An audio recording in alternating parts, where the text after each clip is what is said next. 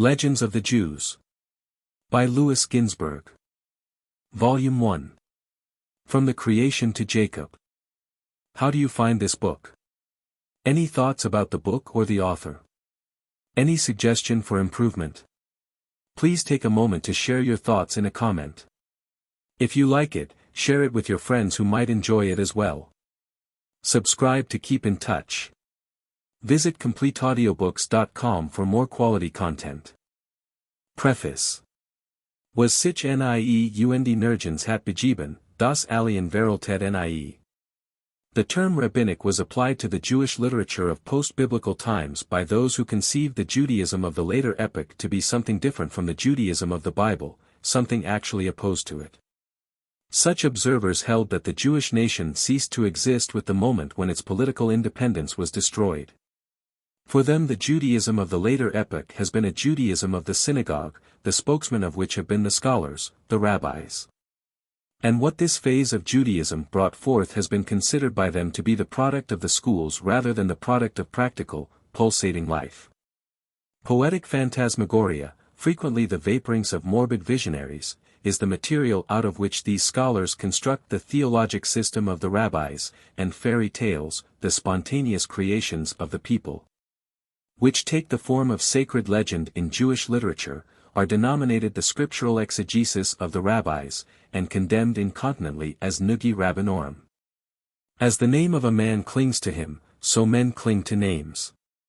For the primitive savage the name is part of the essence of a person or thing, and even in the more advanced stages of culture, judgments are not always formed in agreement with facts as they are, but rather according to the names by which they are called. The current estimate of rabbinic literature is a case in point. With the label rabbinic later ages inherited from former ages a certain distorted view of the literature so designated. To this day, and even among scholars that approach its investigation with unprejudiced minds, the opinion prevails that it is purely a learned product. And yet the truth is that the most prominent feature of rabbinic literature is its popular character. The school and the home are not mutually opposed to each other in the conception of the Jews. They study in their homes, and they live in their schools. Likewise there is no distinct class of scholars among them, a class that withdraws itself from participation in the affairs of practical life. Even in the domain of the halakha, the rabbis were not so much occupied with theoretic principles of law as with the concrete phenomena of daily existence. These they sought to grasp and shape.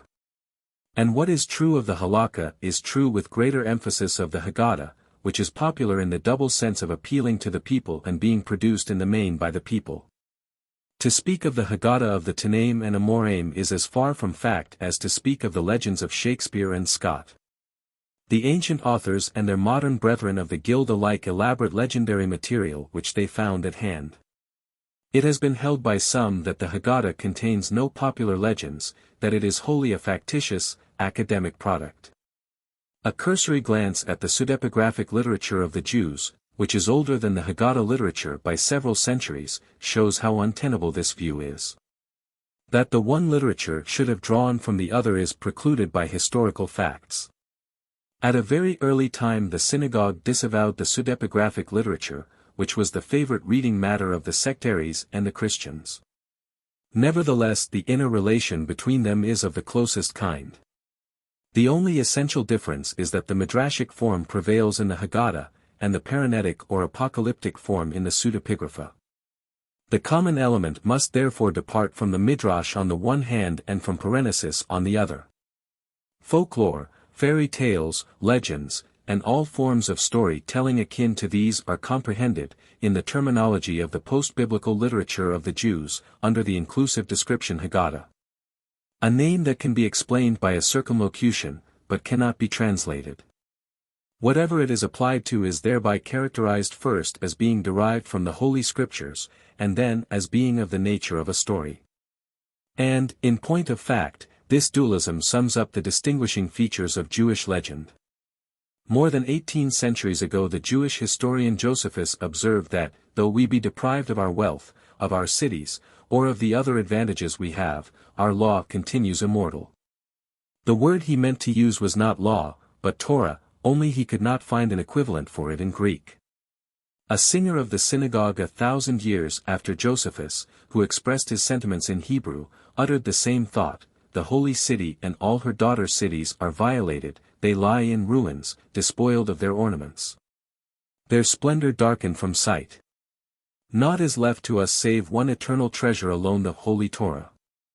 The sadder the life of the Jewish people, the more it felt the need of taking refuge in its past. The scripture, or, to use the Jewish term, the Torah, was the only remnant of its former national independence, and the Torah was the magic means of making a sordid actuality recede before a glorious memory.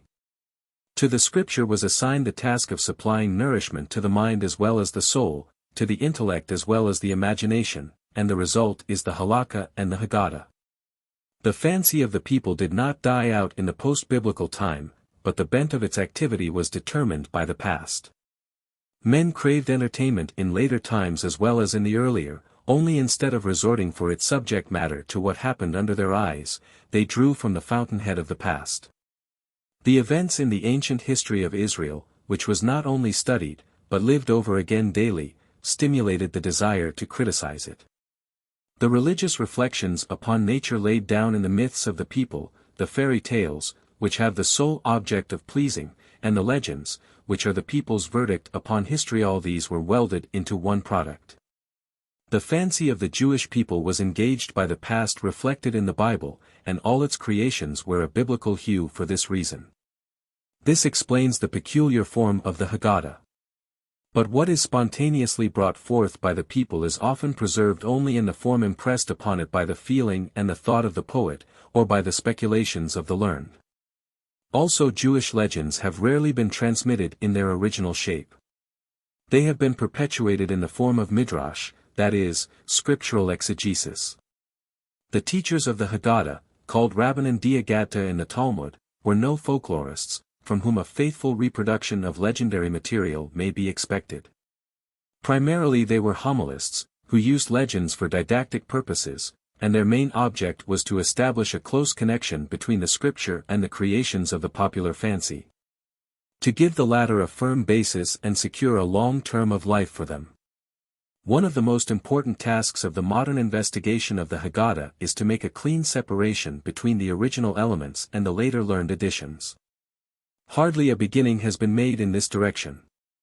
But as long as the task of distinguishing them has not been accomplished, it is impossible to write out the biblical legends of the Jews without including the supplemental work of scholars in the products of the popular fancy.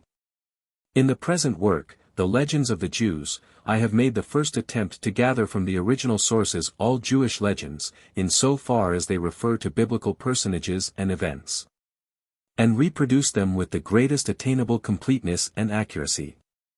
I use the expression Jewish, rather than rabbinic, because the sources from which I have levied contributions are not limited to the rabbinic literature. As I expect to take occasion elsewhere to enter into a description of the sources in detail, the following data must suffice for the present. The works of the Talmudic Midrashic literature are of the first importance. Covering the period from the 2nd to the 14th century, they contain the major part of the Jewish legendary material. Akin to this in content if not always in form is that derived from the Targumim, of which the oldest versions were produced not earlier than the 4th century, and the most recent not later than the 10th. The Midrashic literature has been preserved only in fragmentary form. Many aggadah not found in our existing collections are quoted by the authors of the Middle Ages. Accordingly, a not inconsiderable number of the legends here printed are taken from medieval Bible commentators and homilists. I was fortunate in being able to avail myself also of fragments of Midrashim of which only manuscript copies are extant.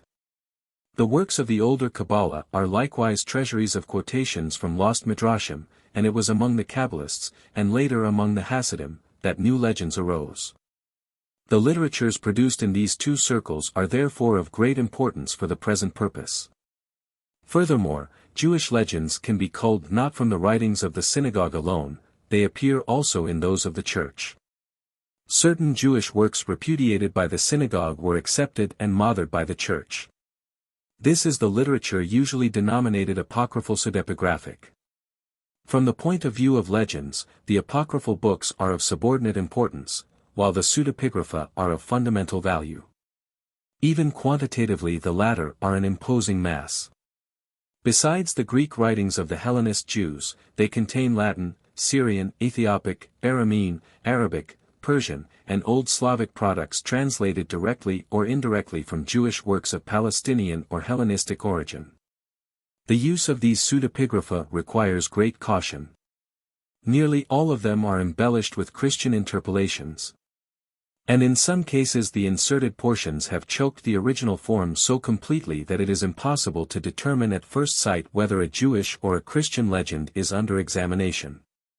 I believe, however, that the pseudepigraphic material made use of by me is Jewish beyond the cavil of a doubt, and therefore it could not have been left out of account in a work like the present. However, in the appreciation of Jewish legends, it is the rabbinic writers that should form the point of departure, and not the pseudepigrapha. The former represent the main stream of Jewish thought and feeling, the latter only an undercurrent. If the synagogue cast out the pseudepigrapha, and the church adopted them with a great show of favor, these respective attitudes were not determined arbitrarily or by chance. The pseudepigrapha originated in circles that harbored the germs from which Christianity developed later on. The church could thus appropriate them as her own with just reason. In the use of some of the apocryphal and pseudepigraphic writings, I found it expedient to quote the English translations of them made by others, in so far as they could be brought into accord with the general style of the book. For which purpose I permitted myself the liberty of slight verbal changes. In particulars, I was guided, naturally, by my own conception of the subject, which the notes justify in detail. Besides the pseudepigrapha there are other Jewish sources in Christian garb. In the rich literature of the Church Fathers many a Jewish legend lies embalmed which one would seek in vain in Jewish books. It was therefore my special concern to use the writings of the Fathers to the utmost. The luxuriant abundance of the material to be presented made it impossible to give a verbal rendition of each legend. This would have required more than 3 times the space at my disposal. I can therefore claim completeness for my work only as to content. In form it had to suffer curtailment. When several conflicting versions of the same legend existed, I gave only one in the text, reserving the other one, or the several others, for the notes, or, when practicable, they were fused into one typical legend, the component parts of which are analyzed in the notes. In other instances I resorted to the expedient of citing one version in one place and the others in other appropriate places, in furtherance of my aim, to give a smooth presentation of the matter, with as few interruptions to the course of the narrative as possible. For this reason I avoided such transitional phrases as, "some say," "it has been maintained," etc. That my method sometimes separates things that belong together cannot be considered a grave disadvantage, as the index at the end of the work will present a logical rearrangement of the material for the benefit of the interested student.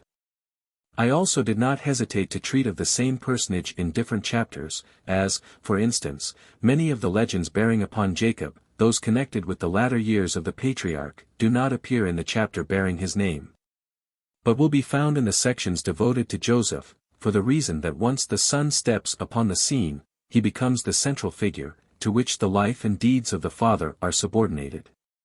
Again, in consideration of lack of space the biblical narratives underlying the legends had to be omitted, surely not a serious omission in a subject with which widespread acquaintance may be presupposed as a matter of course.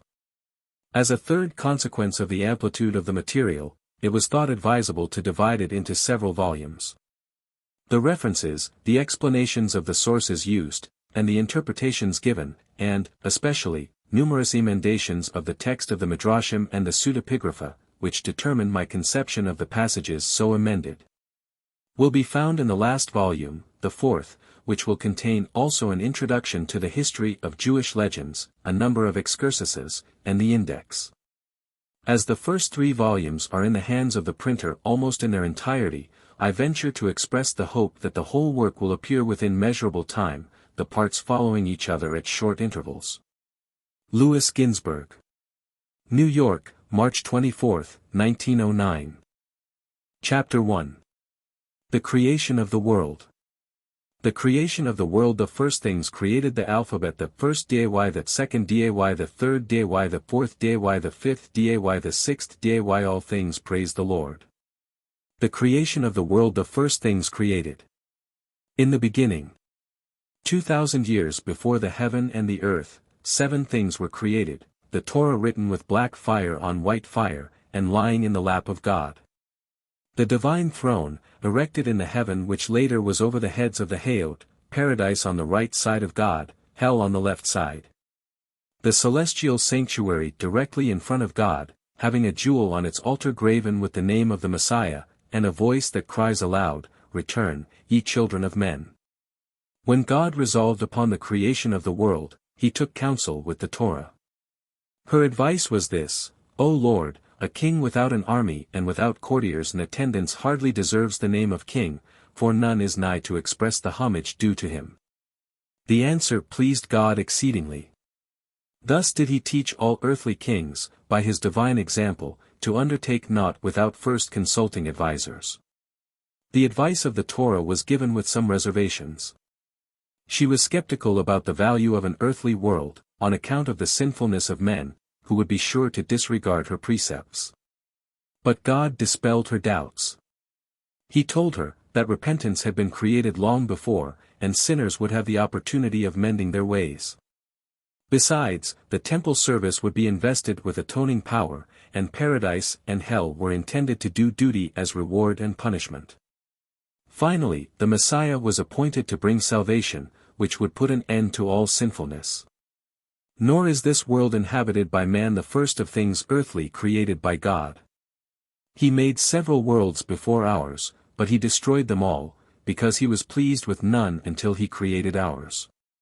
But even this last world would have had no permanence, if God had executed his original plan of ruling it according to the principle of strict justice. It was only when he saw that justice by itself would undermine the world that he associated mercy with justice, and made them to rule jointly. Thus, from the beginning of all things prevailed divine goodness, without which nothing could have continued to exist. If not for it, the myriads of evil spirits had soon put an end to the generations of men. But the goodness of God has ordained, that in every Nisan, at the time of the spring equinox, the seraphim shall approach the world of spirits, and intimidate them so that they fear to do harm to men. Again, if God in his goodness had not given protection to the weak, the tame animals would have been extirpated long ago by the wild animals. In Tammuz, at the time of the summer solstice, when the strength of Behemoth is at its height, he roars so loud that all the animals hear it, and for a whole year they are affrighted and timid. And their acts become less ferocious than their nature is. Again, in Tishri, at the time of the autumnal equinox, the great bird flaps his wings and utters his cry, so that the birds of prey, the eagles and the vultures, blench. And they fear to swoop down upon the others and annihilate them in their greed. And, again, were it not for the goodness of God, the vast number of big fish had quickly put an end to the little ones. But at the time of the winter solstice, in the month of Teves, the sea grows restless, for then Leviathan spouts up water, and the big fish become uneasy. They restrain their appetite, and the little ones escape their rapacity. Finally, the goodness of God manifests itself in the preservation of his people Israel. It could not have survived the enmity of the Gentiles, if God had not appointed protectors for it, the archangels Michael and Gabriel. Whenever Israel disobeys God, and is accused of misdemeanors by the angels of the other nations, he is defended by his designated guardians, with such good result that the other angels conceive fear of them. Once the angels of the other nations are terrified, the nations themselves venture not to carry out their wicked designs against Israel. That the goodness of God may rule on earth as in heaven, the angels of destruction are assigned a place at the far end of the heavens, from which they may never stir, while the angels of mercy encircle the throne of God, at his behest. The Alphabet. When God was about to create the world by his word, the 22 letters of the alphabet descended from the terrible and august crown of God whereon they were engraved with a pen of flaming fire. They stood round about God, and one after the other spake and entreated, "Create the world through me." The first to step forward was the letter Tal. It said, O Lord of the world. May it be thy will to create thy world through me, seeing that it is through me that thou wilt give the Torah to Israel by the hand of Moses, as it is written, Moses commanded us the Torah. The Holy One, blessed be he, made reply, and said, No. Ta asked, Why not? And God answered, Because in days to come I shall place thee as a sign of death upon the foreheads of men. As soon as Ta heard these words issue from the mouth of the Holy One, blessed be he, it retired from his presence disappointed. The Shin then stepped forward, and pleaded, O Lord of the world, create thy world through me, seeing that thine own name Shaddai begins with me. Unfortunately, it is also the first letter of Shah, lie, and of Sheker, falsehood, and that incapacitated it. Resh had no better luck. It was pointed out that it was the initial letter of Ra, wicked, and Rasha, evil, and after that the distinction it enjoys of being the first letter in the name of God, Raam, the merciful, counted for naught. The Kaf was rejected, because Kalala, curse, outweighs the advantage of being the first in Kadosh, the Holy One. In vain did Zadok call attention to Tzaddik, the righteous one, there was Zeret, the misfortunes of Israel, to testify against it. Pe had Podeh, Redeemer, to its credit, but Pesha, transgression, reflected dishonor upon it. Ein was declared unfit, because, though it begins Anawa, humility, it performs the same service for Irwa, immorality. Samach said, O Lord, may it be thy will to begin the creation with me, for thou art called Samach, after me, the upholder of all that fall. But God said, Thou art needed in the place in which thou art, thou must continue to uphold all that fall. None introduces Na, the lamp of the Lord, which is, the spirit of men, but it also introduces Na, the lamp of the wicked, which will be put out by God. Mem starts Melech, king, one of the titles of God. As it is the first letter of Mehumah, confusion, as well, it had no chance of accomplishing its desire. The claim of Lamed bore its refutation within itself. It advanced the argument that it was the first letter of Luhat, the celestial tables for the 10 Commandments. It forgot that the tables were shivered in pieces by Moses. Kaf was sure of victory. Kissa, the throne of God, Kabod, his honor, and Keter, his crown, all begin with it. God had to remind it that he would smite together his hands, Kaf, in despair over the misfortunes of Israel. Yod at first sight seemed the appropriate letter for the beginning of creation, on account of its association with Yah, God, if only Yezer-Hari, the evil inclination, had not happened to begin with it, too. Tet is identified with Tab, the good. However, the truly good is not in this world, it belongs to the world to come. Het is the first letter of Hanan, the gracious one, but this advantage is offset by its place in the word for sin, Hattat. Zain suggests Zakir, remembrance, but it is itself the word for weapon, the doer of mischief. Vav and he compose the ineffable name of God, they are therefore too exalted to be pressed into the service of the mundane world. If Dalet Wad stood only for Daber, the divine word, it would have been used, but it stands also for Din, justice, and under the rule of law without love the world would have fallen to ruin. Finally, in spite of reminding one of Gadol, great, Gimel would not do, because Gemel, retribution, starts with it. After the claims of all these letters had been disposed of, Bet stepped before the Holy One, blessed be he, and pleaded before him, O Lord of the world. May it be thy will to create thy world through me, seeing that all the dwellers in the world give praise daily unto thee through me, as it is said, Blessed be the Lord forever. Amen, and Amen. The Holy One, blessed be he, at once granted the petition of Bet. He said, Blessed be he that cometh in the name of the Lord. And he created his world through Bet, as it is said, Bereshit God created the heaven and the earth. The only letter that had refrained from urging its claims was the modest Aleph, and God rewarded it later for its humility by giving it the first place in the Decalogue. The first day. On the first day of creation God produced 10 things, the heavens and the earth, Tohu and Bohu, light and darkness, wind and water, the duration of the day and the duration of the night.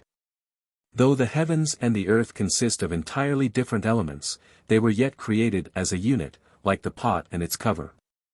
The heavens were fashioned from the light of God's garment, and the earth from the snow under the divine throne.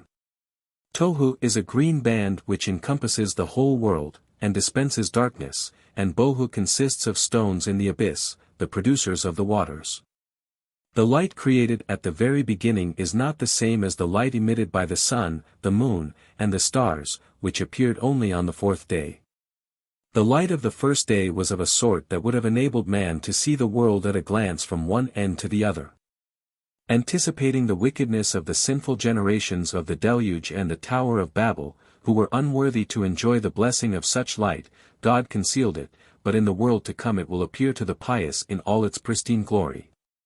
Several heavens were created, 7 in fact, each to serve a purpose of its own. The first, the one visible to man, has no function except that of covering up the light during the night time, therefore it disappears every morning. The planets are fastened to the second of the heavens, in the third the manna is made for the pious in the hereafter. The fourth contains the celestial Jerusalem together with the temple, in which Michael ministers as high priest, and offers the souls of the pious as sacrifices. In the fifth heaven, the angel hosts reside, and sing the praise of God, though only during the night, for by day it is the task of Israel on earth to give glory to God on high. The sixth heaven is an uncanny spot. There originate most of the trials and visitations ordained for the earth and its inhabitants. Snow lies heaped up there and hail, there are lofts full of noxious dew, magazines stocked with storms, and cellars holding reserves of smoke. Doors of fire separate these celestial chambers, which are under the supervision of the archangel Metatron. Their pernicious contents defiled the heavens until David's time. The pious king prayed God to purge his exalted dwelling of whatever was pregnant with evil, it was not becoming that such things should exist near the merciful one. Only then they were removed to the earth.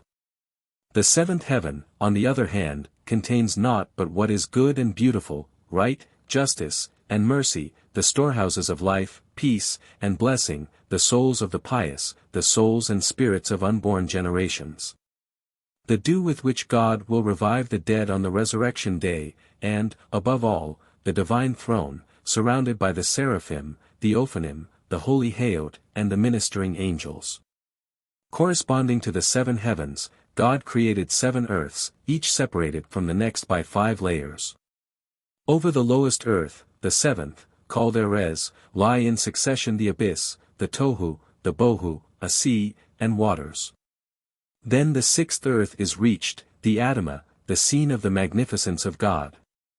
In the same way the Adamah is separated from the 5th earth, the Arka, which contains Gehenna, and Sha'ar Ma'at, and Sha'ar Zalmawet, and Bir Shahat, and Tit Hayan, and Abaddon, and Sheol.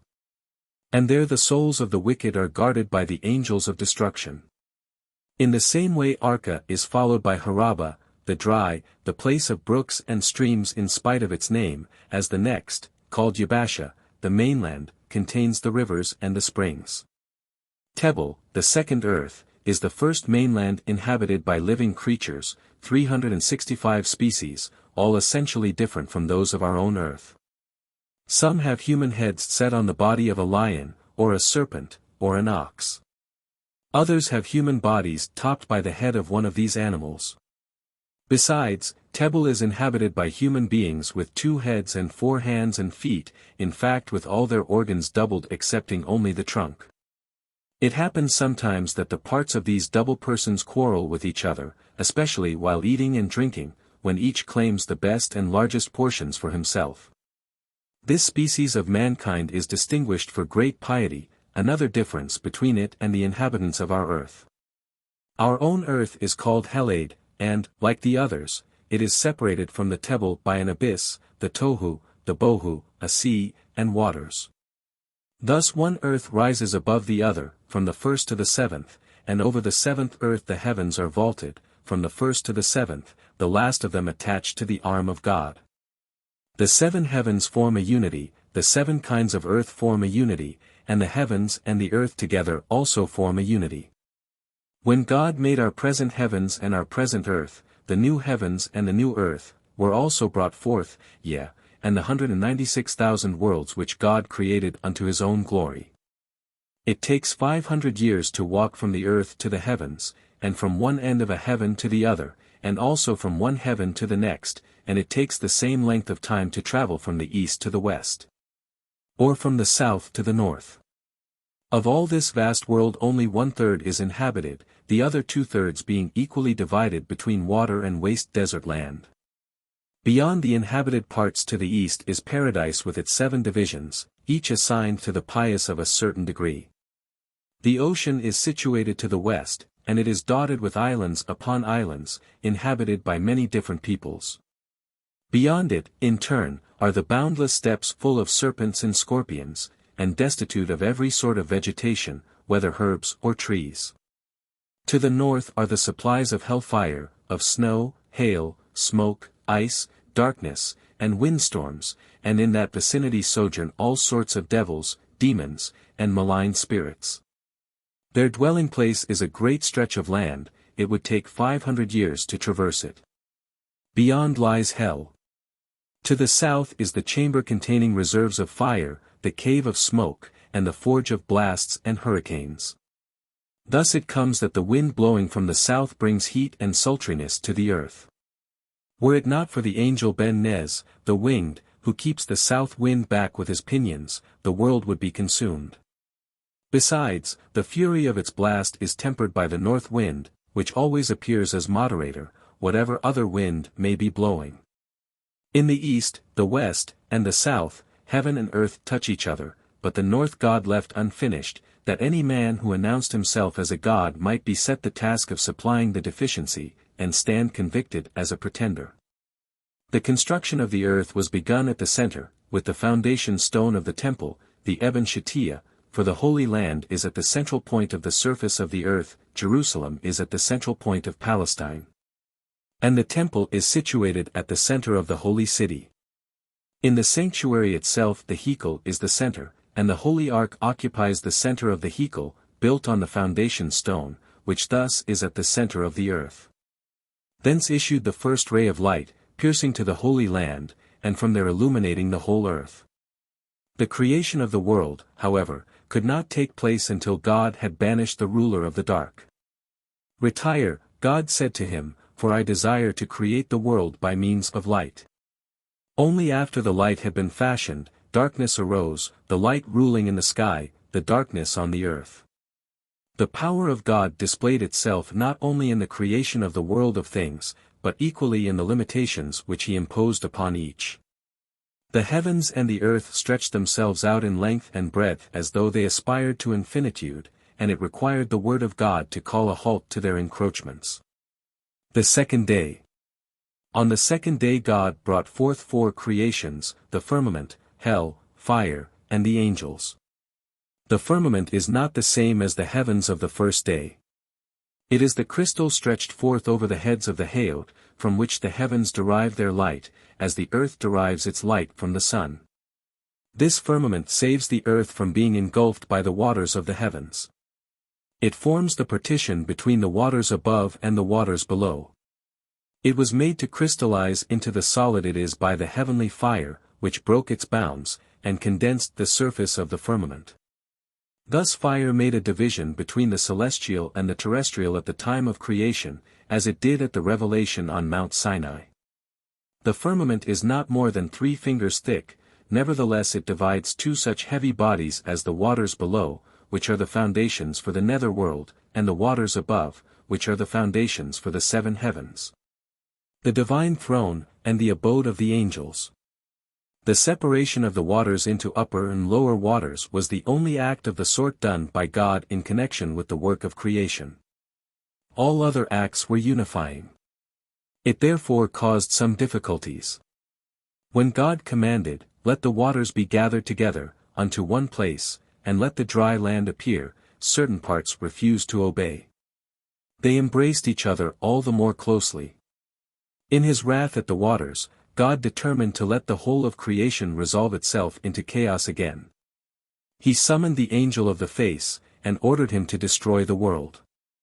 The angel opened his eyes wide, and scorching fires and thick clouds rolled forth from them, while he cried out, "He who divides the Red Sea in sunder."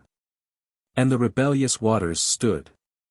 The all, however, was still in danger of destruction. Then began the singer of God's praises, O Lord of the world, in days to come thy creatures will sing praises without end to thee, they will bless thee boundlessly, and they will glorify thee without measure. Thou wilt set Abraham apart from all mankind as thine own, one of his sons thou wilt call, my firstborn, and his descendants will take the yoke of thy kingdom upon themselves. In holiness and purity thou wilt bestow thy Torah upon them, with the words, I am the Lord your God, whereunto they will make answer, all that God hath spoken we will do. And now I beseech thee, have pity upon thy world, destroy it not, for if thou destroyest it, who will fulfill thy will? God was pacified. He withdrew the command ordaining the destruction of the world, but the waters he put under the mountains, to remain there forever. The objection of the lower waters to division and separation was not their only reason for rebelling. The waters had been the first to give praise to God, and when their separation into upper and lower was decreed, the waters above rejoiced, saying, Blessed are we who are privileged to abide near our Creator and near his holy throne. Jubilating thus, they flew upward, and uttered song and praise to the Creator of the world. Sadness fell upon the waters below. They lamented, Woe unto us, we have not been found worthy to dwell in the presence of God, and praise him together with our companions. Therefore they attempted to rise upward, until God repulsed them, and pressed them under the earth. Yet they were not left unrewarded for their loyalty. Whenever the waters above desire to give praise to God, they must first seek permission from the waters below. The second day of creation was an untoward day in more than the one respect that it introduced a breach where before there had been nothing but unity, for it was the day that saw also the creation of hell. Therefore God could not say of this day as of the others, that he saw that it was good. A division may be necessary, but it cannot be called good, and hell surely does not deserve the attribute of good. Hell has 7 divisions, one beneath the other. They are called Sheol, Abaddon, Bir Shahat, Tit Hayan, Sha'ar Ma'at, Sha'ar Zalmawet, and Gehenna. It requires 300 years to traverse the height, or the width, or the depth of each division, and it would take 6,300 years to go over a tract of land equal in extent to the 7 divisions. Each of the 7 divisions in turn has 7 subdivisions, and in each compartment there are 7 rivers of fire and 7 of hail. The width of each is 1,000 ells, its depth 1,000, and its length 300, and they flow one from the other, and are supervised by 90,000 angels of destruction. There are, besides, in every compartment 7,000 caves, in every cave there are 7,000 crevices, and in every crevice 7,000 scorpions. Every scorpion has 300 rings, and in every ring 7,000 pouches of venom, from which flow 7 rivers of deadly poison. If a man handles it, he immediately bursts, every limb is torn from his body, his bowels are cleft asunder, and he falls upon his face. There are also 5 different kinds of fire in hell. One devours and absorbs, another devours and does not absorb, while the third absorbs and does not devour, and there is still another fire, which neither devours nor absorbs, and furthermore a fire which devours fire. There are coals big as mountains, and coals big as hills, and coals as large as the Dead Sea, and coals like huge stones, and there are rivers of pitch and sulfur flowing and seething like live coals. The third creation of the second day was the angel hosts, both the ministering angels and the angels of praise. The reason they had not been called into being on the first day was, lest men believe that the angels assisted God in the creation of the heavens and the earth.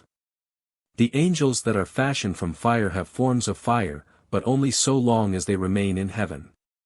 When they descend to earth, to do the bidding of God here below, either they are changed into wind, or they assume the guise of men. There are 10 ranks or degrees among the angels. The most exalted in rank are those surrounding the divine throne on all sides, to the right, to the left, in front, and behind, under the leadership of the archangels Michael, Gabriel, Uriel, and Raphael. All the celestial beings praise God with the words, Holy, holy, holy, is the Lord of hosts, but men take precedence of the angels herein. They may not begin their song of praise until the earthly beings have brought their homage to God.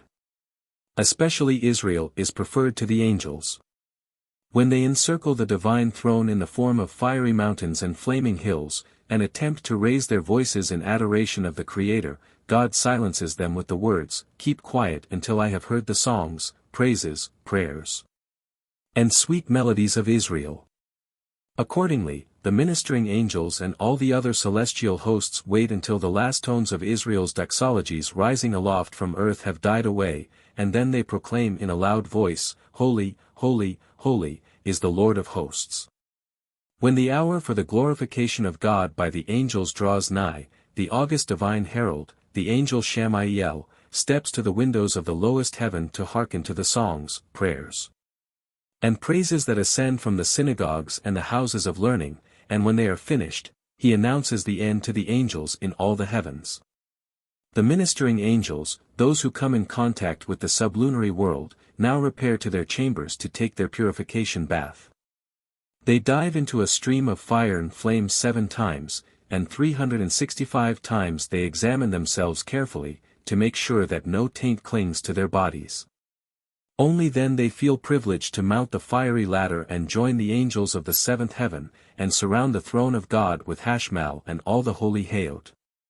Adorned with millions of fiery crowns, arrayed in fiery garments, all the angels in unison, in the same words, and with the same melody, intone songs of praise to God. The 3rd day. Up to this time the earth was a plain, and wholly covered with water. Scarcely had the words of God, "Let the waters be gathered together," made themselves heard, when mountains appeared all over and hills, and the water collected in the deep-lying basins. But the water was recalcitrant, it resisted the order to occupy the lowly spots, and threatened to overflow the earth, until God forced it back into the sea, and encircled the sea with sand. Now, whenever the water is tempted to transgress its bounds, it beholds the sand, and recoils. The waters did but imitate their chief Rahab, the angel of the sea, who rebelled at the creation of the world. God had commanded Rahab to take in the water. But he refused, saying, "I have enough." The punishment for his disobedience was death. His body rests in the depths of the sea, the water dispelling the foul odor that emanates from it. The main creation of the 3rd day was the realm of plants, the terrestrial plants as well as the plants of paradise. First of all the cedars of Lebanon and the other great trees were made. In their pride at having been put first, they shot up high in the air. They considered themselves the favored among plants. Then God spake, "I hate arrogance and pride, for I alone am exalted, and none beside," and he created the iron on the same day, the substance with which trees are felled down. The trees began to weep, and when God asked the reason of their tears, they said, "We cry because thou hast created the iron to uproot us therewith. All the while we had thought ourselves the highest of the earth, and now the iron, our destroyer, has been called into existence." God replied, "You yourselves will furnish the axe with a handle. Without your assistance the iron will not be able to do aught against you." The command to bear seed after their kind was given to the trees alone. But the various sorts of grass reasoned, that if God had not desired divisions according to classes, he would not have instructed the trees to bear fruit after their kind with the seed thereof in it. Especially as trees are inclined of their own accord to divide themselves into species. The grasses therefore reproduced themselves also after their kinds. This prompted the exclamation of the Prince of the world, "Let the glory of the Lord endure forever, let the Lord rejoice in his works." The most important work done on the 3rd day was the creation of paradise. 2 gates of carbuncle form the entrance to paradise, and 60 myriads of ministering angels keep watch over them. Each of these angels shines with the luster of the heavens. When the just man appears before the gates, the clothes in which he was buried are taken off him, and the angels array him in 7 garments of clouds of glory, and place upon his head 2 crowns, one of precious stones and pearls, the other of gold of Parvaim, and they put 8 myrtles in his hand, and they utter praises before him and say to him, "Go thy way, and eat thy bread with joy." And they lead him to a place full of rivers, surrounded by 800 kinds of roses and myrtles. Each one has a canopy according to his merits, and under it flow 4 rivers, one of milk, the other of balsam, the third of wine, and the fourth of honey. Every canopy is overgrown by a vine of gold, and 30 pearls hang from it, each of them shining like Venus. Under each canopy there is a table of precious stones and pearls, and 60 angels stand at the head of every just man, saying unto him, Go and eat with joy of the honey, for thou hast busied thyself with the Torah, and she is sweeter than honey. And drink of the wine preserved in the grape since the 6 days of creation, for thou hast busied thyself with the Torah, and she is compared to wine. The least fair of the just is beautiful as Joseph and Rabbi Johanan, and as the grains of a silver pomegranate upon which fall the rays of the sun. There is no light, for the light of the righteous is the shining light. And they undergo 4 transformations every day, passing through 4 states. In the first the righteous is changed into a child. He enters the division for children, and tastes the joys of childhood. Then he is changed into a youth, and enters the division for the youths, with whom he enjoys the delights of youth. Next he becomes an adult, in the prime of life, and he enters the division of men, and enjoys the pleasures of manhood.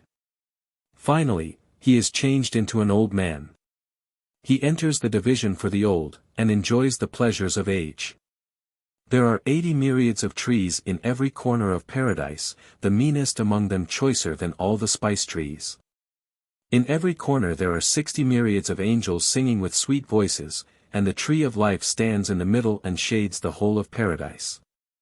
It has 15,000 tastes, each different from the other, and the perfumes thereof vary likewise. Over it hang 7 clouds of glory, and winds blow upon it from all 4 sides, so that its odor is wafted from one end of the world to the other. Underneath sit the scholars and explain the Torah. Over each of them 2 canopies are spread, one of stars, the other of sun and moon, and a curtain of clouds of glory separates the one canopy from the other. Beyond paradise begins Eden, containing 310 worlds and 7 compartments for 7 different classes of the pious.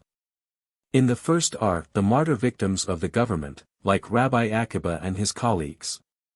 In the second those who were drowned, in the third Rabbi Johanan ben Zakkai and his disciples, in the fourth those who were carried off in the cloud of glory. In the fifth the penitents who occupy a place which even a perfectly pious man cannot obtain, in the sixth are the youths who have not tasted of sin in their lives. In the seventh are those poor who studied Bible and Mishnah, and led a life of self-respecting decency. And God sits in the midst of them and expounds the Torah to them. As for the 7 divisions of paradise, each of them is 12 myriads of miles in width and 12 myriads of miles in length. In the first division dwell the proselytes who embraced Judaism of their own free will, not from compulsion. The walls are of glass and the wainscoting of cedar. The prophet Obadiah, himself a proselyte, is the overseer of this first division. The second division is built of silver, and the wainscoting thereof is of cedar. Here dwell those who have repented, and Manasseh, the penitent son of Hezekiah, presides over them. The third division is built of silver and gold. Here dwell Abraham, Isaac, and Jacob, and all the Israelites who came out of Egypt, and the whole generation that lived in the desert. Also David is there, together with all his sons except Absalom, one of them, Chilib, still alive. And all the kings of Judah are there, with the exception of Manasseh, the son of Hezekiah, who presides in the second division, over the penitents. Moses and Aaron preside over the third division. Here are precious vessels of silver and gold and jewels and canopies and beds and thrones and lamps, of gold, of precious stones, and of pearls, the best of everything there is in heaven. The fourth division is built of beautiful rubies, and its wainscoting is of olive wood. Here dwell the perfect and the steadfast in faith, and their wainscoting is of olive wood, because their lives were bitter as olives to them. The fifth division is built of silver and gold and refined gold, and the finest of gold and glass and bdellium, and through the midst of it flows the river Gihon. The wainscoting is of silver and gold, and a perfume breathes through it more exquisite than the perfume of Lebanon. The coverings of the silver and gold beds are made of purple and blue, woven by Eve, and of scarlet and the hair of goats, woven by angels. Here dwells the Messiah on a palanquin made of the wood of Lebanon, the pillars thereof of silver, the bottom of gold, the seat of it purple. With him is Elijah. He takes the head of Messiah, and places it in his bosom, and says to him, Be quiet, for the end draweth nigh. On every Monday and Thursday and on Sabbaths and holidays, the patriarchs come to him, and the 12 sons of Jacob, and Moses, Aaron, David, Solomon, and all the kings of Israel and of Judah, and they weep with him and comfort him. And say unto him, Be quiet and put trust in thy Creator, for the end draweth nigh. Also Korah and his company, and Dathan, Abiram, and Absalom come to him on every Wednesday, and ask him, How long before the end comes full of wonders? When wilt thou bring us life again, and from the abysses of the earth lift us? The Messiah answers them, Go to your fathers and ask them, and when they hear this, they are ashamed, and do not ask their fathers. In the 6th division dwell those who died in performing a pious act, and in the 7th division those who died from illness inflicted as an expiation for the sins of Israel. The 4th day. The 4th day of creation produced the sun, the moon, and the stars. These heavenly spheres were not actually fashioned on this day. They were created on the 1st day, and merely were assigned their places in the heavens on the 4th. At first the sun and the moon enjoyed equal powers and prerogatives. The moon spoke to God, and said, O Lord, why didst thou create the world with the letter Bet? God replied, That it might be made known unto my creatures that there are 2 worlds. The moon, O Lord, which of the 2 worlds is the larger, this world or the world to come? God, the world to come is the larger. The moon, O Lord, thou didst create 2 worlds, a greater and a lesser world. Thou didst create the heaven and the earth, the heaven exceeding the earth, thou didst create fire and water, the water stronger than the fire, because it can quench the fire. And now thou hast created the sun and the moon, and it is becoming that one of them should be greater than the other. Then spake God to the moon, I know well, thou wouldst have me make thee greater than the sun. As a punishment I decree that thou mayest keep but 1/60th of thy light. The moon made supplication, Shall I be punished so severely for having spoken a single word? God relented, In the future world I will restore thy light, so that thy light may again be as the light of the sun. The moon was not yet satisfied. O Lord, she said, and the light of the sun, how great will it be in that day? Then the wrath of God was once more enkindled, What, thou still plottest against the sun? As thou livest, in the world to come his light shall be 7-fold the light he now sheds. The sun runs his course like a bridegroom. He sits upon a throne with a garland on his head. 96 angels accompany him on his daily journey, in relays of 8 every hour, 2 to the left of him, and 2 to the right, 2 before him, and 2 behind. Strong as he is, he could complete his course from south to north in a single instant, but 365 angels restrain him by means of as many grappling irons. Every day one looses his hold, and the sun must thus spend 365 days on his course. The progress of the sun in his circuit is an uninterrupted song of praise to God. And this song alone makes his motion possible. Therefore, when Joshua wanted to bid the sun stand still, he had to command him to be silent. His song of praise hushed, the sun stood still. The sun is double-faced. One face, of fire, is directed toward the earth, and one of hail, toward heaven, to cool off the prodigious heat that streams from the other face, else the earth would catch afire. In winter the sun turns his fiery face upward, and thus the cold is produced. When the sun descends in the west in the evening, he dips down into the ocean and takes a bath, his fire is extinguished, and therefore he dispenses neither light nor warmth during the night. But as soon as he reaches the east in the morning, he laves himself in a stream of flame, which imparts warmth and light to him, and these he sheds over the earth. In the same way the moon and the stars take a bath in a stream of hail before they enter upon their service for the night. When the sun and the moon are ready to start upon their round of duties, they appear before God, and beseech him to relieve them of their task, so that they may be spared the sight of sinning mankind. Only upon compulsion they proceed with their daily course. Coming from the presence of God, they are blinded by the radiance in the heavens, and they cannot find their way. God, therefore, shoots off arrows, by the glittering light of which they are guided. It is on account of the sinfulness of man, which the sun is forced to contemplate on his rounds, that he grows weaker as the time of his going down approaches, for sins have a defiling and enfeebling effect. And he drops from the horizon as a sphere of blood, for blood is the sign of corruption. As the sun sets forth on his course in the morning, his wings touch the leaves on the trees of paradise, and their vibration is communicated to the angels and the holy Hayot, to the other plants, and also to the trees and plants on earth. And to all the beings on earth and in heaven. It is the signal for them all to cast their eyes upward. As soon as they see the ineffable name, which is engraved in the sun, they raise their voices in songs of praise to God.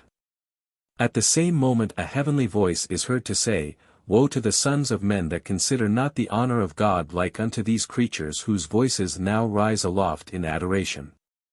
These words, naturally, are not heard by men. As little as they perceive the grating of the sun against the wheel to which all the celestial bodies are attached, although the noise it makes is extraordinarily loud. This friction of the sun and the wheel produces the motes dancing about in the sunbeams. They are the carriers of healing to the sick, the only health-giving creations of the fourth day, on the whole an unfortunate day, especially for children, afflicting them with disease. When God punished the envious moon by diminishing her light and splendor, so that she ceased to be the equal of the sun as she had been originally, she fell, and tiny threads were loosed from her body. These are the stars. The fifth day. On the fifth day of creation God took fire and water, and out of these two elements he made the fishes of the sea. The animals in the water are much more numerous than those on land. For every species on land, excepting only the weasel, there is a corresponding species in the water, and, besides, there are many found only in the water. The ruler over the sea animals is Leviathan. With all the other fishes he was made on the fifth day. Originally he was created male and female like all the other animals. But when it appeared that a pair of these monsters might annihilate the whole earth with their united strength, God killed the female. So enormous is Leviathan that to quench his thirst he needs all the water that flows from the Jordan into the sea. His food consists of the fish which go between his jaws of their own accord. When he is hungry, a hot breath blows from his nostrils, and it makes the waters of the great sea seething hot. Formidable though Behemoth, the other monster, is, he feels insecure until he is certain that Leviathan has satisfied his thirst. The only thing that can keep him in check is the stickleback, a little fish which was created for the purpose, and of which he stands in great awe. But Leviathan is more than merely large and strong, he is wonderfully made besides. His fins radiate brilliant light, the very sun is obscured by it, and also his eyes shed such splendor that frequently the sea is illuminated suddenly by it. No wonder that this marvelous beast is the plaything of God, in whom he takes his pastime. There is but one thing that makes Leviathan repulsive, his foul smell, which is so strong that if it penetrated thither, it would render paradise itself an impossible abode. The real purpose of Leviathan is to be served up as a dainty to the pious in the world to come. The female was put into brine as soon as she was killed, to be preserved against the time when her flesh will be needed. The male is destined to offer a delectable sight to all beholders before he is consumed. When his last hour arrives, God will summon the angels to enter into combat with the monster. But no sooner will Leviathan cast his glance at them than they will flee in fear and dismay from the field of battle. They will return to the charge with swords, but in vain, for his scales can turn back steel like straw. They will be equally unsuccessful when they attempt to kill him by throwing darts and slinging stones, such missiles will rebound without leaving the least impression on his body. Disheartened, the angels will give up the combat, and God will command Leviathan and Behemoth to enter into a duel with each other. The issue will be that both will drop dead, Behemoth slaughtered by a blow of Leviathan's fins, and Leviathan killed by a lash of Behemoth's tail. From the skin of Leviathan God will construct tents to shelter companies of the pious while they enjoy the dishes made of his flesh. The amount assigned to each of the pious will be in proportion to his deserts, and none will envy or begrudge the other his better share. What is left of Leviathan's skin will be stretched out over Jerusalem as a canopy, and the light streaming from it will illumine the whole world, and what is left of his flesh after the pious have appeased their appetite will be distributed among the rest of men, to carry on traffic therewith. On the same day with the fishes, the birds were created, for these two kinds of animals are closely related to each other. Fish are fashioned out of water, and birds out of marshy ground saturated with water. As Leviathan is the king of fishes, so the Ziz is appointed to rule over the birds. His name comes from the variety of tastes his flesh has, it tastes like this, zay, and like that, zay. The Ziz is as monstrous of size as Leviathan himself. His ankles rest on the earth, and his head reaches to the very sky. It once happened that travelers on a vessel noticed a bird. As he stood in the water, it merely covered his feet, and his head knocked against the sky. The onlookers thought the water could not have any depth at that point, and they prepared to take a bath there. A heavenly voice warned them, "Alight not here." Once a carpenter's axe slipped from his hand at this spot, and it took it 7 years to touch bottom. The bird the travelers saw was none other than the Ziz. His wings are so huge that unfurled they darken the sun. They protect the earth against the storms of the south, without their aid the earth would not be able to resist the winds blowing thence. Once an egg of the Ziz fell to the ground and broke. The fluid from it flooded 60 cities, and the shock crushed 300 cedars.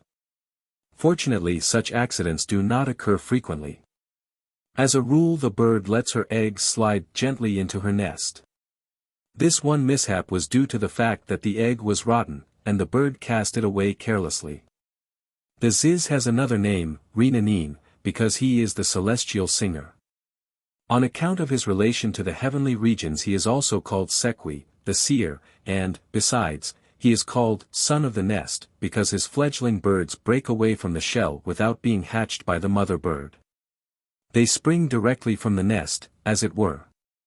Like Leviathan, so Ziz is a delicacy to be served to the pious at the end of time, to compensate them for the privations which abstaining from the unclean fowls imposed upon them. The 6th day. As the fish were formed out of water, and the birds out of boggy earth well mixed with water, so the mammals were formed out of solid earth, and as Leviathan is the most notable representative of the fish kind, and Ziz of the bird kind, so Behemoth is the most notable representative of the mammal kind. Behemoth matches Leviathan in strength, and he had to be prevented, like Leviathan, from multiplying and increasing, else the world could not have continued to exist. After God had created him male and female, he at once deprived him of the desire to propagate his kind. He is so monstrous that he requires the produce of 1,000 mountains for his daily food.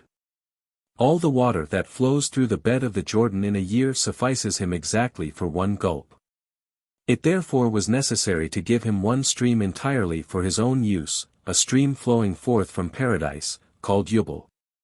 Behemoth, too, is destined to be served to the pious as an appetizing dainty, but before they enjoy his flesh, they will be permitted to view the mortal combat between Leviathan and Behemoth. As a reward for having denied themselves the pleasures of the circus and its gladiatorial contests. Leviathan, Ziz, and Behemoth are not the only monsters, there are many others, and marvelous ones, like the reem, a giant animal, of which only one couple, male and female, is in existence. Had there been more, the world could hardly have maintained itself against them. The act of copulation occurs but once in 70 years between them, for God has so ordered it that the male and female reem are at opposite ends of the earth, the one in the east, the other in the west. The act of copulation results in the death of the male. He is bitten by the female and dies of the bite. The female becomes pregnant and remains in this state for no less than 12 years. At the end of this long period she gives birth to twins, a male and a female. The year preceding her delivery she is not able to move. She would die of hunger, were it not that her own spittle flowing copiously from her mouth waters and fructifies the earth near her, and causes it to bring forth enough for her maintenance. For a whole year the animal can but roll from side to side, until finally her belly bursts, and the twins issue forth. Their appearance is thus the signal for the death of the mother Reem. She makes room for the new generation, which in turn is destined to suffer the same fate as the generation that went before. Immediately after birth, the one goes eastward and the other westward, to meet only after the lapse of 70 years, propagate themselves, and perish. A traveler who once saw a reem 1 day old described its height to be 4 parasangs, and the length of its head 1 parasang and a half. Its horns measure 100 ells, and their height is a great deal more. One of the most remarkable creatures is the man of the mountain, Adni Sada, or, briefly, Adam. His form is exactly that of a human being, but he is fastened to the ground by means of a navel string, upon which his life depends. The cord once snapped, he dies. This animal keeps himself alive with what is produced by the soil around about him as far as his tether permits him to crawl. No creature may venture to approach within the radius of his cord, for he seizes and demolishes whatever comes in his reach. To kill him, one may not go near to him, the navel string must be severed from a distance by means of a dart, and then he dies amid groans and moans. Once upon a time a traveler happened in the region where this animal is found. He overheard his host consult his wife as to what to do to honor their guest, and resolved to serve our man, as he said. Thinking he had fallen among cannibals, the stranger ran as fast as his feet could carry him from his entertainer, who sought vainly to restrain him. Afterward, he found out that there had been no intention of regaling him with human flesh, but only with the flesh of the strange animal called man. As the man of the mountain is fixed to the ground by his navel string, so the barnacle goose is grown to a tree by its bill. It is hard to say whether it is an animal and must be slaughtered to be fit for food, or whether it is a plant and no ritual ceremony is necessary before eating it. Among the birds the phoenix is the most wonderful. When Eve gave all the animals some of the fruit of the tree of knowledge, the phoenix was the only bird that refused to eat thereof, and he was rewarded with eternal life. When he has lived 1,000 years, his body shrinks, and the feathers drop from it, until he is as small as an egg. This is the nucleus of the new bird. The phoenix is also called the guardian of the terrestrial sphere. He runs with the sun on his circuit, and he spreads out his wings and catches up the fiery rays of the sun. If he were not there to intercept them, neither man nor any other animate being would keep alive. On his right wing the following words are inscribed in huge letters, about 4,000 stadia high: neither the earth produces me, nor the heavens, but only the wings of fire. His food consists of the manna of heaven and the dew of the earth. His excrement is a worm, whose excrement in turn is the cinnamon used by kings and princes. Enoch, who saw the phoenix birds when he was translated, describes them as flying creatures, wonderful and strange in appearance, with the feet and tails of lions, and the heads of crocodiles. Their appearance is of a purple color like the rainbow. Their size 900 measures. Their wings are like those of angels, each having 12, and they attend the chariot of the sun and go with him, bringing heat and dew as they are ordered by God. In the morning when the sun starts on his daily course, the phoenixes and the chalkidri sing, and every bird flaps its wings, rejoicing the giver of light, and they sing a song at the command of the Lord. Among reptiles the salamander and the shamir are the most marvelous. The salamander originates from a fire of myrtle wood which has been kept burning for 7 years steadily by means of magic arts. Not bigger than a mouse, it yet is invested with peculiar properties. One who smears himself with its blood is invulnerable, and the web woven by it is a talisman against fire. The people who lived at the deluge boasted that, were a fire flood to come, they would protect themselves with the blood of the salamander. King Hezekiah owes his life to the salamander.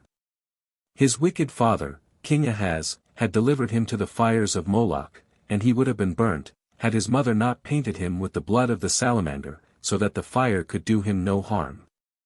The shamir was made at twilight on the 6th day of creation together with other extraordinary things. It is about as large as a barley corn, and it possesses the remarkable property of cutting the hardest of diamonds. For this reason it was used for the stones in the breastplate worn by the high priest. First the names of the 12 tribes were traced with ink on the stones to be set into the breastplate, then the shamir was passed over the lines, and thus they were graven. The wonderful circumstance was that the friction wore no particles from the stones. The shamir was also used for hewing into shape the stones from which the temple was built, because the law prohibited iron tools to be used for the work in the temple. The shamir may not be put in an iron vessel for safekeeping, nor in any metal vessel, it would burst such a receptacle asunder. It is kept wrapped up in a woolen cloth, and this in turn is placed in a lead basket filled with barley bran. The shamir was guarded in paradise until Solomon needed it. He sent the eagle thither to fetch the worm. With the destruction of the temple the shamir vanished. A similar fate overtook the tahash, which had been created only that its skin might be used for the tabernacle. Once the tabernacle was completed, the tahash disappeared. It had a horn on its forehead, was gaily colored like the turkey cock, and belonged to the class of clean animals. Among the fishes there are also wonderful creatures, the sea-goats and the dolphins, not to mention Leviathan. A seafaring man once saw a sea-goat on whose horns the words were inscribed, "I am a little sea animal, yet I traversed 300 parasangs to offer myself as food to the Leviathan." The dolphins are half man and half fish. They even have sexual intercourse with human beings, therefore they are called also, sons of the sea, for in a sense they represent the humankind in the waters.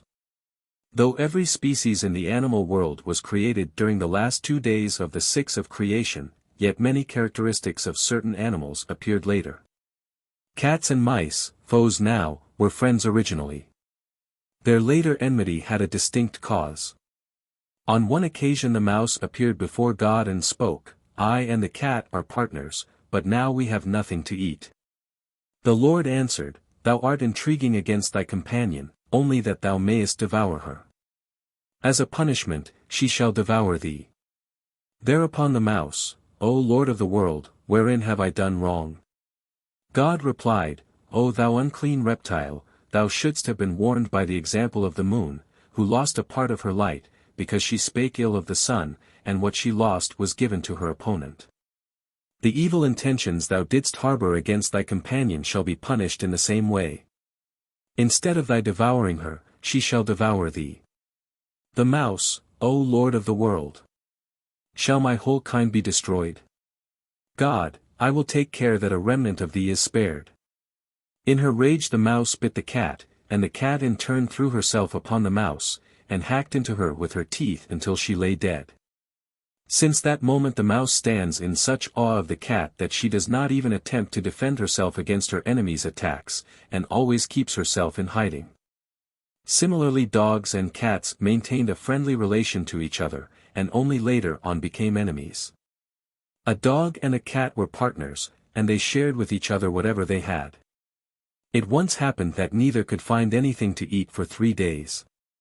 Thereupon the dog proposed that they dissolve their partnership. The cat should go to Adam, in whose house there would surely be enough for her to eat, while the dog should seek his fortune elsewhere. Before they separated, they took an oath never to go to the same master. The cat took up her abode with Adam, and she found sufficient mice in his house to satisfy her appetite. Seeing how useful she was in driving away and extirpating mice, Adam treated her most kindly. The dog, on the other hand, saw bad times. The first night after their separation he spent in the cave of the wolf, who had granted him a night's lodging. At night the dog caught the sound of steps, and he reported it to his host, who bade him repulse the intruders. They were wild animals. Little lacked and the dog would have lost his life. Dismayed, the dog fled from the house of the wolf, and took refuge with the monkey. But he would not grant him even a single night's lodging. And the fugitive was forced to appeal to the hospitality of the sheep. Again the dog heard steps in the middle of the night. Obeying the bidding of his host, he arose to chase away the marauders, who turned out to be wolves. The barking of the dog apprised the wolves of the presence of sheep, so that the dog innocently caused the sheep's death. Now he had lost his last friend. Night after night he begged for shelter, without ever finding a home. Finally, he decided to repair to the house of Adam, who also granted him refuge for one night. When wild animals approached the house under cover of darkness, the dog began to bark. Adam awoke, and with his bow and arrow he drove them away. Recognizing the dog's usefulness, he bade him remain with him always.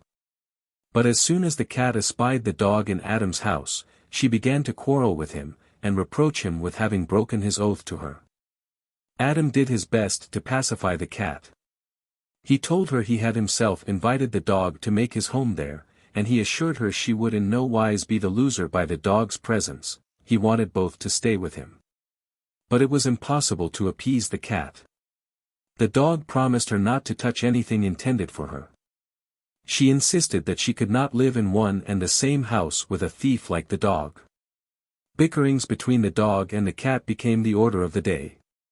Finally the dog could stand it no longer, and he left Adam's house, and betook himself to Seth's. By Seth he was welcomed kindly, and from Seth's house, he continued to make efforts at reconciliation with the cat.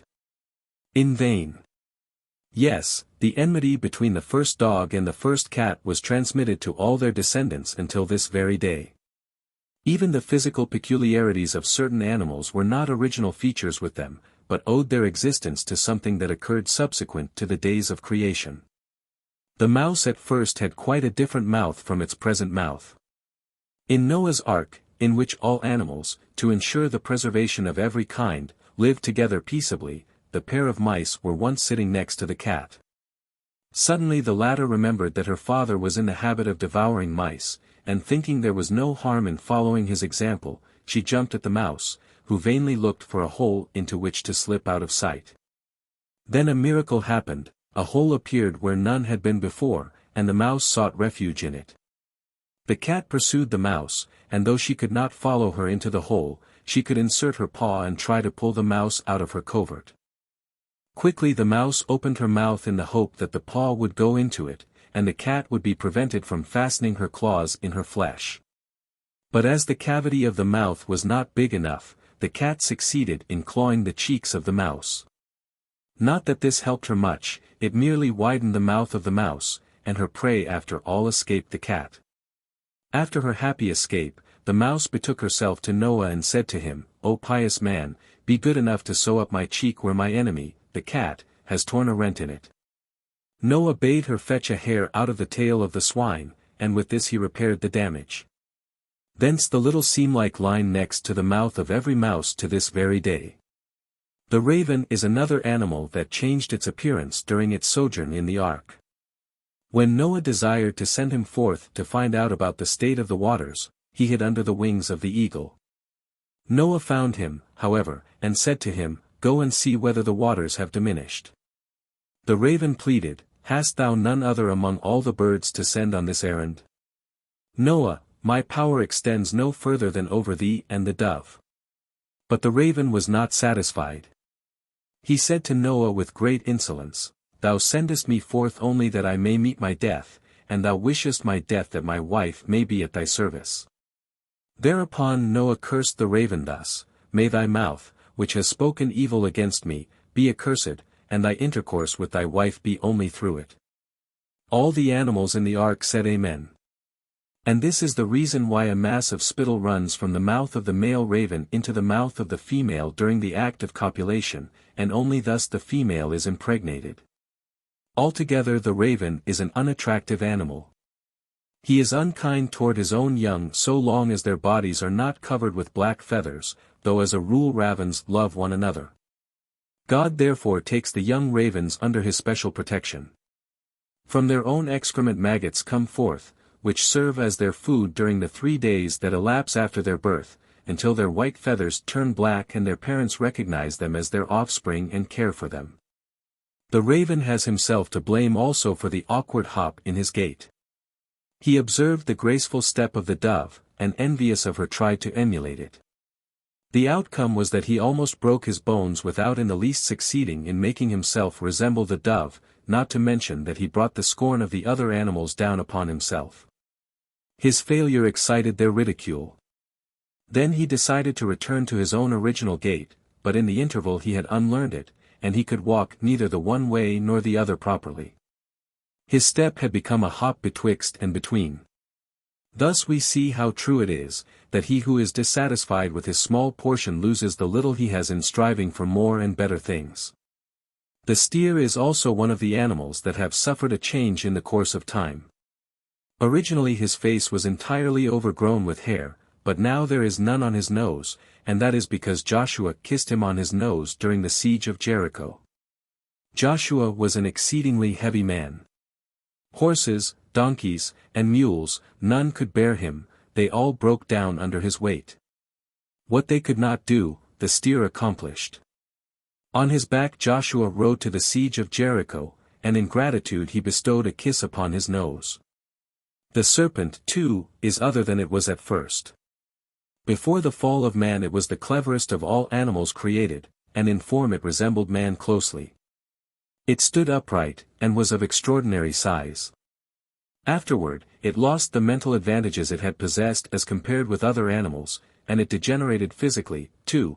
It was deprived of its feet, so that it could not pursue other animals and kill them. The mole and the frog had to be made harmless in similar ways. The former has no eyes, else it were irresistible, and the frog has no teeth, else no animal in the water were sure of its life. While the cunning of the serpent wrought its own undoing, the cunning of the fox stood him in good stead in many an embarrassing situation. After Adam had committed the sin of disobedience, God delivered the whole of the animal world into the power of the angel of death, and he ordered him to cast one pair of each kind into the water. He and Leviathan together thus have dominion over all that has life. When the angel of death was in the act of executing the divine command upon the fox, he began to weep bitterly. The angel of death asked him the reason of his tears, and the fox replied that he was mourning the sad fate of his friend. At the same time he pointed to the figure of a fox in the sea, which was nothing but his own reflection. The angel of death, persuaded that a representative of the fox family had been cast into the water, let him go free. The fox told his trick to the cat, and she in turn played it on the angel of death. So it happened that neither cats nor foxes are represented in the water, while all other animals are. When Leviathan passed the animals in review, and missing the fox was informed of the sly way in which he had eluded his authority, he dispatched great and powerful fish on the errand of enticing the truant into the water. The fox walking along the shore espied the large number of fish, and he exclaimed, "How happy he who may always satisfy his hunger with the flesh of such as these." The fish told him, if he would but follow them, his appetite could easily be appeased. At the same time they informed him that a great honor awaited him. Leviathan, they said, was at death's door, and he had commissioned them to install the fox as his successor. They were ready to carry him on their backs, so that he had no need to fear the water, and thus they would convey him to the throne, which stood upon a huge rock. The fox yielded to these persuasions, and descended into the water. Presently an uncomfortable feeling took possession of him. He began to suspect that the tables were turned, he was being made game of instead of making game of others as usual. He urged the fish to tell him the truth, and they admitted that they had been sent out to secure his person for Leviathan, who wanted his heart, that he might become as knowing as the fox, whose wisdom he had heard many extol. The fox said reproachfully, "Why did you not tell me the truth at once? Then I could have brought my heart along with me for King Leviathan, who would have showered honors upon me. As it is, you will surely suffer punishment for bringing me without my heart." The foxes, you see, he continued, do not carry their hearts around with them. They keep them in a safe place, and when they have need of them, they fetch them thence. The fish quickly swam to shore, and landed the fox, so that he might go for his heart. No sooner did he feel dry land under his feet than he began to jump and shout, and when they urged him to go in search of his heart, and follow them, he said, "O ye fools, could I have followed you into the water, if I had not had my heart with me? Or exists there a creature able to go abroad without his heart?" The fish replied, "Come, come, thou art fooling us." Whereupon the fox, "O ye fools, if I could play a trick on the angel of death, how much easier was it to make game of you?" So they had to return, their errand undone, and Leviathan could not but confirm the taunting judgment of the fox. In very truth, the fox is wise of heart and ye are fools. All things praise the Lord. Whatever God created has value. Even the animals and the insects that seem useless and noxious at first sight have a vocation to fulfill. The snail trailing a moist streak after it as it crawls, and so using up its vitality, serves as a remedy for boils. The sting of a hornet is healed by the housefly crushed and applied to the wound. The gnat, feeble creature, taking in food but never secreting it, is a specific against the poison of a viper, and this venomous reptile itself cures eruptions, while the lizard is the antidote to the scorpion. Not only do all creatures serve man, and contribute to his comfort, but also God teacheth us through the beasts of the earth, and mocketh us wise through the fowls of heaven. He endowed many animals with admirable moral qualities as a pattern for man. If the Torah had not been revealed to us, we might have learnt regard for the decencies of life from the cat, who covers her excrement with earth. Regard for the property of others from the ants, who never encroach upon one another's stores. And regard for decorous conduct from the cock, who, when he desires to unite with the hen, promises to buy her a cloak long enough to reach to the ground, and when the hen reminds him of his promise, he shakes his comb and says, "May I be deprived of my comb, if I do not buy it when I have the means." The grasshopper also has a lesson to teach to man. All the summer through it sings, until its belly bursts, and death claims it. Though it knows the fate that awaits it, yet it sings on. So man should do his duty toward God, no matter what the consequences. The stork should be taken as a model in two respects. He guards the purity of his family life zealously, and toward his fellows he is compassionate and merciful. Even the frog can be the teacher of man. By the side of the water there lives a species of animals which subsist off aquatic creatures alone. When the frog notices that one of them is hungry, he goes to it of his own accord, and offers himself as food, thus fulfilling the injunction, "If thine enemy be hungry, give him bread to eat, and if he be thirsty, give him water to drink." The whole of creation was called into existence by God unto his glory, and each creature has its own hymn of praise wherewith to extol the Creator. Heaven and earth, paradise and hell, desert and field, rivers and seas all have their own way of paying homage to God. The hymn of the earth is, "From the uttermost part of the earth have we heard songs, glory to the righteous." The sea exclaims, above the voices of many waters, the mighty breakers of the sea, "The Lord on high is mighty." Also the celestial bodies and the elements proclaim the praise of their Creator, the sun, moon, and stars, the clouds and the winds, lightning and dew.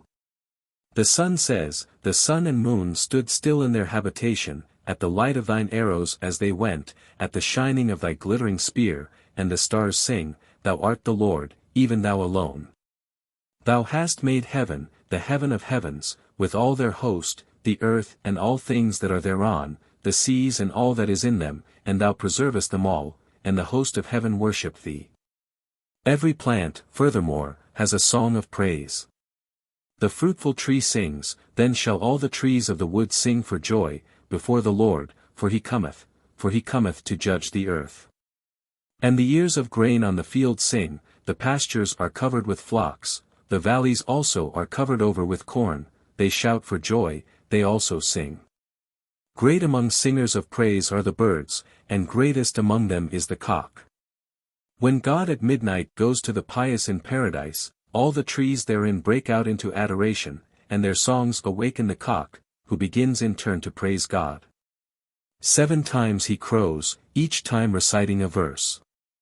The first verse is, "Lift up your heads, O ye gates, and be ye lift up, ye everlasting doors, and the King of glory shall come in." Who is the King of glory? The Lord strong and mighty, the Lord mighty in battle. The second verse, "Lift up your heads, O ye gates, yea, lift them up, ye everlasting doors, and the King of glory shall come in." Who is this King of glory? The Lord of hosts, he is the King of glory.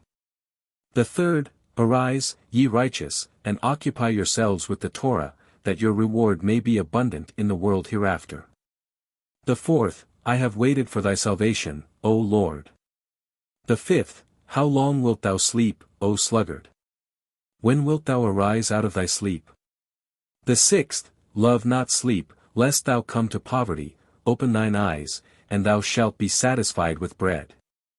And the 7th verse sung by the cock runs, it is time to work for the Lord, for they have made void thy law. The song of the vulture is, I will hiss for them, and gather them. For I have redeemed them, and they shall increase as they have increased, the same verse with which the bird will in time to come announce the advent of the Messiah, the only difference being that when he heralds the Messiah he will sit upon the ground and sing his verse, while at all other times he is seated elsewhere when he sings it. Nor do the other animals praise God less than the birds. Even the beasts of prey give forth adoration. The lion says, The Lord shall go forth as a mighty man, he shall stir up jealousy like a man of war, he shall cry, yea, he shall shout aloud. He shall do mightily against his enemies. And the fox exhorts unto justice with the words, Woe unto him that buildeth his house by unrighteousness, and his chambers by injustice. That useth his neighbour's service without wages, and giveth him not his hire. Yea, the dumb fishes know how to proclaim the praise of their Lord.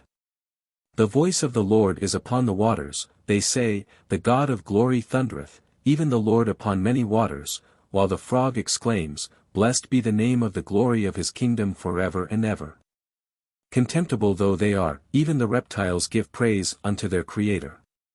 The mouse extols God with the words, Howbeit thou art just in all that is come upon me, for thou hast dealt truly, but I have done wickedly.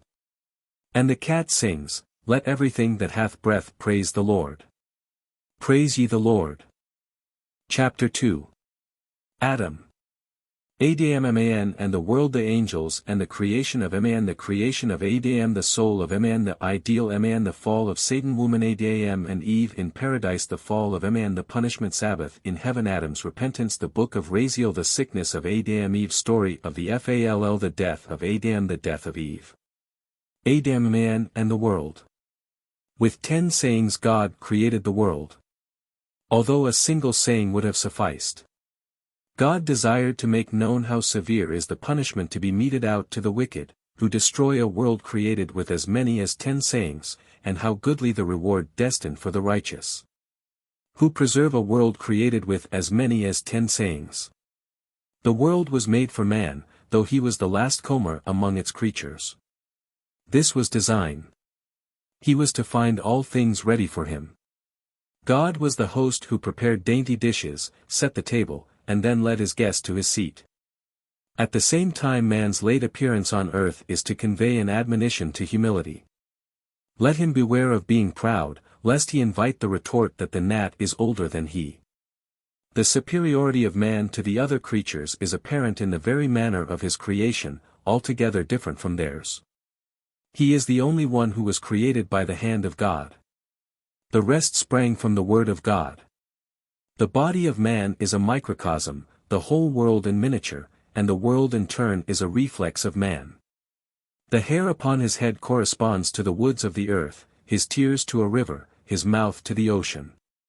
Also, the world resembles the ball of his eye, the ocean that encircles the earth is like unto the white of the eye, the dry land is the iris, Jerusalem the pupil, and the temple the image mirrored in the pupil of the eye. But man is more than a mere image of this world. He unites both heavenly and earthly qualities within himself. In 4 he resembles the angels, in 4 the beasts. His power of speech, his discriminating intellect, his upright walk, the glance of his eye they all make an angel of him. But, on the other hand, he eats and drinks, secretes the waste matter in his body, propagates his kind, and dies, like the beast of the field. Therefore God said before the creation of man, the celestials are not propagated, but they are immortal. The beings on earth are propagated, but they die. I will create man to be the union of the two, so that when he sins, when he behaves like a beast, death shall overtake him, but if he refrains from sin, he shall live forever. God now bade all beings in heaven and on earth contribute to the creation of man, and he himself took part in it. Thus they all will love man, and if he should sin, they will be interested in his preservation. The whole world naturally was created for the pious, the God-fearing man, whom Israel produces with the helpful guidance of the law of God revealed to him. It was, therefore, Israel who was taken into special consideration at the time man was made. All other creatures were instructed to change their nature, if Israel should ever need their help in the course of his history. The sea was ordered to divide before Moses, and the heavens to give ear to the words of the leader. The sun and the moon were bidden to stand still before Joshua, the ravens to feed Elijah, the fire to spare the 3 youths in the furnace, the lion to do no harm to Daniel, the fish to spew forth Jonah, and the heavens to open before Ezekiel. In his modesty, God took counsel with the angels, before the creation of the world, regarding his intention of making man. He said, "For the sake of Israel, I will create the world. As I shall make a division between light and darkness, so I will in time to come do for Israel in Egypt. Thick darkness shall be over the land, and the children of Israel shall have light in their dwellings. As I shall make a separation between the waters under the firmament and the waters above the firmament, so I will do for Israel. I will divide the waters for him when he crosses the Red Sea. As on the 3rd day I shall create plants, so I will do for Israel. I will bring forth manna for him in the wilderness. As I shall create luminaries to divide day from night, so I will do for Israel. I will go before him by day in a pillar of cloud and by night in a pillar of fire. As I shall create the fowl of the air and the fishes of the sea, so I will do for Israel. I will bring quails for him from the sea. And as I shall breathe the breath of life into the nostrils of man, so I will do for Israel. I will give the Torah unto him, the tree of life." The angels marveled that so much love should be lavished upon this people of Israel, and God told them, "On the 1st day of creation, I shall make the heavens and stretch them out. So will Israel raise up the tabernacle as the dwelling place of my glory. On the 2nd day, I shall put a division between the terrestrial waters and the heavenly waters. So will he hang up a veil in the tabernacle to divide the holy place and the most holy.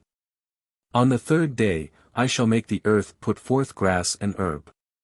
So will he, in obedience to my commands, eat herbs on the 1st night of the Passover, and prepare showbread for me. On the 4th day, I shall make the luminaries, so will he make a golden candlestick for me. On the 5th day, I shall create the birds, so will he fashion the cherubim with outstretched wings. On the 6th day, I shall create man, so will Israel set aside a man of the sons of Aaron as high priest for my service." Accordingly, the whole of creation was conditional.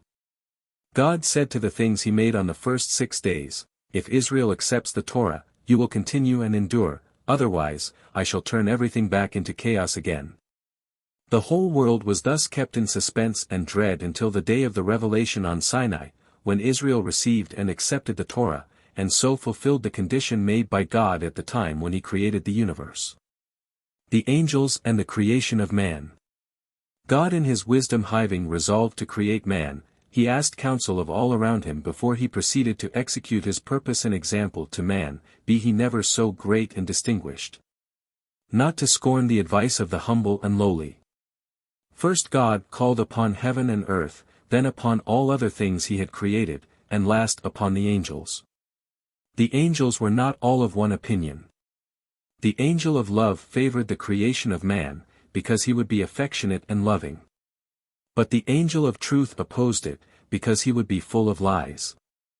And while the angel of justice favored it, because he would practice justice, the angel of peace opposed it, because he would be quarrelsome. To invalidate his protest, God cast the angel of truth down from heaven to earth, and when the others cried out against such contemptuous treatment of their companion, he said, "Truth will spring back out of the earth." The objections of the angels would have been much stronger, had they known the whole truth about man. God had told them only about the pious, and had concealed from them that there would be reprobates among mankind, too. And yet, though they knew but half the truth, the angels were nevertheless prompted to cry out, "What is man, that thou art mindful of him? And the Son of Man, that thou visitest him?" God replied, "The fowl of the air and the fish of the sea, what were they created for? Of what avail a larder full of appetizing dainties, and no guest to enjoy them?" And the angels could not but exclaim, "O Lord, our Lord, how excellent is thy name in all the earth.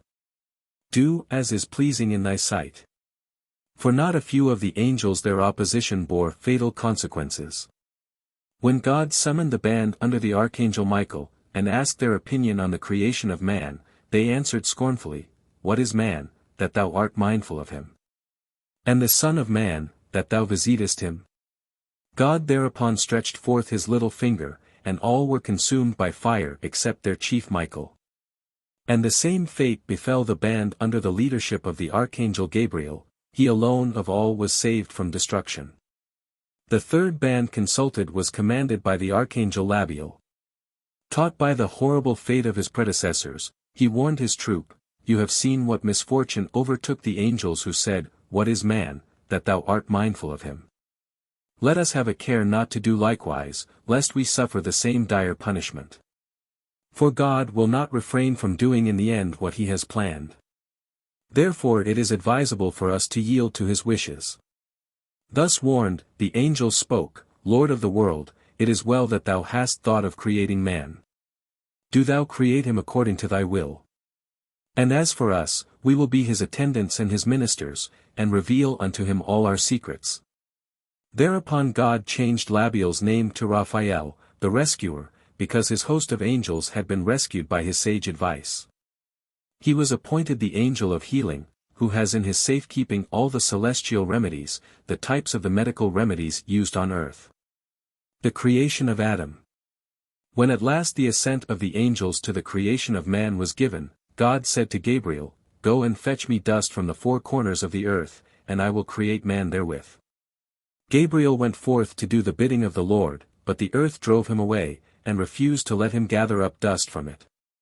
Gabriel remonstrated, Why, O earth, dost thou not hearken unto the voice of the Lord, who founded thee upon the waters without props or pillars?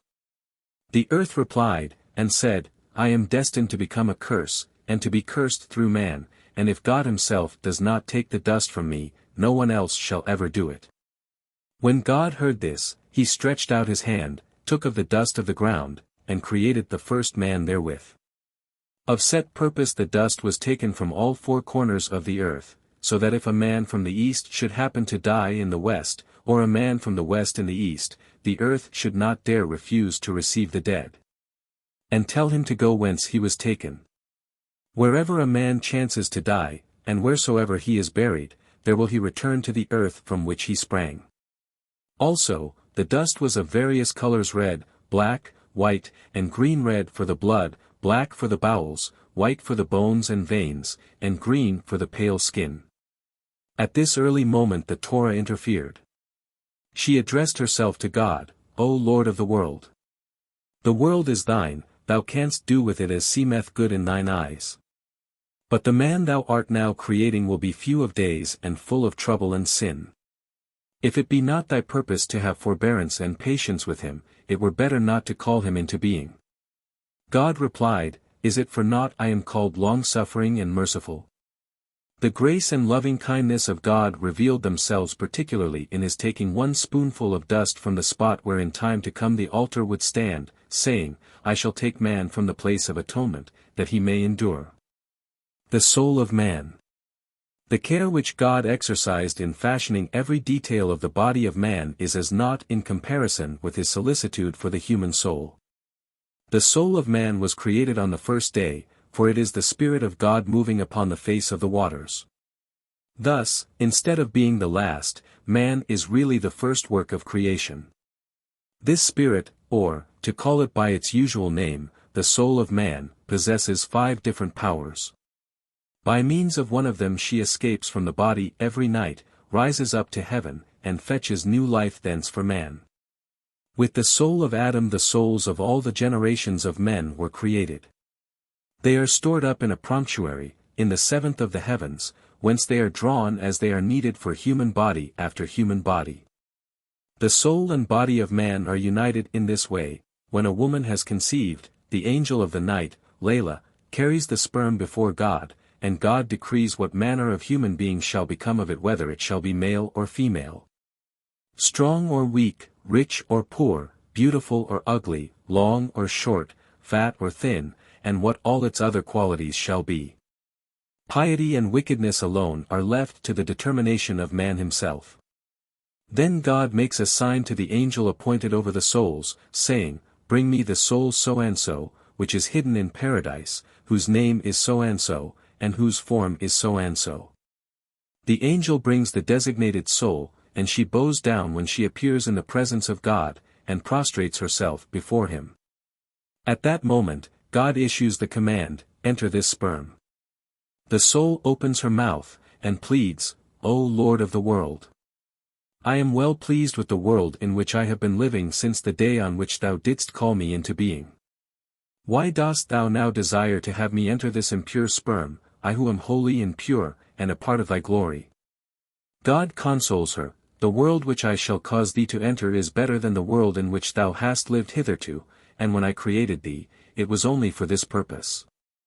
The soul is then forced to enter the sperm against her will, and the angel carries her back to the womb of the mother. 2 angels are detailed to watch that she shall not leave it, nor drop out of it, and a light is set above her, whereby the soul can see from one end of the world to the other.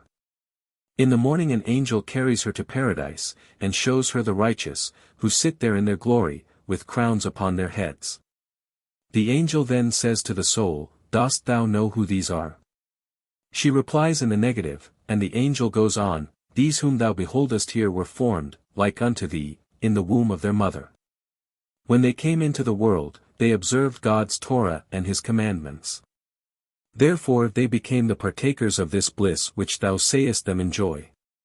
Know, also thou wilt one day depart from the world below, and if thou wilt observe God's Torah, then wilt thou be found worthy of sitting with these pious ones. But if not, thou wilt be doomed to the other place. In the evening, the angel takes the soul to hell, and there points out the sinners whom the angels of destruction are smiting with fiery scourges, the sinners all the while crying out Woe! Woe! But no mercy is shown unto them. The angel then questions the soul as before, Dost thou know who these are? And as before the reply is negative. The angel continues, These who are consumed with fire were created like unto thee. When they were put into the world, they did not observe God's Torah and his commandments. Therefore have they come to this disgrace which thou sayest them suffer. No, thy destiny is also to depart from the world. Be just, therefore, and not wicked, that thou mayest gain the future world. Between morning and evening the angel carries the soul around, and shows her where she will live and where she will die, and the place where she will be buried, and he takes her through the whole world. And points out the just and the sinners and all things. In the evening, he replaces her in the womb of the mother, and there she remains for 9 months. When the time arrives for her to emerge from the womb into the open world, the same angel addresses the soul, The time has come for thee to go abroad into the open world. The soul demurs, Why dost thou want to make me go forth into the open world?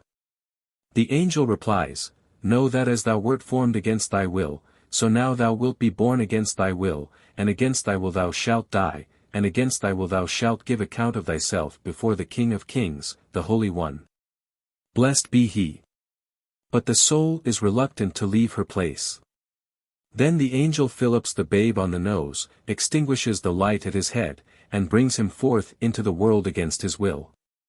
Immediately the child forgets all his soul has seen and learnt, and he comes into the world crying, for he loses a place of shelter and security and rest. When the time arrives for man to quit this world, the same angel appears and asks him, Dost thou recognize me? And man replies, Yes, but why dost thou come to me today, and thou didst come on no other day? The angel says, To take thee away from the world, for the time of thy departure has arrived. Then man falls to weeping, and his voice penetrates to all ends of the world, yet no creature hears his voice, except the cock alone. Man remonstrates with the angel, From 2 worlds thou didst take me, and into this world thou didst bring me. But the angel reminds him, Did I not tell thee that thou wert formed against thy will, and thou wouldst be born against thy will, and against thy will thou wouldst die? And against thy will thou wilt have to give account and reckoning of thyself before the Holy One, blessed be he. The ideal man. Like all creatures formed on the 6 days of creation, Adam came from the hands of the Creator fully and completely developed. He was not like a child, but like a man of 20 years of age. The dimensions of his body were gigantic, reaching from heaven to earth, or, what amounts to the same, from east to west. Among later generations of men, there were but few who in a measure resembled Adam in his extraordinary size and physical perfections. Samson possessed his strength, Saul his neck, Absalom his hair, Asahel his fleetness of foot, Uzziah his forehead, Josiah his nostrils, Zedekiah his eyes, and Zerubbabel his voice. History shows that these physical excellencies were no blessings to many of their possessors, they invited the ruin of almost all.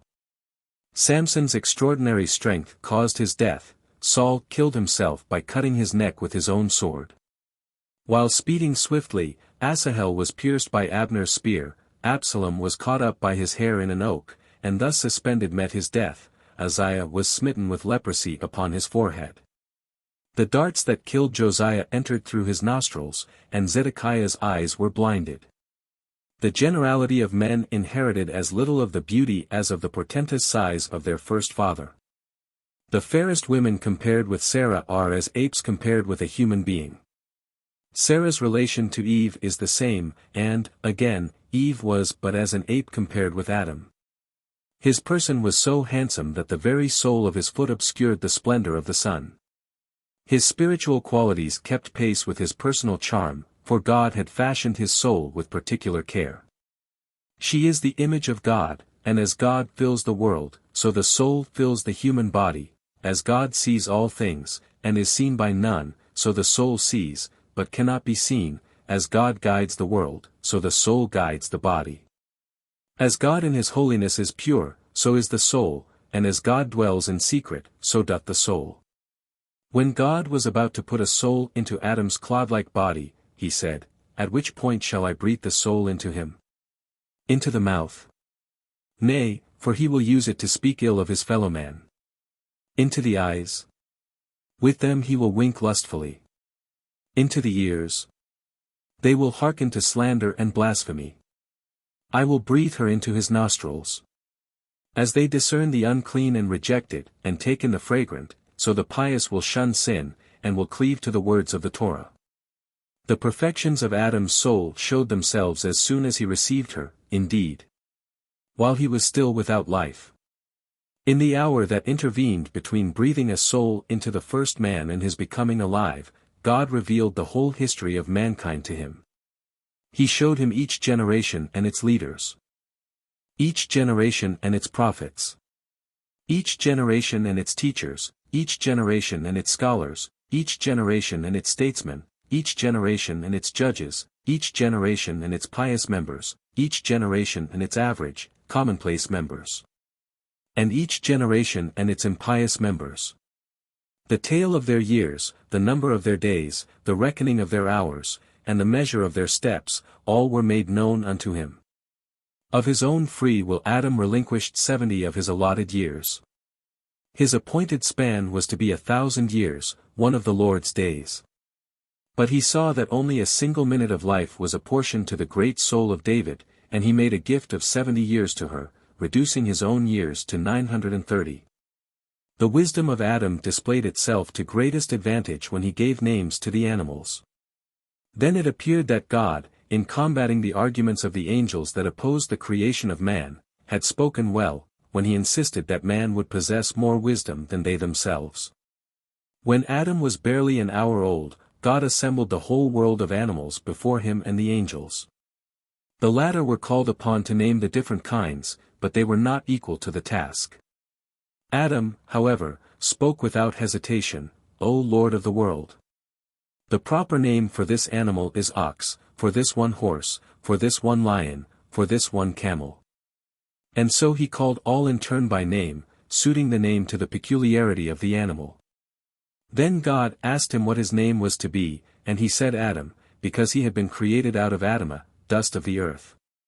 Again, God asked him his own name, and he said, Adonai, Lord, because thou art Lord over all creatures, the very name God had given unto himself, the name by which the angels call him, the name that will remain immutable evermore. But without the gift of the Holy Spirit, Adam could not have found names for all. He was in very truth a prophet, and his wisdom a prophetic quality. The names of the animals were not the only inheritance handed down by Adam to the generations after him, for mankind owes all crafts to him, especially the art of writing, and he was the inventor of all the 70 languages. And still another task he accomplished for his descendants. God showed Adam the whole earth, and Adam designated what places were to be settled later by men, and what places were to remain waste.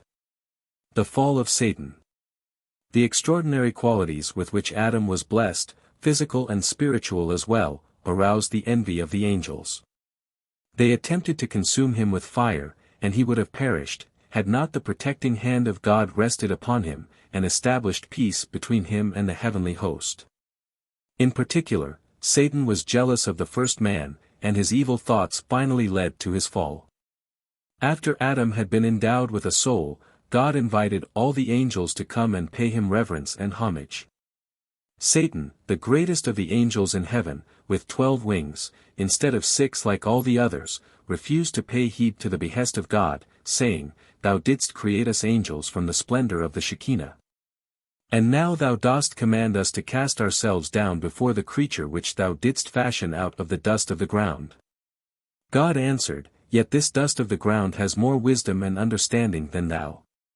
Satan demanded a trial of wit with Adam, and God assented thereto, saying, "I have created beasts, birds, and reptiles, I shall have them all come before thee and before Adam. If thou art able to give them names, I shall command Adam to show honor unto thee, and thou shalt rest next to the Shekinah of my glory.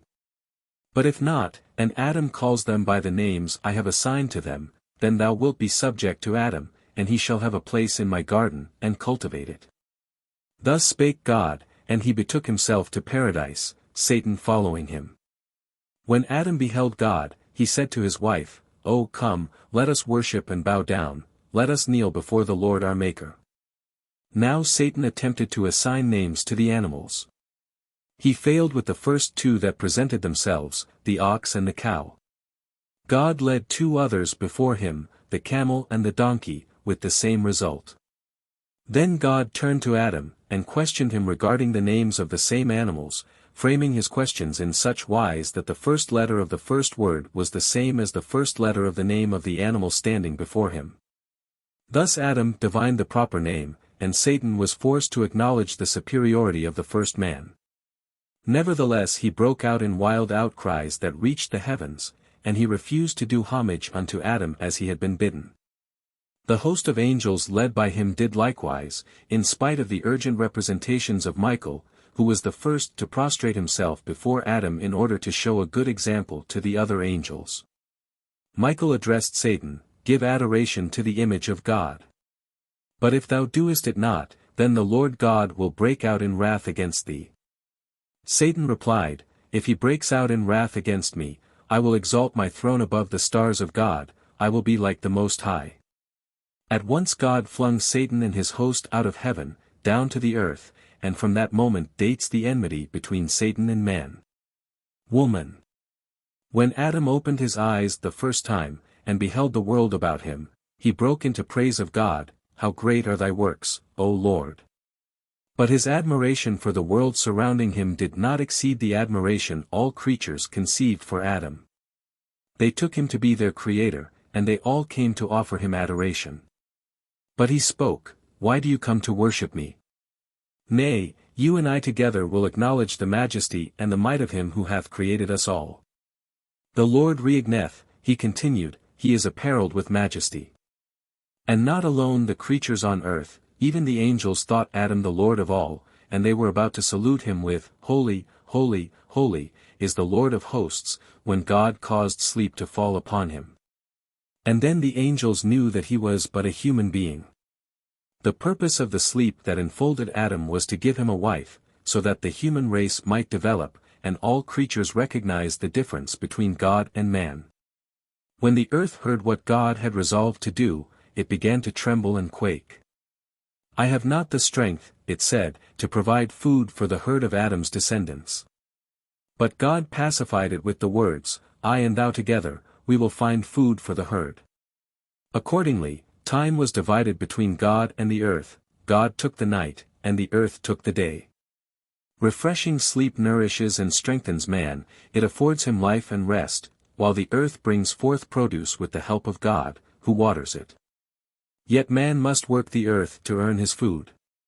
The divine resolution to bestow a companion on Adam met the wishes of man, who had been overcome by a feeling of isolation when the animals came to him in pairs to be named.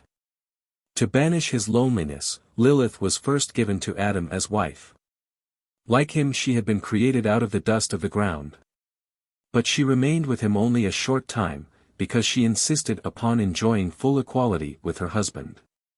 She derived her rights from their identical origin. With the help of the ineffable name, which she pronounced, Lilith flew away from Adam, and vanished in the air. Adam complained before God that the wife he had given him had deserted him, and God sent forth 3 angels to capture her. They found her in the Red Sea, and they sought to make her go back with the threat that, unless she went, she would lose 100 of her demon children daily by death. But Lilith preferred this punishment to living with Adam. She takes her revenge by injuring baby boys during the first night of their life, while baby girls are exposed to her wicked designs until they are 20 days old. The only way to ward off the evil is to attach an amulet bearing the names of her 3 angel captors to the children, for such had been the agreement between them. The woman destined to become the true companion of man was taken from Adam's body, for only when like is joined unto like the union is indissoluble. The creation of woman from man was possible because Adam originally had 2 faces, which were separated at the birth of Eve. When God was on the point of making Eve, he said, I will not make her from the head of man, lest she carry her head high in arrogant pride, not from the eye, lest she be wanton-eyed, not from the ear, lest she be an eavesdropper. Not from the neck, lest she be insolent, not from the mouth, lest she be a tattler, not from the heart, lest she be inclined to envy, not from the hand, lest she be a meddler, not from the foot, lest she be a gadabout. I will form her from a chaste portion of the body, and to every limb and organ as he formed it, God said, Be chaste. Be chaste. Nevertheless, in spite of the great caution used, woman has all the faults God tried to obviate. The daughters of Zion were haughty and walked with stretched forth necks and wanton eyes. Sarah was an eavesdropper in her own tent. When the angel spoke with Abraham, Miriam was a talebearer, accusing Moses. Rachel was envious of her sister Leah. Eve put out her hand to take the forbidden fruit, and Dinah was a gadabout. The physical formation of woman is far more complicated than that of man, as it must be for the function of childbearing, and likewise the intelligence of woman matures more quickly than the intelligence of man. Many of the physical and psychical differences between the 2 sexes must be attributed to the fact that man was formed from the ground and woman from bone. Women need perfumes, while men do not. Dust of the ground remains the same no matter how long it is kept. Flesh, however, requires salt to keep it in good condition. The voice of women is shrill, not so the voice of men. When soft viands are cooked, no sound is heard, but let a bone be put in a pot, and at once it crackles. A man is easily placated, not so a woman. A few drops of water suffice to soften a clod of earth. A bone stays hard, and if it were to soak in water for days. The man must ask the woman to be his wife, and not the woman the man to be her husband, because it is man who has sustained the loss of his rib, and he sallies forth to make good his loss again. The very differences between the sexes in garb and social forms go back to the origin of man and woman for their reasons. Woman covers her hair in token of Eve's having brought sin into the world. She tries to hide her shame. And women precede men in a funeral cortege, because it was woman who brought death into the world. And the religious commands addressed to women alone are connected with the history of Eve. Adam was the heave offering of the world, and Eve defiled it. As expiation, all women are commanded to separate a heave offering from the dough.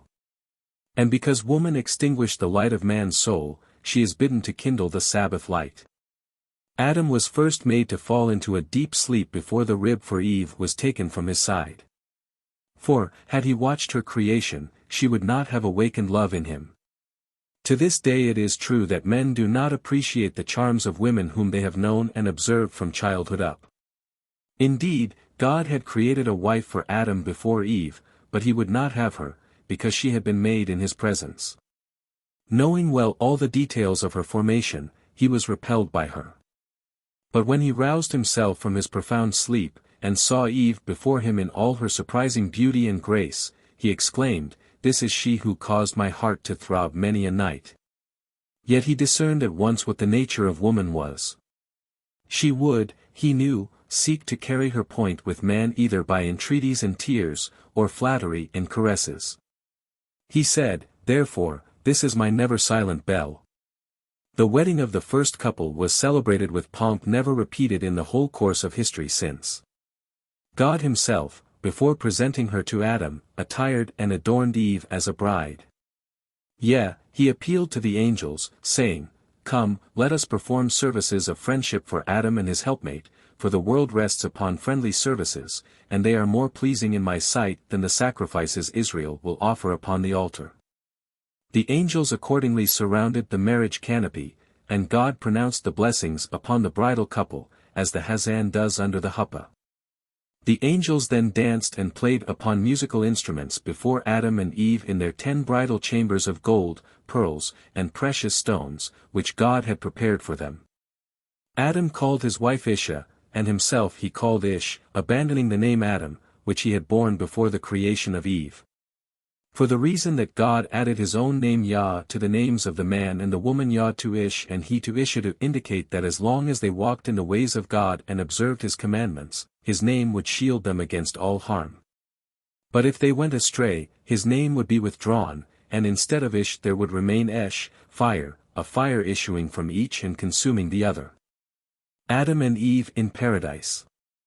The Garden of Eden was the abode of the first man and woman, and the souls of all men must pass through it after death, before they reach their final destination. For the souls of the departed must go through 7 portals before they arrive in the heaven Arabat. There the souls of the pious are transformed into angels, and there they remain forever, praising God and feasting their sight upon the glory of the Shekinah. The first portal is the cave of Machpelah, in the vicinity of Paradise, which is under the care and supervision of Adam. If the soul that presents herself at the portal is worthy, he calls out, "Make room. Thou art welcome." The soul then proceeds until she arrives at the gate of paradise guarded by the cherubim and the flaming sword. If she is not found worthy, she is consumed by the sword. Otherwise she receives a pass-bill, which admits her to the terrestrial paradise. Therein is a pillar of smoke and light extending from paradise to the gate of heaven, and it depends upon the character of the soul whether she can climb upward on it and reach heaven. The third portal, Zebul, is at the entrance of heaven. If the soul is worthy, the guard opens the portal and admits her to the heavenly temple. Michael presents her to God, and conducts her to the 7th portal, Arabat, within which the souls of the pious, changed to angels, praise the Lord, and feed on the glory of the Shekinah. In paradise stand the tree of life and the tree of knowledge, the latter forming a hedge about the former. Only he who has cleared a path for himself through the tree of knowledge can come close to the tree of life, which is so huge that it would take a man 500 years to traverse a distance equal to the diameter of the trunk. And no less vast is the space shaded by its crown of branches. From beneath it flows forth the water that irrigates the whole earth, parting thence into 4 streams, the Ganges, the Nile, the Tigris, and the Euphrates. But it was only during the days of creation that the realm of plants looked to the waters of the earth for nourishment. Later on God made the plants dependent upon the rain, the upper waters. The clouds rise from earth to heaven, where water is poured into them as from a conduit. The plants began to feel the effect of the water only after Adam was created.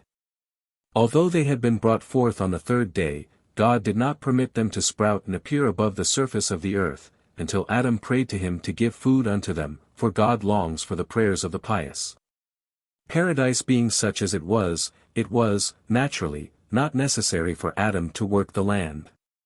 True, the Lord God put the man into the Garden of Eden to dress it and to keep it, but that only means he is to study the Torah there and fulfill the commandments of God. There were especially 6 commandments which every human being is expected to heed: man should not worship idols, nor blaspheme God, nor commit murder, nor incest, nor theft and robbery. And all generations have the duty of instituting measures of law and order. One more such command there was, but it was a temporary injunction. Adam was to eat only the green things of the field. But the prohibition against the use of animals for food was revoked in Noah's time, after the deluge. Nevertheless, Adam was not cut off from the enjoyment of meat dishes. Though he was not permitted to slaughter animals for the appeasing of his appetite, the angels brought him meat and wine, serving him like attendants. And as the angels ministered to his wants, so also the animals. They were wholly under his dominion, and their food they took out of his hand and out of Eve's. In all respects, the animal world had a different relation to Adam from their relation to his descendants. Not only did they know the language of man, but they respected the image of God, and they feared the first human couple, all of which changed into the opposite after the fall of man. The fall of man. Among the animals the serpent was notable. Of all of them he had the most excellent qualities, in some of which he resembled man. Like man he stood upright upon 2 feet, and in height he was equal to the camel. Had it not been for the fall of man, which brought misfortune to them, 1 pair of serpents would have sufficed to perform all the work man has to do, and, besides, they would have supplied him with silver, gold, gems, and pearls. As a matter of fact, it was the very ability of the serpent that led to the ruin of man and his own ruin. His superior mental gifts caused him to become an infidel. It likewise explains his envy of man, especially of his conjugal relations. Envy made him meditate ways and means of bringing about the death of Adam. He was too well acquainted with the character of the man to attempt to exercise tricks of persuasion upon him, and he approached the woman, knowing that women are beguiled easily. The conversation with Eve was cunningly planned, she could not but be caught in a trap. The serpent began, "Is it true that God hath said, Ye shall not eat of every tree in the garden?" "We may," rejoined Eve, "eat of the fruit of all the trees in the garden, except that which is in the midst of the garden, and that we may not even touch, lest we be stricken with death." She spoke thus, because in his zeal to guard her against the transgressing of the divine command, Adam had forbidden Eve to touch the tree, though God had mentioned only the eating of the fruit. It remains a truth, what the proverb says, "Better a wall 10 hands high that stands, than a wall 100 ells high that cannot stand." It was Adam's exaggeration that afforded the serpent the possibility of persuading Eve to taste of the forbidden fruit. The serpent pushed Eve against the tree, and said, "Thou sayest that touching the tree has not caused thy death. As little will it hurt thee to eat the fruit of the tree. Naught but malevolence has prompted the prohibition, for as soon as ye eat thereof, ye shall be as God. As he creates and destroys worlds, so will ye have the power to create and destroy. As he doth slay and revive, so will ye have the power to slay and revive. He himself ate first of the fruit of the tree, and then he created the world. Therefore doth he forbid you to eat thereof, lest you create other worlds." Everyone knows that artisans of the same guild hate one another. Furthermore, have ye not observed that every creature hath dominion over the creature fashioned before itself? The heavens were made on the first day, and they are kept in place by the firmament made on the second day. The firmament, in turn, is ruled by the plants, the creation of the third day, for they take up all the water of the firmament. The sun and the other celestial bodies, which were created on the 4th day, have power over the world of plants. They can ripen their fruits and flourish only through their influence. The creation of the 5th day, the animal world, rules over the celestial spheres. Witness the ziz, which can darken the sun with its pinions. But ye are masters of the whole of creation, because ye were the last to be created. Hasten now and eat of the fruit of the tree in the midst of the garden, and become independent of God, lest he bring forth still other creatures to bear rule over you. To give due weight to these words, the serpent began to shake the tree violently and bring down its fruit. He ate thereof, saying, "As I do not die of eating the fruit, so wilt thou not die." Now Eve could not but say to herself, "All that my master," so she called Adam, "commanded me is but lies," and she determined to follow the advice of the serpent. Yet she could not bring herself to disobey the command of God utterly. She made a compromise with her conscience. First she ate only the outside skin of the fruit, and then, seeing that death did not fell her, she ate the fruit itself. Scarce had she finished, when she saw the angel of death before her. Expecting her end to come immediately, she resolved to make Adam eat of the forbidden fruit, too, lest he espouse another wife after her death. It required tears and lamentations on her part to prevail upon Adam to take the baleful step. Not yet satisfied, she gave of the fruit to all other living beings, that they, too, might be subject to death. All ate, and they all are mortal, with the exception of the bird Malum, who refused the fruit, with the words, "Is it not enough that ye have sinned against God, and have brought death to others? Must ye still come to me and seek to persuade me into disobeying God's command, that I may eat and die thereof? I will not do your bidding." A heavenly voice was heard then to say to Adam and Eve, "To you was the command given. Ye did not heed it. Ye did transgress it, and ye did seek to persuade the bird Malum. He was steadfast, and he feared me, although I gave him no command. Therefore he shall never taste of death, neither he nor his descendants, they all shall live forever in paradise." Adam spoke to Eve, "Didst thou give me of the tree of which I forbade thee to eat? Thou didst give me thereof, for my eyes are opened, and the teeth in my mouth are set on edge." Eve made answer, "As my teeth were set on edge, so may the teeth of all living beings be set on edge." The first result was that Adam and Eve became naked. Before, their bodies had been overlaid with a horny skin, and enveloped with the cloud of glory.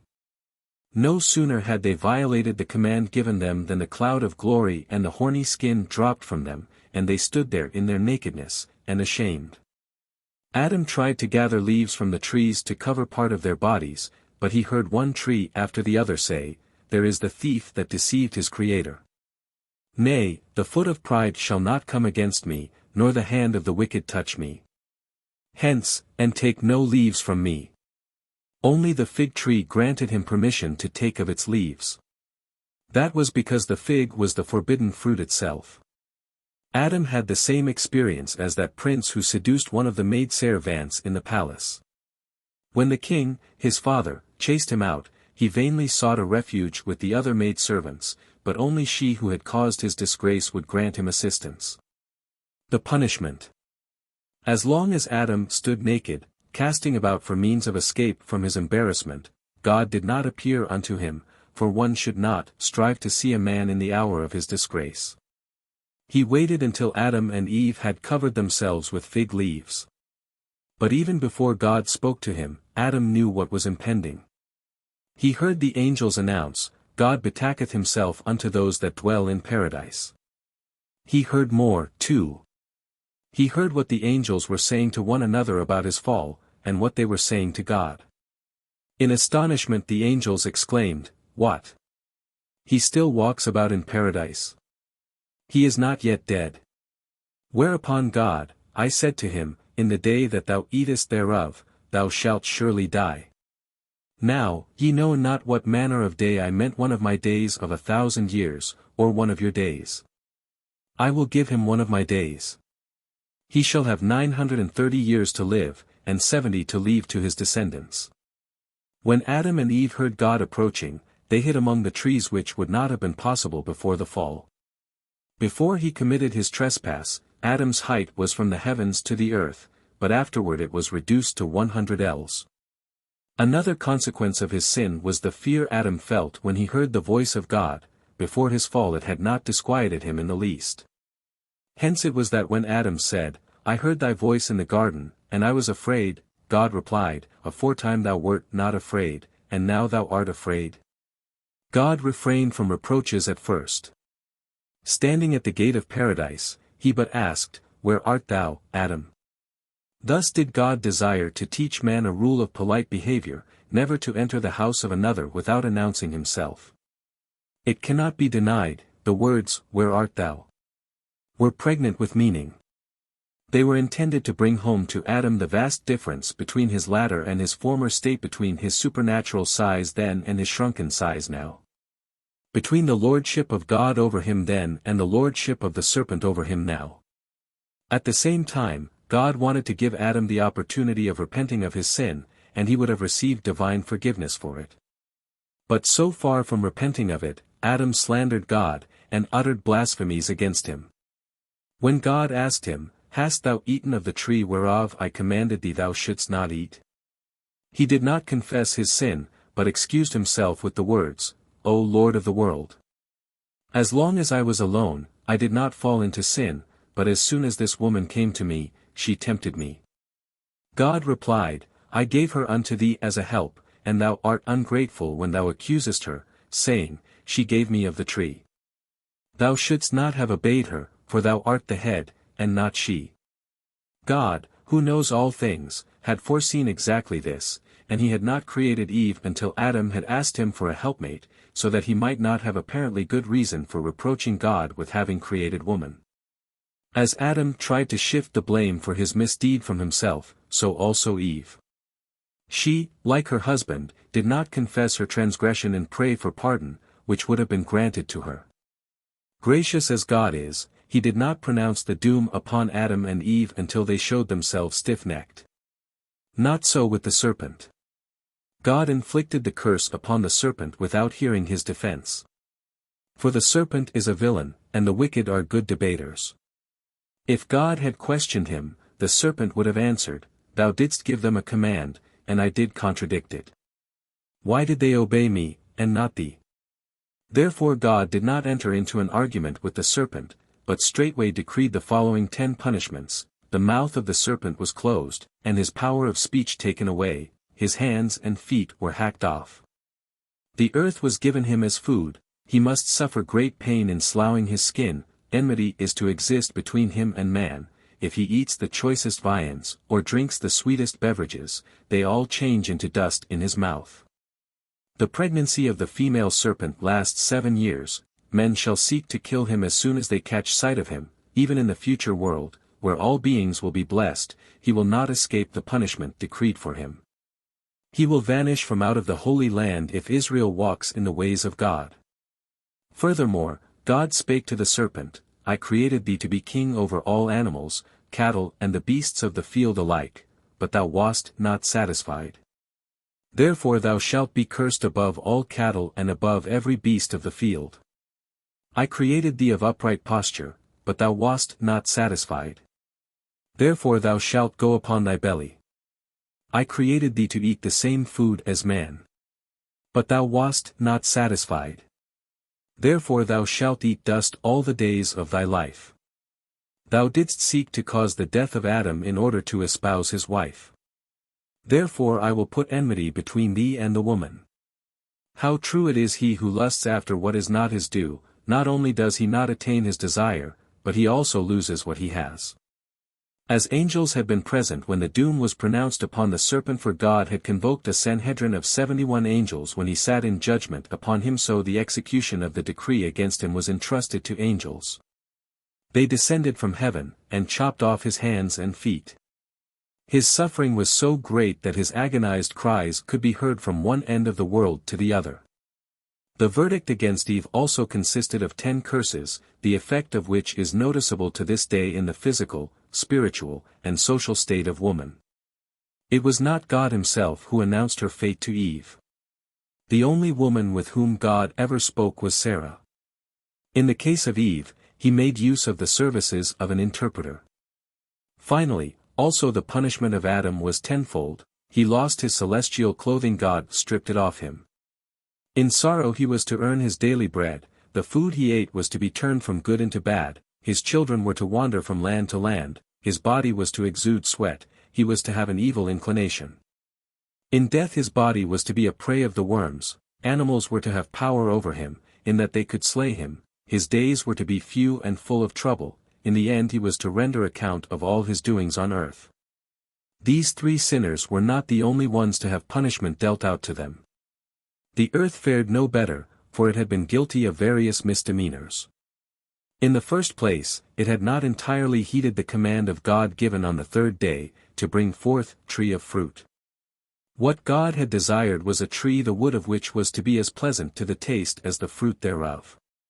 The earth, however, produced a tree bearing fruit, the tree itself not being edible. Again, the earth did not do its whole duty in connection with the sin of Adam. God had appointed the sun and the earth witnesses to testify against Adam in case he committed a trespass. The sun, accordingly, had grown dark the instant Adam became guilty of disobedience, but the earth, not knowing how to take notice of Adam's fall, disregarded it altogether. The earth also had to suffer a tenfold punishment. Independent before, she was hereafter to wait to be watered by the rain from above. Sometimes the fruits of the earth fail, the grain she brings forth is stricken with blasting and mildew. She must produce all sorts of noxious vermin. Thenceforth she was to be divided into valleys and mountains. She must grow barren trees, bearing no fruit. Thorns and thistles sprout from her. Much is sown in the earth, but little is harvested. In time to come the earth will have to disclose her blood, and shall no more cover her slain, and, finally, she shall, one day, wax old like a garment.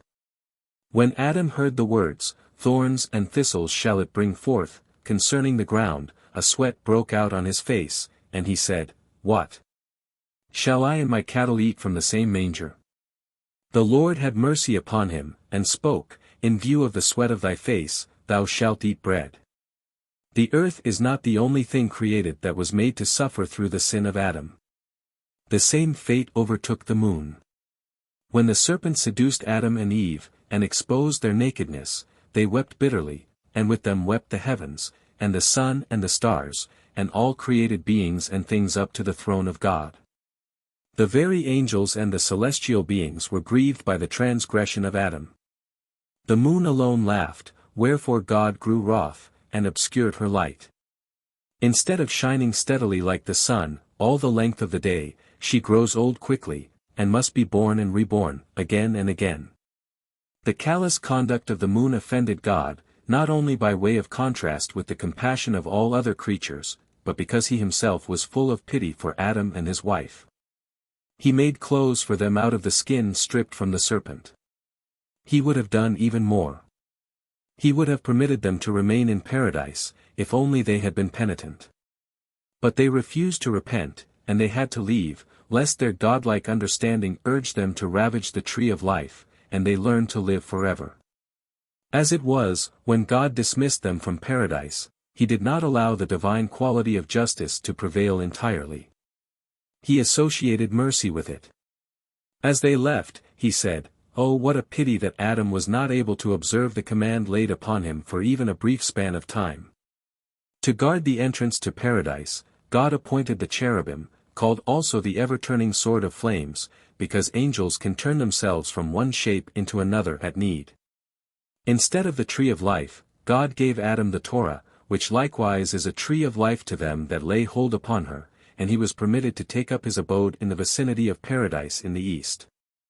Sentence pronounced upon Adam and Eve and the serpent, the Lord commanded the angels to turn the man and the woman out of paradise.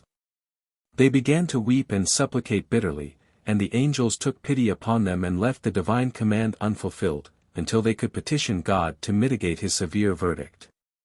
But the Lord was inexorable, saying, "Was it I that committed a trespass, or did I pronounce a false judgment?" Also Adam's prayer, to be given of the fruit of the tree of life, was turned aside, with the promise, however, that if he would lead a pious life, he would be given of the fruit on the day of resurrection, and he would then live forever.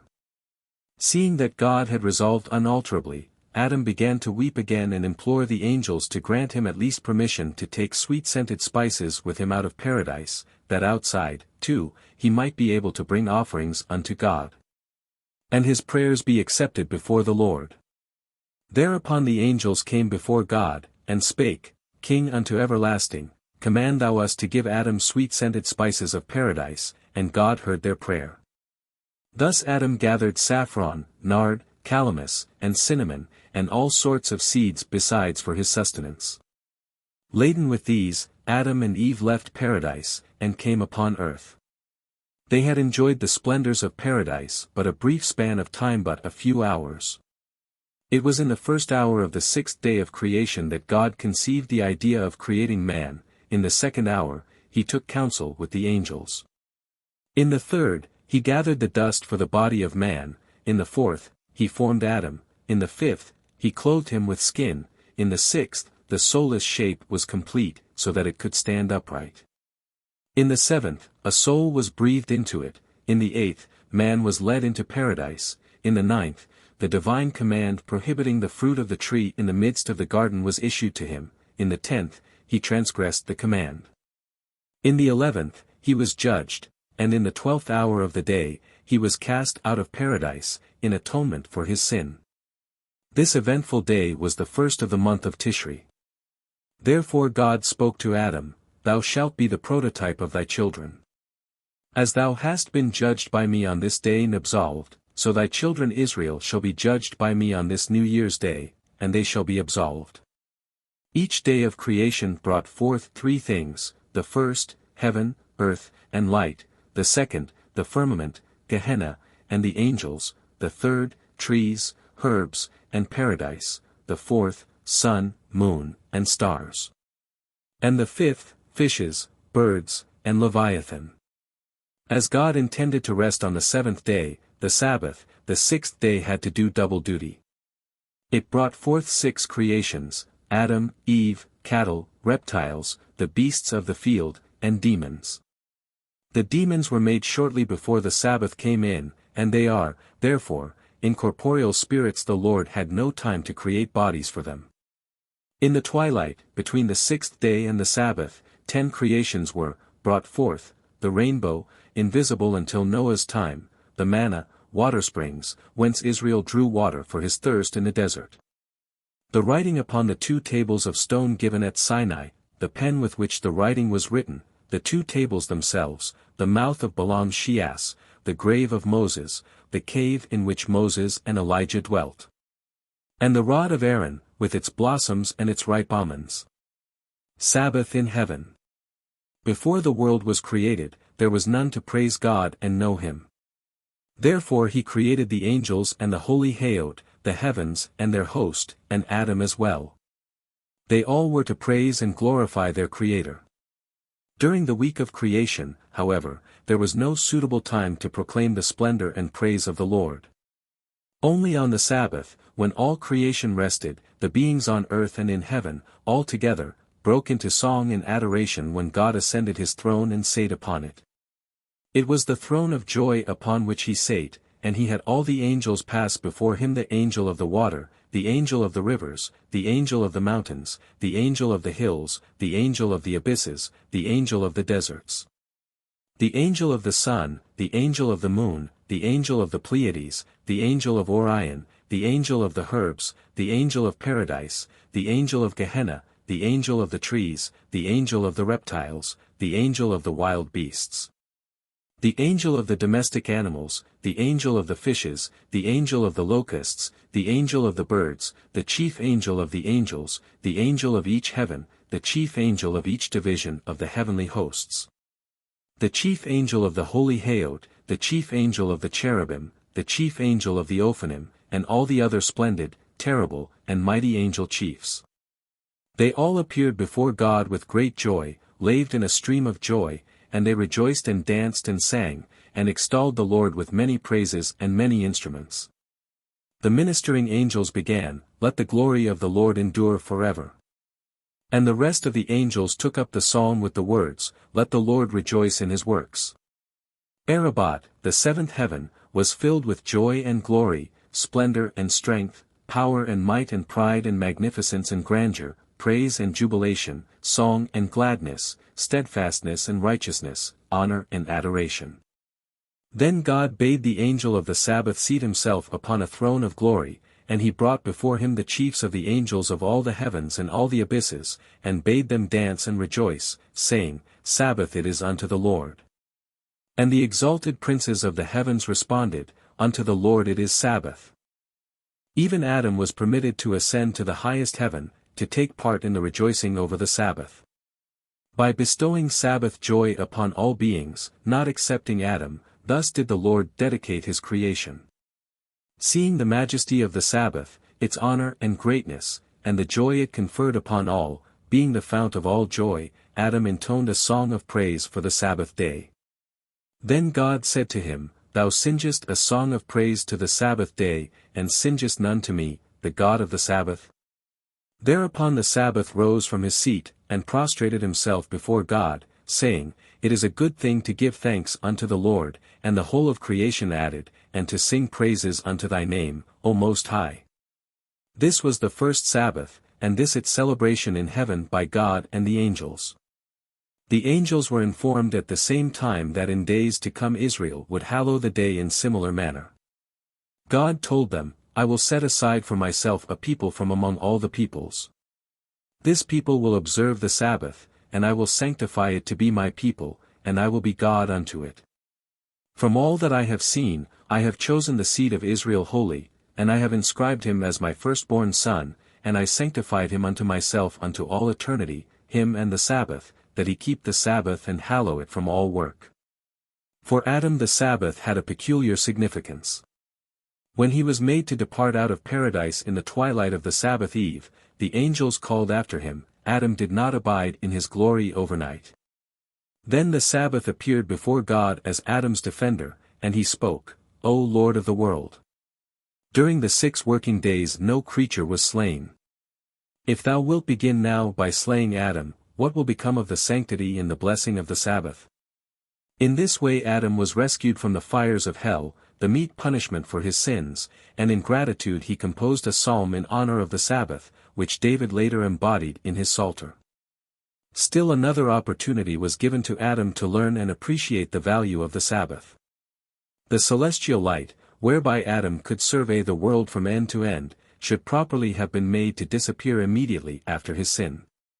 But out of consideration for the Sabbath, God had let this light continue to shine, and the angels, at sundown on the 6th day, intoned a song of praise and thanksgiving to God, for the radiant light shining through the night. Only with the going out of the Sabbath day the celestial light ceased, to the consternation of Adam, who feared that the serpent would attack him in the dark. But God illumined his understanding, and he learned to rub 2 stones against each other and produce light for his needs. The celestial light was but one of the 7 precious gifts enjoyed by Adam before the fall and to be granted to man again only in the Messianic time.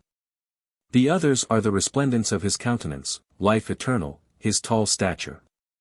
The fruits of the soil, the fruits of the tree, and the luminaries of the sky, the sun and the moon, for in the world to come the light of the moon shall be as the light of the sun, and the light of the sun shall be 7-fold. Adam's repentance. Cast out of paradise, Adam and Eve built a hut for themselves, and for 7 days they sat in it in great distress, mourning and lamenting.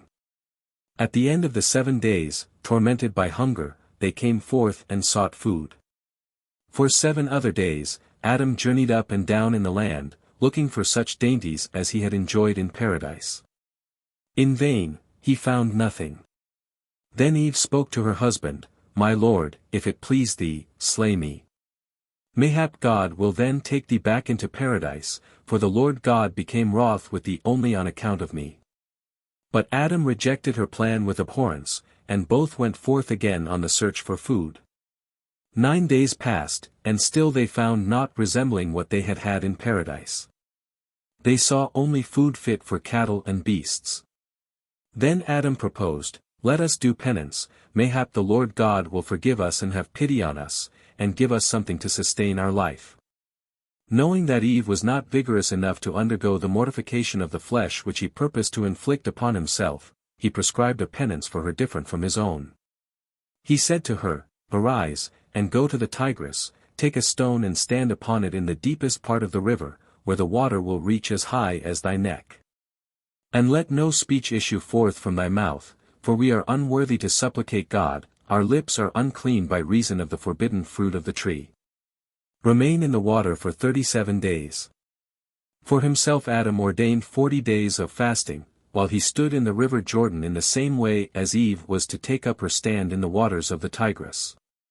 After he had adjusted the stone in the middle of the Jordan, and mounted it, with the water surging up to his neck, he said, I adjure thee, O thou water of the Jordan, afflict thyself with me, and gather unto me all swimming creatures that live in thee.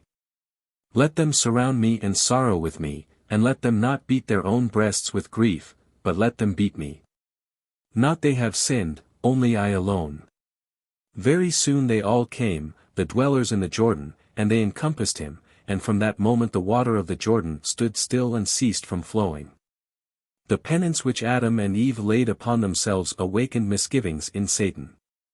He feared God might forgive their sin, and therefore essayed to hinder Eve in her purpose. After a lapse of 18 days he appeared unto her in the guise of an angel. As though in distress on account of her, he began to cry, saying, Step up out of the river, and weep no longer. The Lord God hath heard your mourning, and your penitence hath been accepted by him. All the angels supplicated the Lord in your behalf, and he hath sent me to fetch you out of the water and give you the sustenance that you enjoyed in paradise, and for which you have been mourning. Enfeebled as she was by her penances and mortifications, Eve yielded to the solicitations of Satan, and he led her to where her husband was. Adam recognized him at once, and amid tears he cried out, O Eve, Eve, where now is thy penitence? How couldst thou let our adversary seduce thee again, him who robbed us of our sojourn in paradise and all spiritual joy? Thereupon Eve, too, began to weep and cry out, Woe unto thee, O Satan! Why strivest thou against us without any reason? What have we done unto thee that thou shouldst pursue us so craftily? With a deep-fetched sigh, Satan told them how that Adam, of whom he had been jealous, had been the real reason of his fall. Having lost his glory through him, he had intrigued to have him driven from paradise. When Adam heard the confession of Satan, he prayed to God, O Lord my God! In thy hands is my life. Remove from me this adversary, who seeks to deliver my soul to destruction, and grant me the glory he has forfeited. Satan disappeared forthwith, but Adam continued his penance, standing in the waters of the Jordan for 40 days. While Adam stood in the river, he noticed that the days were growing shorter, and he feared the world might be darkened on account of his sin, and go under soon. To avert the doom, he spent 8 days in prayer and fasting. But after the winter solstice, when he saw that the days grew longer again, he spent 8 days in rejoicing, and in the following year he celebrated both periods, the one before and the one after the solstice. This is why the heathen celebrate the calends and the Saturnalia in honor of their gods, though Adam had consecrated those days to the honor of God. The first time Adam witnessed the sinking of the sun, he was also seized with anxious fears. It happened at the conclusion of the Sabbath, and Adam said, Woe is me! For my sake, because I sinned, the world is darkened, and it will again become void and without form. Thus will be executed the punishment of death which God has pronounced against me. All the night he spent in tears, and Eve, too, wept as she sat opposite to him. When day began to dawn, he understood that what he had deplored was but the course of nature, and he brought an offering unto God, a unicorn whose horn was created before his hoofs. And he sacrificed it on the spot on which later the altar was to stand in Jerusalem. The Book of Raziel. After Adam's expulsion from paradise, he prayed to God in these words, O God, Lord of the world! Thou didst create the whole world unto the honor and glory of the Mighty One, and thou didst as was pleasing unto thee. Thy kingdom is unto all eternity, and thy reign unto all generations. Naught is hidden from thee, and naught is concealed from thine eyes. Thou didst create me as thy handiwork, and didst make me the ruler over thy creatures, that I might be the chief of thy works. But the cunning, accursed serpent seduced me with the tree of desire and lusts, yea, he seduced the wife of my bosom. But thou didst not make known unto me what shall befall my children and the generations after me. I know well that no human being can be righteous in thine eyes, and what is my strength that I should step before thee with an impudent face? I have no mouth wherewith to speak and no eye wherewith to see, for I did sin and commit a trespass, and, by reason of my sins, I was driven forth from paradise. I must plough the earth whence I was taken, and the other inhabitants of the earth, the beasts, no longer, as once, stand in awe and fear of me. From the time I ate of the tree of knowledge of good and evil, wisdom departed from me, and I am a fool that knoweth not, an ignorant man that understandeth not. Now, O merciful and gracious God, I pray to thee to turn again thy compassion to the head of thy works, to the spirit which thou didst instill into him, and the soul thou didst breathe into him. Meet me with thy grace, for thou art gracious, slow to anger, and full of love. Oh, that my prayer would reach unto the throne of thy glory, and my supplication unto the throne of thy mercy, and thou wouldst incline to me with loving kindness. May the words of my mouth be acceptable, that thou turn not away from my petition. Thou wert from everlasting, and thou wilt be unto everlasting, thou wert king, and thou wilt ever be king. Now, have thou mercy upon the work of thy hands. Grant me knowledge and understanding, that I may know what shall befall me, and my posterity, and all the generations that come after me, and what shall befall me on every day and in every month. And mayest thou not withhold from me the help of thy servants and of thy angels. On the third day after he had offered up this prayer, while he was sitting on the banks of the river that flows forth out of paradise, there appeared to him, in the heat of the day, the angel Raziel, bearing a book in his hand. The angel addressed Adam thus, O Adam, why art thou so faint-hearted? Why art thou distressed and anxious? Thy words were heard at the moment when thou didst utter thy supplication and entreaties, and I have received the charge to teach thee pure words and deep understanding, to make thee wise through the contents of the sacred book in my hand. To know what will happen to thee until the day of thy death. And all thy descendants and all the later generations, if they will but read this book in purity, with a devout heart and an humble mind, and obey its precepts, will become like unto thee. They, too, will foreknow what things shall happen, and in what month and on what day or in what night. All will be manifest to them. They will know and understand whether a calamity will come, a famine or wild beasts, floods or drought. Whether there will be abundance of grain or dearth, whether the wicked will rule the world, whether locusts will devastate the land, whether the fruits will drop from the trees unripe, whether boils will afflict men. Whether wars will prevail, or diseases or plagues among men and cattle, whether good is resolved upon in heaven, or evil, whether blood will flow, and the death rattle of the slain be heard in the city. And now, Adam, come and give heed unto what I shall tell thee regarding the manner of this book and its holiness. Raziel, the angel, then read from the book, and when Adam heard the words of the holy volume as they issued from the mouth of the angel, he fell down affrighted. But the angel encouraged him. Arise, Adam, he said, be of good courage, be not afraid, take the book from me and keep it, for thou wilt draw knowledge from it thyself and become wise. And thou wilt also teach its contents to all those who shall be found worthy of knowing what it contains. In the moment when Adam took the book, a flame of fire shot up from near the river, and the angel rose heavenward with it. Then Adam knew that he who had spoken to him was an angel of God, and it was from the Holy King himself that the book had come, and he used it in holiness and purity. It is the book out of which all things worth knowing can be learnt, and all mysteries, and it teaches also how to call upon the angels and make them appear before men, and answer all their questions. But not all alike can use the book, only he who is wise and God-fearing, and resorts to it in holiness.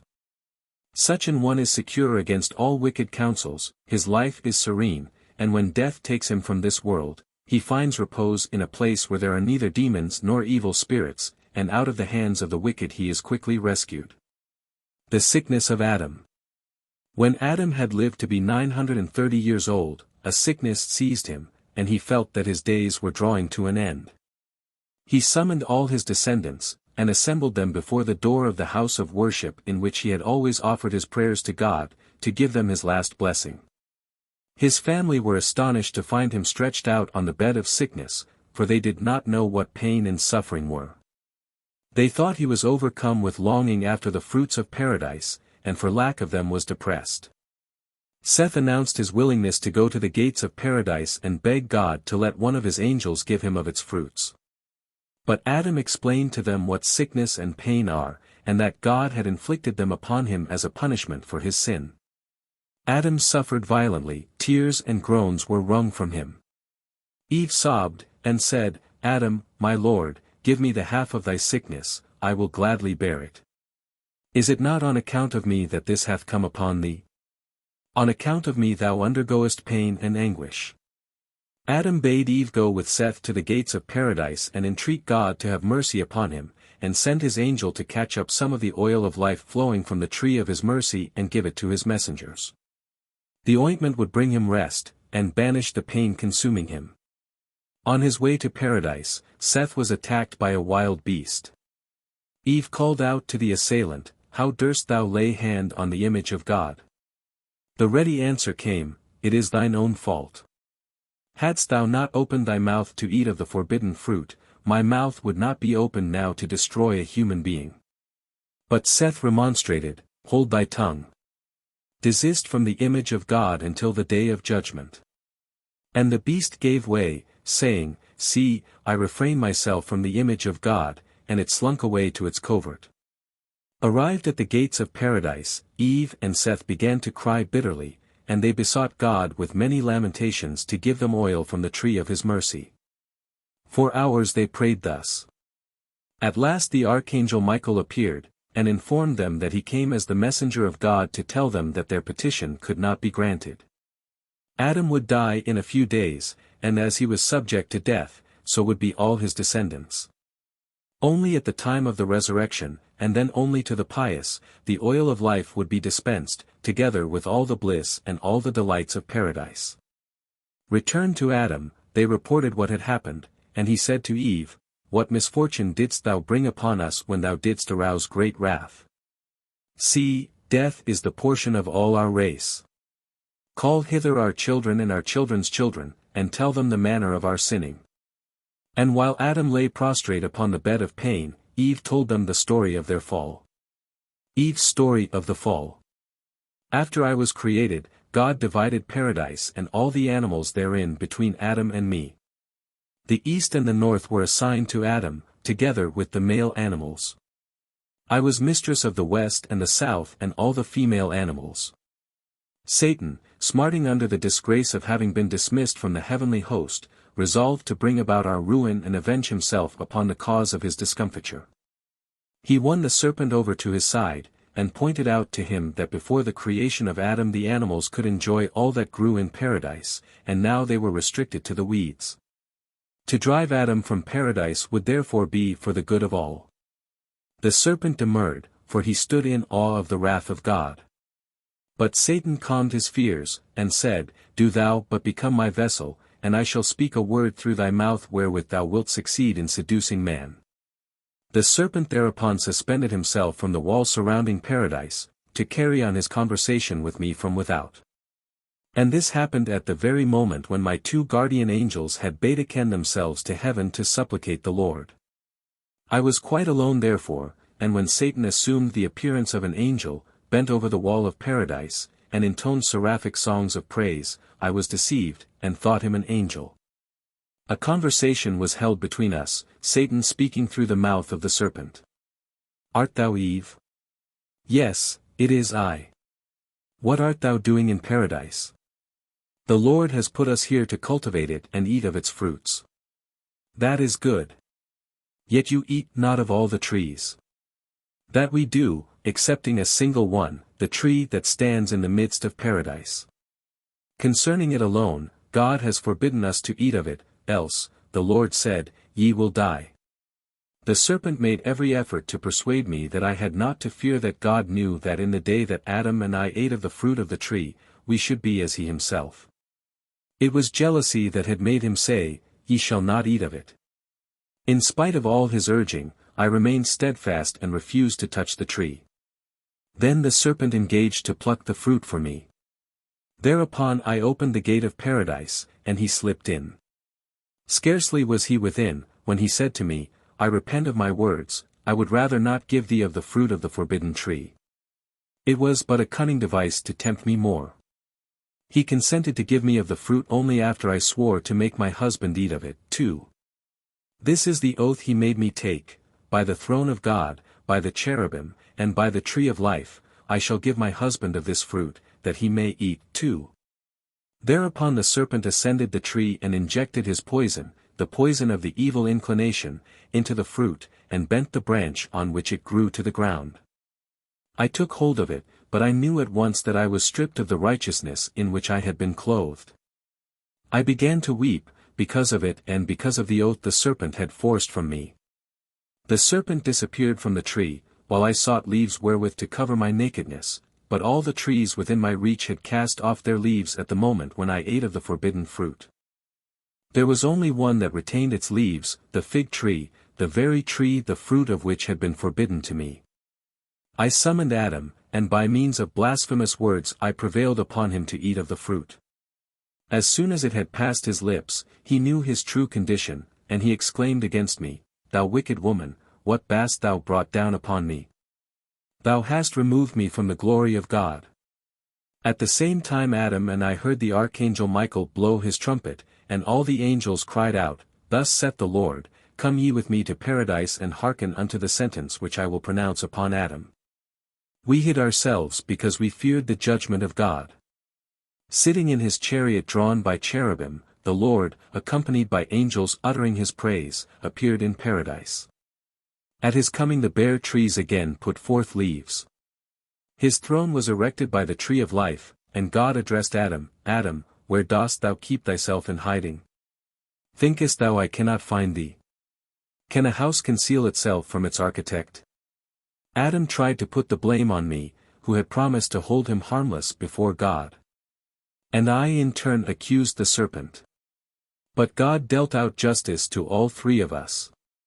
To Adam he said, Because thou didst not obey my commands, but didst hearken unto the voice of thy wife, cursed is the ground in spite of thy work. When thou dost cultivate it, it will not yield thee its strength. Thorns and thistles shall it bring forth to thee, and in the sweat of thy face shalt thou eat bread. Thou wilt suffer many a hardship, thou wilt grow weary, and yet find no rest. Bitterly oppressed, thou shalt never taste of any sweetness. Thou shalt be scourged by heat, and yet pinched by cold. Thou shalt toil greatly, and yet not gain wealth. Thou shalt grow fat, and yet cease to live. And the animals over which thou art the master will rise up against thee, because thou didst not keep my command. Upon me God pronounced this sentence, Thou shalt suffer anguish in childbirth and grievous torture. In sorrow shalt thou bring forth children, and in the hour of travail, when thou art near to lose thy life, thou wilt confess and cry, Lord, Lord, save me this time, and I will never again indulge in carnal pleasure. And yet thy desire shall ever and ever be unto thy husband. At the same time all sorts of diseases were decreed upon us. God said to Adam, Because thou didst turn aside from my covenant, I will inflict 70 plagues upon thy flesh. The pain of the first plague shall lay hold on thy eyes. The pain of the second plague upon thy hearing, and one after the other all the plagues shall come upon thee. The serpent God addressed thus, Because thou becamest the vessel of the evil one, deceiving the innocent, cursed art thou above all cattle and above every beast of the field. Thou shalt be robbed of the food thou wast wont to eat, and dust shalt thou eat all the days of thy life. Upon thy breast and thy belly shalt thou go, and of thy hands and thy feet thou shalt be deprived. Thou shalt not remain in possession of thy ears, nor of thy wings, nor of any of thy limbs wherewith thou didst seduce the woman and her husband, bringing them to such a pass that they must be driven forth from paradise. And I will put enmity between thee and the seed of man. It shall bruise thy head, and thou shalt bruise his heel until the day of judgment. The death of Adam. On the last day of Adam's life, Eve said to him, Why should I go on living, when thou art no more? How long shall I have to linger on after thy death? Tell me this. Adam assured her she would not tarry long. They would die together, and be buried together in the same place. He commanded her not to touch his corpse until an angel from God had made provision regarding it, and she was to begin at once to pray to God until his soul escaped from his body. While Eve was on her knees in prayer, an angel came, and bade her rise. Eve, arise from thy penance, he commanded. Behold, thy husband hath left his mortal coil. Arise, and see his spirit go up to his Creator, to appear before him. And, lo, she beheld a chariot of light, drawn by 4 shining eagles, and preceded by angels. In this chariot lay the soul of Adam, which the angels were taking to heaven. Arrived there, they burnt incense until the clouds of smoke enveloped the heavens. Then they prayed to God to have mercy upon his image and the work of his holy hands. In her awe and fright, Eve summoned Seth, and she bade him look upon the vision and explain the celestial sights beyond her understanding. She asked, "Who may the two Ethiopians be, who are adding their prayers to thy fathers?" Seth told her, "They were the sun and the moon, turned so black because they could not shine in the face of the Father of light." Scarcely had he spoken, when an angel blew a trumpet, and all the angels cried out with awful voices, "Blessed be the glory of the Lord by his creatures, for he has shown mercy unto Adam, the work of his hands." A seraph then seized Adam, and carried him off to the river Acheron, washed him 3 times, and brought him before the presence of God, who sat upon his throne, and, stretching out his hand, lifted Adam up and gave him over to the archangel Michael, with the words, "Raise him to the paradise of the 3rd heaven, and there thou shalt leave him until the great and fearful day ordained by me." Michael executed the divine behest, and all the angels sang a song of praise, extolling God for the pardon he had accorded Adam. Michael now entreated God to let him attend to the preparation of Adam's body for the grave. Permission being given, Michael repaired to earth, accompanied by all the angels. When they entered the terrestrial paradise, all the trees blossomed forth, and the perfume wafted thence lulled all men into slumber except Seth alone. Then God said to Adam, as his body lay on the ground, "If thou hadst kept my commandment, they would not rejoice who brought thee hither. But I tell thee, I will turn the joy of Satan and his consorts into sorrow, and thy sorrow shall be turned into joy.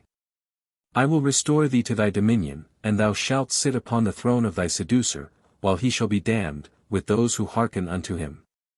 Thereupon, at the bidding of God, the 3 great archangels covered the body of Adam with linen, and poured sweet-smelling oil upon it.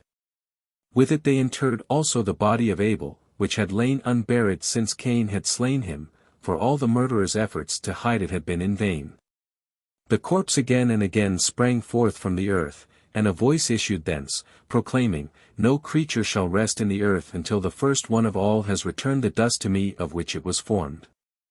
The angels carried the 2 bodies to paradise. Adam's and Abel's. The latter had all this time been lying on a stone on which angels had placed it, and they buried them both on the spot whence God had taken the dust wherewith to make Adam.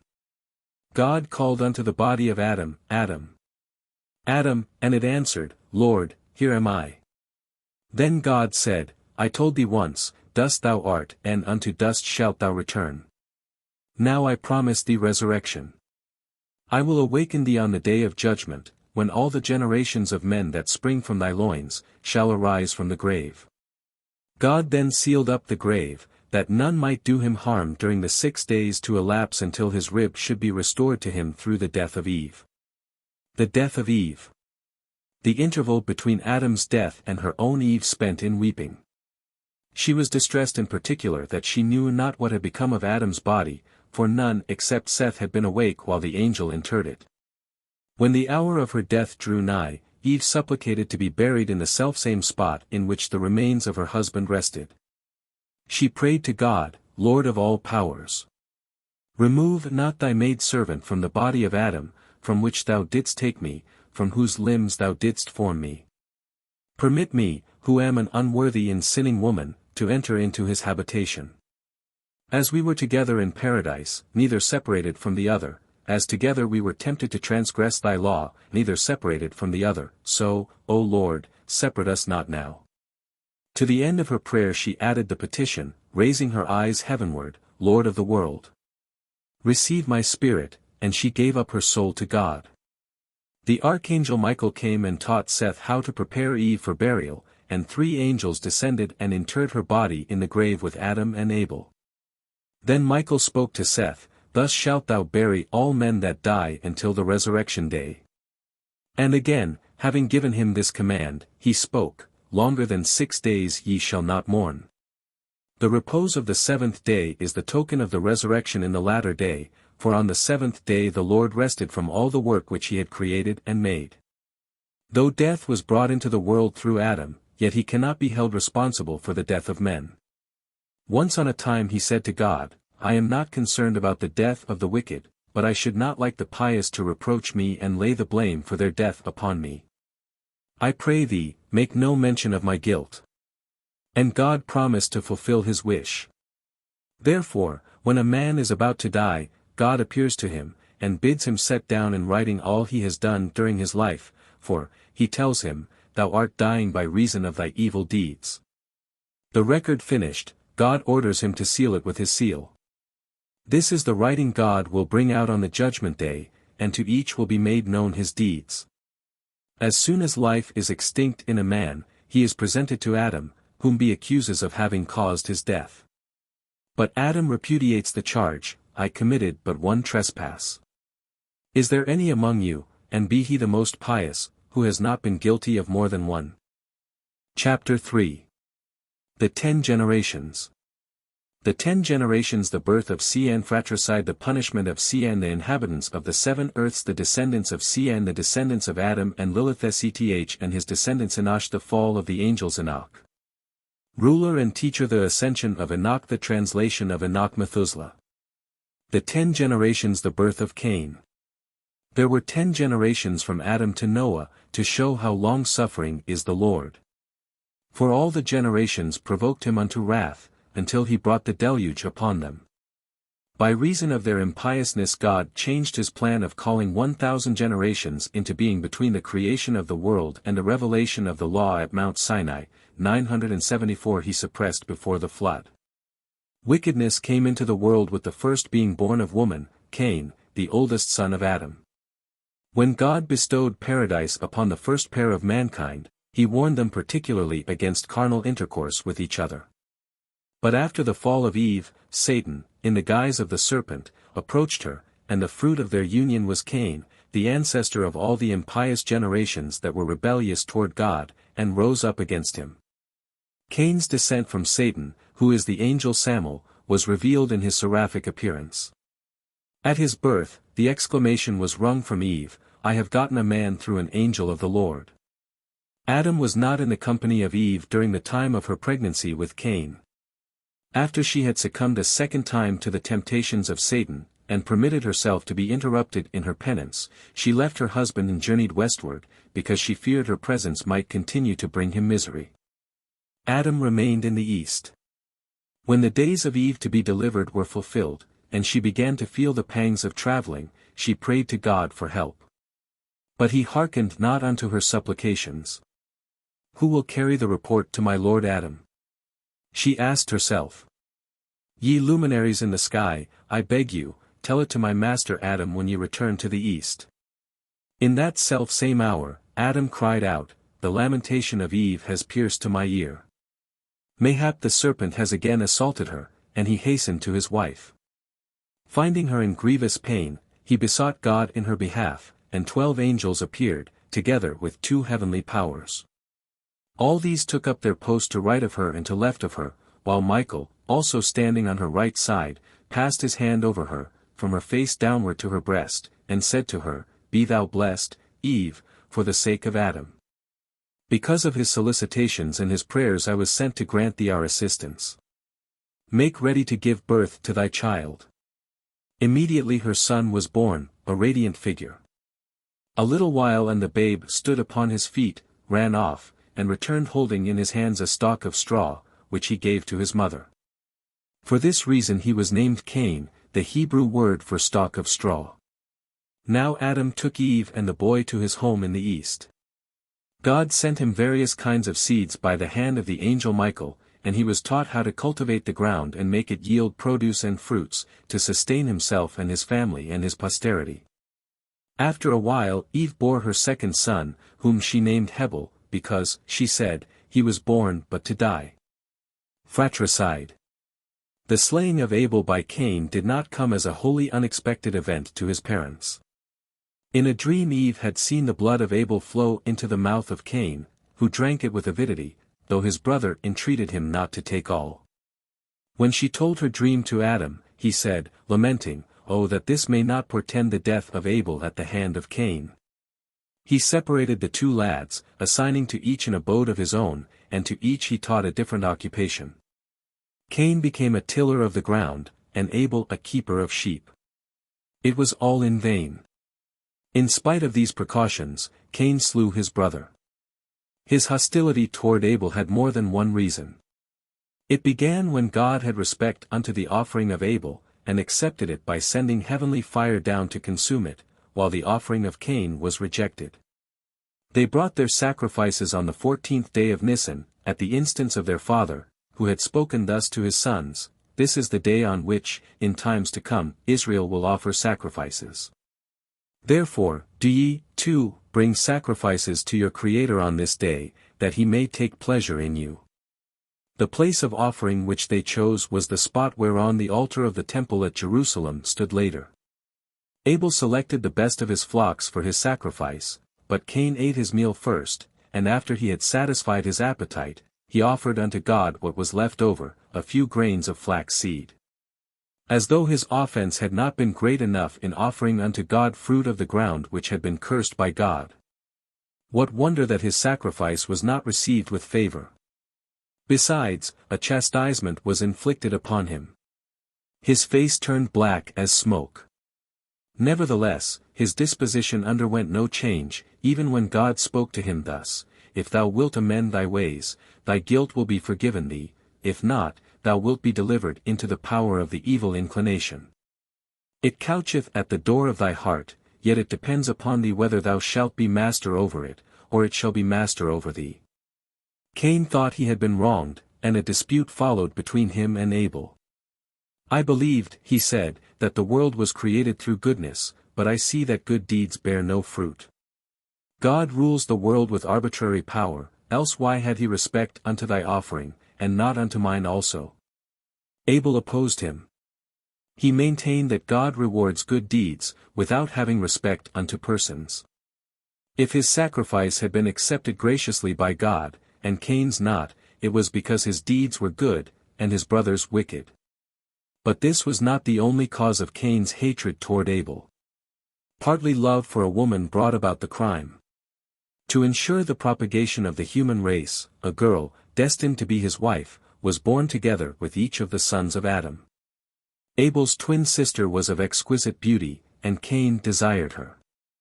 Therefore he was constantly brooding over ways and means of ridding himself of his brother. The opportunity presented itself ere long. One day a sheep belonging to Abel tramped over a field that had been planted by Cain. In a rage, the latter called out, "What right hast thou to live upon my land and let thy sheep pasture yonder?" Abel retorted, "What right hast thou to use the products of my sheep, to make garments for thyself from their wool? If thou wilt take off the wool of my sheep wherein thou art arrayed, and wilt pay me for the flesh of the flocks which thou hast eaten, then I will quit thy land as thou desirest, and fly into the air, if I can do it." Cain thereupon said, "And if I were to kill thee, who is there to demand thy blood of me?" Abel replied, "God, who brought us into the world, will avenge me. He will require my blood at thine hand, if thou shouldst slay me. God is the judge, who will visit their wicked deeds upon the wicked, and their evil deeds upon the evil. Shouldst thou slay me, God will know thy secret, and he will deal out punishment unto thee." These words but added to the anger of Cain, and he threw himself upon his brother. Abel was stronger than he, and he would have got the worst of it, but at the last moment he begged for mercy, and the gentle Abel released his hold upon him. Scarcely did he feel himself free, when he turned against Abel once more, and slew him. So true is the saying, "Do the evil no good, lest evil fall upon thee." The punishment of Cain. The manner of Abel's death was the most cruel conceivable. Not knowing what injury was fatal, Cain pelted all parts of his body with stones, until one struck him on the neck and inflicted death. After committing the murder, Cain resolved to flee, saying, "My parents will demand account of me concerning Abel, for there is no other human being on earth." This thought had but passed through his mind when God appeared unto him, and addressed him in these words, "Before thy parents thou canst flee, but canst thou go out from my presence, too? Can any hide himself in secret places that I shall not see him? Alas for Abel that he showed thee mercy, and refrained from killing thee, when he had thee in his power. Alas that he granted thee the opportunity of slaying him." Questioned by God, "Where is Abel thy brother?" Cain answered, "Am I my brother's keeper? Thou art he who holdest watch over all creatures, and yet thou demandest account of me. True, I slew him, but thou didst create the evil inclination in me. Thou guardest all things, why, then, didst thou permit me to slay him? Thou didst thyself slay him, for hadst thou looked with a favorable countenance toward my offering as toward his, I had had no reason for envying him, and I had not slain him. But God said, The voice of thy brother's blood issuing from his many wounds crieth out against thee, and likewise the blood of all the pious who might have sprung from the loins of Abel. Also the soul of Abel denounced the murderer, for she could find rest nowhere. She could neither soar heavenward, nor abide in the grave with her body, for no human soul had done either before. But Cain still refused to confess his guilt. He insisted that he had never seen a man killed, and how was he to suppose that the stones which he threw at Abel would take his life?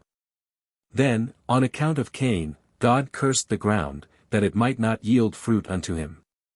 With a single punishment both Cain and the earth were chastised, the earth because it retained the corpse of Abel, and did not cast it above ground. In the obduracy of his heart, Cain spake, O Lord of the world! Are there informers who denounce men before thee? My parents are the only living human beings, and they know naught of my deed. Thou abidest in the heavens, and how shouldst thou know what things happen on earth? God said in reply, Thou fool! I carry the whole world. I have made it, and I will bear it, a reply that gave Cain the opportunity of feigning repentance. Thou bearest the whole world, he said, and my sin thou canst not bear. Verily, mine iniquity is too great to be borne. Yet, yesterday thou didst banish my father from thy presence, today thou dost banish me. In sooth, it will be said, it is thy way to banish. Although this was but dissimulation, and not true repentance, yet God granted Cain pardon, and removed the half of his chastisement from him. Originally, the decree had condemned him to be a fugitive and a wanderer on the earth. Now he was no longer to roam about forever, but a fugitive he was to remain. And so much was hard enough to have to suffer, for the earth quaked under Cain, and all the animals, the wild and the tame, among them the accursed serpent, gathered together and essayed to devour him in order to avenge the innocent blood of Abel. Finally Cain could bear it no longer, and, breaking out in tears, he cried, Whither shall I go from thy spirit? Or whither shall I flee from thy presence? To protect him from the onslaught of the beasts, God inscribed one letter of his holy name upon his forehead, and furthermore he addressed the animals, Cain's punishment shall not be like unto the punishment of future murderers. He has shed blood, but there was none to give him instruction. Henceforth, however, he who slays another shall himself be slain. Then God gave him the dog as a protection against the wild beasts, and to mark him as a sinner, he afflicted him with leprosy. Cain's repentance, insincere though it was, bore a good result. When Adam met him, and inquired what doom had been decreed against him, Cain told how his repentance had propitiated God, and Adam exclaimed, So potent is repentance, and I knew it not. Thereupon he composed a hymn of praise to God, beginning with the words, It is a good thing to confess thy sins unto the Lord. The crime committed by Cain had baneful consequences, not for himself alone, but for the whole of nature also. Before, the fruits which the earth bore unto him when he tilled the ground had tasted like the fruits of paradise. Now his labor produced naught but thorns and thistles. The ground changed and deteriorated at the very moment of Abel's violent end. The trees and the plants in the part of the earth whereon the victim lived refused to yield their fruits, on account of their grief over him. And only at the birth of Seth those that grew in the portion belonging to Abel began to flourish and bear again.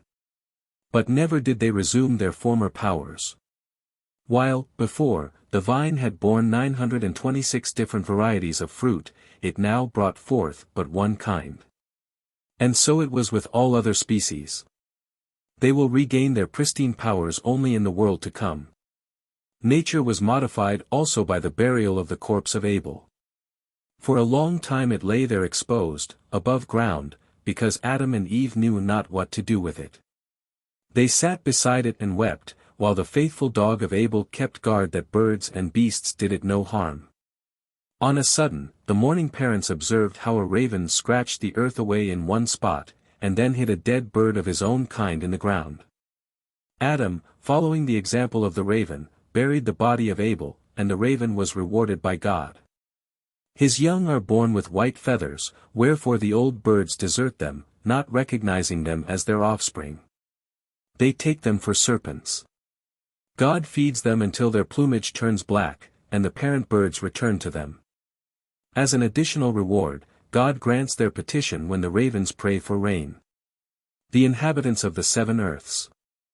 When Adam was cast out of paradise, he first reached the lowest of the seven earths, the Erez, which is dark, without a ray of light and utterly void. Adam was terrified, particularly by the flames of the ever-turning sword, which is on this earth. After he had done penance, God led him to the second earth, the Adamah, where there is light reflected from its own sky and from its phantom-like stars and constellations. Here dwell the phantom-like beings that issued from the union of Adam with the spirits. They are always sad, the emotion of joy is not known to them. They leave their own earth and repair to the one inhabited by men, where they are changed into evil spirits. Then they return to their abode for good, repent of their wicked deeds, and till the ground, which, however, bears neither wheat nor any other of the seven species. In this Adamah, Cain, Abel, and Seth were born. After the murder of Abel, Cain was sent back to the Erez, where he was frightened into repentance by its darkness and by the flames of the ever-turning sword. Accepting his penitence, God permitted him to ascend to the third earth, the Arka, which receives some light from the sun. The Arka was surrendered to the Cainites forever, as their perpetual domain. They till the ground, and plant trees, but they have neither wheat nor any other of the seven species. Some of the Cainites are giants, some of them are dwarfs. They have 2 heads, wherefore they can never arrive at a decision. They are always at loggerheads with themselves. It may happen that they are pious now, only to be inclined to do evil the next moment. In the Gu, the fourth earth, live the generation of the Tower of Babel and their descendants. God banished them thither because the fourth earth is not far from Gehenna, and therefore close to the flaming fire. The inhabitants of the Gu are skillful in all arts, and accomplished in all departments of science and knowledge, and their abode overflows with wealth. When an inhabitant of our earth visits them, they give him the most precious thing in their possession, but then they lead him to the Nashia, the fifth earth, where he becomes oblivious of his origin and his home. The Nashia is inhabited by dwarfs without noses, they breathe through 2 holes instead. They have no memory, once a thing has happened, they forget it completely, whence their earth is called Nashia, forgetting. The fourth and fifth earths are like the Arka, they have trees, but neither wheat nor any other of the 7 species. The sixth earth, the Zia, is inhabited by handsome men, who are the owners of abundant wealth, and live in palatial residences, but they lack water, as the name of their territory, Zia, drought, indicates. Hence vegetation is sparse with them, and their tree culture meets with indifferent success. They hasten to any water spring that is discovered, and sometimes they succeed in slipping through it up to our earth, where they satisfy their sharp appetite for the food eaten by the inhabitants of our earth. For the rest, they are men of steadfast faith, more than any other class of mankind. Adam remained in the Adamah until after the birth of Seth. Then, passing the third earth, the Arka, the abiding place of the Cainites, and the next 3 earths as well, the Gu, the Nashia, and the Zia, God transported him to the Tebel, the 7th earth, the earth inhabited by men. The descendants of Cain. Cain knew only too well that his blood guiltiness would be visited upon him in the 7th generation. Thus had God decreed against him. He endeavored, therefore, to immortalize his name by means of monuments, and he became a builder of cities. The first of them he called Enoch, after his son, because it was at the birth of Enoch that he began to enjoy a measure of rest and peace. Besides, he founded 6 other cities. This building of cities was a godless deed, for he surrounded them with a wall, forcing his family to remain within. All his other doings were equally impious. The punishment God had ordained for him did not effect any improvement. He sinned in order to secure his own pleasure, though his neighbors suffered injury thereby. He augmented his household substance by rapine and violence. He excited his acquaintances to procure pleasures and spoils by robbery, and he became a great leader of men into wicked courses. He also introduced a change in the ways of simplicity wherein men had lived before, and he was the author of measures and weights. And whereas men lived innocently and generously while they knew nothing of such arts, he changed the world into cunning craftiness. Like unto Cain were all his descendants, impious and godless, wherefore God resolved to destroy them. The end of Cain overtook him in the 7th generation of men, and it was inflicted upon him by the hand of his great-grandson Lamech. This Lamech was blind, and when he went a-hunting, he was led by his young son, who would apprise his father when game came in sight, and Lamech would then shoot at it with his bow and arrow. Once upon a time he and his son went on the chase, and the lad discerned something horned in the distance. He naturally took it to be a beast of one kind or another, and he told the blind Lamech to let his arrow fly. The aim was good, and the quarry dropped to the ground.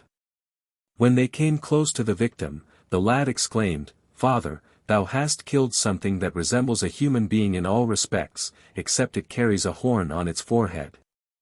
Lamech knew at once what had happened. He had killed his ancestor Cain, who had been marked by God with a horn. In despair he smote his hands together, inadvertently killing his son as he clasped them. Misfortune still followed upon misfortune. The earth opened her mouth and swallowed up the 4 generations sprung from Cain: Enoch, Irad, Mehujael, and Methuselah. Lamech, sightless as he was, could not go home. He had to remain by the side of Cain's corpse and his sons. Toward evening, his wives, seeking him, found him there. When they heard what he had done, they wanted to separate from him, all the more as they knew that whoever was descended from Cain was doomed to annihilation. But Lamech argued, if Cain, who committed murder of malice aforethought, was punished only in the 7th generation, then I, who had no intention of killing a human being, may hope that retribution will be averted for 77 generations. With his wives, Lamech repaired to Adam, who heard both parties, and decided the case in favor of Lamech. The corruptness of the times, and especially the depravity of Cain's stock, appears in the fact that Lamech, as well as all the men in the generation of the deluge, married 2 wives, one with the purpose of rearing children, the other in order to pursue carnal indulgences, for which reason the latter was rendered sterile by artificial means. As the men of the time were intent upon pleasure rather than desirous of doing their duty to the human race, they gave all their love and attention to the barren women, while their other wives spent their days like widows, joyless and in gloom. The 2 wives of Lamech, Auddah and Zillah, bore him each 2 children, Auddah 2 sons, Jabal and Jubal, and Zillah a son, Tubal-Cain, and a daughter, Naamah. Jabal was the first among men to erect temples to idols, and Jubal invented the music sung and played therein. Tubal-Cain was rightly named, for he completed the work of his ancestor Cain. Cain committed murder, and Tubal-Cain, the first who knew how to sharpen iron and copper, furnished the instruments used in wars and combats. Naamah, the lovely, earned her name from the sweet sounds which she drew from her cymbals when she called the worshippers to pay homage to idols. The descendants of Adam and Lilith.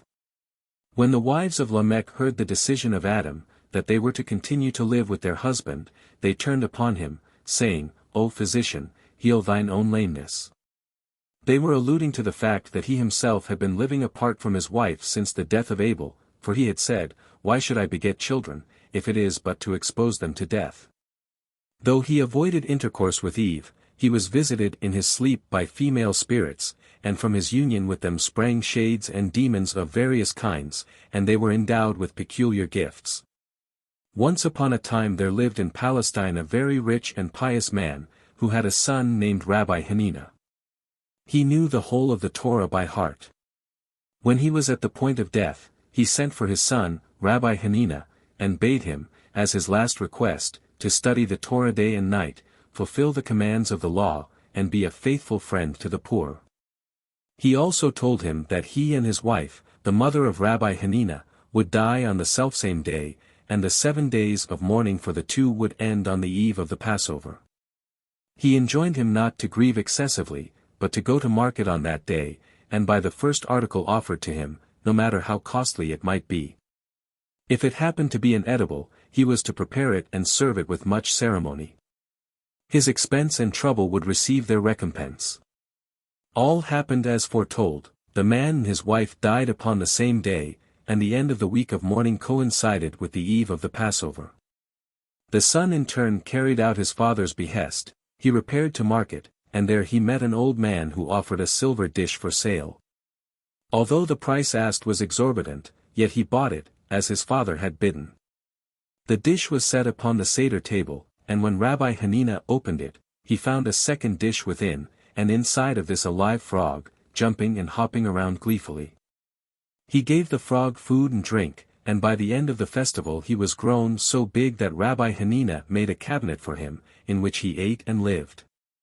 In the course of time, the cabinet became too small, and the rabbi built a chamber, put the frog within, and gave him abundant food and drink. All this he did that he might not violate his father's last wish. But the frog waxed and grew. He consumed all his host owned, until, finally, Rabbi Hanina was stripped bare of all his possessions. Then the frog opened his mouth and began to speak. "My dear Rabbi Hanina," he said, "do not worry. Seeing thou didst raise me and care for me, thou mayest ask of me whatever thy heart desireth, and it shall be granted thee." Rabbi Hanina made reply, "I desire naught but that thou shouldst teach me the whole of the Torah." The frog assented, and he did, indeed, teach him the whole of the Torah, and the 70 languages of men besides. His method was to write a few words upon a scrap of paper, which he had his pupil swallow. Thus he acquired not alone the Torah and the 70 tongues, but also the language of beasts and birds. Thereupon the frog spoke to the wife of Rabbi Hanina, "Thou didst tend me well, and I have given thee no recompense. But thy reward will be paid thee before I depart from you, only you must both accompany me to the woods. There you shall see what I shall do for you."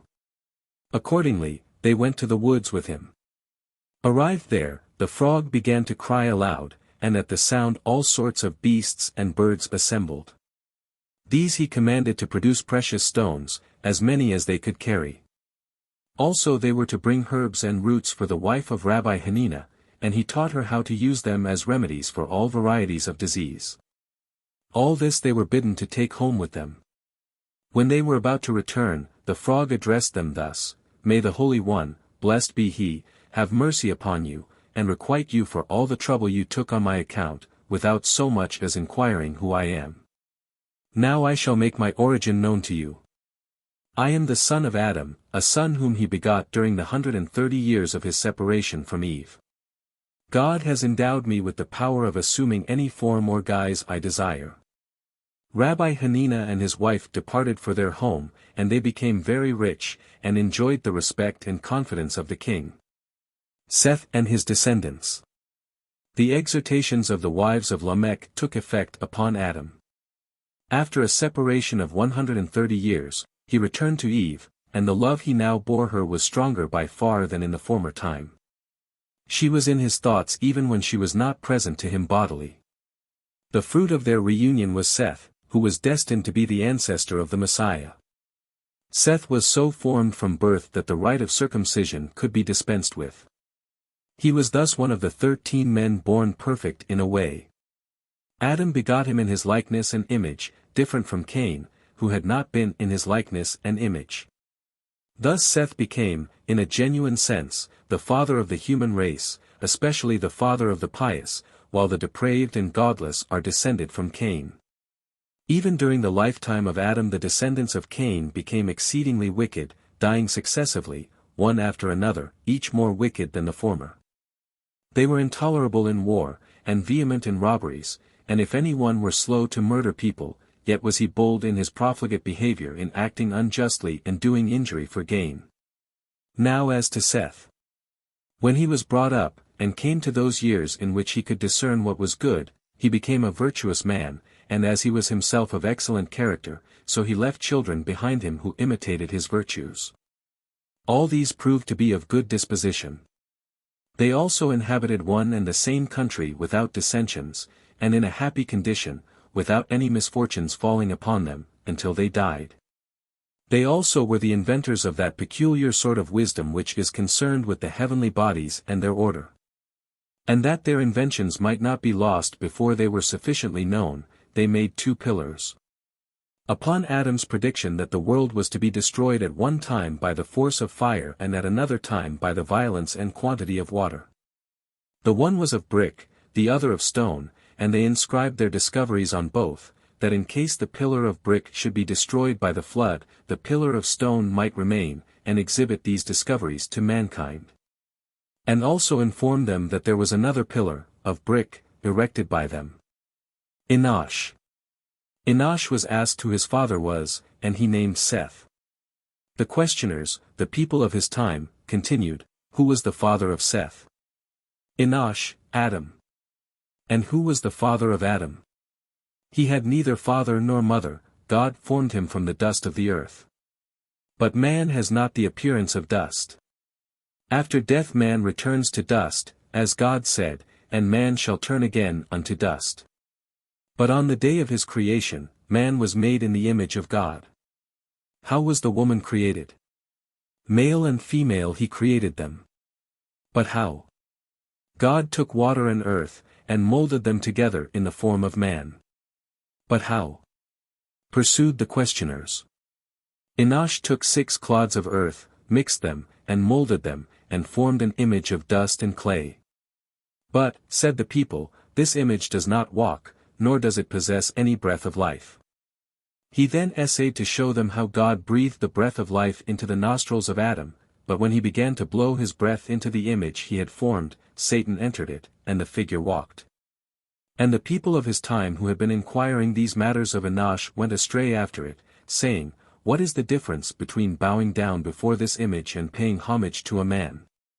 The generation of Enosh were thus the first idol worshippers, and the punishment for their folly was not delayed long.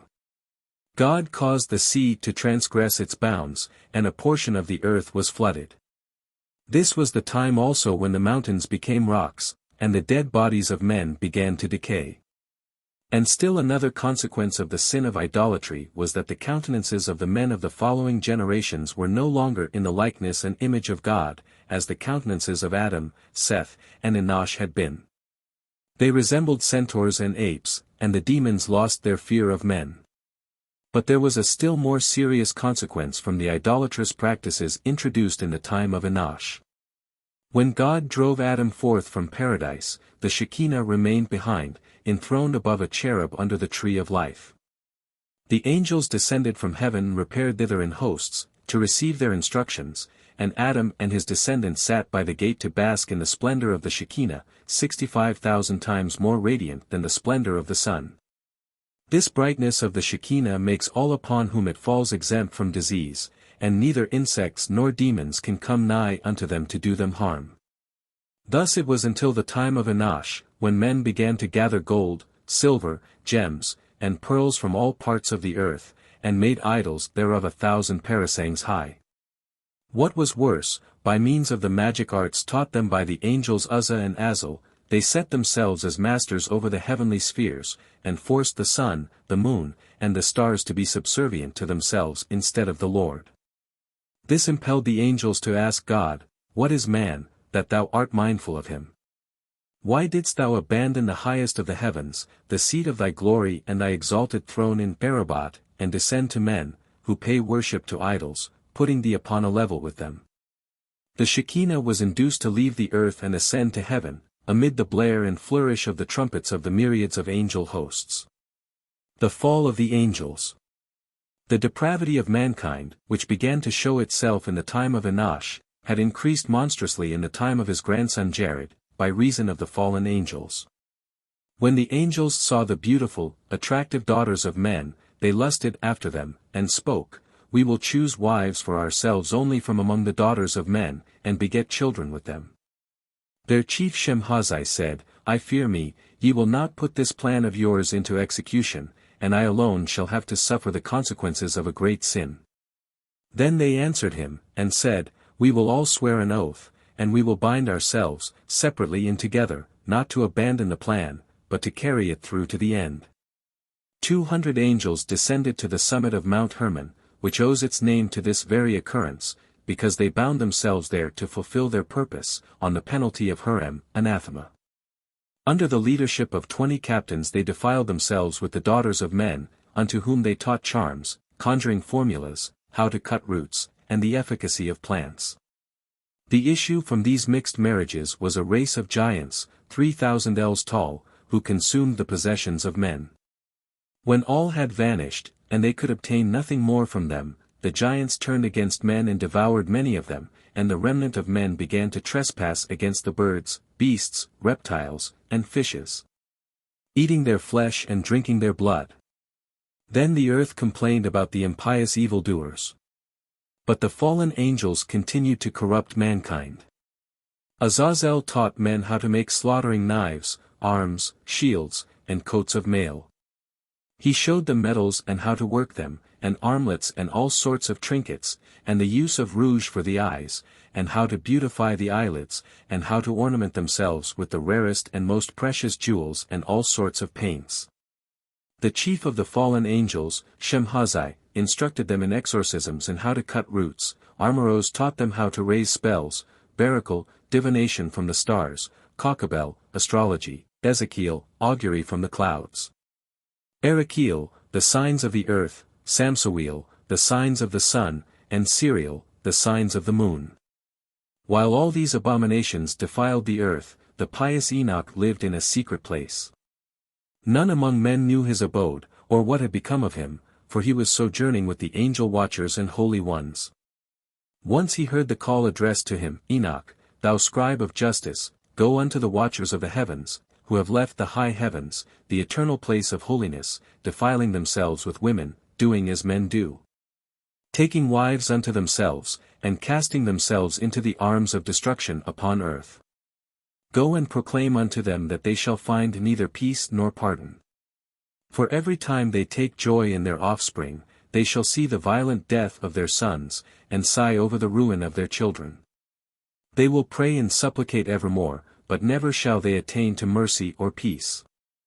Enoch repaired to Azazel and the other fallen angels, to announce the doom uttered against them. They all were filled with fear.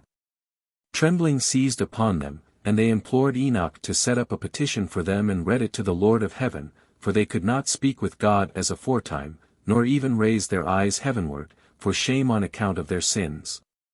Enoch granted their request, and in a vision he was vouchsafed the answer which he was to carry back to the angels.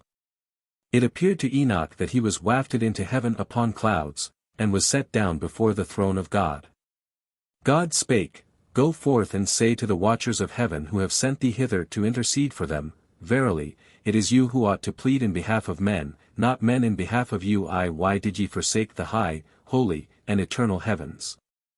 To pollute yourselves with the daughters of men, taking wives unto yourselves, doing like the races of the earth, and begetting giant sons?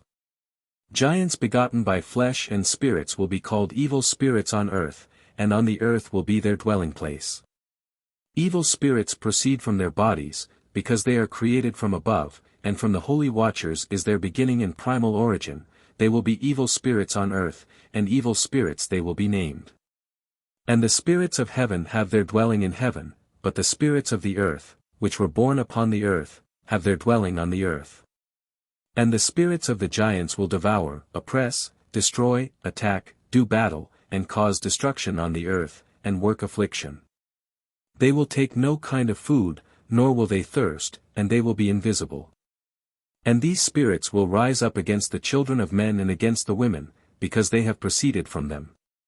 Since the days of murder and destruction and the death of the giants, when the spirits went forth from the soul of their flesh, in order to destroy without incurring judgment, thus will they destroy until the day when the great consummation of the great world be consummated.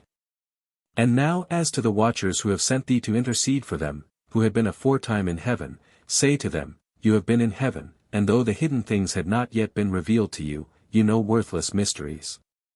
And in the hardness of your hearts you have recounted these to the women, and through these mysteries women and men work much evil on earth. Say to them therefore, You have no peace. Enoch, ruler and teacher. After Enoch had lived a long time secluded from men, he once heard the voice of an angel calling to him, Enoch, Enoch, make thyself ready and leave the house and the secret place wherein thou hast kept thyself hidden.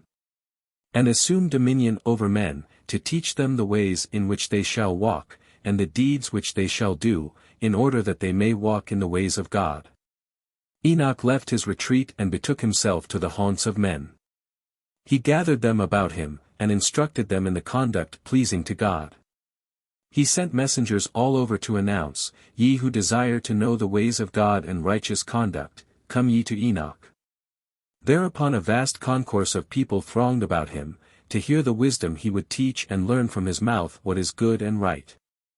Even kings and princes, no less than 130 in number, assembled about him, and submitted themselves to his dominion, to be taught and guided by him, as he taught and guided all the others. Peace reigned thus over the whole world all the 243 years during which the influence of Enoch prevailed.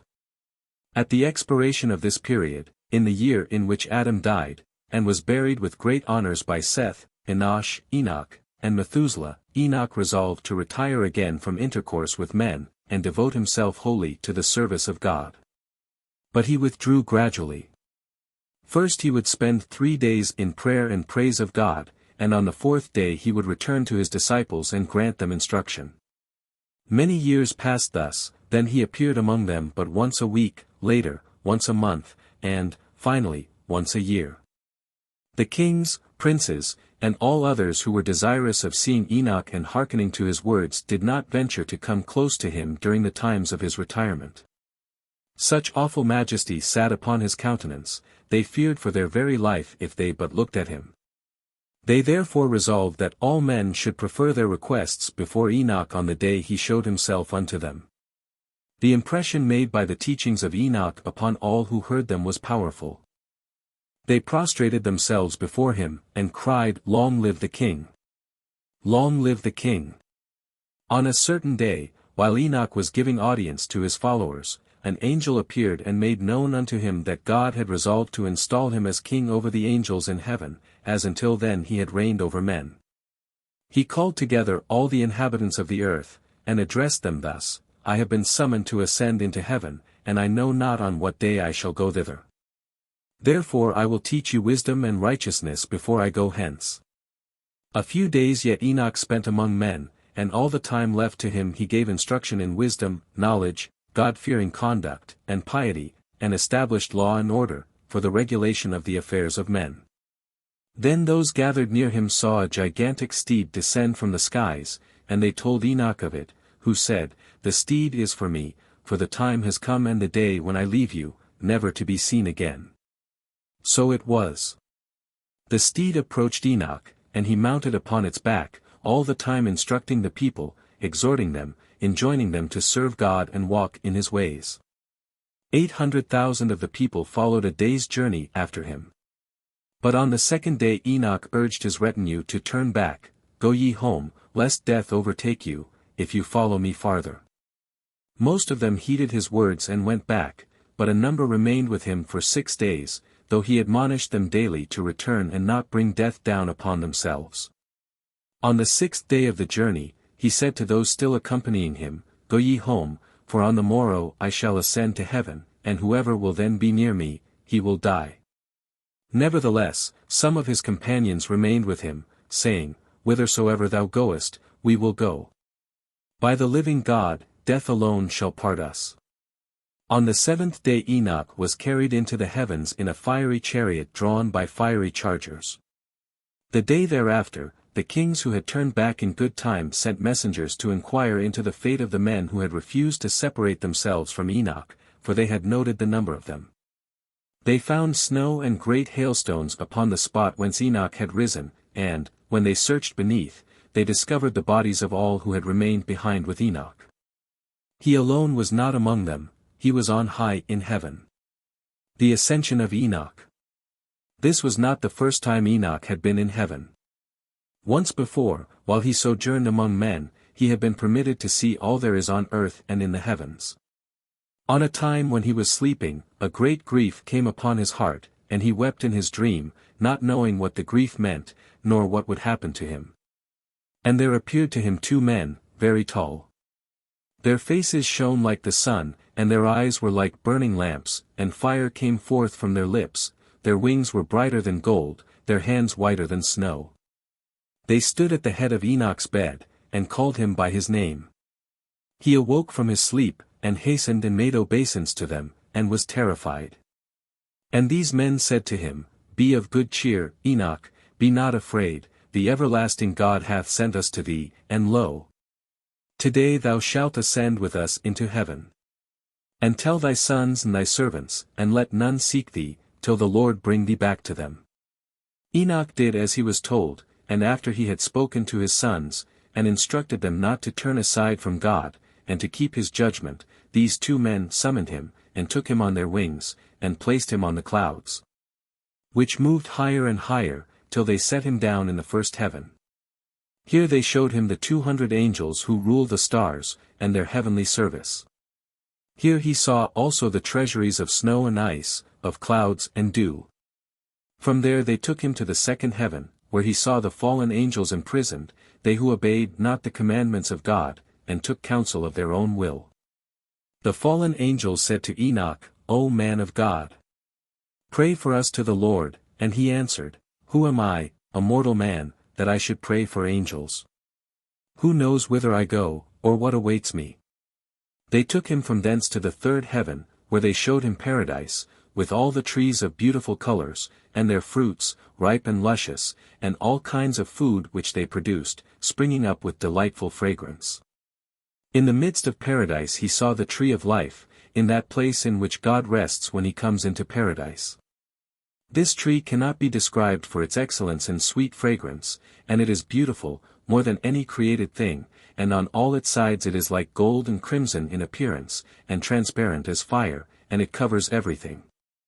From its root in the garden there go forth 4 streams, which pour out honey, milk, oil, and wine, and they go down to the paradise of Eden. That lies on the confines between the earthly region of corruptibility and the heavenly region of incorruptibility, and thence they go along the earth. He also saw the 300 angels who keep the garden, and with never-ceasing voices and blessed singing they serve the Lord every day. The angels leading Enoch explained to him that this place is prepared for the righteous, while the terrible place prepared for the sinners is in the northern regions of the third heaven. He saw there all sorts of tortures, an impenetrable gloom, and there is no light there, but a gloomy fire is always burning. And all that place has fire on all sides, and on all sides cold and ice, thus it burns and freezes. And the angels, terrible and without pity, carry savage weapons, and their torture is unmerciful. The angels took him then to the fourth heaven, and showed him all the comings in and goings forth, and all the rays of the light of the sun and the moon. He saw the 15 myriads of angels who go out with the sun, and attend him during the day, and the 1,000 angels who attend him by night. Each angel has 6 wings, and they go before the chariot of the sun, while 100 angels keep the sun warm, and light it up. He saw also the wonderful and strange creatures named phoenixes and chalkidri, who attend the chariot of the sun, and go with him, bringing heat and dew. They showed him also the 6 gates in the east of the fourth heaven, by which the sun goes forth, and the 6 gates in the west where he sets, and also the gates by which the moon goes out, and those by which she enters.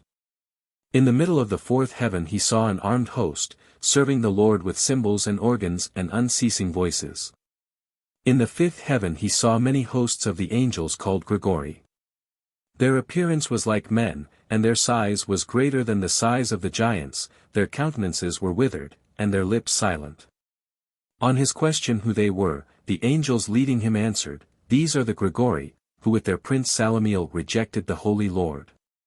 Enoch then said to the Grigori, Why wait ye, brethren, and serve ye not before the face of the Lord, and why perform ye not your duties before the face of the Lord, and anger not your Lord to the end?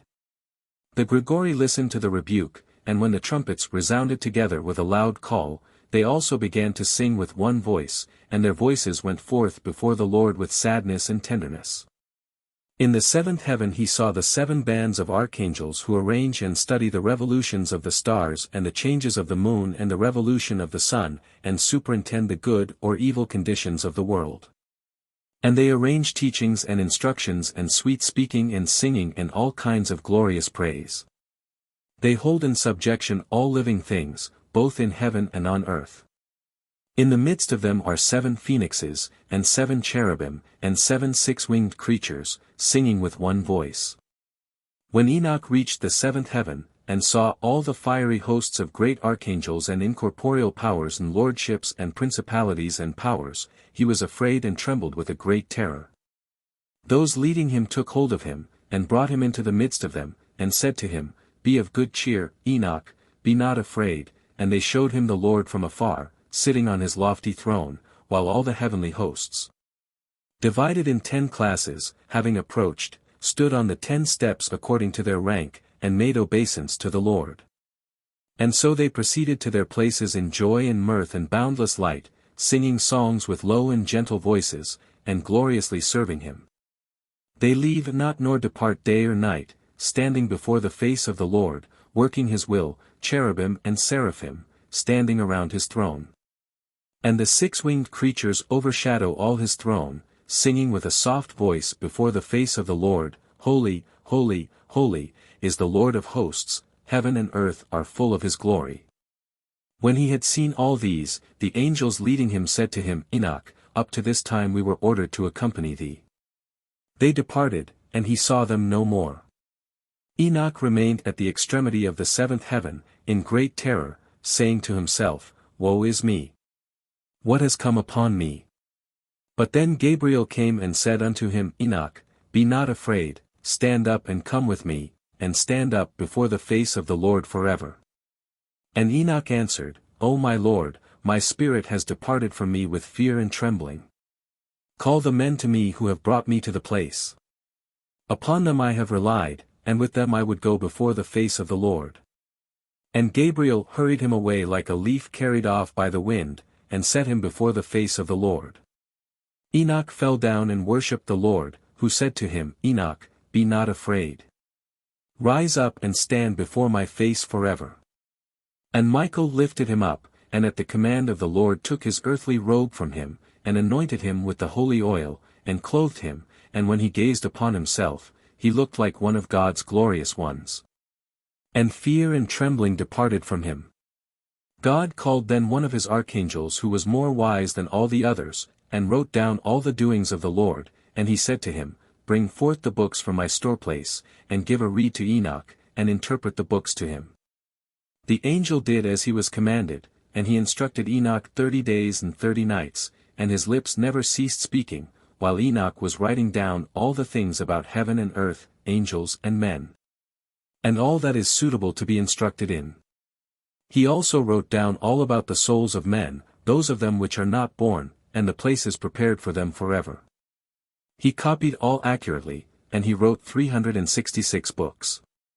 After he had received all the instructions from the archangel, God revealed unto him great secrets, which even the angels do not know. He told him how, out of the lowest darkness, the visible and the invisible were created, how he formed heaven, light, water, and earth, and also the fall of Satan and the creation and sin of Adam he narrated to him. And further revealed to him that the duration of the world will be 7,000 years, and the 8th millennium will be a time when there is no computation, no end, neither years, nor months, nor weeks, nor days, nor hours. The Lord finished this revelation to Enoch with the words, And now I give thee Samuel and Raguel, who brought thee to me. Go with them upon the earth, and tell thy sons what things I have said to thee, and what thou hast seen from the lowest heaven up to my throne. Give them the works written out by thee, and they shall read them, and shall distribute the books to their children's children and from generation to generation and from nation to nation. And I will give thee my messenger Michael for thy writings and for the writings of thy fathers, Adam, Seth, Enosh, Kenan, Mahalalel, and Jared thy father. And I shall not require them till the last age, for I have instructed my 2 angels, Arioch and Marioch, whom I have put upon the earth as their guardians, and I have ordered them in time to guard them. That the account of what I shall do in thy family may not be lost in the deluge to come. For on account of the wickedness and iniquity of men, I will bring a deluge upon the earth, and I will destroy all, but I will leave a righteous man of thy race with all his house, who shall act according to my will. From their seed will be raised up a numerous generation, and on the extinction of that family, I will show them the books of thy writings and of thy father, and the guardians of them on earth will show them to the men who are true and please me. And they shall tell to another generation, and they, having read them, shall be glorified at last more than before. Enoch was then sent to earth to remain there for 30 days to instruct his sons, but before he left heaven, God sent an angel to him whose appearance was like snow, and his hands were like ice. Enoch looked at him, and his face was chilled, that men might be able to endure the sight of him. The angels who took him to heaven put him upon his bed, in the place where his son Methuselah was expecting him by day and by night. Enoch assembled his sons and all his household, and instructed them faithfully about all things he had seen, heard, and written down, and he gave his books to his sons, to keep them and read them, admonishing them not to conceal the books, but tell them to all desiring to know. When the 30 days had been completed, the Lord sent darkness upon the earth, and there was gloom, and it hid the men standing with Enoch. And the angels hasted and took Enoch, and carried him to the highest heaven, where the Lord received him and set him before his face, and the darkness departed from the earth, and there was light. And the people saw, and did not understand how Enoch was taken, and they glorified God. Enoch was born on the 6th day of the month of Sivan, and he was taken to heaven in the same month, Sivan, on the same day and in the same hour when he was born. And Methuselah hasted and all his brethren, the sons of Enoch, and built an altar in the place called Akuzan, whence Enoch was taken up to heaven.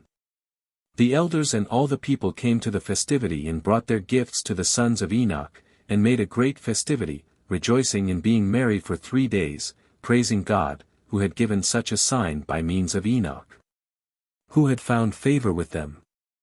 The translation of Enoch. The sinfulness of men was the reason why Enoch was translated to heaven. Thus Enoch himself told Rabbi Ishmael, when the generation of the deluge transgressed, and spoke to God, saying, Depart from us, for we do not desire to know thy ways, Enoch was carried to heaven, to serve there as a witness that God was not a cruel God in spite of the destruction decreed upon all living beings on earth. When Enoch, under the guidance of the angel Anpiel, was carried from earth to heaven, the holy beings, the Ophanim, the Seraphim, the Cherubim, all those who move the throne of God, and the ministering spirits whose substance is of consuming fire. They all, at a distance of 650,300,000 parasangs, noticed the presence of a human being, and they exclaimed, Whence the odor of one born of woman? How comes he into the highest heaven of the fire coruscating angels? But God replied, O my servants and hosts, ye, my cherubim, Ophanim, and Seraphim, let this not be an offense unto you, for all the children of men denied me and my mighty dominion, and they paid homage to the idols. So that I transferred the Shekinah from earth to heaven. But this man Enoch is the elect of men. He has more faith, justice, and righteousness than all the rest, and he is the only reward I have derived from the terrestrial world. Before Enoch could be admitted to service near the divine throne, the gates of wisdom were opened unto him, and the gates of understanding, and of discernment, of life, peace, and the Shekinah, of strength and power, of might, loveliness, and grace, of humility and fear of sin. Equipped by God with extraordinary wisdom, sagacity, judgment, knowledge, learning, compassionateness, love, kindness, grace, humility, strength, power, might, splendor, beauty, shapeliness, and all other excellent qualities. Beyond the endowment of any of the celestial beings, Enoch received, besides, many thousand blessings from God, and his height and his breadth became equal to the height and the breadth of the world, and 36 wings were attached to his body. To the right and to the left, each as large as the world, and 365,000 eyes were bestowed upon him, each brilliant as the sun. A magnificent throne was erected for him beside the gates of the 7th celestial palace, and a herald proclaimed throughout the heavens concerning him, who was henceforth to be called Metatron in the celestial regions, I have appointed my servant Metatron as prince and chief over all the princes in my realm, with the exception only of the 8 august and exalted princes that bear my name. Whatever angel has a request to prefer to me, shall appear before Metatron, and what he will command at my bidding, ye must observe and do, for the Prince of Wisdom and the Prince of Understanding are at his service. And they will reveal unto him the sciences of the celestials and the terrestrials, the knowledge of the present order of the world and the knowledge of the future order of the world. Furthermore, I have made him the guardian of the treasures of the palaces in the heaven Barabat, and of the treasures of life that are in the highest heaven. Out of the love he bore Enoch, God arrayed him in a magnificent garment, to which every kind of luminary in existence was attached, and a crown gleaming with 49 jewels. The splendor of which pierced to all parts of the 7 heavens and to the 4 corners of the earth. In the presence of the heavenly family, he set this crown upon the head of Enoch, and called him, the Little Lord. It bears also the letters by means of which heaven and earth were created, and seas and rivers, mountains and valleys, planets and constellations, lightning and thunder, snow and hail. Storm and whirlwind, these and also all things needed in the world, and the mysteries of creation. Even the princes of the heavens, when they see Metatron, tremble before him, and prostrate themselves. His magnificence and majesty, the splendor and beauty radiating from him overwhelm them, even the wicked Samuel, the greatest of them, even Gabriel the angel of the fire, Bardiel the angel of the hail, Ruhiel the angel of the wind, Barkiel the angel of the lightning, Zamiel the angel of the hurricane, Zachiel the angel of the storm, Swael the angel of the earthquake, Zophiel the angel of the showers, Aramiel the angel of the thunder, Arashiel the angel of the whirlwind, Shalgiel the angel of the snow, Matriel the angel of the rain, Shamshiel the angel of the day, Leliel the angel of the night, Galgliel the angel of the solar system, Ophaniel the angel of the wheel of the moon, Kokabiel the angel of the stars, and Radiel the angel of the constellations. When Enoch was transformed into Metatron, his body was turned into celestial fire, his flesh became flame, his veins fire, his bones glimmering coals, the light of his eyes heavenly brightness, his eyeballs torches of fire. His hair a flaring blaze, all his limbs and organs burning sparks, and his frame a consuming fire. To right of him sparkled flames of fire, to left of him burnt torches of fire, and on all sides he was engirdled by storm and whirlwind, hurricane and thundering. Methuselah. After the translation of Enoch, Methuselah was proclaimed ruler of the earth by all the kings. He walked in the footsteps of his father, teaching truth, knowledge, and fear of God to the children of men all his life, and deviating from the path of rectitude neither to the right nor the left. He delivered the world from thousands of demons, the posterity of Adam which he had begotten with Lilith, that she-devil of she-devils. These demons and evil spirits, as often as they encountered a man, had sought to injure and even slay him, until Methuselah appeared, and supplicated the mercy of God. He spent 3 days in fasting, and then God gave him permission to write the ineffable name upon his sword, wherewith he slew 94 myriads of the demons in a minute, until Agrimus, the firstborn of them, came to him and entreated him to desist, at the same time handing the names of the demons and imps over to him.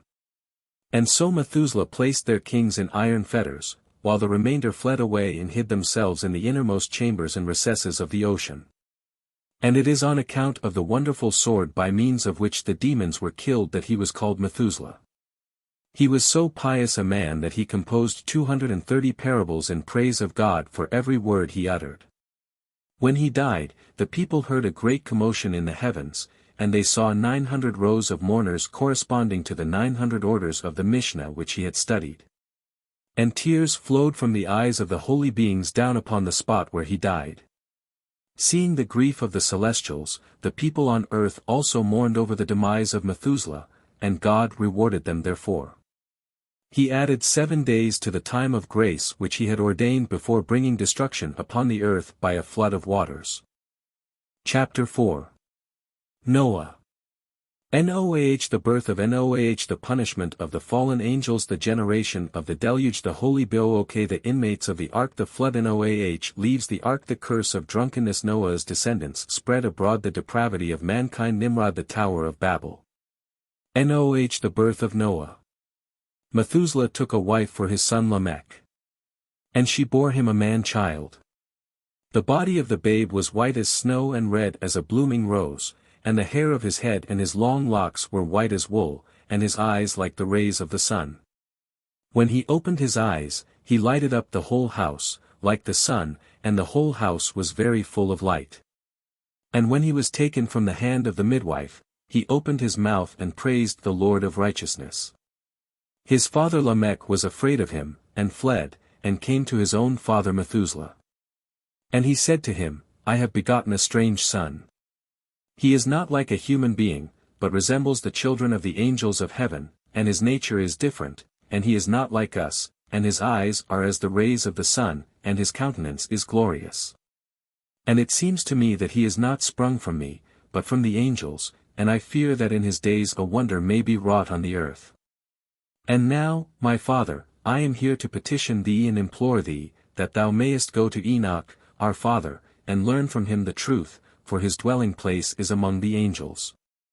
And when Methuselah heard the words of his son, he went to Enoch, to the ends of the earth, and he cried aloud, and Enoch heard his voice, and appeared before him, and asked him the reason of his coming. Methuselah told him the cause of his anxiety, and requested him to make the truth known to him. Enoch answered, and said, The Lord will do a new thing in the earth. There will come a great destruction on the earth, and a deluge for 1 year. This son who is born unto thee will be left on the earth, and his 3 children will be saved with him, when all mankind that are on the earth shall die. And there will be a great punishment on the earth, and the earth will be cleansed from all impurity. And now make known to thy son Lamech that he who was born is in truth his son, and call his name Noah, for he will be left to you, and he and his children will be saved from the destruction which will come upon the earth. When Methuselah had heard the words of his father, who showed him all the secret things, he returned home, and he called the child Noah, for he would cause the earth to rejoice in compensation for all destruction. By the name Noah he was called only by his grandfather Methuselah, his father and all others called him Menahem. His generation was addicted to sorcery, and Methuselah apprehended that his grandson might be bewitched if his true name were known, wherefore he kept it a secret. Menahem, comforter, suited him as well as Noah. It indicated that he would be a consoler, if but the evildoers of his time would repent of their misdeeds. At his very birth it was felt that he would bring consolation and deliverance. When the Lord said to Adam, Cursed is the ground for thy sake, he asked, For how long a time? And the answer made by God was, Until a man-child shall be born whose conformation is such that the rite of circumcision need not be practiced upon him. This was fulfilled in Noah, he was circumcised from his mother's womb. Noah had scarcely come into the world and a marked change was noticeable. Since the curse brought upon the earth by the sin of Adam, it happened that wheat being sown, yet oats would sprout and grow.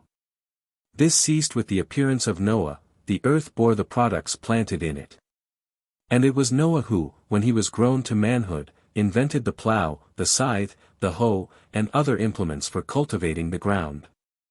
Before him men had worked the land with their bare hands.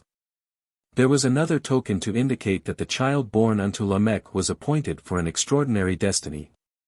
When God created Adam, he gave him dominion over all things, the cow obeyed the plowman, and the furrow was willing to be drawn.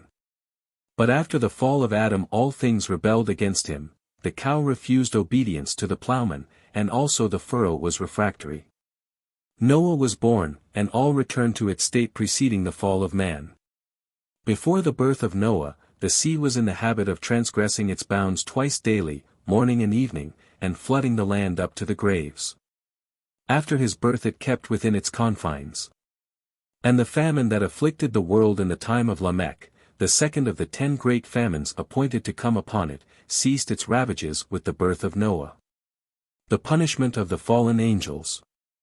Grown to manhood, Noah followed in the ways of his grandfather Methuselah, while all other men of the time rose up against this pious king. So far from observing his precepts, they pursued the evil inclination of their hearts, and perpetrated all sorts of abominable deeds. Chiefly the fallen angels and their giant posterity caused the depravity of mankind. The blood spilled by the giants cried unto heaven from the ground, and the 4 archangels accused the fallen angels and their sons before God.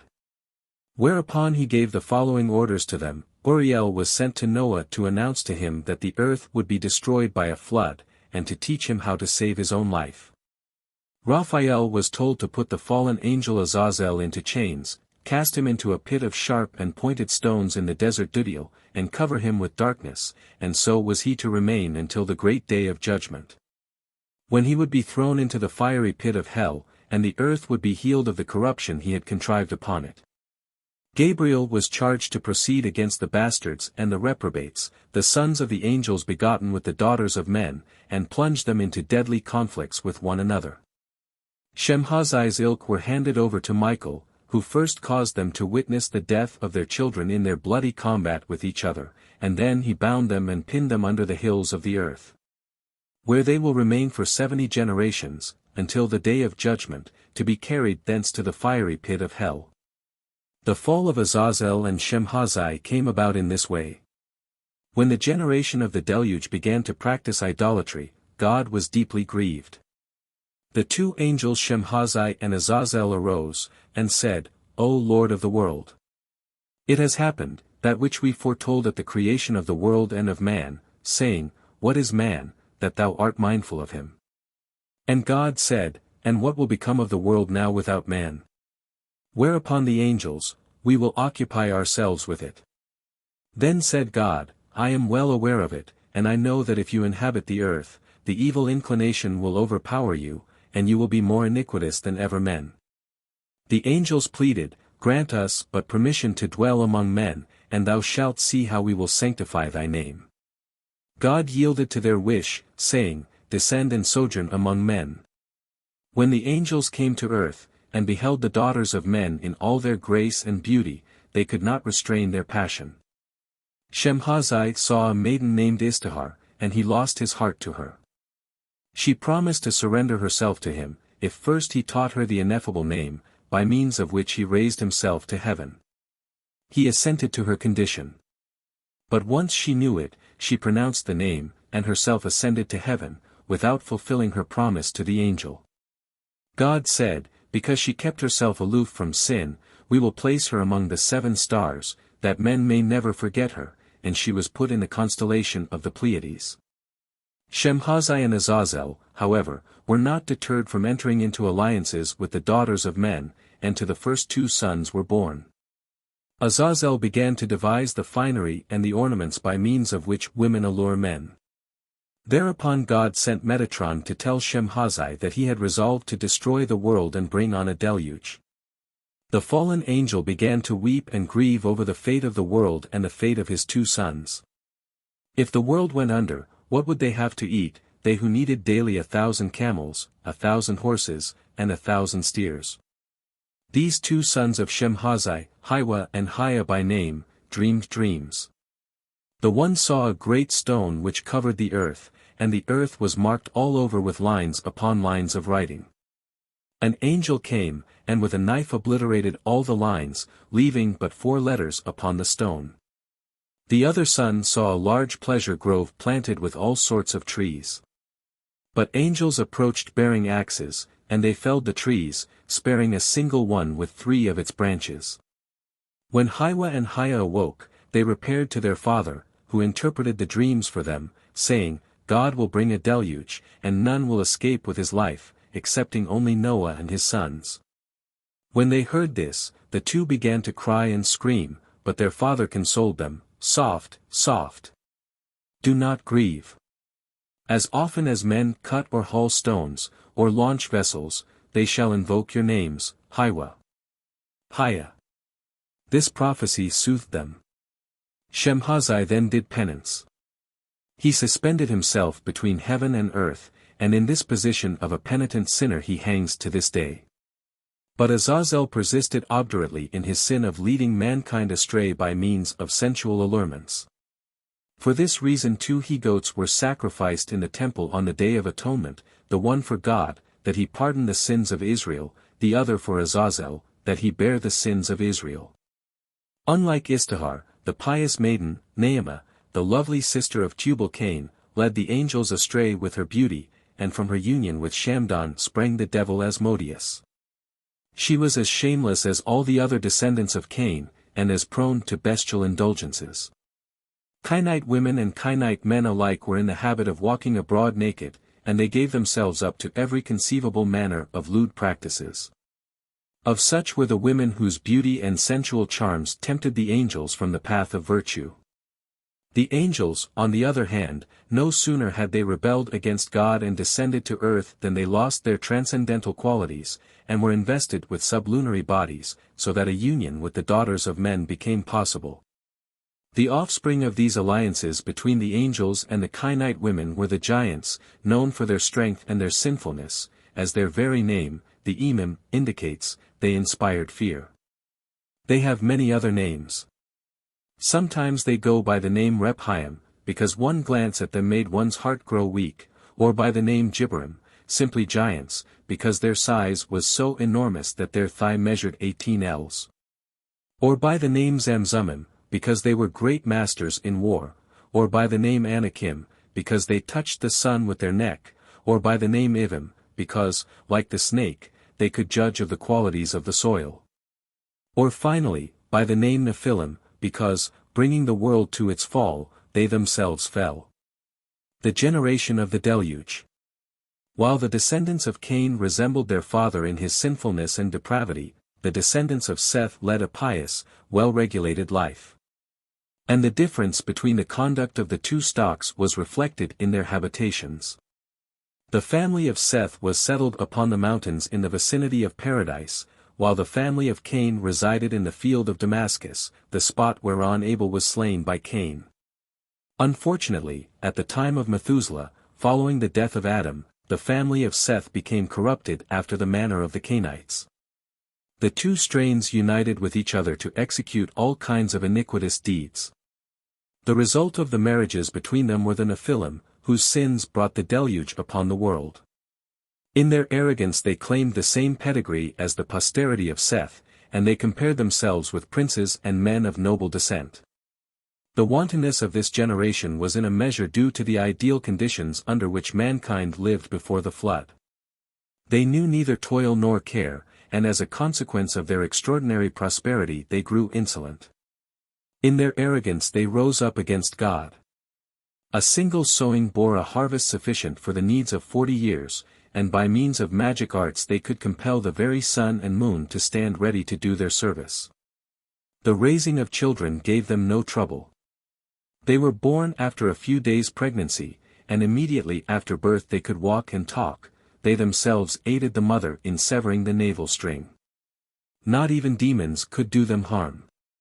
Once a newborn babe, running to fetch a light whereby his mother might cut the navel string, met the chief of the demons, and a combat ensued between the two. Suddenly the crowing of a cock was heard, and the demon made off, crying out to the child, "Go and report unto thy mother, if it had not been for the crowing of the cock, I had killed thee." Whereupon the child retorted, "Go and report unto thy mother, if it had not been for my uncut navel string, I had killed thee." It was their carefree life that gave them space and leisure for their infamies. For a time God, in his long-suffering kindness, passed by the iniquities of men, but his forbearance ceased when once they began to lead unchaste lives, for God is patient with all sins save only an immoral life. The other sin that hastened the end of the iniquitous generation was their rapacity. So cunningly were their depredations planned that the law could not touch them. If a countryman brought a basket of vegetables to market, they would edge up to it, one after the other, and abstract a bit, each in itself of petty value, but in a little while the dealer would have none left to sell. Even after God had resolved upon the destruction of the sinners, he still permitted his mercy to prevail, in that he sent Noah unto them, who exhorted them for 120 years to amend their ways, always holding the flood over them as a threat. As for them, they but derided him. When they saw him occupying himself with the building of the ark, they asked, "Wherefore this ark?" "Noah, God will bring a flood upon you." The sinners, what sort of flood? If he sends a fire flood, against that we know how to protect ourselves. If it is a flood of waters, then, if the waters bubble up from the earth, we will cover them with iron rods, and if they descend from above, we know a remedy against that, too. Noah, the waters will ooze out from under your feet, and you will not be able to ward them off. Partly they persisted in their obduracy of heart because Noah had made known to them that the flood would not descend so long as the pious Methuselah sojourned among them. The period of 120 years which God had appointed as the term of their probation having expired, Methuselah died, but out of regard for the memory of this pious man God gave them another week's respite, the week of mourning for him. During this time of grace, the laws of nature were suspended, the sun rose in the west and set in the east. To the sinners God gave the dainties that await man in the future world, for the purpose of showing them what they were forfeiting. But all this proved unavailing, and, Methuselah and the other pious men of the generation having departed this life, God brought the deluge upon the earth. The Holy Book. Great wisdom was needed for building the ark, which was to have space for all beings on earth, even the spirits. Only the fishes did not have to be provided for. Noah acquired the necessary wisdom from the book given to Adam by the angel Raziel, in which all celestial and all earthly knowledge is recorded. While the first human pair were still in paradise, it once happened that Samuel, accompanied by a lad, approached Eve and requested her to keep a watchful eye upon his little son until he should return. Eve gave him the promise. When Adam came back from a walk in paradise, he found a howling, screaming child with Eve, who, in reply to his question, told him it was Samuel's. Adam was annoyed, and his annoyance grew as the boy cried and screamed more and more violently. In his vexation he dealt the little one a blow that killed him. But the corpse did not cease to wail and weep, nor did it cease when Adam cut it up into bits. To rid himself of the plague, Adam cooked the remains, and he and Eve ate them. Scarcely had they finished, when Samuel appeared and demanded his son. The two malefactors tried to deny everything, they pretended they had no knowledge of his son. But Samuel said to them, "What? You dare tell lies, and God in times to come will give Israel the Torah in which it is said, 'Keep thee far from a false word.'" While they were speaking thus, suddenly the voice of the slain lad was heard proceeding from the heart of Adam and Eve, and it addressed these words to Samuel, "Go hence. I have penetrated to the heart of Adam and the heart of Eve, and never again shall I quit their hearts, nor the hearts of their children, or their children's children, unto the end of all generations." Samuel departed, but Adam was sore grieved, and he put on sackcloth and ashes, and he fasted many, many days, until God appeared unto him, and said, "My son, have no fear of Samuel. I will give thee a remedy that will help thee against him, for it was at my instance that he went to thee." Adam asked, "And what is this remedy?" God, "The Torah." Adam, "And where is the Torah?" God then gave him the book of the angel Raziel, which he studied day and night. After some time had passed, the angels visited Adam, and, envious of the wisdom he had drawn from the book, they sought to destroy him cunningly by calling him a god and prostrating themselves before him, in spite of his remonstrance. "Do not prostrate yourselves before me, but magnify the Lord with me, and let us exalt his name together." However, the envy of the angels was so great that they stole the book God had given Adam from him, and threw it in the sea. Adam searched for it everywhere in vain, and the loss distressed him sorely. Again he fasted many days, until God appeared unto him, and said, "Fear not. I will give the book back to thee," and he called Rahab, the angel of the sea, and ordered him to recover the book from the sea and restore it to Adam. And so he did. Upon the death of Adam, the holy book disappeared, but later the cave in which it was hidden was revealed to Enoch in a dream. It was from this book that Enoch drew his knowledge of nature, of the earth and of the heavens, and he became so wise through it that his wisdom exceeded the wisdom of Adam. Once he had committed it to memory, Enoch hid the book again. Now, when God resolved upon bringing the flood on the earth, he sent the archangel Raphael to Noah, as the bearer of the following message, "I give thee herewith the holy book. That all the secrets and mysteries written therein may be made manifest unto thee, and that thou mayest know how to fulfill its injunction in holiness, purity, modesty, and humbleness. Thou wilt learn from it how to build an ark of the wood of the gopher tree, wherein thou, and thy sons, and thy wife shall find protection." Noah took the book, and when he studied it, the Holy Spirit came upon him, and he knew all things needful for the building of the ark and the gathering together of the animals. The book, which was made of sapphires, he took with him into the ark, having first enclosed it in a golden casket.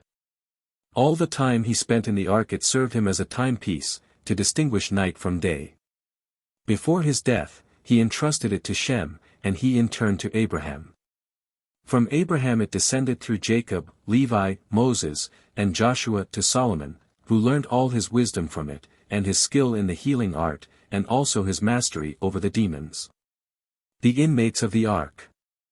The ark was completed according to the instructions laid down in the book of Raziel. Noah's next task was gathering in the animals. No less than 32 species of birds and 365 of reptiles he had to take along with him.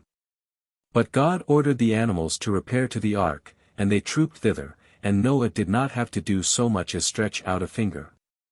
Indeed, more appeared than were required to come, and God instructed him to sit at the door of the ark and note which of the animals lay down as they reached the entrance and which stood. The former belonged in the ark, but not the latter. Taking up his post as he had been commanded, Noah observed a lioness with her 2 cubs. All 3 beasts crouched. But the 2 young ones began to struggle with the mother, and she arose and stood up next to them. Then Noah led the 2 cubs into the ark. The wild beasts, and the cattle, and the birds which were not accepted remained standing about the ark all of 7 days, for the assembling of the animals happened 1 week before the flood began to descend. On the day whereon they came to the ark, the sun was darkened, and the foundations of the earth trembled, and lightning flashed, and the thunder boomed, as never before. And yet the sinners remained impenitent. In naught did they change their wicked doings during those last 7 days. When finally the flood broke loose, 700,000 of the children of men gathered around the ark, and implored Noah to grant them protection. With a loud voice he replied, and said, Are ye not those who were rebellious toward God, saying, There is no God? Therefore he has brought ruin upon you, to annihilate you and destroy you from the face of the earth. Have I not been prophesying this unto you these 120 years, and you would not give heed unto the voice of God? Yet now you desire to be kept alive. Then the sinners cried out, So be it. We all are ready now to turn back to God, if only thou wilt open the door of thy ark to receive us, that we may live and not die. Noah made answer, and said, That ye do now, when your need presses hard upon you. Why did you not turn to God during all the 120 years which the Lord appointed unto you as the term of repentance? Now do ye come, and ye speak thus, because distress besets your lives. Therefore God will not hearken unto you and give you ear, naught will you accomplish. The crowd of sinners tried to take the entrance to the ark by storm, but the wild beasts keeping watch around the ark set upon them, and many were slain, while the rest escaped, only to meet death in the waters of the flood. The water alone could not have made an end of them, for they were giants in stature and strength. When Noah threatened them with the scourge of God, they would make reply, If the waters of the flood come from above, they will never reach up to our necks, and if they come from below, the soles of our feet are large enough to dam up the springs. But God bade each drop pass through Gehenna before it fell to earth, and the hot rain scalded the skin of the sinners. The punishment that overtook them was befitting their crime. As their sensual desires had made them hot, and inflamed them to immoral excesses, so they were chastised by means of heated water. Not even in the hour of the death struggle could the sinners suppress their vile instincts. When the water began to stream up out of the springs, they threw their little children into them, to choke the flood. It was by the grace of God, not on account of his merits, that Noah found shelter in the ark before the overwhelming force of the waters. Although he was better than his contemporaries, he was yet not worthy of having wonders done for his sake. He had so little faith that he did not enter the ark until the waters had risen to his knees. With him his pious wife Naamah, the daughter of Enosh, escaped the peril, and his 3 sons, and the wives of his 3 sons. Noah had not married until he was 498 years old. Then the Lord had bidden him to take a wife unto himself. He had not desired to bring children into the world, seeing that they would all have to perish in the flood, and he had only 3 sons, born unto him shortly before the deluge came.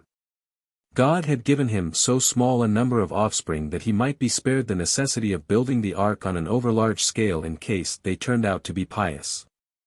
And if not, if they, too, were depraved like the rest of their generation, sorrow over their destruction would but be increased in proportion to their number.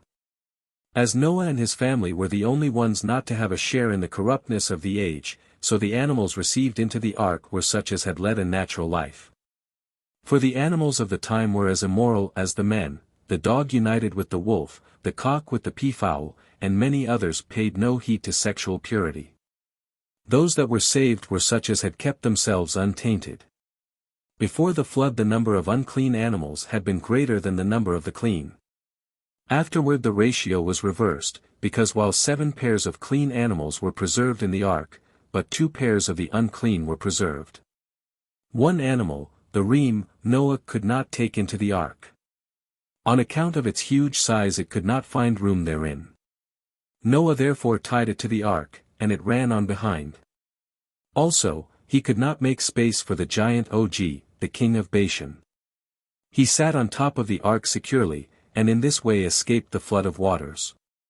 Noah doled out his food to him daily, through a hole, because Og had promised that he and his descendants would serve him as slaves in perpetuity. 2 creatures of a most peculiar kind also found refuge in the ark. Among the beings that came to Noah there was falsehood asking for shelter. He was denied admission, because he had no companion, and Noah was taking in the animals only by pairs. Falsehood went off to seek a partner, and he met Misfortune, whom he associated with himself on the condition that she might appropriate what falsehood earned. The pair were then accepted in the ark. When they left it, Falsehood noticed that whatever he gathered together disappeared at once, and he betook himself to his companion to seek an explanation, which she gave him in the following words. Did we not agree to the condition that I might take what you earn? And Falsehood had to depart empty-handed. The flood. The assembling of the animals in the ark was but the smaller part of the task imposed upon Noah. His chief difficulty was to provide food for a year and accommodations for them.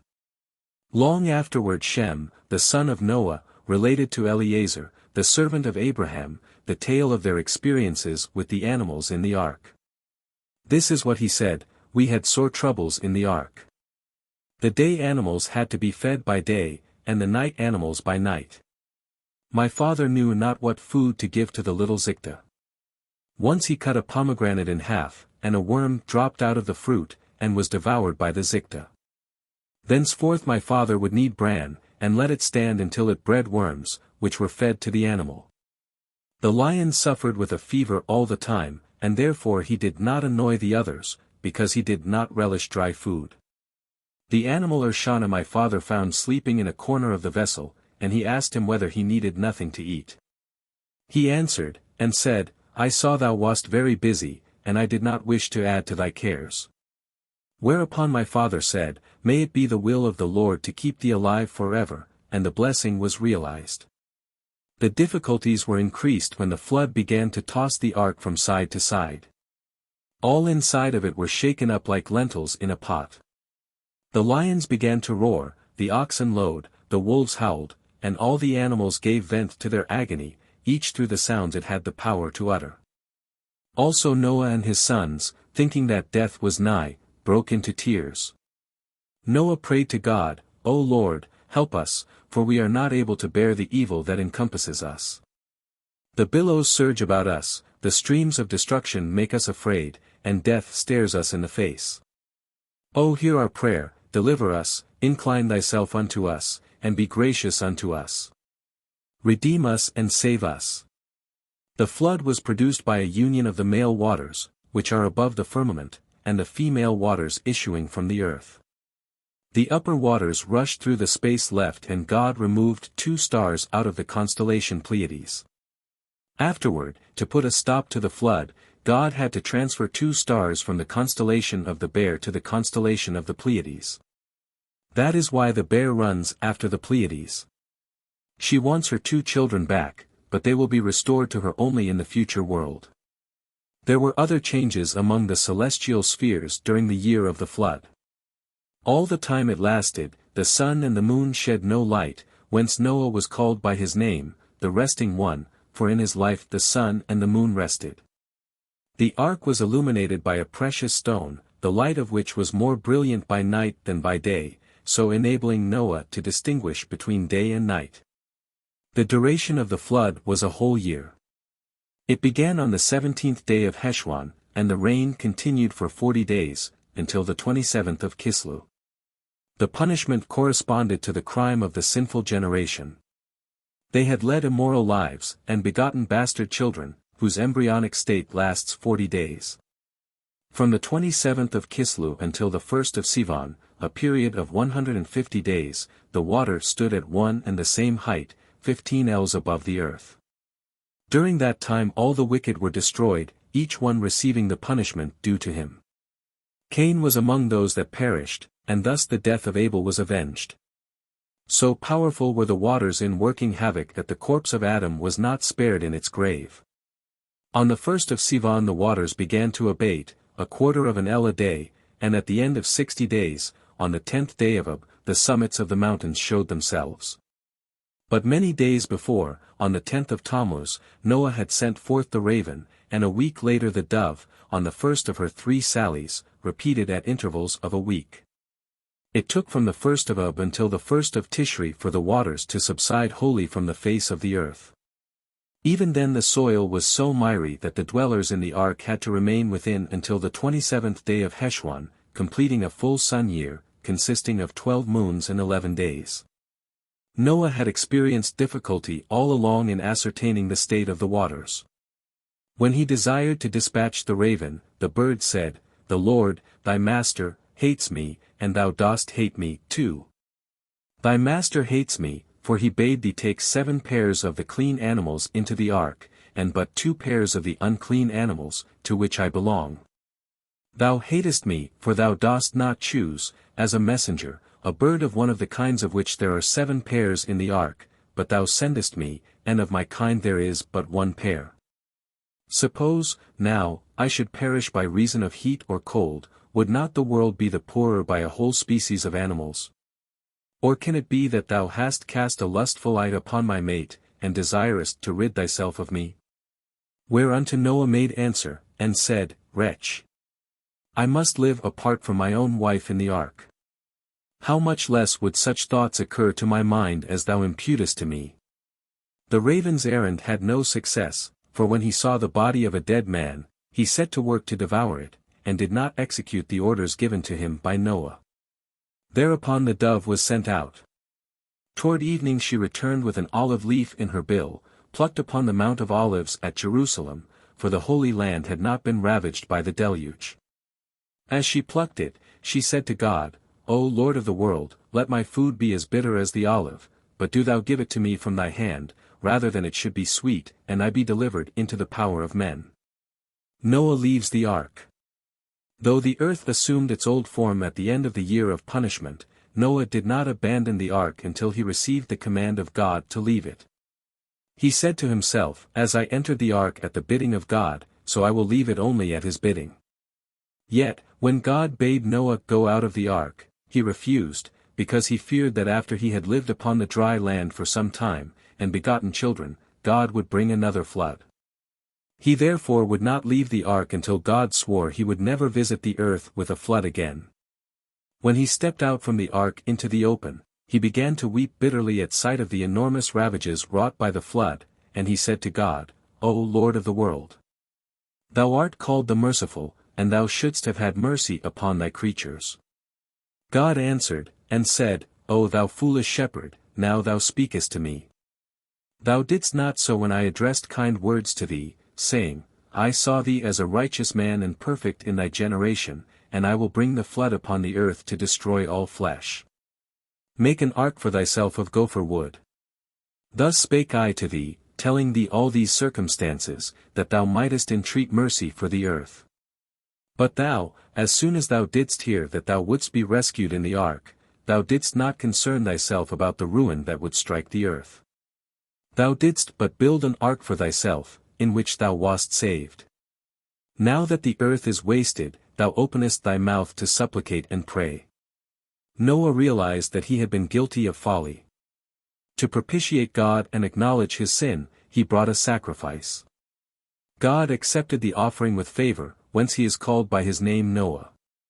The sacrifice was not offered by Noah with his own hands, the priestly services connected with it were performed by his son Shem. There was a reason for this. One day in the ark Noah forgot to give his ration to the lion, and the hungry beast struck him so violent a blow with his paw that he was lame forever after, and, having a bodily defect, he was not permitted to do the offices of a priest. The sacrifices consisted of an ox, a sheep, a goat, 2 turtle doves, and 2 young pigeons. Noah had chosen these kinds because he supposed they were appointed for sacrifices, seeing that God had commanded him to take 7 pairs of them into the ark with him. The altar was erected in the same place on which Adam and Cain and Abel had brought their sacrifices, and on which later the altar was to be in the sanctuary at Jerusalem. After the sacrifice was completed, God blessed Noah and his sons. He made them to be rulers of the world as Adam had been, and he gave them a command, saying, Be fruitful and multiply upon the earth, for during their sojourn in the ark, the 2 sexes, of men and animals alike, had lived apart from each other. Because while a public calamity rages, continence is becoming even to those who are left unscathed. This law of conduct had been violated by none in the ark except by Ham, by the dog, and by the raven. They all received a punishment. Ham's was that his descendants were men of dark-hued skin. As a token that he would destroy the earth no more, God set his bow in the cloud. Even if men should be steeped in sin again, the bow proclaims to them that their sins will cause no harm to the world. Times came in the course of the ages when men were pious enough not to have to live in dread of punishment. In such times the bow was not visible. God accorded permission to Noah and his descendants to use the flesh of animals for food, which had been forbidden from the time of Adam until then. But they were to abstain from the use of blood. He ordained the 7 Noachian laws, the observance of which is incumbent upon all men, not upon Israel alone. God enjoined particularly the command against the shedding of human blood. Whoso would shed man's blood, his blood would be shed. Even if human judges let the guilty man go free, his punishment would overtake him. He would die an unnatural death, such as he had inflicted upon his fellowman. Yea, even beasts that slew men, even of them would the life of men be required. The curse of drunkenness. Noah lost his epithet, the pious, when he began to occupy himself with the growing of the vine. He became a man of the ground, and this first attempt to produce wine at the same time produced the first to drink to excess, the first to utter curses upon his associates, and the first to introduce slavery.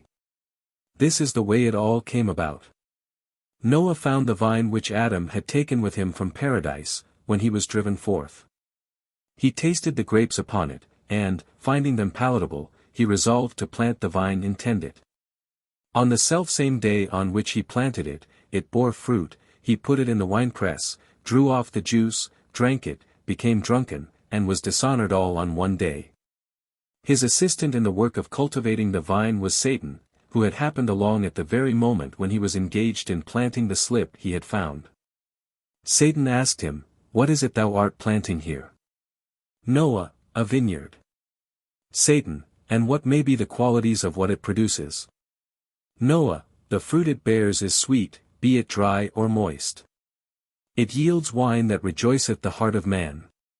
Satan, let us go into partnership in this business of planting a vineyard. Noah, agreed. Satan thereupon slaughtered a lamb, and then, in succession, a lion, a pig, and a monkey. The blood of each as it was killed he made to flow under the vine. Thus he conveyed to Noah what the qualities of wine are. Before man drinks of it, he is innocent as a lamb. If he drinks of it moderately, he feels as strong as a lion. If he drinks more of it than he can bear, he resembles the pig. And if he drinks to the point of intoxication, then he behaves like a monkey. He dances around, sings, talks obscenely, and knows not what he is doing. This deterred Noah no more than did the example of Adam, whose fall had also been due to wine, for the forbidden fruit had been the grape, with which he had made himself drunk. In his drunken condition Noah betook himself to the tent of his wife. His son Ham saw him there, and he told his brothers what he had noticed, and said, "The first man had but 2 sons, and one slew the other. This man Noah has 3 sons, yet he desires to beget a 4th besides." Nor did Ham rest satisfied with these disrespectful words against his father. He added to this sin of irreverence the still greater outrage of attempting to perform an operation upon his father designed to prevent procreation. When Noah awoke from his wine and became sober, he pronounced a curse upon Ham in the person of his youngest son Canaan. To Ham himself he could do no harm, for God had conferred a blessing upon Noah and his 3 sons as they departed from the ark. Therefore he put the curse upon the last-born son of the son that had prevented him from begetting a younger son than the 3 he had. The descendants of Ham through Canaan therefore have red eyes, because Ham looked upon the nakedness of his father. They have misshapen lips, because Ham spoke with his lips to his brothers about the unseemly condition of his father. They have twisted curly hair, because Ham turned and twisted his head round to see the nakedness of his father, and they go about naked, because Ham did not cover the nakedness of his father. Thus he was requited, for it is the way of God to mete out punishment measure for measure. Canaan had to suffer vicariously for his father's sin. Yet some of the punishment was inflicted upon him on his own account, for it had been Canaan who had drawn the attention of Ham to Noah's revolting condition. Ham, it appears, was but the worthy father of such a son. The last will and testament of Canaan addressed to his children read as follows: "Speak not the truth, hold not yourselves aloof from theft, lead a dissolute life, hate your master with an exceeding great hate, and love one another." As Ham was made to suffer requital for his irreverence, so Shem and Japheth received a reward for the filial, deferential way in which they took a garment and laid it upon both their shoulders, and walking backward, with averted faces, covered the nakedness of their father. Naked the descendants of Ham, the Egyptians and Ethiopians, were led away captive and into exile by the king of Assyria, while the descendants of Shem, the Assyrians, even when the angel of the Lord burnt them in the camp, were not exposed. Their garments remained upon their corpses unsinged. And in time to come, when Gog shall suffer his defeat, God will provide both shrouds and a place of burial for him and all his multitude, the posterity of Japheth.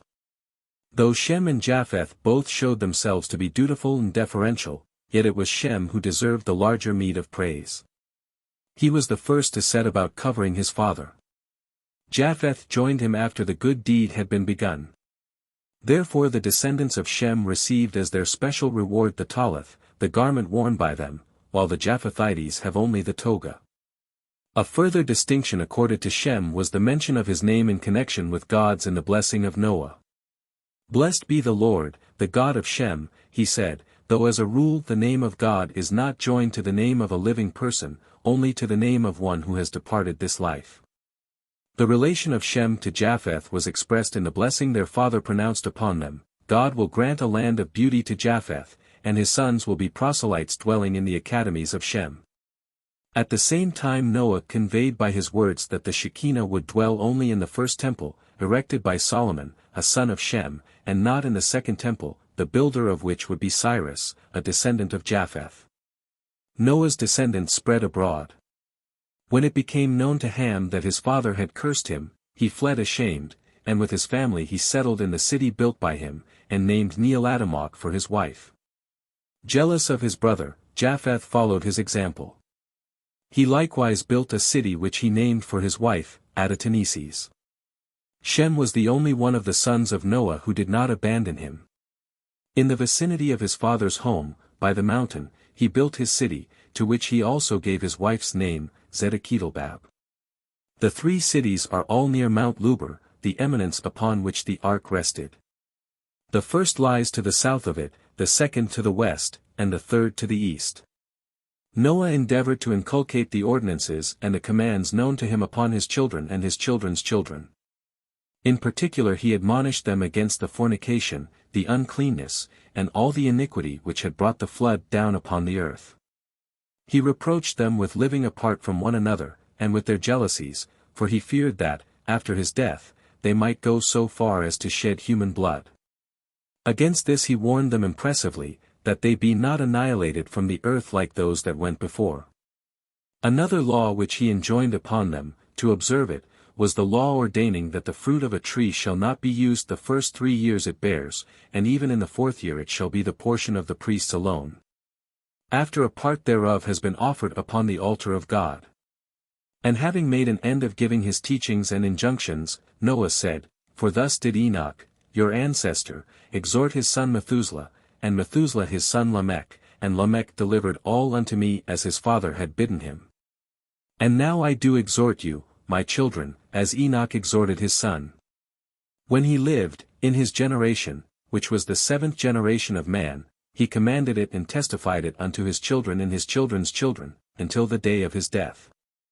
In the year 1569 after the creation of the world, Noah divided the earth by lot among his 3 sons, in the presence of an angel. Each one stretched forth his hand and took a slip from the bosom of Noah. Shem's slip was inscribed with the middle of the earth, and this portion became the inheritance of his descendants unto all eternity. Noah rejoiced that the lot had assigned it to Shem. Thus was fulfilled his blessing upon him, and God in the habitation of Shem, for 3 holy places fell within his precincts: the Holy of Holies in the temple, Mount Sinai, the middle point of the desert, and Mount Zion, the middle point of the navel of the earth.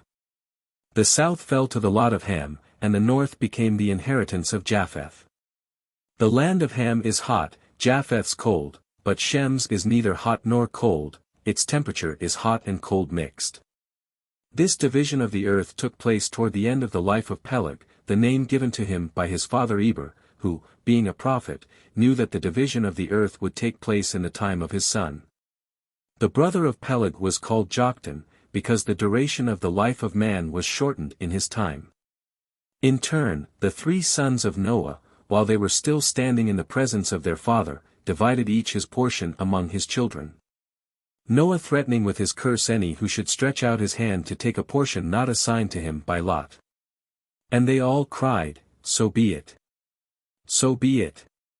Thus were divided 104 lands and 99 islands among 72 nations, each with a language of its own, using 16 different sets of characters for writing.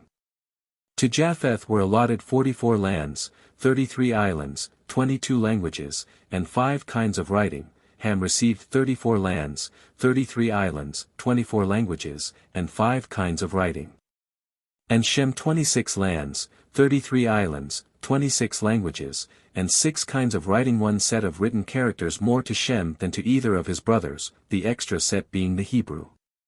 The land appointed as the inheritance of the 12 sons of Jacob was provisionally granted to Canaan, Zidon, Heth, the Jebusites, the Amorites, the Girgashites, the Hivites, the Arkites, the Sinites, the Arvadites, the Zemarites, and the Hamathites. It was the duty of these nations to take care of the land until the rightful owners should come. No sooner had the children of Noah and their children's children taken possession of the habitations apportioned to them, then the unclean spirits began to seduce men and torment them with pain and all sorts of suffering, leading to spiritual and physical death. Upon the entreaties of Noah, God sent down the angel Raphael, who banished 9/10 of the unclean spirits from the earth, leaving but 1/10 for Mastema, to punish sinners through them. Raphael, supported by the chief of the unclean spirits, at that time revealed to Noah all the remedies residing in plants, that he might resort to them at need. Noah recorded them in a book, which he transmitted to his son Shem.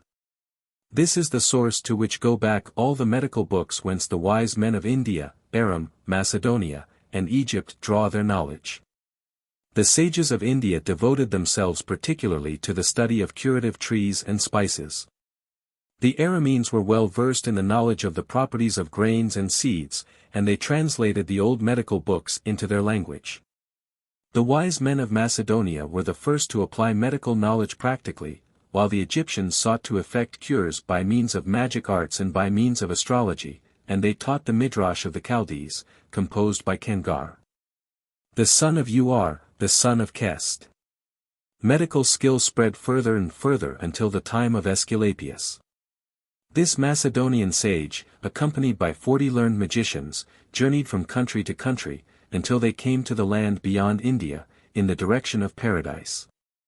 They hoped there to find some wood of the tree of life, and thus spread their fame abroad over the whole world. Their hope was frustrated. When they arrived at the spot, they found healing trees and wood of the tree of life, but when they were in the act of stretching forth their hands to gather what they desired, lightning darted out of the ever-turning sword, smote them to the ground, and they were all burnt. With them disappeared all knowledge of medicine, and it did not revive until the time of the first Artaxerxes, under the Macedonian sage Hippocrates, Dioscorides of Bala, Galen of Caftor, and the Hebrew Asaph. The depravity of mankind. With the spread of mankind, corruption increased. While Noah was still alive, the descendants of Shem, Ham, and Japheth appointed princes over each of the three groups, Nimrod for the descendants of Ham, Joktan for the descendants of Shem, and Phanek for the descendants of Japheth. 10 years before Noah's death, the number of those subject to the three princes amounted to millions. When this great concourse of men came to Babylonia upon their journeyings, they said to one another, Behold, the time is coming when, at the end of days, neighbor will be separated from neighbor, and brother from brother. And one will carry on war against the other. Go to, let us build us a city, and a tower, whose top may reach unto heaven, and let us make us a great name upon the earth. And now let us make bricks, and each one write his name upon his brick. All agreed to this proposal, with the exception of 12 pious men, Abraham among them. They refused to join the others. They were seized by the people, and brought before the three princes, to whom they gave the following reason for their refusal: We will not make bricks, nor remain with you, for we know but one God, and him we serve. Even if you burn us in the fire together with the bricks, we will not walk in your ways.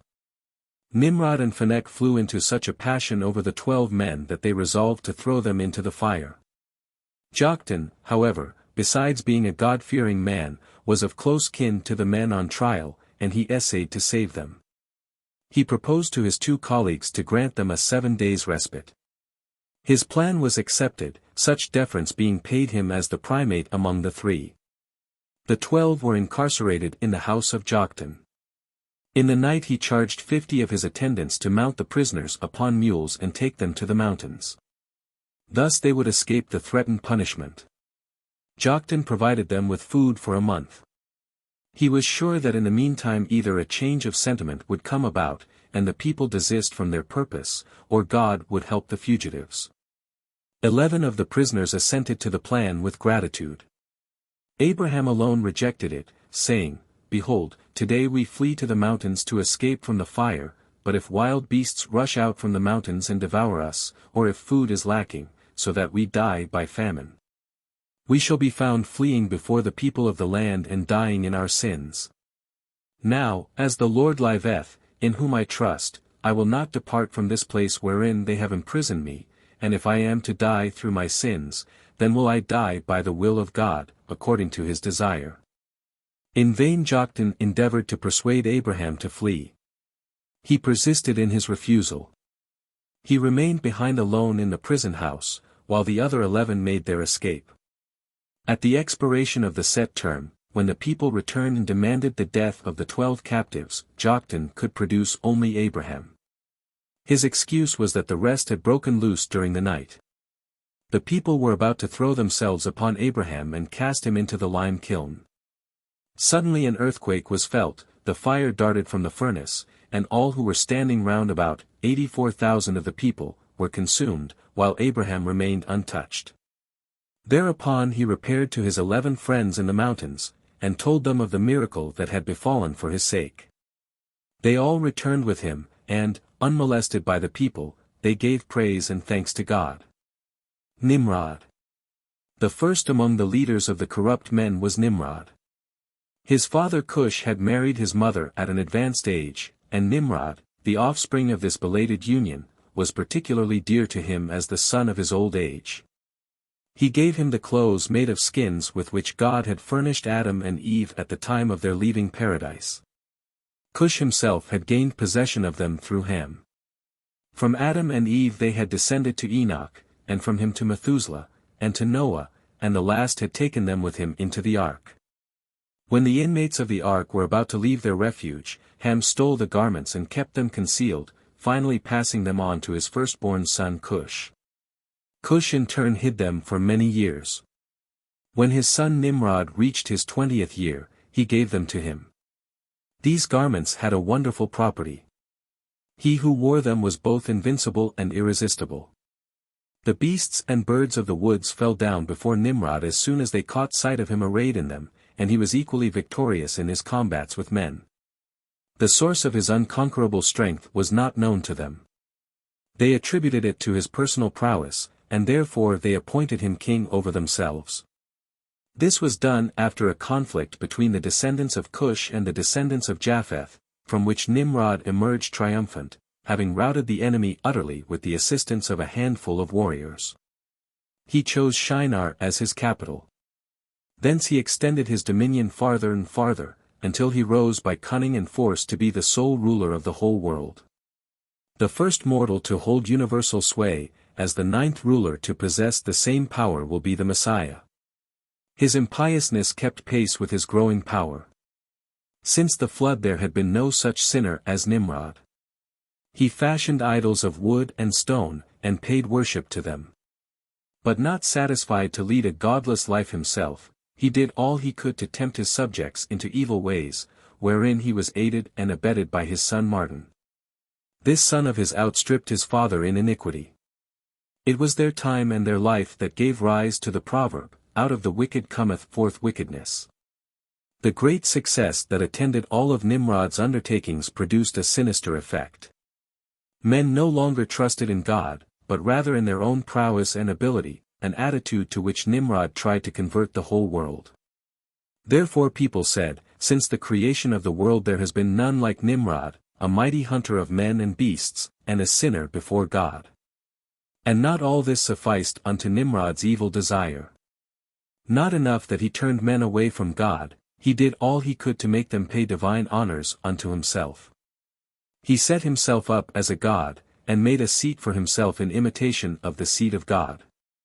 It was a tower built out of a round rock, and on it he placed a throne of cedar wood, upon which arose, one above the other, 4 thrones, of iron, copper, silver, and gold. Crowning all, upon the golden throne, lay a precious stone, round in shape and gigantic in size. This served him as a seat, and as he sate upon it, all nations came and paid him divine homage. The Tower of Babel. The iniquity and godlessness of Nimrod reached their climax in the building of the Tower of Babel. His counselors had proposed the plan of erecting such a tower, Nimrod had agreed to it, and it was executed in Shinar by a mob of 600,000 men. The enterprise was neither more nor less than rebellion against God, and there were 3 sorts of rebels among the builders. The first party spoke, "Let us ascend into the heavens and wage warfare with him." The second party spoke, "Let us ascend into the heavens, set up our idols, and pay worship unto them there," and the third party spoke, "Let us ascend into the heavens, and ruin them with our bows and spears." Many years were passed in building the tower. It reached so great a height that it took a year to mount to the top. A brick was, therefore, more precious in the sight of the builders than a human being. If a man fell down, and met his death, none took notice of it, but if a brick dropped, they wept, because it would take a year to replace it. So intent were they upon accomplishing their purpose that they would not permit a woman to interrupt herself in her work of brickmaking when the hour of travail came upon her.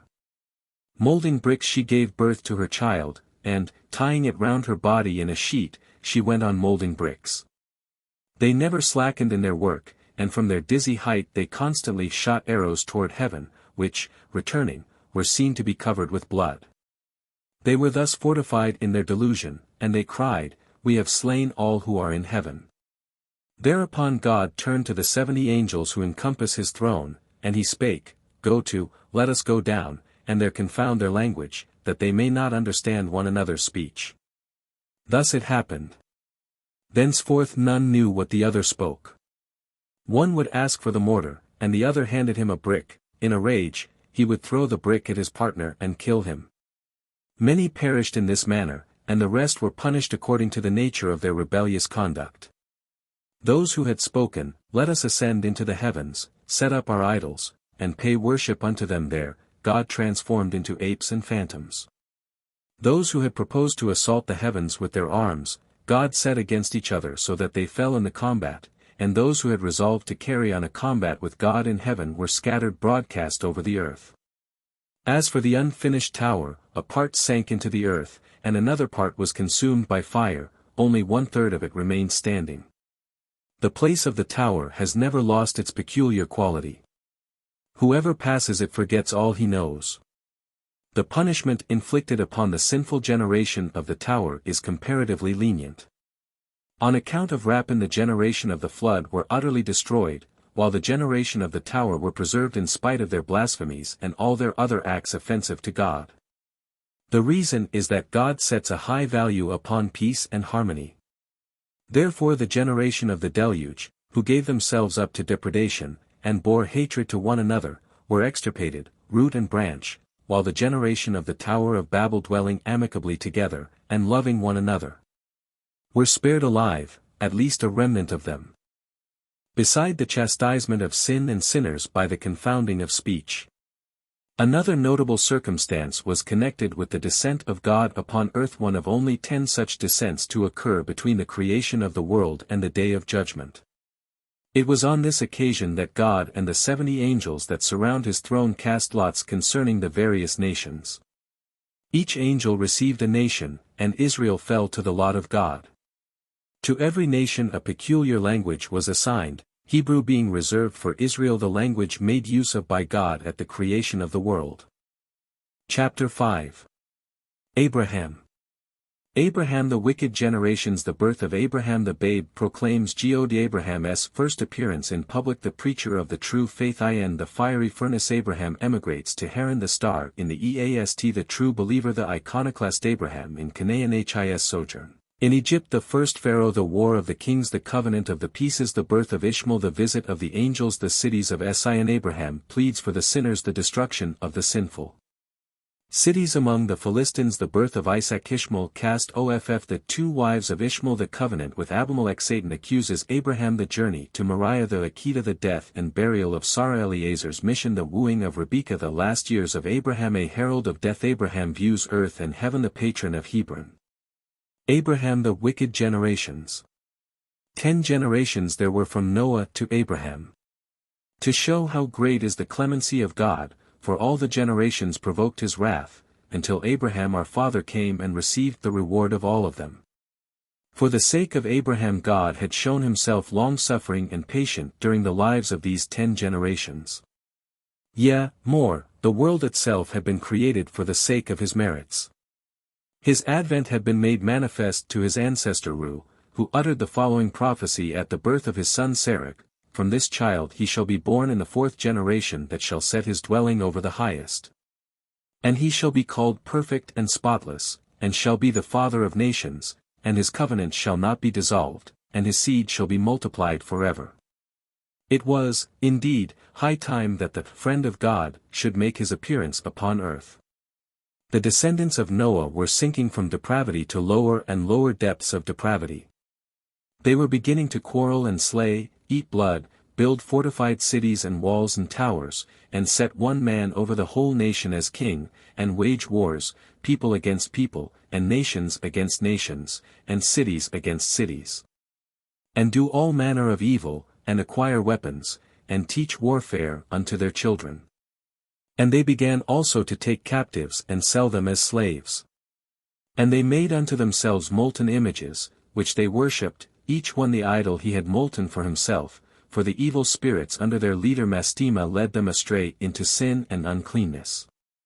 For this reason Ru called his son Serach, because all mankind had turned aside unto sin and transgression. When he grew to manhood, the name was seen to have been chosen fittingly, for he, too, worshipped idols, and when he himself had a son, Nahor by name, he taught him the arts of the Chaldees. How to be a soothsayer and practice magic according to signs in the heavens. When, in time, a son was born to Nahor, Mastema sent ravens and other birds to despoil the earth and rob men of the proceeds of their work. As soon as they had dropped the seed in the furrows, and before they could cover it over with earth, the birds picked it up from the surface of the ground, and Nahor called his son Terah, because the ravens and the other birds plagued men, devoured their seed, and reduced them to destitution. The birth of Abraham. Terah married Emtali, the daughter of Carnabo, and the offspring of their union was Abraham. His birth had been read in the stars by Nimrod, for this impious king was a cunning astrologer, and it was manifest to him that a man would be born in his day who would rise up against him and triumphantly give the lie to his religion. In his terror at the fate foretold him in the stars, he sent for his princes and governors, and asked them to advise him in the matter. They answered, and said, Our unanimous advice is that thou shouldst build a great house, station a guard at the entrance thereof, and make known in the whole of thy realm that all pregnant women shall repair thither together with their midwives, who are to remain with them when they are delivered. When the days of a woman to be delivered are fulfilled, and the child is born, it shall be the duty of the midwife to kill it, if it be a boy. But if the child be a girl, it shall be kept alive, and the mother shall receive gifts and costly garments, and a herald shall proclaim, Thus is done unto the woman who bears a daughter. The king was pleased with this counsel, and he had a proclamation published throughout his whole kingdom, summoning all the architects to build a great house for him, 60 ells high and 80 wide. After it was completed, he issued a second proclamation, summoning all pregnant women thither, and there they were to remain until their confinement. Officers were appointed to take the women to the house, and guards were stationed in it and about it, to prevent the women from escaping thence. He furthermore sent midwives to the house, and commanded them to slay the men children at their mothers' breasts. But if a woman bore a girl, she was to be arrayed in byssus, silk, and embroidered garments, and led forth from the house of detention amid great honors. No less than 70,000 children were slaughtered thus. Then the angels appeared before God, and spoke, Sayest thou not what he doth, yon sinner and blasphemer, Nimrod son of Canarl, who slays so many innocent babes that have done no harm? God answered, and said, Ye holy angels, I know it and I see it, for I neither slumber nor sleep. I behold and I know the secret things and the things that are revealed, and ye shall witness what I will do unto this sinner and blasphemer, for I will turn my hand against him to chastise him. It was about this time that Terah espoused the mother of Abraham, and she was with child. When her body grew large at the end of 3 months of pregnancy, and her countenance became pale, Terah said unto her, What ails thee, my wife, that thy countenance is so pale and thy body so swollen? She answered, and said, Every year I suffer with this malady. But Terah would not be put off thus. He insisted, Show me thy body. It seems to me thou art big with child. If that be so, it behooves us not to violate the command of our god Nimrod. When he passed his hand over her body, there happened a miracle. The child rose until it lay beneath her breasts, and Terah could feel nothing with his hands. He said to his wife, Thou didst speak truly, and naught became visible until the day of her delivery. When her time approached, she left the city in great terror and wandered toward the desert, walking along the edge of a valley, until she happened across a cave. She entered this refuge, and on the next day she was seized with throes, and she gave birth to a son. The whole cave was filled with the light of the child's countenance as with the splendor of the sun, and the mother rejoiced exceedingly. The babe she bore was our father Abraham. His mother lamented, and said to her son, Alas that I bore thee at a time when Nimrod is king. For thy sake 70,000 men children were slaughtered, and I am seized with terror on account of thee, that he hear of thy existence, and slay thee. Better thou shouldst perish here in this cave than my eye should behold thee dead at my breast. She took the garment in which she was clothed, and wrapped it about the boy. Then she abandoned him in the cave, saying, May the Lord be with thee, may he not fail thee nor forsake thee. The babe proclaims God. Thus Abraham was deserted in the cave, without a nurse, and he began to wail. God sent Gabriel down to give him milk to drink, and the angel made it to flow from the little finger of the baby's right hand, and he sucked at it until he was 10 days old. Then he arose and walked about, and he left the cave, and went along the edge of the valley. When the sun sank, and the stars came forth, he said, "These are the gods." But the dawn came, and the stars could be seen no longer, and then he said, "I will not pay worship to these, for they are no gods." Thereupon the sun came forth, and he spoke, "This is my God, him will I extol." But again the sun set, and he said, "He is no God," and beholding the moon, he called her his God to whom he would pay divine homage. Then the moon was obscured, and he cried out, "This, too, is no God. There is one who sets them all in motion." He was still communing with himself when the angel Gabriel approached him and met him with the greeting, "Peace be with thee," and Abraham returned, "With thee be peace," and asked, "Who art thou?" And Gabriel answered, and said, "I am the angel Gabriel, the messenger of God," and he led Abraham to a spring of water nearby, and Abraham washed his face and his hands and feet, and he prayed to God, bowing down and prostrating himself. Meantime the mother of Abraham thought of him in sorrow and tears, and she went forth from the city to seek him in the cave in which she had abandoned him.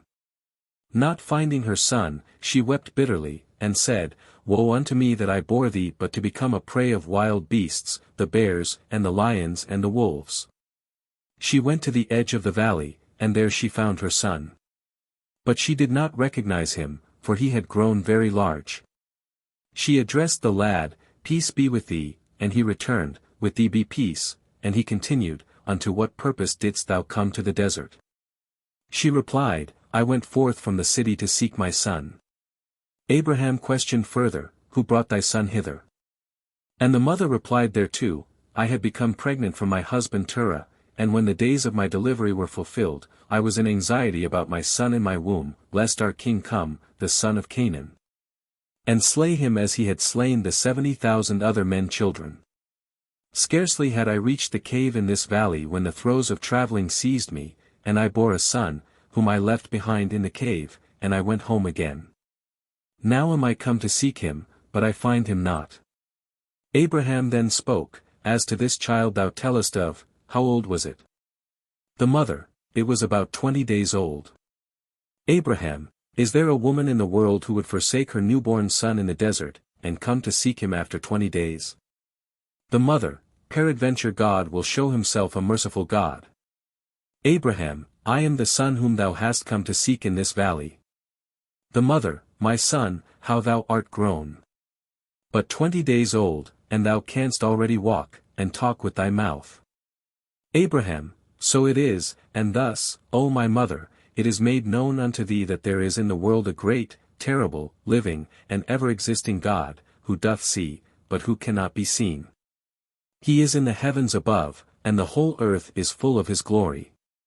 The mother, "My son, is there a God beside Nimrod?" Abraham, "Yes, mother, the God of the heavens and the God of the earth, he is also the God of Nimrod son of Canaan. Go, therefore, and carry this message unto Nimrod." The mother of Abraham returned to the city and told her husband Terah how she had found their son. Terah, who was a prince and a magnate in the house of the king, betook himself to the royal palace, and cast himself down before the king upon his face. It was the rule that one who prostrated himself before the king was not permitted to lift up his head until the king bade him lift it up. Nimrod gave permission to Terah to rise and state his request. Thereupon Terah related all that had happened with his wife and his son. When Nimrod heard his tale, abject fear seized upon him, and he asked his counselors and princes what to do with the lad. They answered, and said, "Our king and our God. Wherefore art thou in fear by reason of a little child? There are myriads upon myriads of princes in thy realm, rulers of thousands, rulers of hundreds, rulers of 50s, and rulers of 10s, and overseers without number. Let the pettiest of the princes go and fetch the boy and put him in prison." But the king interposed, "Have ye ever seen a baby of 20 days walking with his feet, speaking with his mouth, and proclaiming with his tongue that there is a God in heaven, who is one, and none beside him, who sees and is not seen?" All the assembled princes were horror-struck at these words. At this time Satan in human form appeared, clad in black silk garb, and he cast himself down before the king. Nimrod said, "Raise thy head and state thy request." Satan asked the king, "Why art thou terrified, and why are ye all in fear on account of a little lad? I will counsel thee what thou shalt do. Open thy arsenal and give weapons unto all the princes, chiefs, and governors, and unto all the warriors, and send them to fetch him unto thy service and to be under thy dominion." This advice given by Satan the king accepted and followed. He sent a great armed host to bring Abraham to him. When the boy saw the army approach him, he was sore afraid, and amid tears he implored God for help. In answer to his prayer, God sent the angel Gabriel to him, and he said, "Be not afraid and disquieted, for God is with thee. He will rescue thee out of the hands of all thine adversaries." God commanded Gabriel to put thick, dark clouds between Abraham and his assailants. Dismayed by the heavy clouds, they fled, returning to Nimrod, their king, and they said to him, "Let us depart and leave this realm," and the king gave money unto all his princes and his servants. And together with the king they departed and journeyed to Babylon. Abraham's first appearance in public. Now Abraham, at the command of God, was ordered by the angel Gabriel to follow Nimrod to Babylon. He objected that he was in no wise equipped to undertake a campaign against the king, but Gabriel calmed him with the words, "Thou needest no provision for the way, no horse to ride upon, no warriors to carry on war with Nimrod, no chariots, nor riders. Do thou but sit thyself upon my shoulder, and I shall bear thee to Babylon." Abraham did as he was bidden, and in the twinkling of an eye he found himself before the gates of the city of Babylon. At the behest of the angel, he entered the city, and he called unto the dwellers therein with a loud voice, "The Eternal, He is the one only God, and there is none beside. He is the God of the heavens, and the God of the gods, and the God of Nimrod. Acknowledge this as the truth, all ye men, women, and children. Acknowledge also that I am Abraham his servant, the trusted steward of his house." Abraham met his parents in Babylon, and also he saw the angel Gabriel, who bade him proclaim the true faith to his father and his mother. Therefore Abraham spake to them, and said, "Ye serve a man of your own kind, and you pay worship to an image of Nimrod. Know ye not that it has a mouth, but it speaks not, an eye, but it sees not, an ear, but it hears not? Nor does it walk upon its feet, and there is no profit in it, either unto itself or unto others." When Terah heard these words, he persuaded Abraham to follow him into the house, where his son told him all that had happened, how in one day he had completed a 40 days' journey. Terah thereupon went to Nimrod and reported to him that his son Abraham had suddenly appeared in Babylon. The king sent for Abraham, and he came before him with his father. Abraham passed the magnates and the dignitaries until he reached the royal throne, upon which he seized hold, shaking it and crying out with a loud voice, "O Nimrod, thou contemptible wretch, that deniest the essence of faith, that deniest the living and immutable God, and Abraham his servant, the trusted steward of his house.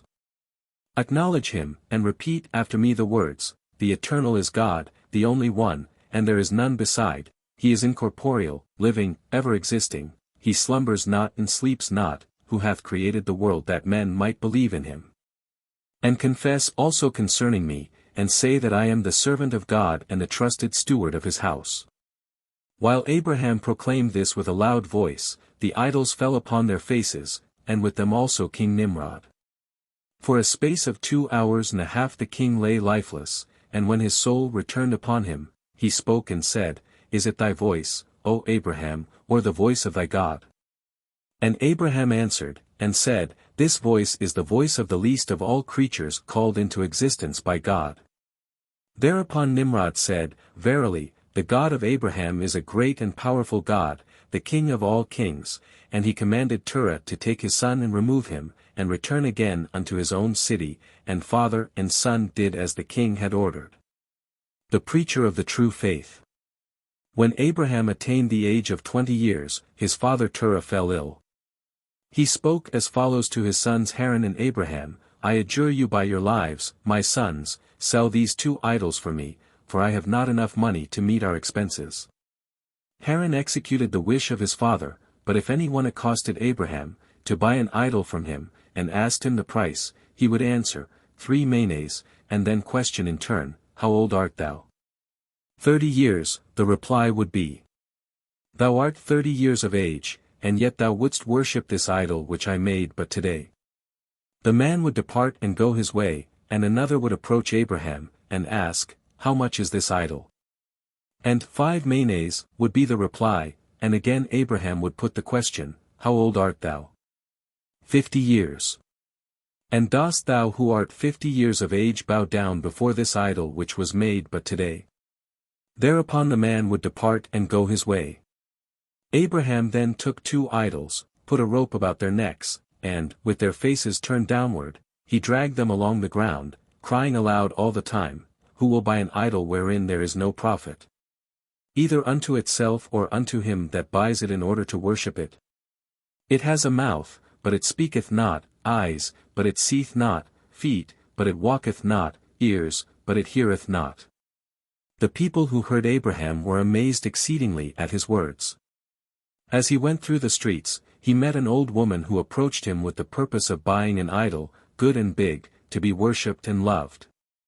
Old woman, said Abraham, I know no profit therein, either in the big ones or in the little ones, either unto themselves or unto others. And, he continued to speak to her, What has become of the big image thou didst buy from my brother Haran, to worship it?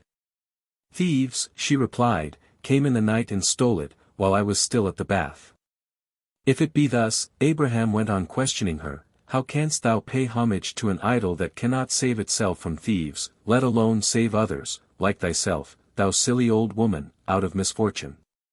How is it possible for thee to say that the image thou worshippest is a god? If it be a god, why did it not save itself out of the hands of those thieves? Nay, in the idol there is no profit, either unto itself or unto him that adores it. The old woman rejoined, If what thou sayest be true, whom shall I serve? Serve the God of all gods, returned Abraham, the Lord of lords, who hath created heaven and earth, the sea and all therein, the God of Nimrod and the God of Terah, the God of the east, the west, the south, and the north. Who is Nimrod, the dog, who calleth himself a god, that worship be offered unto him? Abraham succeeded in opening the eyes of the old woman, and she became a zealous missionary for the true God. When she discovered the thieves who had carried off her idol, and they restored it to her, she broke it in pieces with a stone, and as she wended her way through the streets, she cried aloud, Who would save his soul from destruction and be prosperous in all his doings, let him serve the God of Abraham. Thus she converted many men and women to the true belief. Rumors of the words and deeds of the old woman reached the king, and he sent for her. When she appeared before him, he rebuked her harshly, asking her how she dared serve any god but himself. The old woman replied, Thou art a liar, thou deniest the essence of faith, the one only God, beside whom there is no other God. Thou livest upon his bounty, but thou payest worship to another, and thou dost repudiate him, and his teachings, and Abraham his servant. The old woman had to pay for her zeal for the faith with her life. Nevertheless great fear and terror took possession of Nimrod, because the people became more and more attached to the teachings of Abraham, and he knew not how to deal with the man who was undermining the old faith. At the advice of his princes, he arranged a 7 days festival, at which all the people were bidden to appear in their robes of state, their gold and silver apparel. By such display of wealth and power he expected to intimidate Abraham and bring him back to the faith of the king. Through his father Terah, Nimrod invited Abraham to come before him, that he might have the opportunity of seeing his greatness and wealth, and the glory of his dominion, and the multitude of his princes and attendants. But Abraham refused to appear before the king. On the other hand, he granted his father's request that in his absence he sit by his idols and the king's, and take care of them. Alone with the idols, and while he repeated the words, The Eternal He is God, the Eternal He is God, he struck the king's idols from their thrones, and began to belabor them with an axe. With the biggest he started, and with the smallest he ended. He hacked off the feet of one, and the other he beheaded. This one had his eyes struck out, the other had his hands crushed. After all were mutilated, he went away, having first put the axe into the hand of the largest idol. The feast ended, the king returned, and when he saw all his idols shivered in pieces, he inquired who had perpetrated the mischief. Abraham was named as the one who had been guilty of the outrage, and the king summoned him and questioned him as to his motive for the deed. Abraham replied, "I did not do it, it was the largest of the idols who shattered all the rest. Sayest thou not that he still has the axe in his hand? And if thou wilt not believe my words, ask him and he will tell thee." In the fiery furnace. Now the king was exceedingly wroth at Abraham, and ordered him to be cast into prison, where he commanded the warden not to give him bread or water. But God hearkened unto the prayer of Abraham, and sent Gabriel to him in his dungeon. For a year the angel dwelt with him, and provided him with all sorts of food, and a spring of fresh water welled up before him, and he drank of it. At the end of a year, the magnates of the realm presented themselves before the king, and advised him to cast Abraham into the fire, that the people might believe in Nimrod forever. Thereupon the king issued a decree that all the subjects of the king in all his provinces, men and women, young and old, should bring wood within 40 days, and he caused it to be thrown into a great furnace and set afire. The flames shot up to the skies, and the people were sore afraid of the fire. Now the warden of the prison was ordered to bring Abraham forth and cast him in the flames. The warden reminded the king that Abraham had not had food or drink a whole year, and therefore must be dead, but Nimrod nevertheless desired him to step in front of the prison and call his name. If he made reply, he was to be hauled out to the pyre. If he had perished, his remains were to receive burial, and his memory was to be wiped out henceforth. Greatly amazed the warden was when his cry, "Abraham, art thou alive?" was answered with, "I am living." He questioned further, "Who has been bringing thee food and drink all these many days?" And Abraham replied, "Food and drink have been bestowed upon me by him who is over all things, the God of all gods and the Lord of all lords, who alone doeth wonders, he who is the God of Nimrod and the God of Terah and the God of the whole world. He dispenseth food and drink unto all beings. He sees, but he cannot be seen, he is in the heavens above, and he is present in all places, for he himself superviseth all things and provideth for all."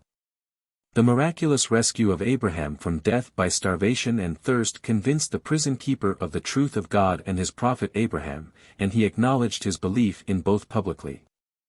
The king's threat of death unless he recanted could not turn him away from his new and true faith. When the hangman raised his sword and set it at his throat to kill him, he exclaimed, "The Eternal He is God, the God of the whole world as well as of the blasphemer Nimrod." But the sword could not cut his flesh. The harder it was pressed against his throat, the more it broke into pieces. Nimrod, however, was not to be turned aside from his purpose, to make Abraham suffer death by fire. One of the princes was dispatched to fetch him forth.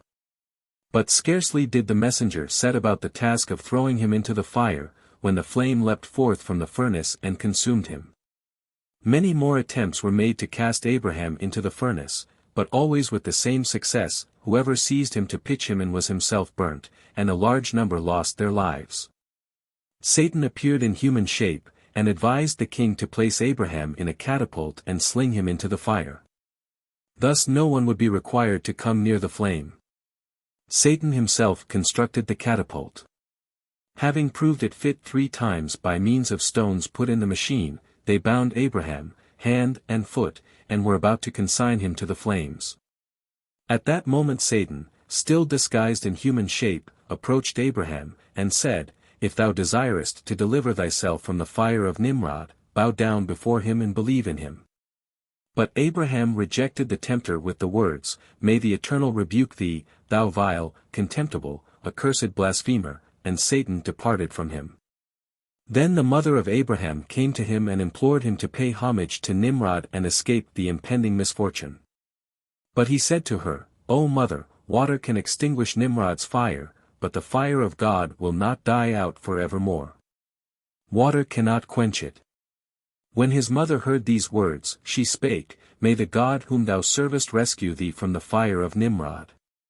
Abraham was finally placed in the catapult, and he raised his eyes heavenward, and spoke, O Lord my God, thou sayest what this sinner purposes to do unto me.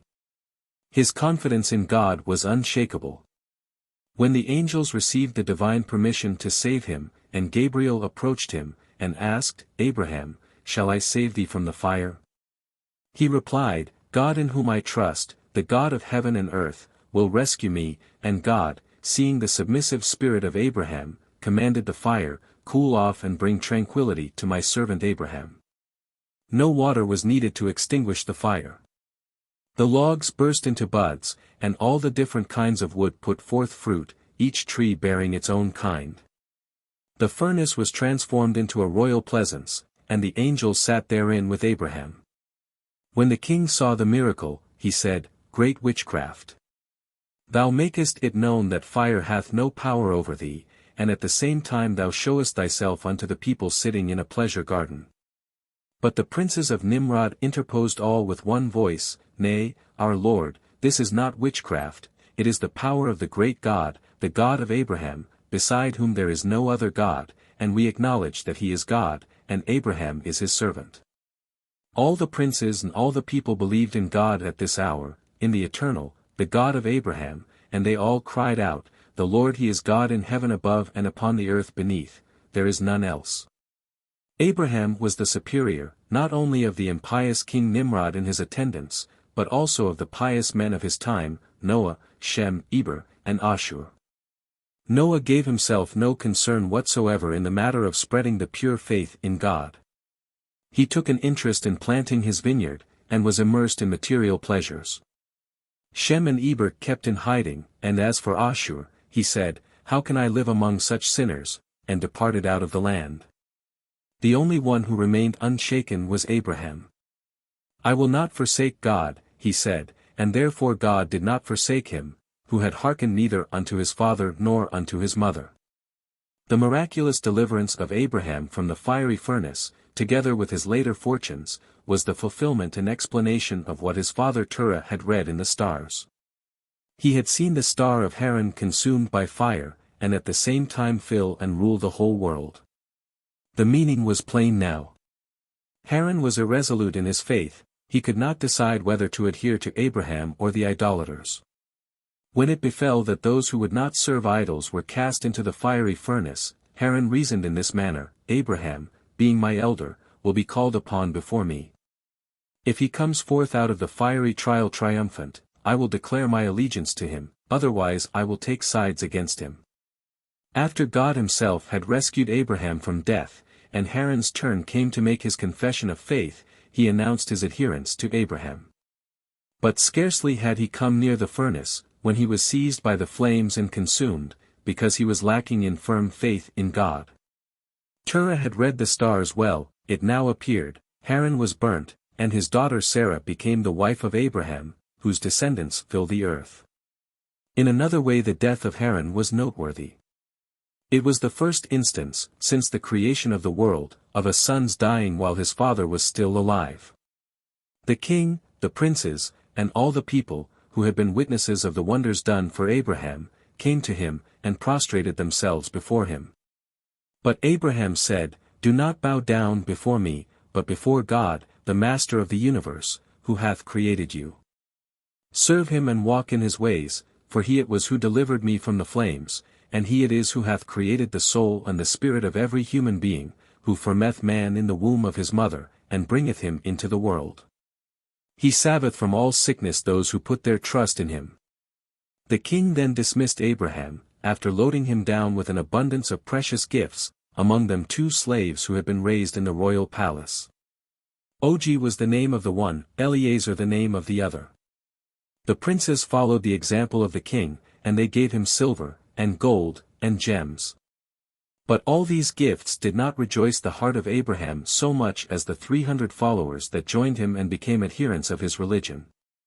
Abraham emigrates to Haran. For a period of 2 years Abraham could devote himself undisturbed to his chosen task of turning the hearts of men to God and his teachings. In his pious undertaking he was aided by his wife Sarah, whom he had married in the meantime. While he exhorted the men and sought to convert them, Sarah addressed herself to the women. She was a helpmeet worthy of Abraham. Indeed, in prophetical powers she ranked higher than her husband. She was sometimes called Iscah, the seer, on that account. At the expiration of 2 years it happened that Nimrod dreamed a dream. In his dream he found himself with his army near the fiery furnace in the valley into which Abraham had been cast. A man resembling Abraham stepped out of the furnace, and he ran after the king with drawn sword, the king fleeing before him in terror. While running, the pursuer threw an egg at Nimrod's head, and a mighty stream issued therefrom, wherein the king's whole host was drowned. The king alone survived, with 3 men. When Nimrod examined his companions, he observed that they wore royal attire, and in form and stature they resembled himself. The stream changed back into an egg again, and a little chick broke forth from it, and it flew up, settled upon the head of the king, and put out one of his eyes. The king was confounded in his sleep, and when he awoke, his heart beat like a trip hammer, and his fear was exceeding great. In the morning, when he arose, he sent and called for his wise men and his magicians, and told them his dream. One of his wise men, Anoko by name, stood up, and said, "Know, O king, this dream points to the misfortune which Abraham and his descendants will bring upon thee. A time will come when he and his followers will make war upon thy army, and they will annihilate it. Thou and the 3 kings, thy allies, will be the only ones to escape death. But later thou wilt lose thy life at the hands of one of the descendants of Abraham. Consider, O king, that thy wise men read this fate of thine in the stars, 52 years ago, at the birth of Abraham. As long as Abraham liveth upon the ground, thou shalt not be stablished, nor thy kingdom." Nimrod took Anoko's words to heart, and dispatched some of his servants to seize Abraham and kill him. It happened that Eliezer, the slave whom Abraham had received as a present from Nimrod, was at that time at the royal court. With great haste he sped to Abraham to induce him to flee before the king's bailiffs. His master accepted his advice, and took refuge in the house of Noah and Shem, where he lay in hiding a whole month. The king's officers reported that despite zealous efforts Abraham was nowhere to be found. Thenceforth the king did not concern himself about Abraham. When Terah visited his son in his hiding place, Abraham proposed that they leave the land and take up their abode in Canaan, in order to escape the pursuit of Nimrod. He said, "Consider that it was not for thy sake that Nimrod overloaded thee with honors, but for his own profit. Though he continue to confer the greatest of benefactions upon thee, what are they but earthly vanity? For riches and possessions profit not in the day of wrath and fury. Hearken unto my voice, O my father, let us depart for the land of Canaan, and serve the God that hath created thee, that it may be well with thee." Noah and Shem aided and abetted the efforts of Abraham to persuade Terah, whereupon Terah consented to leave his country, and he, and Abraham, and Lot, the son of Haran, departed for Haran with their households. They found the land pleasant, and also the inhabitants thereof, who readily yielded to the influence of Abraham's humane spirit and his piety. Many of them obeyed his precepts and became God-fearing and good. Terah's resolved to quit his native land for the sake of Abraham and take up his abode in strange parts, and his impulse to do it before even the divine call visited Abraham himself, this the Lord accounted a great merit unto Terah.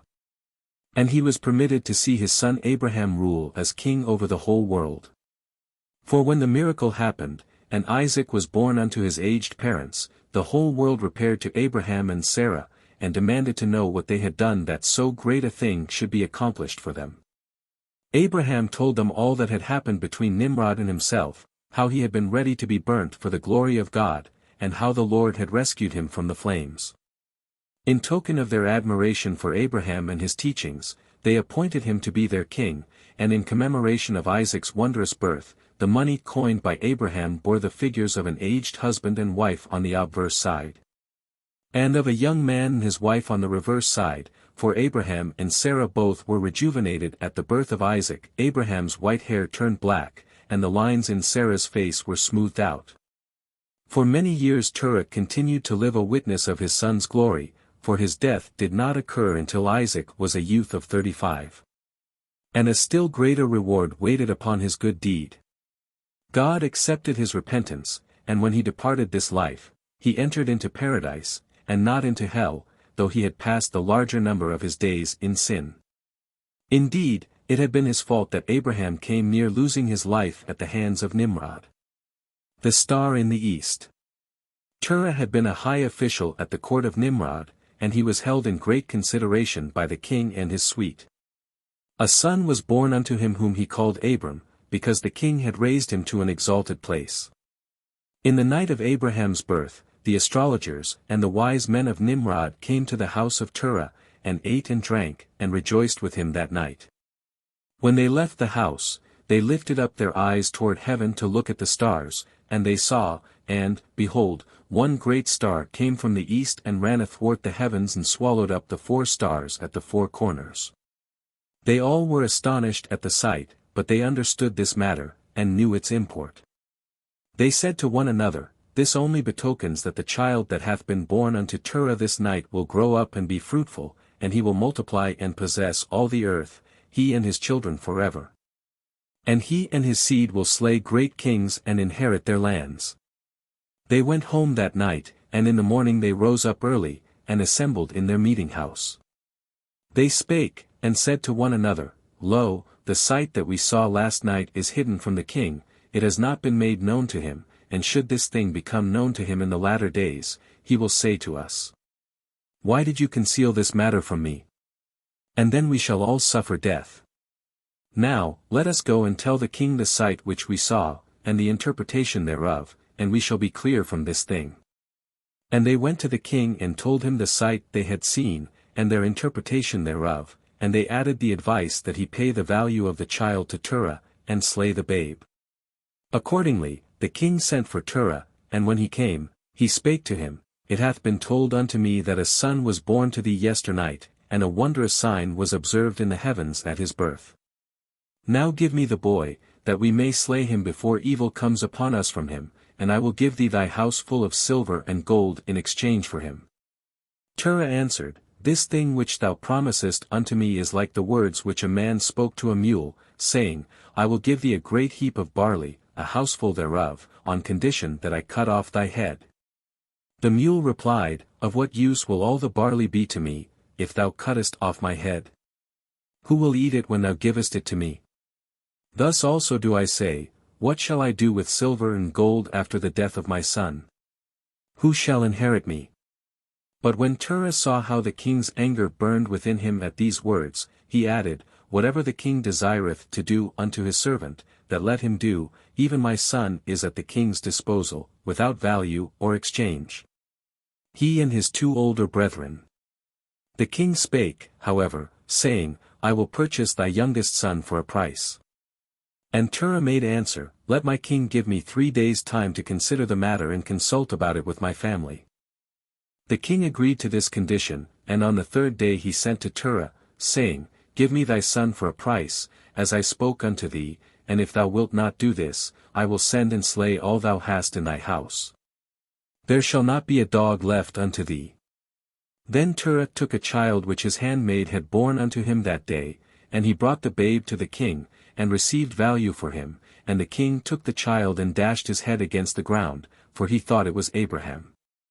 But Terah took his son Abraham, together with the child's mother and his nurse, and concealed them in a cave, and thither he carried provisions to them once a month, and the Lord was with Abraham in the cave, and he grew up. But the king and all his servants thought that Abraham was dead.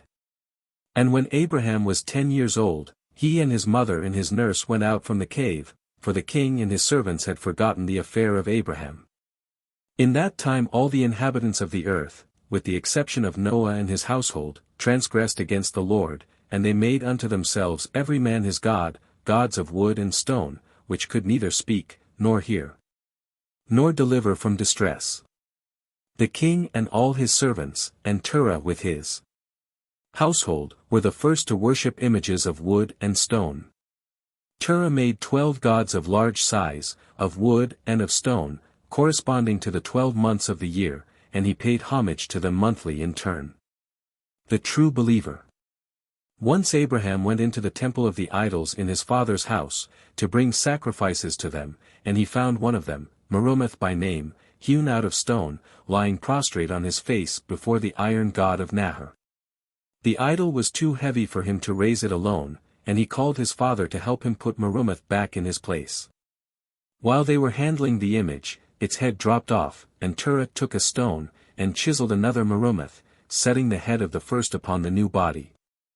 Then Terah continued and made 5 more gods, and all these he delivered to Abraham, and bade him sell them in the streets of the city.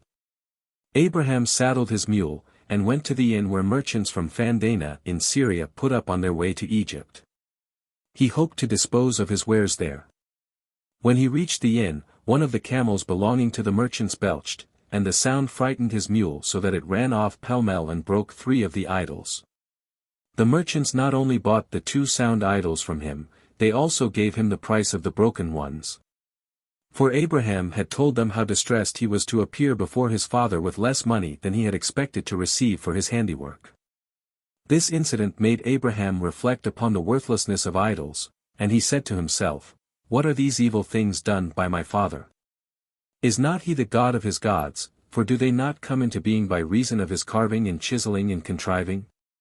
Were it not more seemly that they should pay worship to him than he to them, seeing they are the work of his hands?" Meditating thus, he reached his father's house, and he entered and handed his father the money for the 5 images, and Terah rejoiced, and said, "Blessed art thou unto my gods, because thou didst bring me the price of the idols. And my labor was not in vain." But Abraham made reply, "Hear, my father Terah, blessed are thy gods through thee, for thou art their God, since thou didst fashion them, and their blessing is destruction and their help is vanity. They that help not themselves, how can they help thee or bless me?" Terah grew very wrathful at Abraham, that he uttered such speech against his gods, and Abraham, thinking upon his father's anger, left him and went from the house. But Terah called him back, and said, "Gather together the chips of the oak wood from which I made images before thou didst return, and prepare my dinner for me." Abraham made ready to do his father's bidding, and as he took up the chips he found a little god among them, whose forehead bore the inscription, God Barisat. He threw the chips upon the fire, and set Barisat up next to it, saying, "Attention! Take care, Barisat, that the fire go not out until I come back. If it burns low, blow into it, and make it flame up again." Speaking thus, he went out. When he came in again, he found Barisat lying prone upon his back, badly burnt.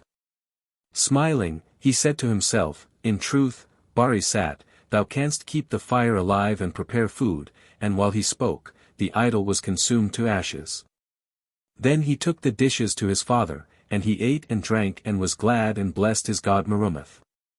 But Abraham said to his father, "Bless not thy god Merumoth, but rather thy god Barisat, for he it was who, out of his great love for thee, threw himself into the fire that thy meal might be cooked." "Where is he now?"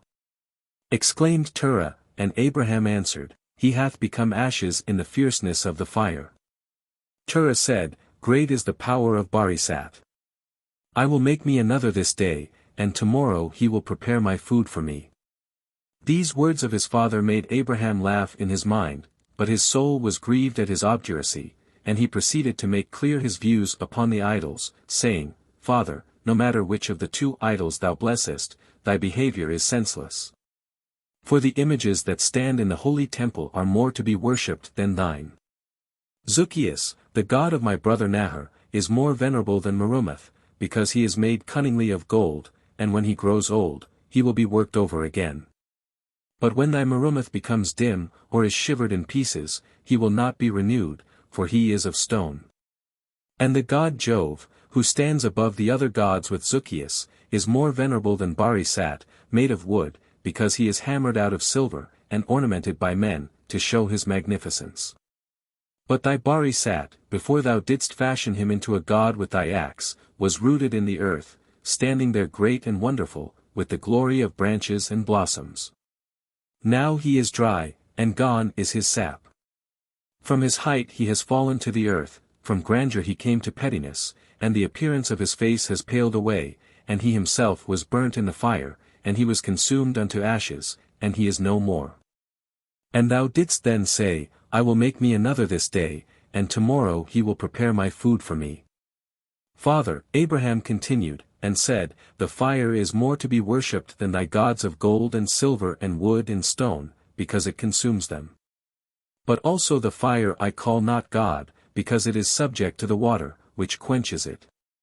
But also the water I call not God, because it is sucked up by the earth, and I call the earth more venerable, because it conquers the water. But also the earth I call not God, because it is dried out by the sun, and I call the sun more venerable than the earth, because he illumines the whole world with his rays. But also the sun I call not God, because his light is obscured when darkness cometh up. Nor do I call the moon and the stars gods, because their light, too, is extinguished when their time to shine is past. But hearken unto this, my father Terah, which I will declare unto thee, the God who hath created all things, he is the true God, he hath empurpled the heavens, and gilded the sun, and given radiance to the moon and also the stars. And he drieth out the earth in the midst of many waters, and also thee hath he put upon the earth, and me hath he sought out in the confusion of my thoughts. The iconoclast.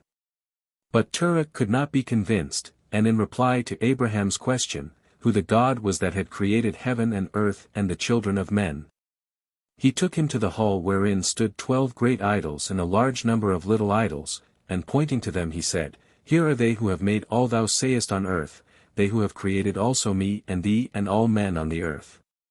And he bowed down before his gods, and left the hall with his son. Abraham went thence to his mother, and he spoke to her, saying, Behold, my father has shown those unto me who made heaven and earth and all the sons of men.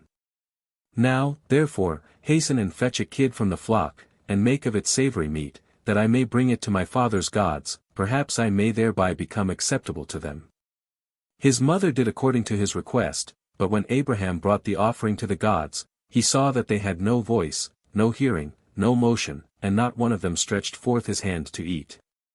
Abraham mocked them, and said, Surely, the savory meat that I prepared doth not please you, or perhaps it is too little for you. Therefore I will prepare fresh savory meat tomorrow, better and more plentiful than this, that I may see what cometh therefrom.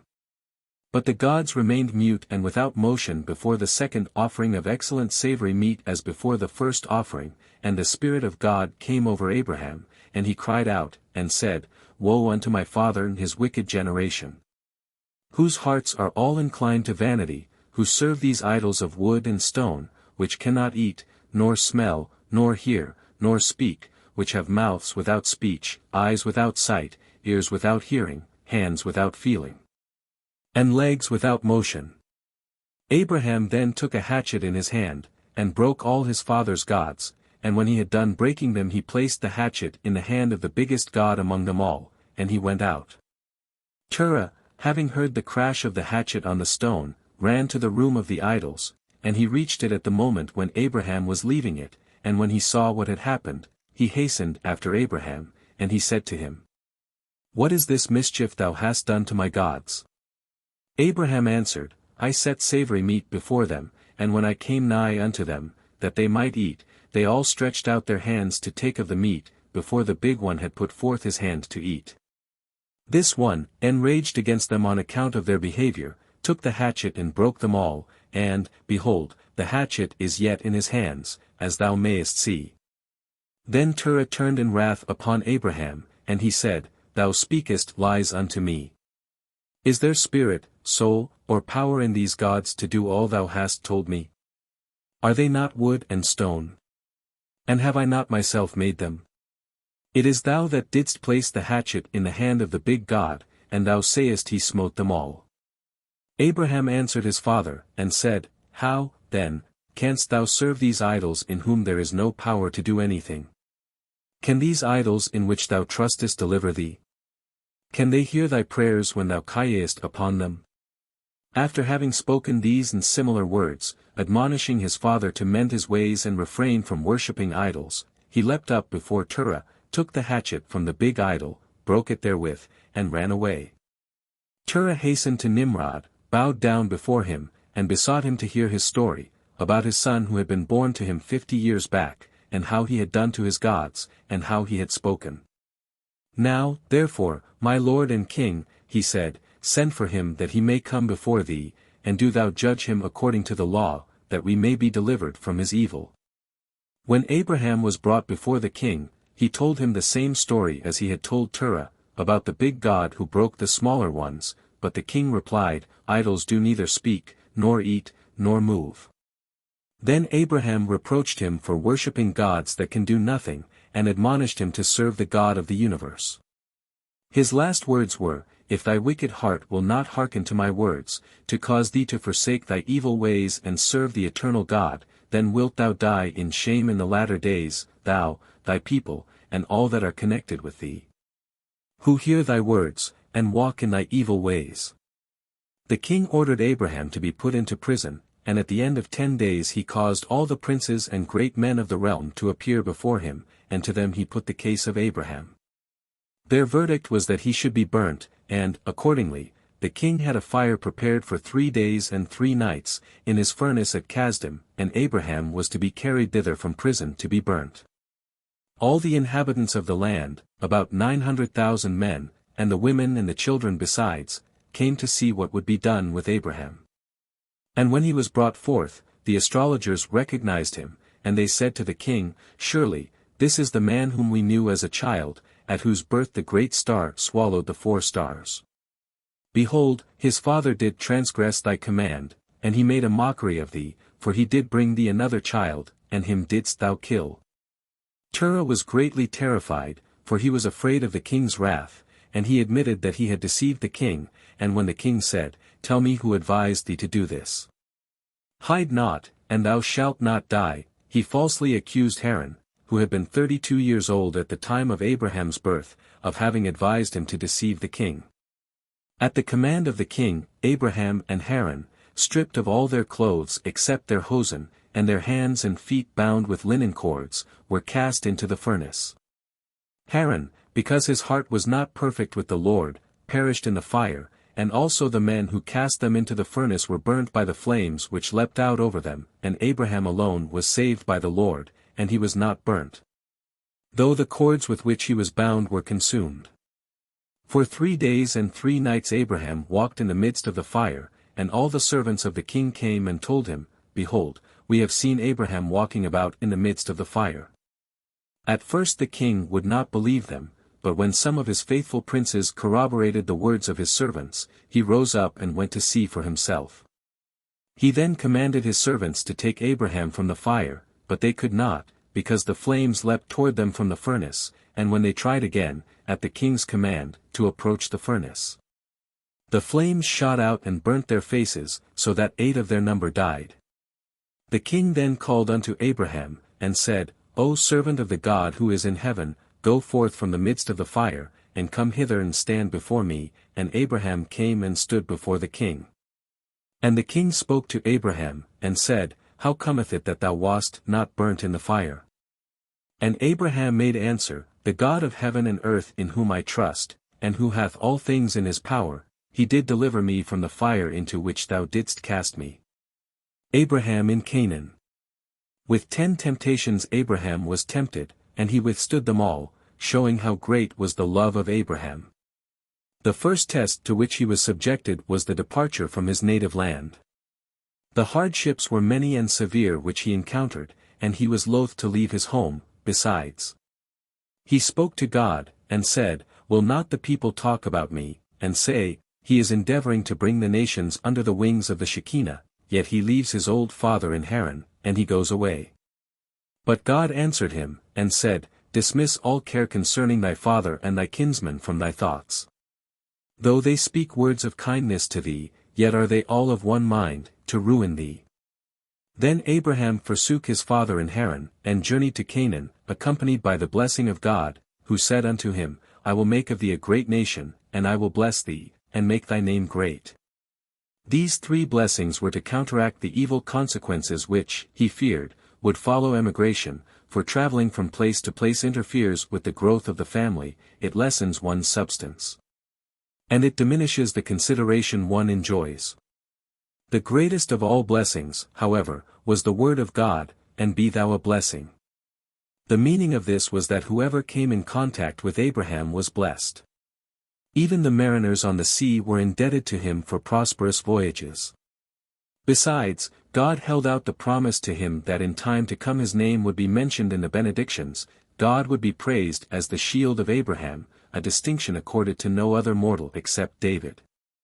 But the words, "And be thou a blessing," will be fulfilled only in the future world, when the seed of Abraham shall be known among the nations and his offspring among the peoples as, "the seed which the Lord hath blessed." When Abraham first was bidden to leave his home, he was not told to what land he was to journey, all the greater would be his reward for executing the command of God. And Abraham showed his trust in God, for he said, "I am ready to go whithersoever thou sendest me." The Lord then bade him go to a land wherein he would reveal himself, and when he went to Canaan later, God appeared to him, and he knew that it was the promised land. On entering Canaan, Abraham did not yet know that it was the land appointed as his inheritance. Nevertheless he rejoiced when he reached it. In Mesopotamia and in Aram-naharaim, the inhabitants of which he had seen eating, drinking, and acting wantonly, he had always wished, "Oh, that my portion may not be in this land," but when he came to Canaan, he observed that the people devoted themselves industriously to the cultivation of the land, and he said, "Oh, that my portion may be in this land." God then spoke to him, and said, "Unto thy seed will I give this land." Happy in these joyous tidings, Abraham erected an altar to the Lord to give thanks unto him for the promise, and then he journeyed on, southward, in the direction of the spot whereon the temple was once to stand. In Hebron he again erected an altar, thus taking possession of the land in a measure. And likewise he raised an altar in Ai, because he foresaw that a misfortune would befall his offspring there, at the conquest of the land under Joshua. The altar, he hoped, would obviate the evil results that might follow. Each altar raised by him was a center for his activities as a missionary. As soon as he came to a place in which he desired to sojourn, he would stretch a tent first for Sarah, and next for himself, and then he would proceed at once to make proselytes and bring them under the wings of the Shekinah. Thus he accomplished his purpose of inducing all men to proclaim the name of God. For the present Abraham was but a stranger in his promised land. After the partition of the earth among the sons of Noah, when all had gone to their allotted portions, it happened that Canaan son of Ham saw that the land extending from the Lebanon to the river of Egypt was fair to look upon. And he refused to go to his own allotment, westward by the sea. He settled in the land upon Lebanon, eastward and westward from the border of the Jordan and the border of the sea. And Ham, his father, and his brothers Cush and Mizraim spoke to him, and said, "Thou livest in a land that is not thine, for it was not assigned unto us when the lots were drawn. Do not thus. But if thou persistest, thou and thy children, will fall, accursed, in the land, in a rebellion. Thy settling here was rebellion, and through rebellion thy children will be felled down, and thy seed will be destroyed unto all eternity. Sojourn not in the land of Shem, for unto Shem and unto the children of Shem was it apportioned by lot. Accursed art thou, and accursed wilt thou be before all the children of Noah on account of the curse, for we took an oath before the holy judge and before our father Noah." But Canaan hearkened not unto the words of his father and his brothers. He dwelt in the land of the Lebanon from Hamath even unto the entrance of Egypt, he and his sons. Though the Canaanites had taken unlawful possession of the land, yet Abraham respected their rights. He provided his camels with muzzles, to prevent them from pasturing upon the property of others. His sojourn in Egypt. Scarcely had Abraham established himself in Canaan, when a devastating famine broke out, one of the 10 God-appointed famines for the chastisement of men. The first of them came in the time of Adam, when God cursed the ground for his sake. The second was this one in the time of Abraham. The third compelled Isaac to take up his abode among the Philistines. The ravages of the fourth drove the sons of Jacob into Egypt to buy grain for food. The fifth came in the time of the judges, when Elimelech and his family had to seek refuge in the land of Moab. The sixth occurred during the reign of David, and it lasted 3 years. The seventh happened in the day of Elijah, who had sworn that neither rain nor dew should fall upon the earth. The eighth was the one in the time of Elisha, when an ass's head was sold for 80 pieces of silver. The ninth is the famine that comes upon men piecemeal, from time to time. And the 10th will scourge men before the advent of Messiah, and this last will be, not a famine of bread, nor a thirst for water, but of hearing the words of the Lord. The famine in the time of Abraham prevailed only in Canaan, and it had been inflicted upon the land in order to test his faith. He stood this second temptation as he had the first. He murmured not, and he showed no sign of impatience toward God, who had bidden him shortly before to abandon his native land for a land of starvation. The famine compelled him to leave Canaan for a time, and he repaired to Egypt, to become acquainted there with the wisdom of the priests and, if necessary, give them instruction in the truth. On this journey from Canaan to Egypt, Abraham first observed the beauty of Sarah. Chaste as he was, he had never before looked at her, but now, when they were wading through a stream, he saw the reflection of her beauty in the water like the brilliance of the sun. Wherefore he spoke to her thus, "The Egyptians are very sensual, and I will put thee in a casket that no harm befall me on account of thee." At the Egyptian boundary, the tax collectors asked him about the contents of the casket, and Abraham told them he had barley in it. "No," they said, "it contains wheat." "Very well," replied Abraham, "I am prepared to pay the tax on wheat." The officers then hazarded the guess, "It contains pepper." Abraham agreed to pay the tax on pepper, and when they charged him with concealing gold in the casket, he did not refuse to pay the tax on gold, and finally on precious stones. Seeing that he demurred to no charge, however high, the tax collectors, made thoroughly suspicious, insisted upon his unfastening the casket and letting them examine the contents. When it was forced open, the whole of Egypt was resplendent with the beauty of Sarah. In comparison with her, all other beauties were like apes compared with men. She excelled Eve herself. The servants of Pharaoh outbid one another in seeking to obtain possession of her, though they were of opinion that so radiant a beauty ought not to remain the property of a private individual. They reported the matter to the king, and Pharaoh sent a powerful armed force to bring Sarah to the palace, and so bewitched was he by her charms that those who had brought him the news of her coming into Egypt were loaded down with bountiful gifts. Amid tears, Abraham offered up a prayer. He entreated God in these words, "Is this the reward for my confidence in thee? For the sake of thy grace and thy loving kindness, let not my hope be put to shame." Sarah also implored God, saying, "O God, thou didst bid my lord Abraham leave his home, the land of his fathers, and journey to Canaan, and thou didst promise him to do good unto him if he fulfilled thy commands. And now we have done as thou didst command us to do. We left our country and our kindred, and we journeyed to a strange land, unto a people which we knew not heretofore. We came hither to save our people from starvation, and now hath this terrible misfortune befallen.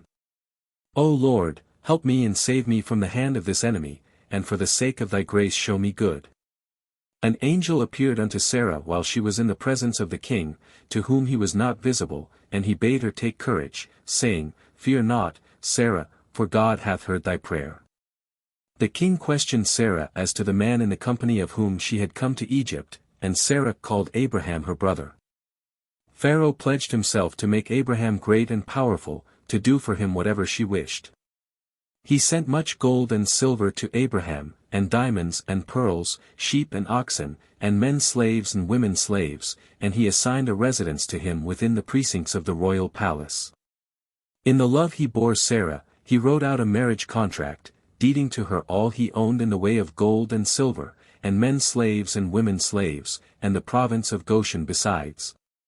The province occupied in later days by the descendants of Sarah, because it was their property. Most remarkable of all, he gave her his own daughter Hagar as slave, for he preferred to see his daughter the servant of Sarah to reigning as mistress in another harem. His free-handed generosity availed naught. During the night, when he was about to approach Sarah, an angel appeared armed with a stick, and if Pharaoh but touched Sarah's shoe to remove it from her foot, the angel planted a blow upon his hand, and when he grasped her dress, a second blow followed. At each blow he was about to deal, the angel asked Sarah whether he was to let it descend, and if she bade him give Pharaoh a moment to recover himself, he waited and did as she desired. And another great miracle came to pass. Pharaoh, and his nobles, and his servants, the very walls of his house and his bed were afflicted with leprosy, and he could not indulge his carnal desires. This night in which Pharaoh and his court suffered their well-deserved punishment was the night of the 15th of Nisan, the same night wherein God visited the Egyptians in a later time in order to redeem Israel, the descendants of Sarah. Horrified by the plague sent upon him, Pharaoh inquired how he could rid himself thereof. He applied to the priests, from whom he found out the true cause of his affliction, which was corroborated by Sarah. He then sent for Abraham and returned his wife to him, pure and untouched, and excused himself for what had happened, saying that he had had the intention of connecting himself in marriage with him, whom he had thought to be the brother of Sarah. He bestowed rich gifts upon the husband and the wife, and they departed for Canaan, after a 3 months' sojourn in Egypt. Arrived in Canaan they sought the same night shelters at which they had rested before, in order to pay their accounts, and also to teach by their example that it is not proper to seek new quarters unless one is forced to it. Abraham's sojourn in Egypt was of great service to the inhabitants of the country, because he demonstrated to the wise men of the land how empty and vain their views were, and also he taught them astronomy and astrology. Unknown in Egypt before his time. The first Pharaoh. The Egyptian ruler, whose meeting with Abraham had proved so untoward an event, was the first to bear the name Pharaoh. The succeeding kings were named thus after him. The origin of the name is connected with the life and adventures of Rachion, have not, a man wise, handsome, and poor, who lived in the land of Shinar. Finding himself unable to support himself in Shinar, he resolved to depart for Egypt, where he expected to display his wisdom before the king, Ashwarosh, the son of Anam. Perhaps he would find grace in the eyes of the king, who would give Rachion the opportunity of supporting himself and rising to be a great man. When he reached Egypt, he learnt that it was the custom of the country for the king to remain in retirement in his palace, removed from the sight of the people. Only on one day of the year he showed himself in public, and received all who had a petition to submit to him. Richer by a disappointment, Rachion knew not how he was to earn a livelihood in the strange country. He was forced to spend the night in a ruin, hungry as he was. The next day he decided to try to earn something by selling vegetables.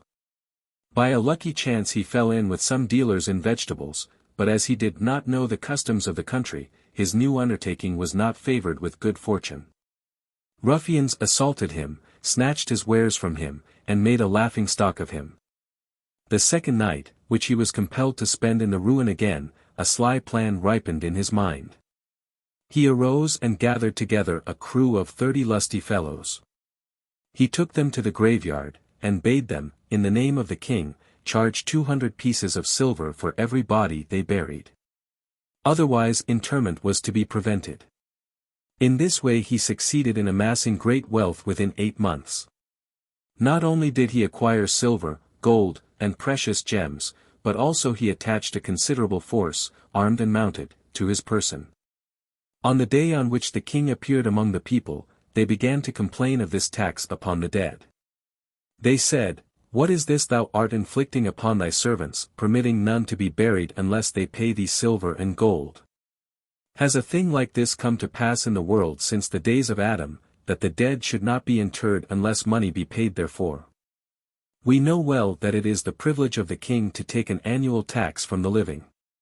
But thou takest tribute from the dead, too, and thou exactest it day by day. O king, we cannot endure this any longer, for the whole of the city is ruined thereby." The king, who had had no suspicion of Rachion's doings, fell into a great rage when the people gave him information about them. He ordered him and his armed force to appear before him. Rachion did not come empty-handed. He was preceded by 1,000 youths and maidens, mounted upon steeds and arrayed in state apparel. These were a present to the king. When he himself stepped before the king, he delivered gold, silver, and diamonds to him in great abundance, and a magnificent charger. These gifts and the display of splendor did not fail of taking effect upon the king, and when Rachion, in well-considered words and with a pliant tongue, described the undertaking, he won not only the king to his side, but also the whole court. And the king said to him, "No longer shalt thou be called Rachion, have not, but Pharaoh, paymaster, for thou didst collect taxes from the dead. So profound was the impression made by Rachion that the king, the grandees, and the people, all together resolved to put the guidance of the realm in the hands of Pharaoh. Under the suzerainty of Ashwerosh he administered law and justice throughout the year. Only on the one day when he showed himself to the people did the king himself give judgment and decide cases. Through the power thus conferred upon him and through cunning practices, Pharaoh succeeded in usurping royal authority, and he collected taxes from all the inhabitants of Egypt. Nevertheless he was beloved of the people, and it was decreed that every ruler of Egypt should thenceforth bear the name Pharaoh. The War of the Kings. On his return from Egypt, Abraham's relations to his own family were disturbed by annoying circumstances. Strife developed between the herdmen of his cattle and the herdmen of Lot's cattle. Abraham furnished his herds with muzzles, but Lot made no such provision, and when the shepherds that pastured Abraham's flocks took Lot's shepherds to task on account of the omission, the latter replied, "It is known of a surety that God said unto Abraham, To thy seed will I give the land. But Abraham is a sterile mule. Never will he have children. On the morrow he will die, and Lot will be his heir." Thus the flocks of Lot are but consuming what belongs to them or their master. But God spoke, "Verily, I said unto Abraham I would give the land unto his seed, but only after the 7 nations shall have been destroyed from out of the land. Today the Canaanites are therein, and the Perizzites. They still have the right of habitation. Now, when the strife extended from the servants to the masters, and Abraham vainly called his nephew Lot to account for his unbecoming behavior, Abraham decided he would have to part from his kinsman, though he should have to compel Lot thereto by force. Lot thereupon separated himself not from Abraham alone, but from the God of Abraham also, and he betook himself to a district in which immorality and sin reigned supreme, wherefore punishment overtook him. For his own flesh seduced him later unto sin. God was displeased with Abraham for not living in peace and harmony with his own kindred, as he lived with all the world beside. On the other hand, God also took it in ill part that Abraham was accepting Lot tacitly as his heir, though he had promised him, in clear, unmistakable words, "To thy seed will I give the land." After Abraham had separated himself from Lot, he received the assurance again that Canaan should once belong to his seed, which God would multiply as the sand which is upon the seashore. As the sand fills the whole earth, so the offspring of Abraham would be scattered over the whole earth, from end to end. And as the earth is blessed only when it is moistened with water, so his offspring would be blessed through the Torah, which is likened unto water. And as the earth endures longer than metal, so his offspring would endure forever, while the heathen would vanish, and as the earth is trodden upon, so his offspring would be trodden upon by the 4 kingdoms. The departure of Lot had a serious consequence, for the war waged by Abraham against the 4 kings is intimately connected with it. Lot desired to settle in the well-watered circle of the Jordan, but the only city of the plain that would receive him was Sodom, the king of which admitted the nephew of Abraham out of consideration for the latter. The 5 impious kings planned first to make war upon Sodom on account of Lot and then advance upon Abraham. For one of the 5, Amraphel, was none other than Nimrod, Abraham's enemy from of old. The immediate occasion for the war was this: Chedorlaomer, one of Nimrod's generals, rebelled against him after the builders of the tower were dispersed, and he set himself up as king of Elam. Then he subjugated the Hamitic tribes living in the 5 cities of the plain of the Jordan, and made them tributary.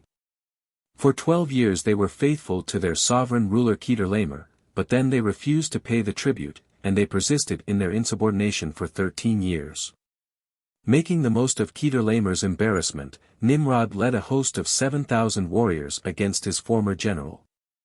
In the battle fought between Elam and Shinar, Nimrod suffered a disastrous defeat. He lost 600 of his army, and among the slain was the king's son Mardon. Humiliated and abased, he returned to his country, and he was forced to acknowledge the suzerainty of Chedorlaomer, who now proceeded to form an alliance with Arioch king of Elasa, and Tidal, the king of several nations. The purpose of which was to crush the cities of the circle of the Jordan. The united forces of these kings, numbering 800,000, marched upon the 5 cities, subduing whatever they encountered in their course, and annihilating the descendants of the giants. Fortified places, unwalled cities, and flat, open country, all fell in their hands. They pushed on through the desert as far as the spring issuing from the rock at Kadesh, the spot appointed by God as the place of pronouncing judgment against Moses and Aaron on account of the waters of strife. Thence they turned toward the central portion of Palestine, the country of dates, where they encountered the 5 godless kings, Bera, the villain, king of Sodom, Bersha, the sinner, king of Gomorrah, Shernab, the father-hater, king of Admah, Shemeber, the voluptuary, king of Zeboim, and the king of Bela, the city that devours its inhabitants. The 5 were routed in the fruitful vale of Siddim, the canals of which later formed the Dead Sea. They that remained of the rank and file fled to the mountains, but the kings fell into the slime pits and stuck there. Only the king of Sodom was rescued, miraculously, for the purpose that he might convert those heathen to faith in God that had not believed in the wonderful deliverance of Abraham from the fiery furnace. The victors despoiled Sodom of all its goods and victuals, and took Lot, boasting, "We have taken the son of Abraham's brother captive," so betraying the real object of their undertaking. Their innermost desire was to strike at Abraham. It was on the first evening of the Passover, and Abraham was eating of the unleavened bread, when the archangel Michael brought him the report of Lot's captivity. This angel bears another name besides, Palet, the escaped, because when God threw Samuel and his host from their holy place in heaven, the rebellious leader held on to Michael and tried to drag him along downward. And Michael escaped falling from heaven only through the help of God. When the report of his nephew's evil state reached Abraham, he straightway dismissed all thought of his dissensions with Lot from his mind, and only considered ways and means of deliverance. He convoked his disciples to whom he had taught the true faith, and who all called themselves by the name Abraham. He gave them gold and silver, saying at the same time, "Know that we go to war for the purpose of saving human lives. Therefore, do ye not direct your eyes upon money, here lie gold and silver before you." Furthermore he admonished them in these words, "We are preparing to go to war. Let none join us who hath committed a trespass, and fears that divine punishment will descend upon him." Alarmed by his warning, not one would obey his call to arms, they were fearful on account of their sins. Eleazar alone remained with him, wherefore God spake, and said, "All forsook thee save only Eleazar. Verily, I shall invest him with the strength of the 318 men whose aid thou didst seek in vain." The battle fought with the mighty hosts of the kings, from which Abraham emerged victorious, happened on the 15th of Nisan, the night appointed for miraculous deeds.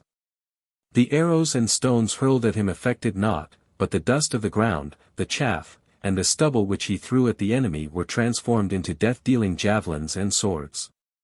Abraham, as tall as 70 men set on end, and requiring as much food and drink as 70 men, marched forward with giant strides, each of his steps measuring 4 miles, until he overtook the kings, and annihilated their troops.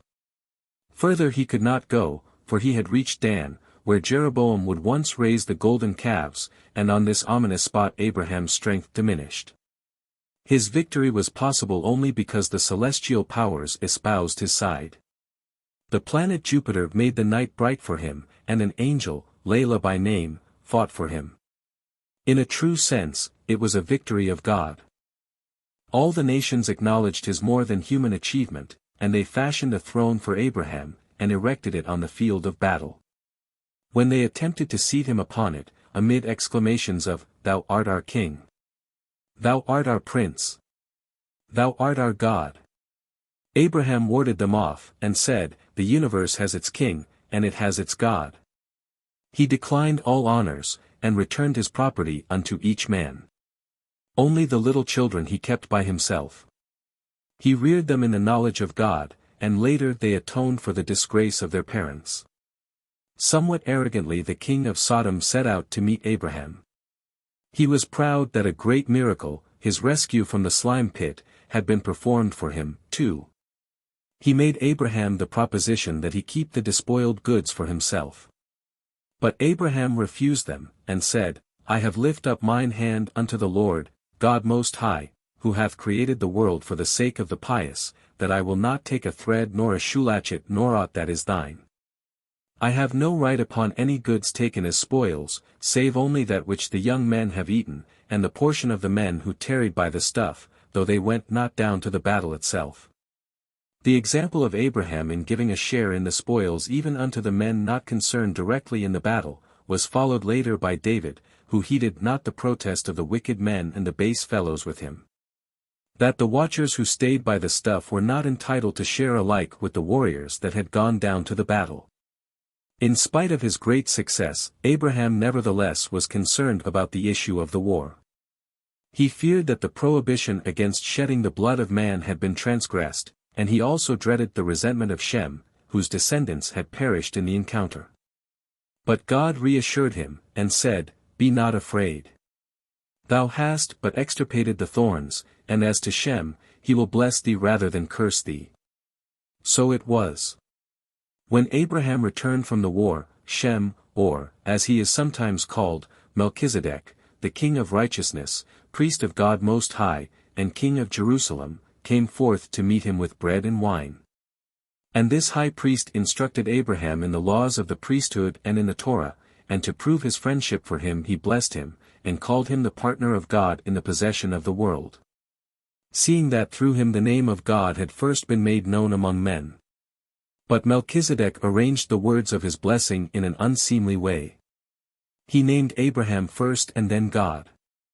As a punishment, he was deposed by God from the priestly dignity, and instead it was passed over to Abraham, with whose descendants it remained forever.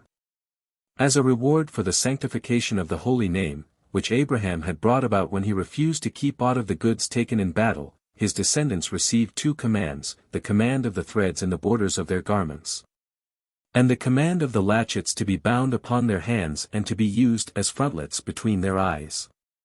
Thus they commemorate that their ancestor refused to take so much as a thread or a latchet. And because he would not touch a shoe latchet of the spoils, his descendants cast their shoe upon Edom. The covenant of the pieces. Shortly after the war, God revealed himself unto Abraham, to soothe his conscience as to the spilling of innocent blood, for it was a scruple that gave him much anguish of spirit. God assured him at the same time that he would cause pious men to arise among his descendants, who, like himself, would be a shield unto their generation. As a further distinction, God gave him leave to ask what he would have, rare grace accorded to none beside, except Jacob, Solomon, Ahaz, and the Messiah. Abraham spoke, and said, O Lord of the world, if in time to come my descendants should provoke thy wrath, it were better I remain childless. Lot, for the sake of whom I journeyed as far as Damascus, where God was my protection, would be well pleased to be my heir. Moreover, I have read in the stars, Abraham, thou wilt beget no children. Thereupon God raised Abraham above the vault of the skies, and he said, Thou art a prophet, not an astrologer. Now Abraham demanded no sign that he would be blessed with offspring. Without losing another word, he believed in the Lord, and he was rewarded for his simple faith by a share in this world and a share in the world to come as well, and, besides, the redemption of Israel from the exile will take place as a recompense for his firm trust. But though he believed the promise made him with a full and abiding faith, he yet desired to know by what merit of theirs his descendants would maintain themselves. Therefore God bade him bring him a sacrifice of 3 heifers, 3 she-goats, 3 rams, a turtle dove, and a young pigeon, thus indicating to Abraham the various sacrifices that should once be brought in the temple, to atone for the sins of Israel and further his welfare. But what will become of my descendants, asked Abraham, after the temple is destroyed? God replied, and said, If they read the order of sacrifices as they will be set down in the Scriptures, I will account it unto them as though they had offered the sacrifices, and I will forgive all their sins. And God continued and revealed to Abraham the course of Israel's history and the history of the whole world. The heifer of 3 years indicates the dominion of Babylon, the she-goat of 3 years stands for the empire of the Greeks. The ram of 3 years for the Medo-Persian power, the rule of Ishmael is represented by the ram, and Israel is the innocent dove. Abraham took him these animals and divided them in the midst. Had he not done so, Israel would not have been able to resist the power of the four kingdoms. But the birds he divided not, to indicate that Israel will remain whole. And the birds of prey came down upon the carcasses, and Abraham drove them away. Thus was announced the advent of the Messiah, who will cut the heathen in pieces, but Abraham bade Messiah wait until the time appointed unto him. And as the messianic time was made known unto Abraham, so also the time of the resurrection of the dead. When he laid the halves of the pieces over against each other, the animals became alive again, as the bird flew over them. While he was preparing these sacrifices, a vision of great import was granted to Abraham. The sun sank, and a deep sleep fell upon him, and he beheld a smoking furnace, Gehenna, the furnace that God prepares for the sinner. And he beheld a flaming torch, the revelation on Sinai, where all the people saw flaming torches, and he beheld the sacrifices to be brought by Israel, and an horror of great darkness fell upon him, the dominion of the four kingdoms. And God spake to him, Abraham, as long as thy children fulfill the two duties of studying the Torah and performing the service in the temple, the two visitations, Gehenna and alien rule, will be spared them. But if they neglect the two duties, they will have to suffer the two chastisements, only thou mayest choose whether they shall be punished by means of Gehenna or by means of the dominion of the stranger. All the day long Abraham wavered, until God called unto him, How long wilt thou halt between two opinions? Decide for one of the two, and let it be for the dominion of the stranger. Then God made known to him the 400 years' bondage of Israel in Egypt, reckoning from the birth of Isaac, for unto Abraham himself was the promise given that he should go to his fathers in peace. And feel not of the arrogance of the stranger oppressor. At the same time, it was made known to Abraham that his father Terah would have a share in the world to come, for he had done penance for his sinful deeds. Furthermore it was revealed to him that his son Ishmael would turn into the path of righteousness while yet his father was alive, and his grandson Esau would not begin his impious way of life until he himself had passed away. And as he received the promise of their deliverance together with the announcement of the slavery of his seed, in a land not theirs, so it was made known to him that God would judge the four kingdoms and destroy them. The birth of Ishmael. The covenant of the pieces, whereby the fortunes of his descendants were revealed to Abraham, was made at a time when he was still childless. As long as Abraham and Sarah dwelt outside of the Holy Land, they looked upon their childlessness as a punishment for not abiding within it. But when a 10 years' sojourn in Palestine found her barren as before, Sarah perceived that the fault lay with her. Without a trace of jealousy she was ready to give her slave Hagar to Abraham as wife, first making her a freed woman. For Hagar was Sarah's property, not her husband's. She had received her from Pharaoh, the father of Hagar. Taught and bred by Sarah, she walked in the same path of righteousness as her mistress, and thus was a suitable companion for Abraham, and, instructed by the Holy Spirit, he acceded to Sarah's proposal. No sooner had Hagar's union with Abraham been consummated, and she felt that she was with child, than she began to treat her former mistress contemptuously, though Sarah was particularly tender toward her in the state in which she was. When noble matrons came to see Sarah, she was in the habit of urging them to pay a visit to poor Hagar, too. The dames would comply with her suggestion, but Hagar would use the opportunity to disparage Sarah. My lady Sarah, she would say, is not inwardly what she appears to be outwardly. She makes the impression of a righteous, pious woman, but she is not, for if she were, how could her childlessness be explained after so many years of marriage, while I became pregnant at once? Sarah scorned to bicker with her slave, yet the rage she felt found vent in these words to Abraham, It is thou who art doing me wrong. Thou hearest the words of Hagar, and thou sayest not to oppose them, and I hoped that thou wouldst take my part. For thy sake did I leave my native land and the house of my father, and I followed thee into a strange land with trust in God. In Egypt I pretended to be thy sister, that no harm might befall thee.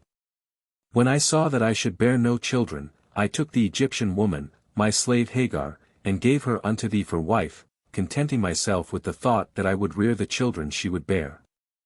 Now she treats me disdainfully in thy presence. O that God might look upon the injustice which hath been done unto me, to judge between thee and me, and have mercy upon us, restore peace to our home, and grant us offspring, that we have no need of children from Hagar, the Egyptian bondwoman of the generation of the heathen that cast thee in the fiery furnace. Abraham, modest and unassuming as he was ready to do justice to Sarah, and he conferred full power upon her to dispose of Hagar according to her pleasure. He added but one caution: having once made her a mistress, we cannot again reduce her to the state of a bondwoman. Unmindful of this warning, Sarah exacted the services of a slave from Hagar. Not alone this, she tormented her, and finally she cast an evil eye upon her, so that the unborn child dropped from her, and she ran away. On her flight she was met by several angels, and they bade her return, at the same time making known to her that she would bear a son who should be called Ishmael, one of the 6 men who have been given a name by God before their birth. The others being Isaac, Moses, Solomon, Josiah, and the Messiah. 13 years after the birth of Ishmael the command was issued to Abraham that he put the sign of the covenant upon his body and upon the bodies of the male members of his household. Abraham was reluctant at first to do the bidding of God, for he feared that the circumcision of his flesh would raise a barrier between himself and the rest of mankind. But God said unto him, Let it suffice thee that I am thy God and thy Lord, as it sufficeth the world that I am its God and its Lord. Abraham then consulted with his 3 true friends, Aner, Eshcol, and Mamre, regarding the command of the circumcision. The first one spoke, and said, Thou art nigh unto 100 years old, and thou considerest inflicting such pain upon thyself. The advice of the second was also against it. What, said Eshcol, thou choosest to mark thyself so that thy enemies may recognize thee without fail. Mamre, the third, was the only one to advise obedience to the command of God. God succored thee from the fiery furnace, he said, he helped thee in the combat with the kings, he provided for thee during the famine, and thou dost hesitate to execute his behest concerning the circumcision. Accordingly, Abraham did as God had commanded, in bright daylight, bidding defiance to all, that none might say, Had we seen him attempt it, we should have prevented him. The circumcision was performed on the 10th day of Tishri, the Day of Atonement, and upon the spot on which the altar was later to be erected in the temple, for the act of Abraham remains a never-ceasing atonement for Israel. The visit of the angels. On the 3rd day after his circumcision, when Abraham was suffering dire pain, God spoke to the angels, saying, Go to, let us pay a visit to the sick. The angels refused, and said, What is man, that thou art mindful of him? And the Son of Man, that thou visitest him? And thou desirest to betake thyself to a place of uncleanness, a place of blood and filth? But God replied unto them, Thus do ye speak. As ye live, the savour of this blood is sweeter to me than myrrh and incense, and if you do not desire to visit Abraham, I will go alone. The day whereon God visited him was exceedingly hot, for he had bored a hole in hell, so that its heat might reach as far as the earth, and no wayfarer venture abroad on the highways, and Abraham be left undisturbed in his pain. But the absence of strangers caused Abraham great vexation, and he sent his servant Eliezer forth to keep a lookout for travelers. When the servant returned from his fruitless search, Abraham himself, in spite of his illness and the scorching heat, prepared to go forth on the highway and see whether he would not succeed where failure had attended Eliezer, whom he did not wholly trust at any rate, bearing in mind the well-known saying, No truth among slaves. At this moment God appeared to him, surrounded by the angels. Quickly Abraham attempted to rise from his seat, but God checked every demonstration of respect, and when Abraham protested that it was unbecoming to sit in the presence of the Lord, God said, As thou livest. Thy descendants at the age of 4 and 5 will sit in days to come in the schools and in the synagogues while I reside therein. Meantime Abraham beheld 3 men. They were the angels Michael, Gabriel, and Raphael. They had assumed the form of human beings to fulfill his wish for guests toward whom to exercise hospitality. Each of them had been charged by God with a special mission, besides, to be executed on earth. Raphael was to heal the wound of Abraham, Michael was to bring Sarah the glad tidings that she would bear a son, and Gabriel was to deal destruction to Sodom and Gomorrah. Arrived at the tent of Abraham, the three angels noticed that he was occupied in nursing himself, and they withdrew. Abraham, however, hastened after them through another door of the tent, which had wide open entrances on all sides. He considered the duty of hospitality more important than the duty of receiving the Shekinah. Turning to God, he said, "O Lord, may it please thee not to leave thy servant while he provides for the entertainment of his guests."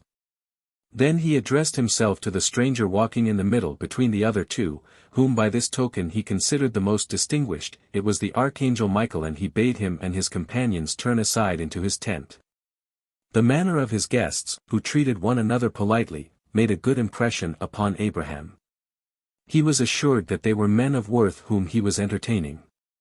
But as they appeared outwardly like Arabs, and the people worshipped the dust of their feet, he bade them first wash their feet, that they might not defile his tent. He did not depend upon his own judgment in reading the character of his guests. By his tent a tree was planted, which spread its branches out over all who believed in God, and afforded them shade. But if idolaters went under the tree, the branches turned upward, and cast no shade upon the ground. Whenever Abraham saw this sign, he would at once set about the task of converting the worshippers of the false gods. And as the tree made a distinction between the pious and the impious, so also between the clean and the unclean.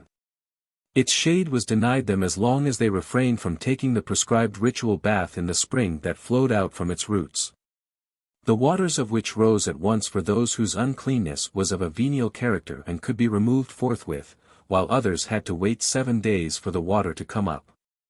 Accordingly, Abraham bade the 3 men lean against the trunk of the tree. Thus he would soon learn their worth or their unworthiness. Being of the truly pious, who promise little, but perform much, Abraham said only, "I will fetch a morsel of bread, and comfort ye your heart, seeing that ye chance to pass my tent at dinner time. Then, after ye have given thanks to God, ye may pass on." But when the meal was served to the guests, it was a royal banquet, exceeding Solomon's at the time of his most splendid magnificence. Abraham himself ran unto the herd, to fetch cattle for meat. He slaughtered 3 calves, that he might be able to set a tongue with mustard before each of his guests. In order to accustom Ishmael to God-pleasing deeds, he had him dress the calves, and he bade Sarah bake the bread. But as he knew that women are apt to treat guests niggardly, he was explicit in his request to her. He said, "Make ready quickly 3 measures of meal, fine meal." As it happened, the bread was not brought to the table, because it had accidentally become unclean, and our father Abraham was accustomed to eat his daily bread only in a clean state. Abraham himself served his guests, and it appeared to him that the 3 men ate. But this was an illusion. In reality the angels did not eat, only Abraham, his 3 friends, Aner, Eshcol, and Mamre, and his son Ishmael partook of the banquet, and the portions set before the angels were devoured by a heavenly fire. Although the angels remained angels even in their human disguise, nevertheless the personality of Abraham was so exalted that in his presence the archangels felt insignificant. After the meal the angels asked after Sarah, though they knew that she was in retirement in her tent, but it was proper for them to pay their respects to the lady of the house and send her the cup of wine over which the blessing had been said. Michael, the greatest of the angels, thereupon announced the birth of Isaac. He drew a line upon the wall, saying, "When the sun crosses this point, Sarah will be with child, and when he crosses the next point, she will give birth to a child." This communication, which was intended for Sarah and not for Abraham, to whom the promise had been revealed long before, the angels made at the entrance to her tent, but Ishmael stood between the angel and Sarah. For it would not have been seemly to deliver the message in secret, with none other by. Yet, so radiant was the beauty of Sarah that a beam of it struck the angel, and made him look up. In the act of turning toward her, he heard her laugh within herself, "Is it possible that these bowels can yet bring forth a child, these shriveled breasts give suck? And though I should be able to bear, yet is not my lord Abraham old?" And the Lord said unto Abraham, "Am I too old to do wonders? And wherefore doth Sarah laugh, saying, Shall I of a surety bear a child, which am old?" The reproach made by God was directed against Abraham as well as against Sarah, for he, too, had showed himself of little faith when he was told that a son would be born unto him. But God mentioned only Sarah's incredulity, leaving Abraham to become conscious of his defect himself. Regardful of the peace of their family life, God had not repeated Sarah's words accurately to Abraham. Abraham might have taken amiss what his wife had said about his advanced years, and so precious is the peace between husband and wife that even the Holy One, blessed be He, preserved it at the expense of truth. After Abraham had entertained his guests, he went with them to bring them on their way, for, important as the duty of hospitality is, the duty of speeding the parting guest is even more important. Their way lay in the direction of Sodom, whither two of the angels were going, the one to destroy it, and the second to save Lot, while the third, his errand to Abraham fulfilled, returned to heaven. The cities of sin. The inhabitants of Sodom and Gomorrah and the 3 other cities of the plain were sinful and godless. In their country there was an extensive vale, where they foregathered annually with their wives and their children and all belonging to them, to celebrate a feast lasting several days and consisting of the most revolting orgies. If a stranger merchant passed through their territory, he was besieged by them all, big and little alike, and robbed of whatever he possessed. Each one appropriated a bagatelle, until the traveler was stripped bare. If the victim ventured to remonstrate with one or another, he would show him that he had taken a mere trifle, not worth talking about. And the end was that they hounded him from the city. Once upon a time it happened that a man journeying from Elam arrived in Sodom toward evening. No one could be found to grant him shelter for the night. Finally a sly fox named Heder invited him cordially to follow him to his house. The Sodomite had been attracted by a rarely magnificent carpet, strapped to the stranger's ass by means of a rope. He meant to secure it for himself. The friendly persuasions of Heder induced the stranger to remain with him 2 days, though he had expected to stay only overnight. When the time came for him to continue on his journey, he asked his host for the carpet and the rope. Heder said, "Thou hast dreamed a dream, and this is the interpretation of thy dream. The rope signifies that thou wilt have a long life, as long as a rope. The varicolored carpet indicates that thou wilt own an orchard wherein thou wilt plant all sorts of fruit trees." The stranger insisted that his carpet was a reality, not a dream fancy, and he continued to demand its return. Not only did Heder deny having taken anything from his guest, he even insisted upon pay for having interpreted his dream to him. His usual price for such services, he said, was 4 silver pieces, but in view of the fact that he was his guest, he would, as a favor to him, content himself with 3 pieces of silver. After much wrangling, they put their case before one of the judges of Sodom, Sherek by name, and he said to the plaintiff, "Heder is known in this city as a trustworthy interpreter of dreams, and what he tells thee is true." The stranger declared himself not satisfied with the verdict, and continued to urge his side of the case. Then Sherek drove both the plaintiff and the defendant from the courtroom. Seeing this, the inhabitants gathered together and chased the stranger from the city, and lamenting the loss of his carpet, he had to pursue his way. As Sodom had a judge worthy of itself, so also had the other cities Sharker in Gomorrah, Zabnak in Admah, and Manon in Zeboim. Eliezer, the bondman of Abraham, made slight changes in the names of these judges, in accordance with the nature of what they did. The first he called Shekera, liar, the second Shekrura, arch-deceiver, the third Kasban, falsifier, and the fourth, Mazaldin, perverter of judgment. At the suggestion of these judges, the cities set up beds on their commons. When a stranger arrived, 3 men seized him by his head, and 3 by his feet, and they forced him upon one of the beds. If he was too short to fit into it exactly, his 6 attendants pulled and wrenched his limbs until he filled it out. If he was too long for it, they tried to jam him in with all their combined strength, until the victim was on the verge of death. Hid outcries were met with the words, "Thus will be done to any man that comes into our land." After a while travelers avoided these cities, but if some poor devil was betrayed occasionally into entering them, they would give him gold and silver, but never any bread, so that he was bound to die of starvation. Once he was dead, the residents of the city came and took back the marked gold and silver which they had given him, and they would quarrel about the distribution of his clothes, for they would bury him naked. Once Eliezer, the bondman of Abraham, went to Sodom, at the bidding of Sarah, to inquire after the welfare of Lot. He happened to enter the city at the moment when the people were robbing a stranger of his garments. Eliezer espoused the cause of the poor wretch, and the Sodomites turned against him. One threw a stone at his forehead and caused considerable loss of blood. Instantly, the assailant, seeing the blood gush forth, demanded payment for having performed the operation of cupping. Eliezer refused to pay for the infliction of a wound upon him, and he was haled before the judge Shekharah. The decision went against him, for the law of the land gave the assailant the right to demand payment. Eliezer quickly picked up a stone and threw it at the judge's forehead. When he saw that the blood was flowing profusely, he said to the judge, "Pay my debt to the man and give me the balance." The cause of their cruelty was their exceeding great wealth. Their soil was gold, and in their miserliness and their greed for more and more gold, they wanted to prevent strangers from enjoying aught of their riches. Accordingly, they flooded the highways with streams of water, so that the roads to their city were obliterated, and none could find the way thither. They were as heartless toward beasts as toward men. They begrudged the birds what they ate, and therefore extirpated them. They behaved impiously toward one another, too, not shrinking back from murder to gain possession of more gold. If they observed that a man owned great riches, two of them would conspire against him.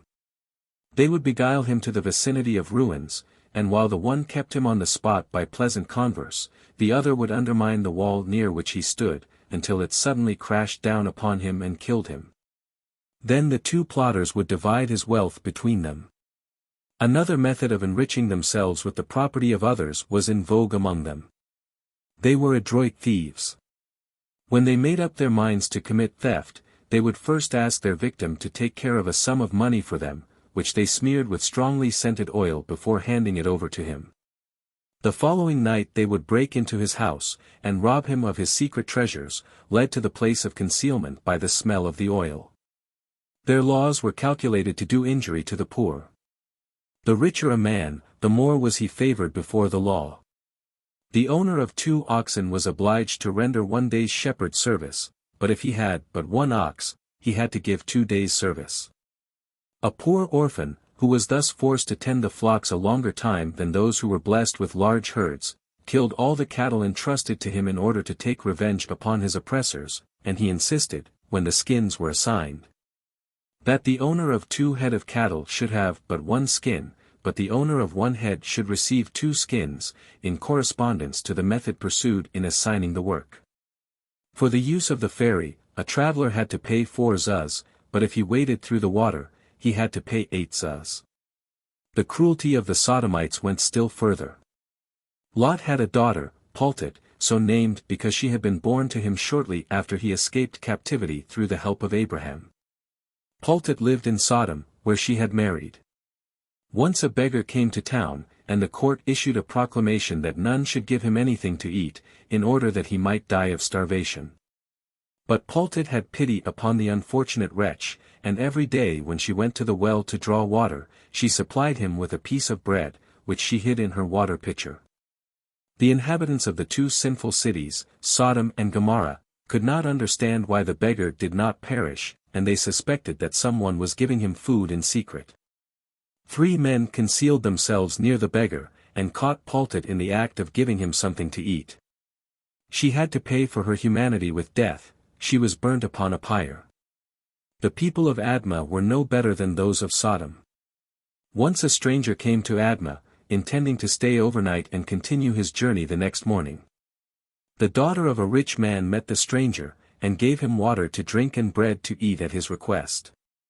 When the people of Admah heard of this infraction of the law of the land, they seized the girl and arraigned her before the judge, who condemned her to death.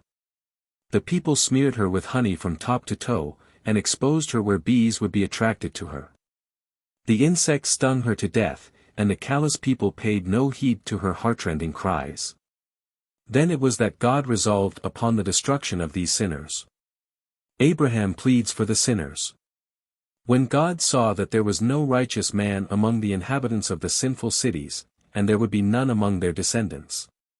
For the sake of whose merits the rest might be treated with lenient consideration, he resolved to annihilate them one and all. But before judgment was executed, the Lord made known unto Abraham what he would do to Sodom, Gomorrah, and the other cities of the plain, for they formed a part of Canaan, the land promised unto Abraham, and therefore did God say, I will not destroy them without the consent of Abraham. Like a compassionate father, Abraham importuned the grace of God in behalf of the sinners. He spoke to God, and said, Thou didst take an oath that no more should all flesh be cut off by the waters of a flood. Is it meet that thou shouldst evade thy oath and destroy cities by fire? Shall the judge of all the earth not do right himself? Verily, if thou desirest to maintain the world, thou must give up the strict line of justice. If thou insistest upon the right alone, there can be no world. Whereupon God said to Abraham, Thou takest delight in defending my creatures, and thou wouldst not call them guilty. Therefore I spoke with none but thee during the 10 generations since Noah. Abraham ventured to use still stronger words in order to secure the safety of the godless. That be far from thee, he said, to slay the righteous with the wicked, that the dwellers on the earth say not, it is his trade to destroy the generations of men in a cruel manner. For he destroyed the generation of Enosh, then the generation of the flood, and then he sent the confusion of tongues. He sticks ever to his trade. God made reply, I will let all the generations I have destroyed pass before thee, that thou mayest see they have not suffered the extreme punishment they deserved. But if thou thinkest that I did not act justly, then instruct thou me in what I must do, and I will endeavor to act in accordance with thy words. And Abraham had to admit that God had not diminished in aught the justice due to every creature in this world or the other world.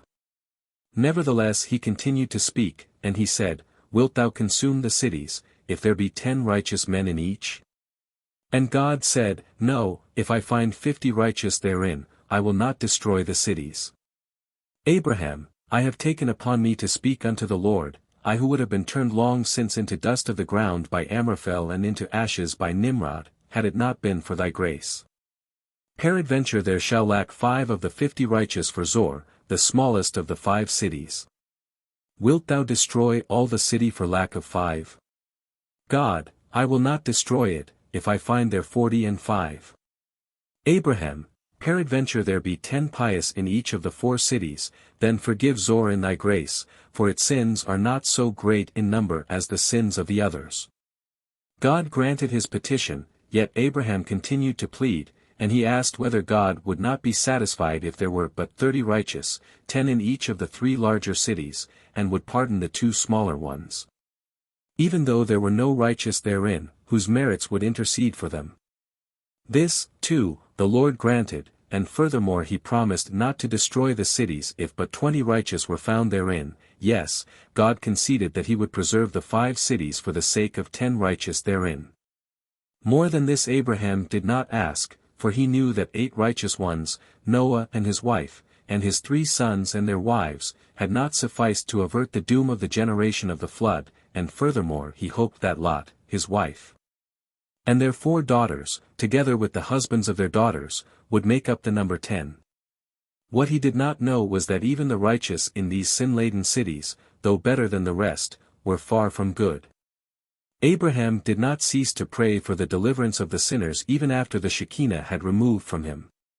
But his supplications and his intercessions were in vain. For 52 years God had warned the godless, he had made mountains to quake and tremble.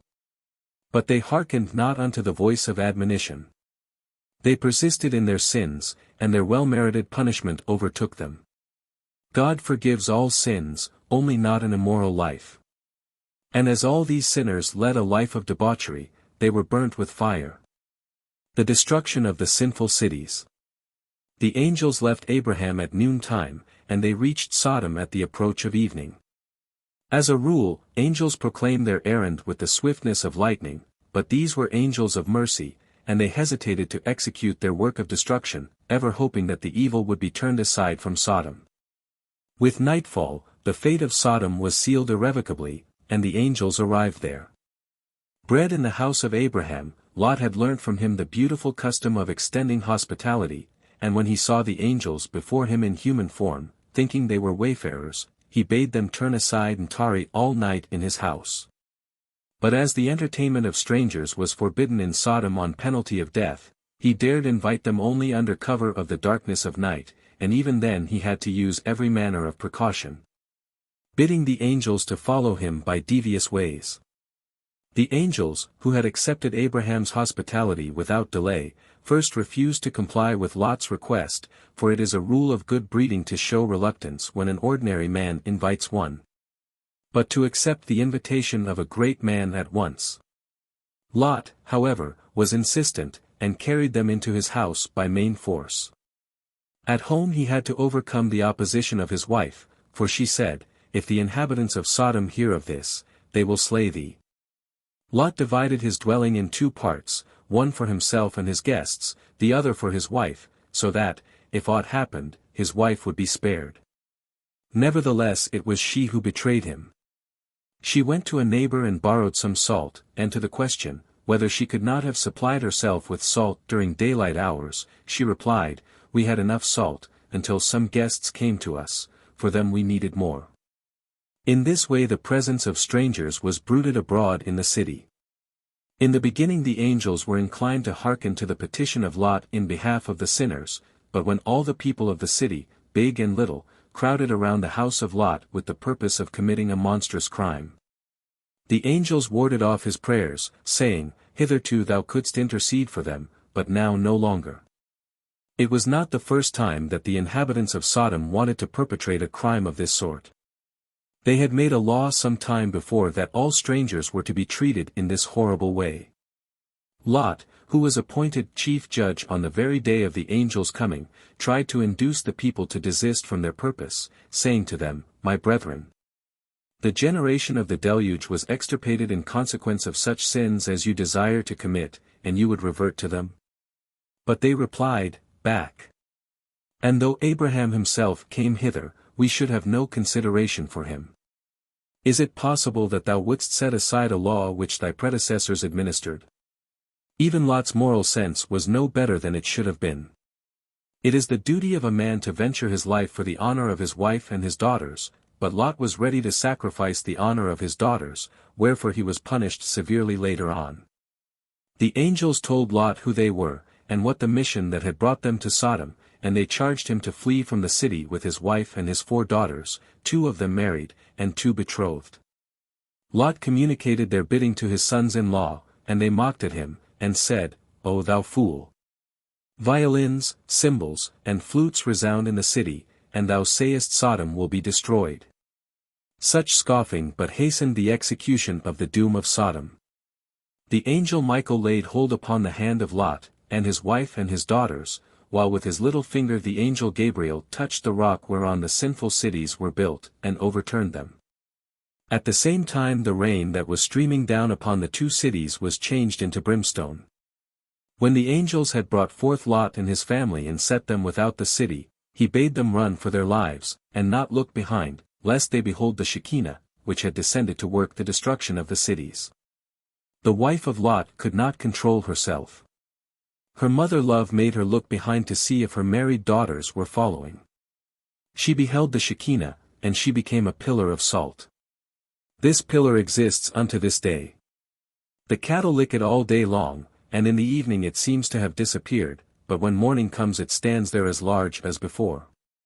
The Savior angel had urged Lot himself to take refuge with Abraham. But he refused, and said, "As long as I dwelt apart from Abraham, God compared my deeds with the deeds of my fellow citizens, and among them I appeared as a righteous man.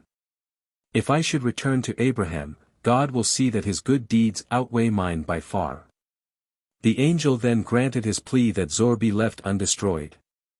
This city had been founded a year later than the other 4. It was only 51 years old, and therefore the measure of its sins was not so full as the measure of the sins of the neighboring cities. The destruction of the cities of the plain took place at dawn of the 16th day of Nisan, for the reason that there were moon and sun worshippers among the inhabitants.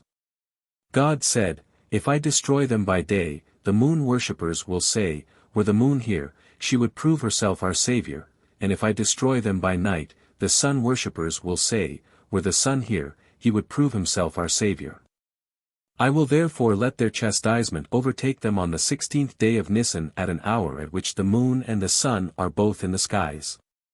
The sinful inhabitants of the cities of the plain not only lost their life in this world, but also their share in the future world. As for the cities themselves, however, they will be restored in the Messianic time. The destruction of Sodom happened at the time at which Abraham was performing his morning devotions, and for his sake it was established as the proper hour for the morning prayer unto all times. When he turned his eyes toward Sodom and beheld the rising smoke, he prayed for the deliverance of Lot, and God granted his petition the fourth time that Lot became deeply indebted to Abraham. Abraham had taken him with him to Palestine, he had made him rich in flocks, herds, and tents, he had rescued him from captivity, and by his prayer he saved him from the destruction of Sodom. The descendants of Lot, the Ammonites and the Moabites, instead of showing gratitude to the Israelites, the posterity of Abraham, committed four acts of hostility against them. They sought to compass the destruction of Israel by means of Balaam's curses, they waged open war against him at the time of Jephthah, and also at the time of Jehoshaphat. And finally they manifested their hatred against Israel at the destruction of the temple. Hence it is that God appointed 4 prophets, Isaiah, Jeremiah, Ezekiel, and Zephaniah, to proclaim punishment unto the descendants of Lot, and 4 times their sin is recorded in Holy Writ. Though Lot owed his deliverance to the petition of Abraham, yet it was at the same time his reward for not having betrayed Abraham in Egypt, when he pretended to be the brother of Sarah. But a greater reward still awaits him. The Messiah will be a descendant of his, for the Moabitess Ruth is the great-grandmother of David, and the Ammonitess Naamah is the mother of Rehoboam, and the Messiah is of the line of these 2 kings. Among the Philistines. The destruction of Sodom induced Abraham to journey to Gerar. Accustomed to extend hospitality to travelers and wayfarers, he no longer felt comfortable in a district in which all traffic had ceased by reason of the ruined cities. There was another reason for Abraham's leaving his place. The people spoke too much about the ugly incident with Lot's daughters. Arrived in the land of the Philistines, he again, as aforetime in Egypt, came to an understanding with Sarah, that she was to call herself his sister. When the report of her beauty reached the king, he ordered her to be brought before him, and he asked her who her companion was, and she told him that Abraham was her brother. Entranced by her beauty, Abimelech the king took Sarah to wife, and heaped marks of honor upon Abraham in accordance with the just claims of a brother of the queen. Toward evening, before retiring, while he was still seated upon his throne, Abimelech fell into a sleep, and he slept until the morning, and in the dream he dreamed he saw an angel of the Lord raising his sword to deal him a death blow. Sore frightened, he asked the cause, and the angel replied, and said, Thou wilt die on account of the woman thou didst take into thy house this day, for she is the wife of Abraham, the man whom thou didst cite before thee. Return his wife unto him. But if thou restore her not, thou shalt surely die, thou and all that are thine. In that night the voice of a great crying was heard in the whole land of the Philistines, for they saw the figure of a man walking about, with sword in hand, slaying all that came in his way.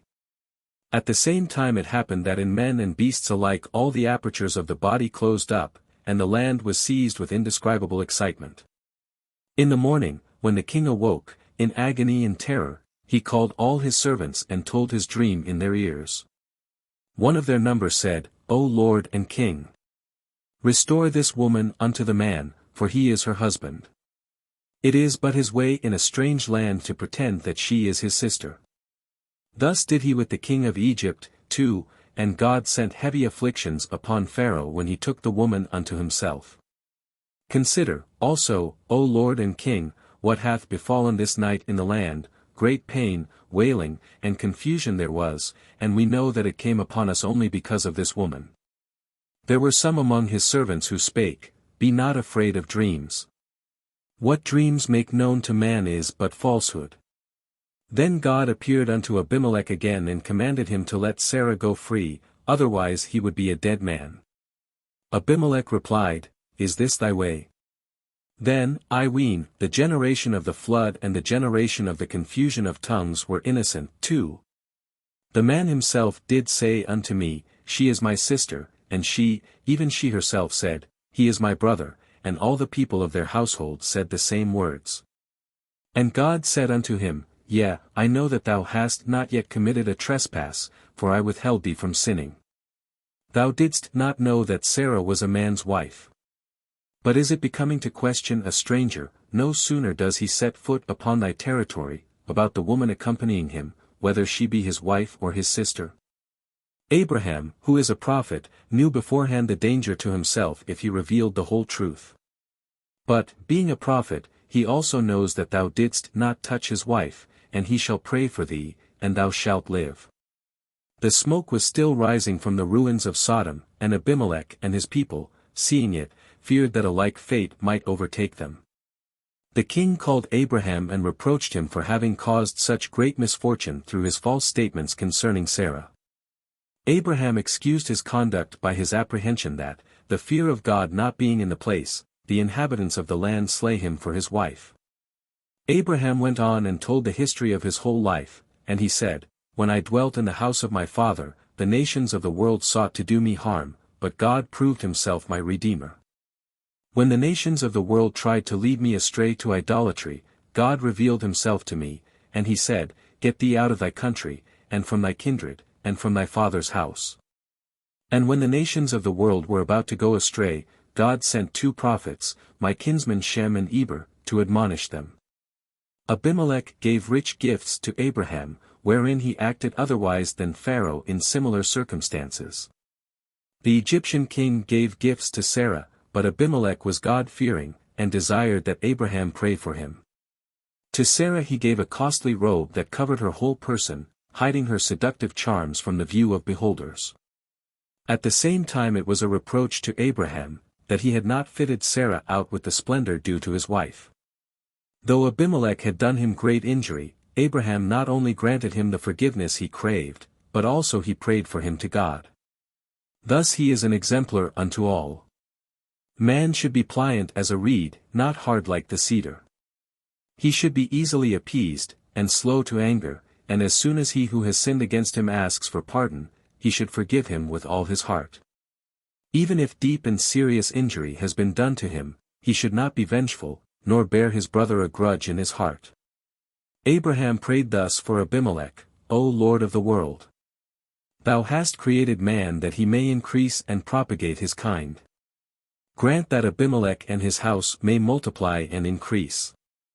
God fulfilled Abraham's petition in behalf of Abimelech and his people, and it was the first time it happened in the history of mankind that God fulfilled the prayer of one human being for the benefit of another. Abimelech and his subjects were healed of all their diseases, and so efficacious was the prayer offered by Abraham that the wife of Abimelech, barren hitherto, bore a child. The birth of Isaac. When the prayer of Abraham for Abimelech was heard, and the king of the Philistines recovered, the angels raised a loud cry, and spoke to God thus, O Lord of the world. All these years hath Sarah been barren, as the wife of Abimelech was. Now Abraham prayed to thee, and the wife of Abimelech hath been granted a child. It is just and fair that Sarah should be remembered and granted a child.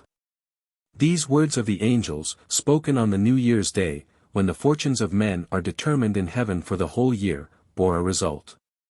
Barely 7 months later, on the first day of the Passover, Isaac was born. The birth of Isaac was a happy event, and not in the house of Abraham alone. The whole world rejoiced, for God remembered all barren women at the same time with Sarah. They all bore children. And all the blind were made to see, all the lame were made whole, the dumb were made to speak, and the mad were restored to reason. And a still greater miracle happened. On the day of Isaac's birth the sun shone with such splendor as had not been seen since the fall of man, and as he will shine again only in the future world. To silence those who ask significantly, can one 100 years old beget a son? God commanded the angel who has charge over the embryos, to give them form and shape, that he fashion Isaac precisely according to the model of Abraham, so that all seeing Isaac might exclaim, Abraham begot Isaac. That Abraham and Sarah were blessed with offspring only after they had attained so great an age, had an important reason. It was necessary that Abraham should bear the sign of the covenant upon his body before he begot the son who was appointed to be the father of Israel. And as Isaac was the first child born to Abraham after he was marked with the sign, he did not fail to celebrate his circumcision with much pomp and ceremony on the 8th day. Shem, Eber, Abimelech king of the Philistines, and his whole retinue, Phicol the captain of his host in it, they all were present, and also Terah and his son Nahor, in a word, all the great ones round about. On this occasion Abraham could at last put a stop to the talk of the people, who said, "Look at this old couple. They picked up a foundling on the highway, and they pretend he is their own son, and to make their statement seem credible, they arrange a feast in his honor." Abraham had invited not only men to the celebration, but also the wives of the magnates with their infants, and God permitted a miracle to be done. Sarah had enough milk in her breasts to suckle all the babes there, and they who drew from her breasts had much to thank her for. Those whose mothers had harbored only pious thoughts in their minds when they let them drink the milk that flowed from the breasts of the pious Sarah, they became proselytes when they grew up. And those whose mothers let Sarah nurse them only in order to test her, they grew up to be powerful rulers, losing their dominion only at the revelation on Mount Sinai, because they would not accept the Torah. All proselytes and pious heathen are the descendants of these infants. Among the guests of Abraham were the 31 kings and 31 viceroys of Palestine who were vanquished by Joshua at the conquest of the Holy Land. Even Og king of Bashan was present, and he had to suffer the teasing of the other guests, who rallied him upon having called Abraham a sterile mule, who would never have offspring. Og, on his part, pointed at the little boy with contempt, and said, "Were I to lay my finger upon him, he would be crushed." Whereupon God said to him, "Thou makest mock of the gift given to Abraham. As thou livest, thou shalt look upon millions and myriads of his descendants, and in the end thou shalt fall into their hands." Ishmael cast off. When Isaac grew up, quarrels broke out between him and Ishmael, on account of the rights of the firstborn. Ishmael insisted he should receive a double portion of the inheritance after the death of Abraham, and Isaac should receive only one portion. Ishmael, who had been accustomed from his youth to use the bow and arrow, was in the habit of aiming his missiles in the direction of Isaac, saying at the same time that he was but jesting. Sarah, however, insisted that Abraham make over to Isaac all he owned, that no disputes might arise after his death, for, she said, "Ishmael is not worthy of being heir with my son, nor with a man like Isaac, and certainly not with my son Isaac." Furthermore, Sarah insisted that Abraham divorce himself from Hagar, the mother of Ishmael, and send away the woman and her son, so that there be naught in common between them and her own son either in this world or in the future world. Of all the trials Abraham had to undergo, none was so hard to bear as this, for it grieved him sorely to separate himself from his son. God appeared to him in the following night, and said to him, "Abraham, knowest thou not that Sarah was appointed to be thy wife from her mother's womb? She is thy companion and the wife of thy youth, and I named not Hagar as thy wife, nor Sarah as thy bondwoman. What Sarah spoke unto thee was naught but truth, and let it not be grievous in thy sight because of the lad, and because of thy bondwoman." The next morning Abraham rose up early, gave Hagar her bill of divorcement, and sent her away with her son, first binding a rope about her loins that all might see she was a bondwoman. The evil glance cast upon her stepson by Sarah made him sick and feverish, so that Hagar had to carry him, grown up as he was. In his fever he drank often of the water in the bottle given her by Abraham as she left his house, and the water was quickly spent.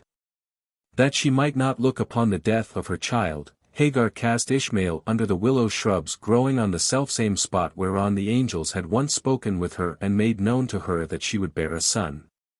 In the bitterness of her heart, she spoke to God, and said, "Yesterday thou didst say to me, I will greatly multiply thy seed, that it shall not be numbered for multitude, and today my son dies of thirst." Ishmael himself cried unto God, and his prayer and the merits of Abraham brought them help in their need, though the angels appeared against Ishmael before God. They said, Wilt thou cause a well of water to spring up for him whose descendants will let thy children of Israel perish with thirst? But God replied, and said, What is Ishmael at this moment, righteous or wicked? And when the angels called him righteous, God continued, I treat man according to his deserts at each moment. At that moment Ishmael was pious indeed, for he was praying to God in the following words, O Lord of the world! If it be thy will that I shall perish, then let me die in some other way, not by thirst, for the tortures of thirst are great beyond all others. Hagar, instead of praying to God, addressed her supplications to the idols of her youth. The prayer of Ishmael was acceptable before God, and he bade Miriam's well spring up, the well created in the twilight of the 6th day of creation. Even after this miracle Hagar's faith was no stronger than before. She filled the bottle with water, because she feared it might again be spent, and no other would be nigh. Thereupon she journeyed to Egypt with her son, for, throw the stick into the air as thou wilt, it will always land on its point. Hagar had come from Egypt, and to Egypt she returned, to choose a wife for her son. The 2 wives of Ishmael. The wife of Ishmael bore 4 sons and a daughter, and afterward Ishmael, his mother, and his wife and children went and returned to the wilderness. They made themselves tents in the wilderness in which they dwelt, and they continued to encamp and journey, month by month and year by year. And God gave Ishmael flocks, and herds, and tents, on account of Abraham his father, and the man increased in cattle. And some time after, Abraham said to Sarah, his wife, I will go and see my son Ishmael. I yearn to look upon him, for I have not seen him for a long time. And Abraham rode upon one of his camels to the wilderness, to seek his son Ishmael, for he heard that he was dwelling in a tent in the wilderness with all belonging to him. And Abraham went to the wilderness, and he reached the tent of Ishmael about noon, and he asked after him.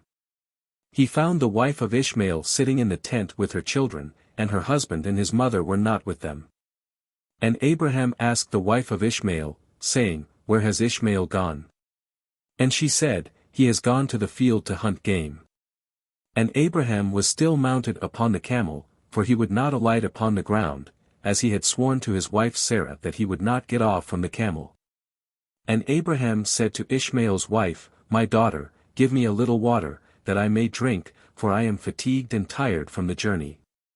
And Ishmael's wife answered, and said to Abraham, We have neither water nor bread, and she was sitting in the tent, and did not take any notice of Abraham. She did not even ask him who he was. But all the while she was beating her children in the tent, and she was cursing them, and she also cursed her husband Ishmael, and spoke evil of him, and Abraham heard the words of Ishmael's wife to her children. And it was an evil thing in his eyes.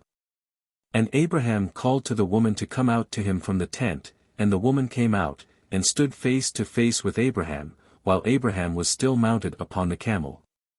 And Abraham said to Ishmael's wife, When thy husband Ishmael returns home, say these words to him, A very old man from the land of the Philistines came hither to seek thee, and his appearance was thus and so, and thus was his figure. I did not ask him who he was, and seeing thou wast not here, he spoke unto me, and said, When Ishmael thy husband returns, tell him, Thus did the man say, When thou comest home, put away this tent pin which thou hast placed here. And place another tent pin in its stead. And Abraham finished his instructions to the woman, and he turned and went off on the camel homeward. And when Ishmael returned to the tent, he heard the words of his wife, and he knew that it was his father, and that his wife had not honored him. And Ishmael understood his father's words that he had spoken to his wife, and he hearkened to the voice of his father, and he divorced his wife, and she went away. And Ishmael afterward went to the land of Canaan, and he took another wife, and he brought her to his tent, to the place where he dwelt. And at the end of 3 years, Abraham said, I will go again and see Ishmael my son, for I have not seen him for a long time. And he rode upon his camel, and went to the wilderness, and he reached the tent of Ishmael about noon. And he asked after Ishmael, and his wife came out of the tent, and she said, He is not here, my lord, for he has gone to hunt in the fields and feed the camels. And the woman said to Abraham, Turn in, my lord, into the tent. And eat a morsel of bread, for thy soul must be wearied on account of the journey. And Abraham said to her, I will not stop, for I am in haste to continue my journey, but give me a little water to drink, for I am thirsty. And the woman hastened and ran into the tent, and she brought out water and bread to Abraham, which she placed before him, urging him to eat and drink, and he ate and drank, and his heart was merry, and he blessed his son Ishmael. And he finished his meal, and he blessed the Lord, and he said to Ishmael's wife, When Ishmael comes home, say these words to him, A very old man from the land of the Philistines came hither, and asked after thee, and thou wast not here.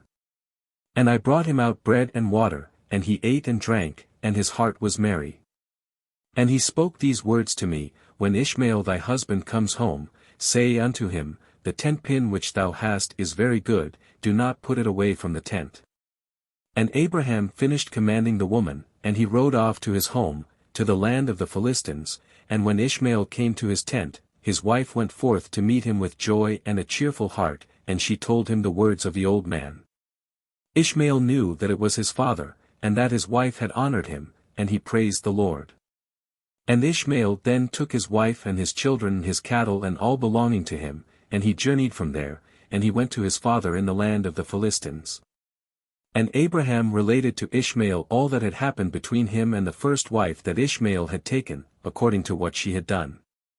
And Ishmael and his children dwelt with Abraham many days in that land, and Abraham dwelt in the land of the Philistines a long time. The covenant with Abimelech.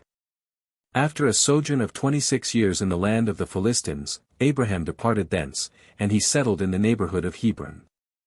There he was visited by Abimelech with 20 of his grandees, who requested him to make an alliance with the Philistines. As long as Abraham was childless, the heathen did not believe in his piety, but when Isaac was born, they said to him, God is with thee. But again they entertained doubt of his piety when he cast off Ishmael. They said, Were he a righteous man, he would not drive his firstborn forth from his house. But when they observed the impious deeds of Ishmael, they said, God is with thee in all thou doest. That Abraham was the favorite of God, they saw in this, too, that although Sodom was destroyed and all traffic had come to a standstill in that region, yet Abraham's treasure chambers were filled. For these reasons, the Philistines sought to form an alliance with him, to remain in force for 3 generations to come, for it is to the 3rd generation that the love of a father extends.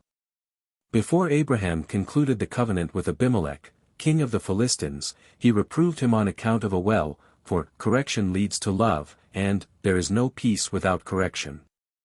The herdmen of Abraham and those of Abimelech had left their dispute about the well to decision by ordeal. The well was to belong to the party for whose sheep the waters would rise so that they could drink of them. But the shepherds of Abimelech disregarded the agreement, and they wrested the well for their own use. As a witness and a perpetual sign that the well belonged to him, Abraham set aside 7 sheep, corresponding to the 7 Noachian laws binding upon all men alike.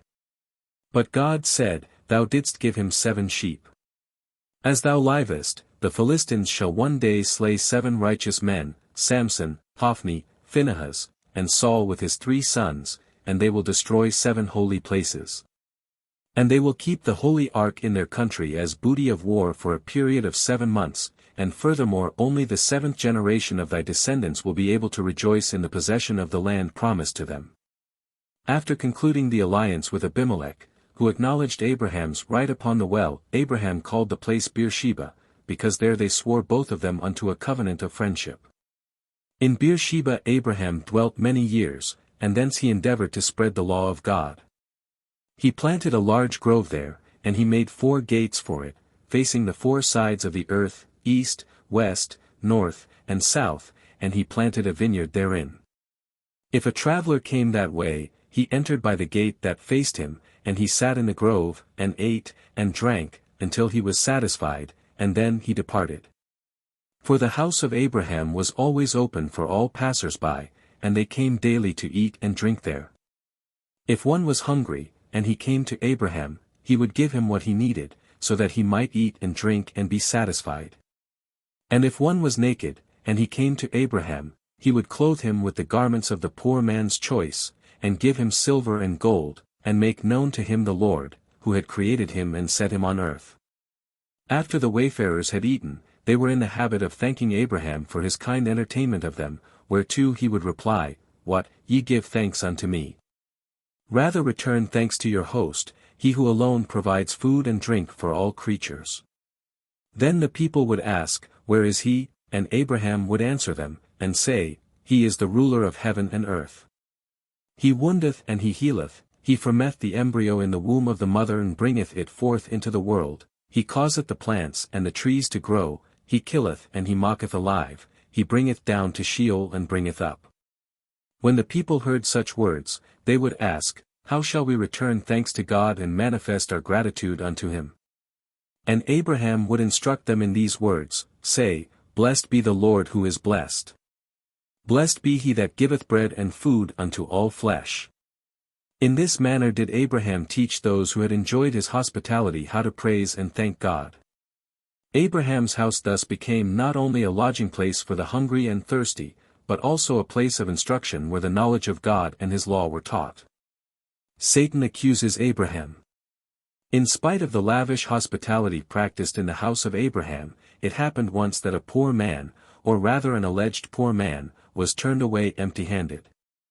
And this was the immediate reason for the last of Abraham's temptations, the sacrifice of his favorite son Isaac.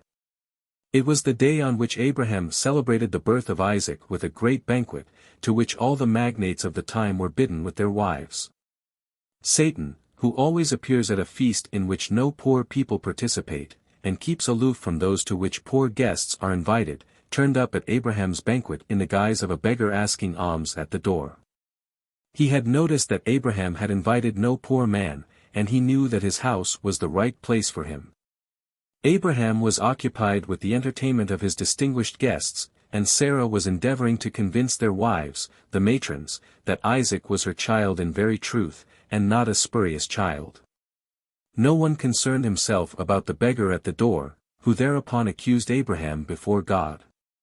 Now, there was a day when the sons of God came to present themselves before the Lord, and Satan came also among them. And the Lord said unto Satan, From whence comest thou? And Satan answered the Lord, and said, From going to and fro on the earth, and from walking up and down in it. And the Lord said unto Satan, What hast thou to say concerning all the children of the earth? And Satan answered the Lord, and said, I have seen all the children of the earth serving thee and remembering thee, when they require aught from thee. And when thou givest them what they require from thee, then they forsake thee, and they remember thee no more. Hast thou seen Abraham, the son of Terah, who at first had no children, and he served thee and erected altars to thee wherever he came, and he brought offerings upon them, and he proclaimed thy name continually to all the children of the earth? And now his son Isaac is born to him, he has forsaken thee. He made a great feast for all the inhabitants of the land, and the Lord he has forgotten. For amidst all that he has done, he brought thee no offering, neither burnt offering nor peace offering, neither one lamb nor goat of all that he had killed in the day that his son was weaned. Even from the time of his son's birth till now, being 37 years, he built no altar before thee, nor brought up any offering to thee, for he saw that thou didst give what he requested before thee, and he therefore forsook thee. And the Lord said to Satan, Hast thou considered my servant Abraham? For there is none like him in the earth, a perfect and an upright man before me for a burnt offering, and that feareth God and escheweth evil. As I live, were I to say unto him, Bring up Isaac thy son before me, he would not withhold him from me, much less if I told him to bring up a burnt offering before me from his flocks or herds. And Satan answered the Lord, and said, Speak now unto Abraham as thou hast said, and thou wilt see whether he will not transgress and cast aside thy words this day. God wished to try Isaac also. Ishmael once boasted to Isaac, saying, I was 13 years old when the Lord spoke to my father to circumcise us, and I did not transgress his word, which he commanded my father. And Isaac answered Ishmael, saying, What dost thou boast to me about this, about a little bit of thy flesh which thou didst take from thy body, concerning which the Lord commanded thee? As the Lord liveth, the God of my father Abraham, if the Lord should say unto my father, Take now thy son Isaac and bring him up as an offering before me, I would not refrain, but I would joyfully accede to it. The journey to Moriah. And the Lord thought to try Abraham and Isaac in this matter. And he said to Abraham, Take now thy son. Abraham, I have 2 sons, and I do not know which of them thou commandest me to take. God, thine only son. Abraham, the one is the only son of his mother, and the other is the only son of his mother. God, whom thou lovest. Abraham, I love this one and I love that one. God, even Isaac. Abraham, and where shall I go? God, to the land I will show thee, and offer Isaac there for a burnt offering. Abraham, am I fit to perform the sacrifice, am I a priest? Ought not rather the high priest Shem to do it? God, when thou wilt arrive at that place, I will consecrate thee and make thee a priest. And Abraham said within himself, How shall I separate my son Isaac from Sarah his mother? And he came into the tent, and he sate before Sarah his wife, and he spake these words to her, My son Isaac is grown up, and he has not yet studied the service of God. Now, tomorrow I will go and bring him to Shem and Eber his son, and there he will learn the ways of the Lord, for they will teach him to know the Lord, and to know how to pray unto the Lord that he may answer him. And to know the way of serving the Lord his God. And Sarah said, Thou hast spoken well. Go, my lord, and do unto him as thou hast said, but remove him not far from me, neither let him remain there too long, for my soul is bound within his soul. And Abraham said unto Sarah, My daughter, let us pray to the Lord our God that he may do good with us. And Sarah took her son Isaac, and he abode with her all that night, and she kissed and embraced him, and she laid injunctions upon him till morning, and she said to Abraham, O my lord, I pray thee, take heed of thy son. And place thine eyes over him, for I have no other son nor daughter but him. O neglect him not. If he be hungry, give him bread, and if he be thirsty, give him water to drink. Do not let him go on foot, neither let him sit in the sun, neither let him go by himself on the road, neither turn him from whatever he may desire, but do unto him as he may say to thee. After spending the whole night in weeping on account of Isaac, she got up in the morning and selected a very fine and beautiful garment from those that Abimelech had given to her. And she dressed Isaac therewith, and she put a turban upon his head, and she fastened a precious stone in the top of the turban, and she gave them provisions for the road. And Sarah went out with them, and she accompanied them upon the road to see them off, and they said to her, Return to the tent. And when Sarah heard the words of her son Isaac, she wept bitterly, and Abraham wept with her, and their son wept with them, a great weeping, also those of their servants who went with them wept greatly. And Sarah caught hold of Isaac, and she held him in her arms, and she embraced him, and continued to weep with him, and Sarah said, Who knoweth if I shall ever see thee again after this day? Abraham departed with Isaac amid great weeping, while Sarah and the servants returned to the tent. He took 2 of his young men with him, Ishmael and Eliezer, and while they were walking in the road, the young men spoke these words to each other. Said Ishmael to Eliezer, Now my father Abraham is going with Isaac to bring him up for a burnt offering to the Lord, and when he returneth, he will give unto me all that he possesses, to inherit after him, for I am his firstborn. Eliezer answered, Surely, Abraham did cast thee off with thy mother, and swear that thou shouldst not inherit anything of all he possesses. And to whom will he give all that he has, all his precious things, but unto his servant, who has been faithful in his house, to me, who have served him night and day, and have done all that he desired me? The Holy Spirit answered, Neither this one nor that one will inherit Abraham. And while Abraham and Isaac were proceeding along the road, Satan came and appeared to Abraham in the figure of a very aged man, humble and of contrite spirit, and said to him, Art thou silly or foolish? That thou goest to do this thing to thine only son? God gave thee a son in thy latter days, in thine old age, and wilt thou go and slaughter him, who did not commit any violence, and wilt thou cause the soul of thine only son to perish from the earth? Dost thou not know and understand that this thing cannot be from the Lord? For the Lord would not do unto man such evil, to command him, Go and slaughter thy son. Abraham, hearing these words, knew that it was Satan, who endeavored to turn him astray from the way of the Lord, and he rebuked him that he went away. And Satan returned and came to Isaac, and he appeared unto him in the figure of a young man, comely and well-favored, saying unto him, Dost thou not know that thy silly old father bringeth thee to the slaughter this day for naught? Now, my son, do not listen to him, for he is a silly old man, and let not thy precious soul and beautiful figure be lost from the earth.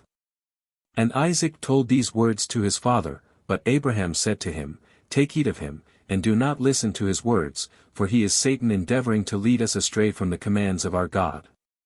And Abraham rebuked Satan again, and Satan went from them, and, seeing he could not prevail over them, he transformed himself into a large brook of water in the road, and when Abraham, Isaac, and the two young men reached that place, they saw a brook large and powerful as the mighty waters. And they entered the brook, trying to pass it, but the further they went, the deeper the brook, so that the water reached up to their necks, and they were all terrified on account of the water. But Abraham recognized the place, and he knew that there had been no water there before, and he said to his son, I know this place, on which there was no brook nor water. Now, surely, it is Satan who doth all this to us, to draw us aside this day from the commands of God. And Abraham rebuked Satan, saying unto him, The Lord rebuke thee, O Satan. Begone from us, for we go by the command of God. And Satan was terrified at the voice of Abraham, and he went away from them, and the place became dry land again as it was at first. And Abraham went with Isaac toward the place that God had told him. Satan then appeared unto Sarah in the figure of an old man, and said unto her, Where did thine husband go? She said, To his work. And where did thy son Isaac go? He inquired further, and she answered, He went with his father to a place of study of the Torah. Satan said, O thou poor old woman, thy teeth will be set on edge on account of thy son, as thou knowest not that Abraham took his son with him on the road to sacrifice him. In this hour Sarah's loins trembled, and all her limbs shook. She was no more of this world. Nevertheless she aroused herself, and said, All that God hath told Abraham, may he do it unto life and unto peace. On the third day of his journey, Abraham lifted up his eyes and saw the place at a distance, which God had told him. He noticed upon the mountain a pillar of fire reaching from the earth to heaven, and a heavy cloud in which the glory of God was seen. Abraham said to Isaac, My son, dost thou see on that mountain which we perceive at a distance that which I see upon it? And Isaac answered, and said unto his father, I see, and, lo, a pillar of fire and a cloud, and the glory of the Lord is seen upon the cloud. Abraham knew then that Isaac was accepted before the Lord for an offering. He asked Ishmael and Eliezer, Do you also see that which we see upon the mountain? They answered, We see nothing more than like the other mountains, and Abraham knew that they were not accepted before the Lord to go with them. Abraham said to them, Abide ye here with the ass, you are like the ass as little as it sees, so little do you see. I and Isaac my son go to yonder mount, and worship there before the Lord, and this eve we will return to you. An unconscious prophecy had come to Abraham, for he prophesied that he and Isaac would both return from the mountain. Eliezer and Ishmael remained in that place, as Abraham had commanded, while he and Isaac went further. The aggadah. And while they were walking along, Isaac spake unto his father, Behold, the fire and the wood, but where then is the lamb for a burnt offering before the Lord? And Abraham answered Isaac, saying, The Lord hath chosen thee, my son, for a perfect burnt offering, instead of the lamb. And Isaac said unto his father, I will do all that the Lord hath spoken to thee with joy and cheerfulness of heart. And Abraham again said unto Isaac his son, Is there in thy heart any thought or counsel concerning this which is not proper? Tell me, my son, I pray thee. O my son, conceal it not from me. And Isaac answered, As the Lord liveth, and as thy soul liveth, there is nothing in my heart to cause me to deviate either to the right or the left from the word that he hath spoken unto thee. Neither limb nor muscle hath moved or stirred on account of this, nor is there in my heart any thought or evil counsel concerning this. But I am joyful and cheerful of heart in this matter, and I say, Blessed is the Lord who has this day chosen me to be a burnt offering before him. Abraham greatly rejoiced at the words of Isaac, and they went on and came together to that place that the Lord had spoken of. And Abraham approached to build the altar in that place, and Abraham did build, while Isaac handed him stones and mortar, until they finished erecting the altar. And Abraham took the wood and arranged it upon the altar, and he bound Isaac, to place him upon the wood which was upon the altar, to slay him for a burnt offering before the Lord. Isaac spake hereupon, Father, make haste, bear thine arm, and bind my hands and feet securely, for I am a young man, but 37 years of age, and thou art an old man. When I behold the slaughtering knife in thy hand, I may perchance begin to tremble at the sight and push against thee, for the desire unto life is bold. Also I may do myself an injury and make myself unfit to be sacrificed. I adjure thee, therefore, my father, make haste, execute the will of thy Creator, delay not. Turn up thy garment, gird thy loins, and after that thou hast slaughtered me, burn me unto fine ashes. Then gather the ashes, and bring them to Sarah, my mother, and place them in a casket in her chamber. At all hours, whenever she enters her chamber, she will remember her son Isaac and weep for him. And again Isaac spoke, As soon as thou hast slaughtered me, and hast separated thyself from me, and returnest to Sarah my mother, and she asketh thee, Where is my son Isaac? What wilt thou answer her, and what will you two do in your old age? Abraham answered, and said, We know we can survive thee by a few days only. He who was our comfort before thou wast born, will comfort us now and henceforth. After he had laid the wood in order, and bound Isaac on the altar, upon the wood, Abraham braced his arms, rolled up his garments, and leaned his knees upon Isaac with all his strength.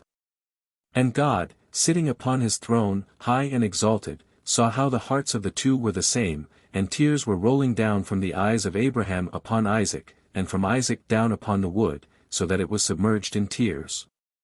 When Abraham stretched forth his hand, and took the knife to slay his son, God spoke to the angels, Do you see how Abraham my friend proclaims the unity of my name in the world? Had I hearkened unto you at the time of the creation of the world, when ye spake, What is man, that thou art mindful of him? And the Son of Man, that thou visitest him? Who would there have been to make known the unity of my name in this world? The angels then broke into loud weeping, and they exclaimed, The highways lie waste, the wayfaring man saith, He hath broken the covenant. Where is the reward of Abraham, he who took the wayfarers into his house, gave them food and drink, and went with them to bring them on the way? The covenant is broken, whereof thou didst speak to him, saying, For in Isaac shall thy seed be called, and saying, My covenant will I establish with Isaac, for the slaughtering knife is set upon his throat. The tears of the angels fell upon the knife, so that it could not cut Isaac's throat, but from terror his soul escaped from him. Then God spoke to the archangel Michael, and said, Why standest thou here? Let him not be slaughtered.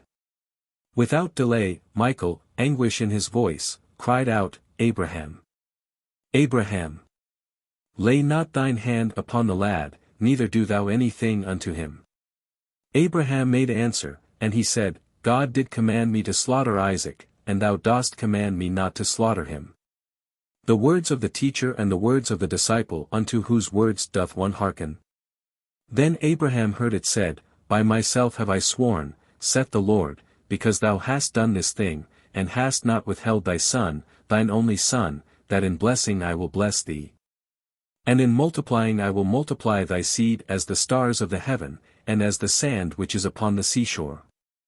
And thy seed shall possess the gate of his enemies, and in thy seed shall all the nations of the earth be blessed, because thou hast obeyed my voice. At once Abraham left off from Isaac, who returned to life, revived by the heavenly voice admonishing Abraham not to slaughter his son. Abraham loosed his bonds, and Isaac stood upon his feet, and spoke the benediction, Blessed art thou, O Lord, who quickenest the dead. Then spake Abraham to God, Shall I go hence without having offered up a sacrifice?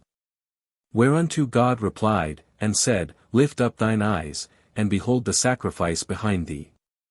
And Abraham lifted up his eyes, and, behold, behind him a ram caught in the thicket, which God had created in the twilight of Sabbath eve in the week of creation, and prepared since then as a burnt offering instead of Isaac. And the ram had been running toward Abraham, when Satan caught hold of him and entangled his horns in the thicket, that he might not advance to Abraham. And Abraham, seeing this, fetched him from the thicket, and brought him upon the altar as an offering in the place of his son Isaac. And Abraham sprinkled the blood of the ram upon the altar, and he exclaimed, and said, This is instead of my son, and may this be considered as the blood of my son before the Lord. And whatsoever Abraham did by the altar, he exclaimed, and said, This is instead of my son, and may it be considered before the Lord in place of my son. And God accepted the sacrifice of the ram, and it was accounted as though it had been Isaac. As the creation of this ram had been extraordinary, so also was the use to which all parts of his carcass were put. Not one thing went to waste. The ashes of the parts burnt upon the altar formed the foundation of the inner altar, whereon the expiatory sacrifice was brought once a year, on the Day of Atonement, the day on which the offering of Isaac took place. Of the sinews of the ram, David made 10 strings for his harp upon which he played. The skin served Elijah for his girdle, and of his 2 horns, the one was blown at the end of the revelation on Mount Sinai, and the other will be used to proclaim the end of the exile, when the great horn shall be blown. And they shall come which were ready to perish in the land of Assyria, and they that were outcasts in the land of Egypt, and they shall worship the Lord in the holy mountain at Jerusalem. When God commanded the father to desist from sacrificing Isaac, Abraham said, One man tempts another, because he knoweth not what is in the heart of his neighbor. But thou surely didst know that I was ready to sacrifice my son. God, it was manifest to me, and I foreknew it, that thou wouldst withhold not even thy soul from me. Abraham, and why, then, didst thou afflict me thus? God, it was my wish that the world should become acquainted with thee, and should know that it is not without good reason that I have chosen thee from all the nations. Now it hath been witnessed unto men that thou fearest God. Hereupon God opened the heavens, and Abraham heard the words, By myself I swear. Abraham, thou swearest, and also I swear, I will not leave this altar until I have said what I have to say. God, speak whatsoever thou hast to speak. Abraham, didst thou not promise me thou wouldst let one come forth out of mine own bowels, whose seed should fill the whole world? God, yes. Abraham, whom didst thou mean? God, Isaac. Abraham, didst thou not promise me to make my seed as numerous as the sand of the seashore? God, yes. Abraham, through which one of my children? God, through Isaac. Abraham, I might have reproached thee, and said, O Lord of the world, yesterday thou didst tell me, In Isaac shall thy seed be called, and now thou sayest, Take thy son, thine only son, even Isaac, and offer him for a burnt offering. But I refrained myself, and I said nothing. Thus mayest thou, when the children of Isaac commit trespasses and because of them fall upon evil times, be mindful of the offering of their father Isaac, and forgive their sins and deliver them from their suffering. God, thou hast said what thou hadst to say, and I will now say what I have to say. Thy children will sin before me in time to come, and I will sit in judgment upon them on the New Year's Day.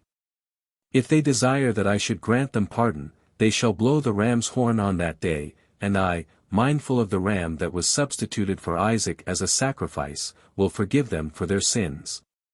Furthermore, the Lord revealed unto Abraham that the temple, to be erected on the spot of Isaac's offering, would be destroyed, and as the ram substituted for Isaac extricated himself from one tree but to be caught in another, so his children would pass from kingdom to kingdom. Delivered from Babylonia they would be subjugated by Media, rescued from Media they would be enslaved by Greece.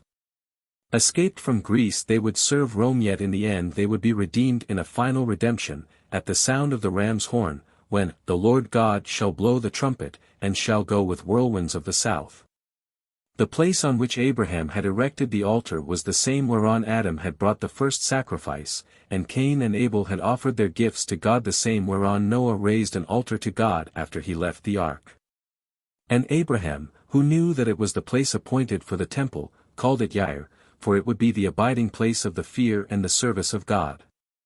But as Shem had given it the name Shalem, place of peace, and God would not give offense to either Abraham or Shem, he united the two names, and called the city by the name Jerusalem.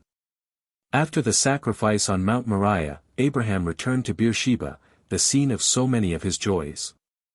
Isaac was carried to paradise by angels, and there he sojourned for 3 years. Thus Abraham returned home alone, and when Sarah beheld him, she exclaimed, "Satan spoke truth when he said that Isaac was sacrificed, and so grieved was her soul that it fled from her body." The death and burial of Sarah.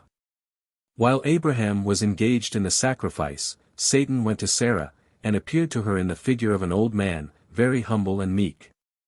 And said to her, "Dost thou not know all that Abraham has done unto thine only son this day? He took Isaac, and built an altar, slaughtered him, and brought him up as a sacrifice." Isaac cried and wept before his father, but he looked not at him, neither did he have compassion upon him.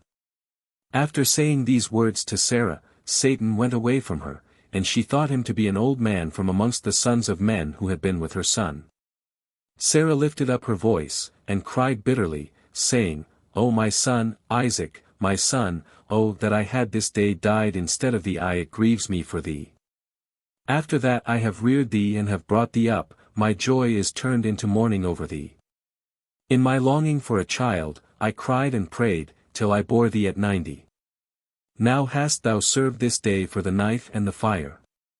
But I console myself, it being the word of God, and thou didst perform the command of thy God, for who can transgress the word of our God, in whose hands is the soul of every living creature? Thou art just, O Lord our God, for all thy works are good and righteous, for I also rejoice with the word which thou didst command, and while mine eye weepeth bitterly, my heart rejoiceth."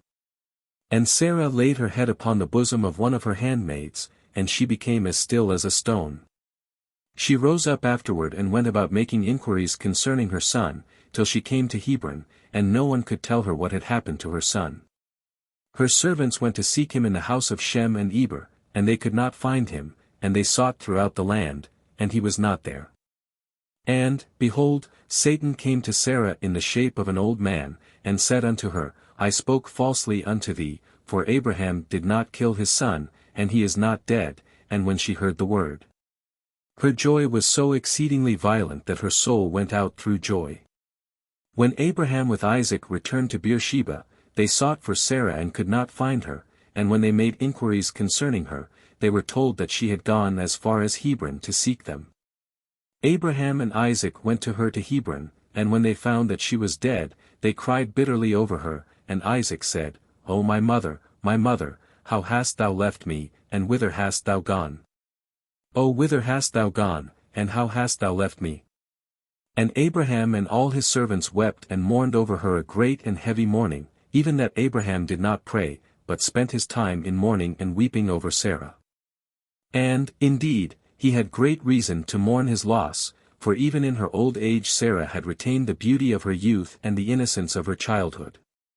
The death of Sarah was a loss not only for Abraham and his family, but for the whole country. So long as she was alive, all went well in the land. After her death confusion ensued. The weeping, lamenting, and wailing over her going hence was universal, and Abraham, instead of receiving consolation, had to offer consolation to others.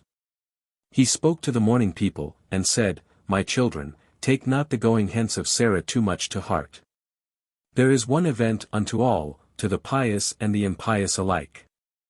I pray you now, give me a burying place with you, not as a gift, but for money. In these last few words Abraham's unassuming modesty was expressed. God had promised him the whole land, yet when he came to bury his dead, he had to pay for the grave, and it did not enter his heart to cast aspersions upon the ways of God. In all humility he spake to the people of Hebron, saying, I am a stranger and a sojourner with you. Therefore spake God to him, and said, Thou didst bear thyself modestly. As thou livest, I will appoint thee Lord and Prince over them. To the people themselves he appeared an angel, and they answered his words, saying, Thou art a prince of God among us. In the choice of our sepulchres bury thy dead, among the rich if thou wilt, or among the poor if thou wilt. Abraham first of all gave thanks to God for the friendly feeling shown to him by the children of Heth, and then he continued his negotiations for the cave of Machpelah. He had long known the peculiar value of this spot. Adam had chosen it as a burial place for himself. He had feared his body might be used for idolatrous purposes after his death. He therefore designated the cave of Machpelah as the place of his burial, and in the depths his corpse was laid, so that none might find it. When he interred Eve there, he wanted to dig deeper, because he scented the sweet fragrance of paradise, near the entrance to which it lay, but a heavenly voice called to him, "Enough." Adam himself was buried there by Seth, and until the time of Abraham the place was guarded by angels, who kept a fire burning near it perpetually, so that none dared approach it and bury his dead therein. Now, it happened on the day when Abraham received the angels in his house, and he wanted to slaughter an ox for their entertainment, that the ox ran away, and in his pursuit of him Abraham entered the cave of Machpelah. There he saw Adam and Eve stretched out upon couches, candles burning at the head of their resting places, while a sweet scent pervaded the cave. Therefore Abraham wished to acquire the cave of Machpelah from the children of Heth, the inhabitants of the city of Jebus. They said to him, "We know that in time to come God will give these lands unto thy seed, and now do thou swear a covenant with us that Israel shall not wrest the city of Jebus from its inhabitants without their consent." Abraham agreed to the condition, and he acquired the field from Ephron, in whose possession it lay. This happened the very day on which Ephron had been made the chief of the children of Heth, and he had been raised to the position so that Abraham might not have to have dealings with a man of low rank. It was of advantage to Abraham, too, for Ephron at first refused to sell his field, and only the threat of the children of Heth to depose him from his office, unless he fulfilled the desire of Abraham, could induce him to change his disposition. Dissembling deceitfully, Ephron then offered to give Abraham the field without compensation, but when Abraham insisted upon paying for it, Ephron said, "My lord, hearken unto me. A piece of land worth 400 shekels of silver, what is that betwixt me and thee?" showing only too well that the money was of the greatest consequence to him. Abraham understood his words, and when he came to pay for the field, he weighed out the sum agreed upon between them in the best of current coin. A deed, signed by 4 witnesses, was drawn up, and the field of Ephron, which was in Machpelah, the field, and the cave which was therein, were made sure unto Abraham and his descendants for all times. The burial of Sarah then took place, amid great magnificence and the sympathy of all. Shem and his son Eber, Abimelech king of the Philistines, Aner, Eshcol, and Mamre, as well as all the great of the land, followed her bier. A 7 days' mourning was kept for her, and all the inhabitants of the land came to condole with Abraham and Isaac. When Abraham entered the cave to place the body of Sarah within, Adam and Eve refused to remain there, because, they said, "As it is, we are ashamed in the presence of God on account of the sin we committed. And now we shall be even more ashamed on account of your good deeds." Abraham soothed Adam. He promised to pray to God for him, that the need for shame be removed from him. Adam resumed his place, and Abraham entombed Sarah, and at the same time he carried Eve, resisting, back to her place. 1 year after the death of Sarah, Abimelech king of the Philistines died, too, at the age of 193 years. His successor upon the throne was his 12-year-old son Benmelech, who took the name of his father after his accession. Abraham did not fail to pay a visit of condolence at the court of Abimelech. Lot also died about this time, at the age of 142. His sons, Moab and Ammon, both married Canaanitish wives. Moab begot a son, and Ammon had 6 sons, and the descendants of both were numerous exceedingly. Abraham suffered a severe loss at the same time in the death of his brother Nahor, whose days ended at Haran, when he had reached the age of 172 years. Eliezer's mission. The death of Sarah dealt Abraham a blow from which he did not recover. So long as she was alive, he felt himself young and vigorous, but after she had passed away, old age suddenly overtook him. It was he himself who made the plea that age be betrayed by suitable signs and tokens. Before the time of Abraham an old man was not distinguishable externally from a young man, and as Isaac was the image of his father, it happened frequently that father and son were mistaken for each other. And a request meant for the one was preferred to the other. Abraham prayed therefore that old age might have marks to distinguish it from youth, and God granted his petition, and since the time of Abraham the appearance of men changes in old age. This is one of the 7 great wonders that have occurred in the course of history. The blessing of God did not forsake Abraham in old age either. That it might not be said it had been granted to him only for the sake of Sarah, God prospered him after her death, too. Hagar bore him a daughter, and Ishmael repented of his evil ways and subordinated himself to Isaac. And as Abraham enjoyed undisturbed happiness in his family, so also outside, in the world. The kings of the east and the west eagerly besieged the door of his house in order to derive benefit from his wisdom. From his neck a precious stone was suspended, which possessed the power of healing the sick who looked upon it. On the death of Abraham, God attached it to the wheel of the sun. The greatest blessing enjoyed by him, and by none beside except his son Isaac and Jacob the son of Isaac, was that the evil inclination had no power over him, so that in this life he had a foretaste of the future world. But all these divine blessings showered upon Abraham were not undeserved. He was clean of hand, and pure of heart, one that did not lift up his soul unto vanity. He fulfilled all the commands that were revealed later, even the rabbinical injunctions, as, for instance, the one relating to the limits of a Sabbath day's journey. Wherefore his reward was that God disclosed to him the new teachings which he expounded daily in the heavenly academy. But one thing lacked to complete the happiness of Abraham, the marriage of Isaac. He therefore called his old servant Eliezer unto himself. Eliezer resembled his master not only externally, in his appearance, but also spiritually. Like Abraham he possessed full power over the evil inclination, and like the master, the servant was an adept in the law. Abraham spake the following words to Eliezer, I am stricken in age, and I know not the day of my death. Therefore prepare thyself, and go unto my country, and to my kindred, and fetch hither a wife for my son.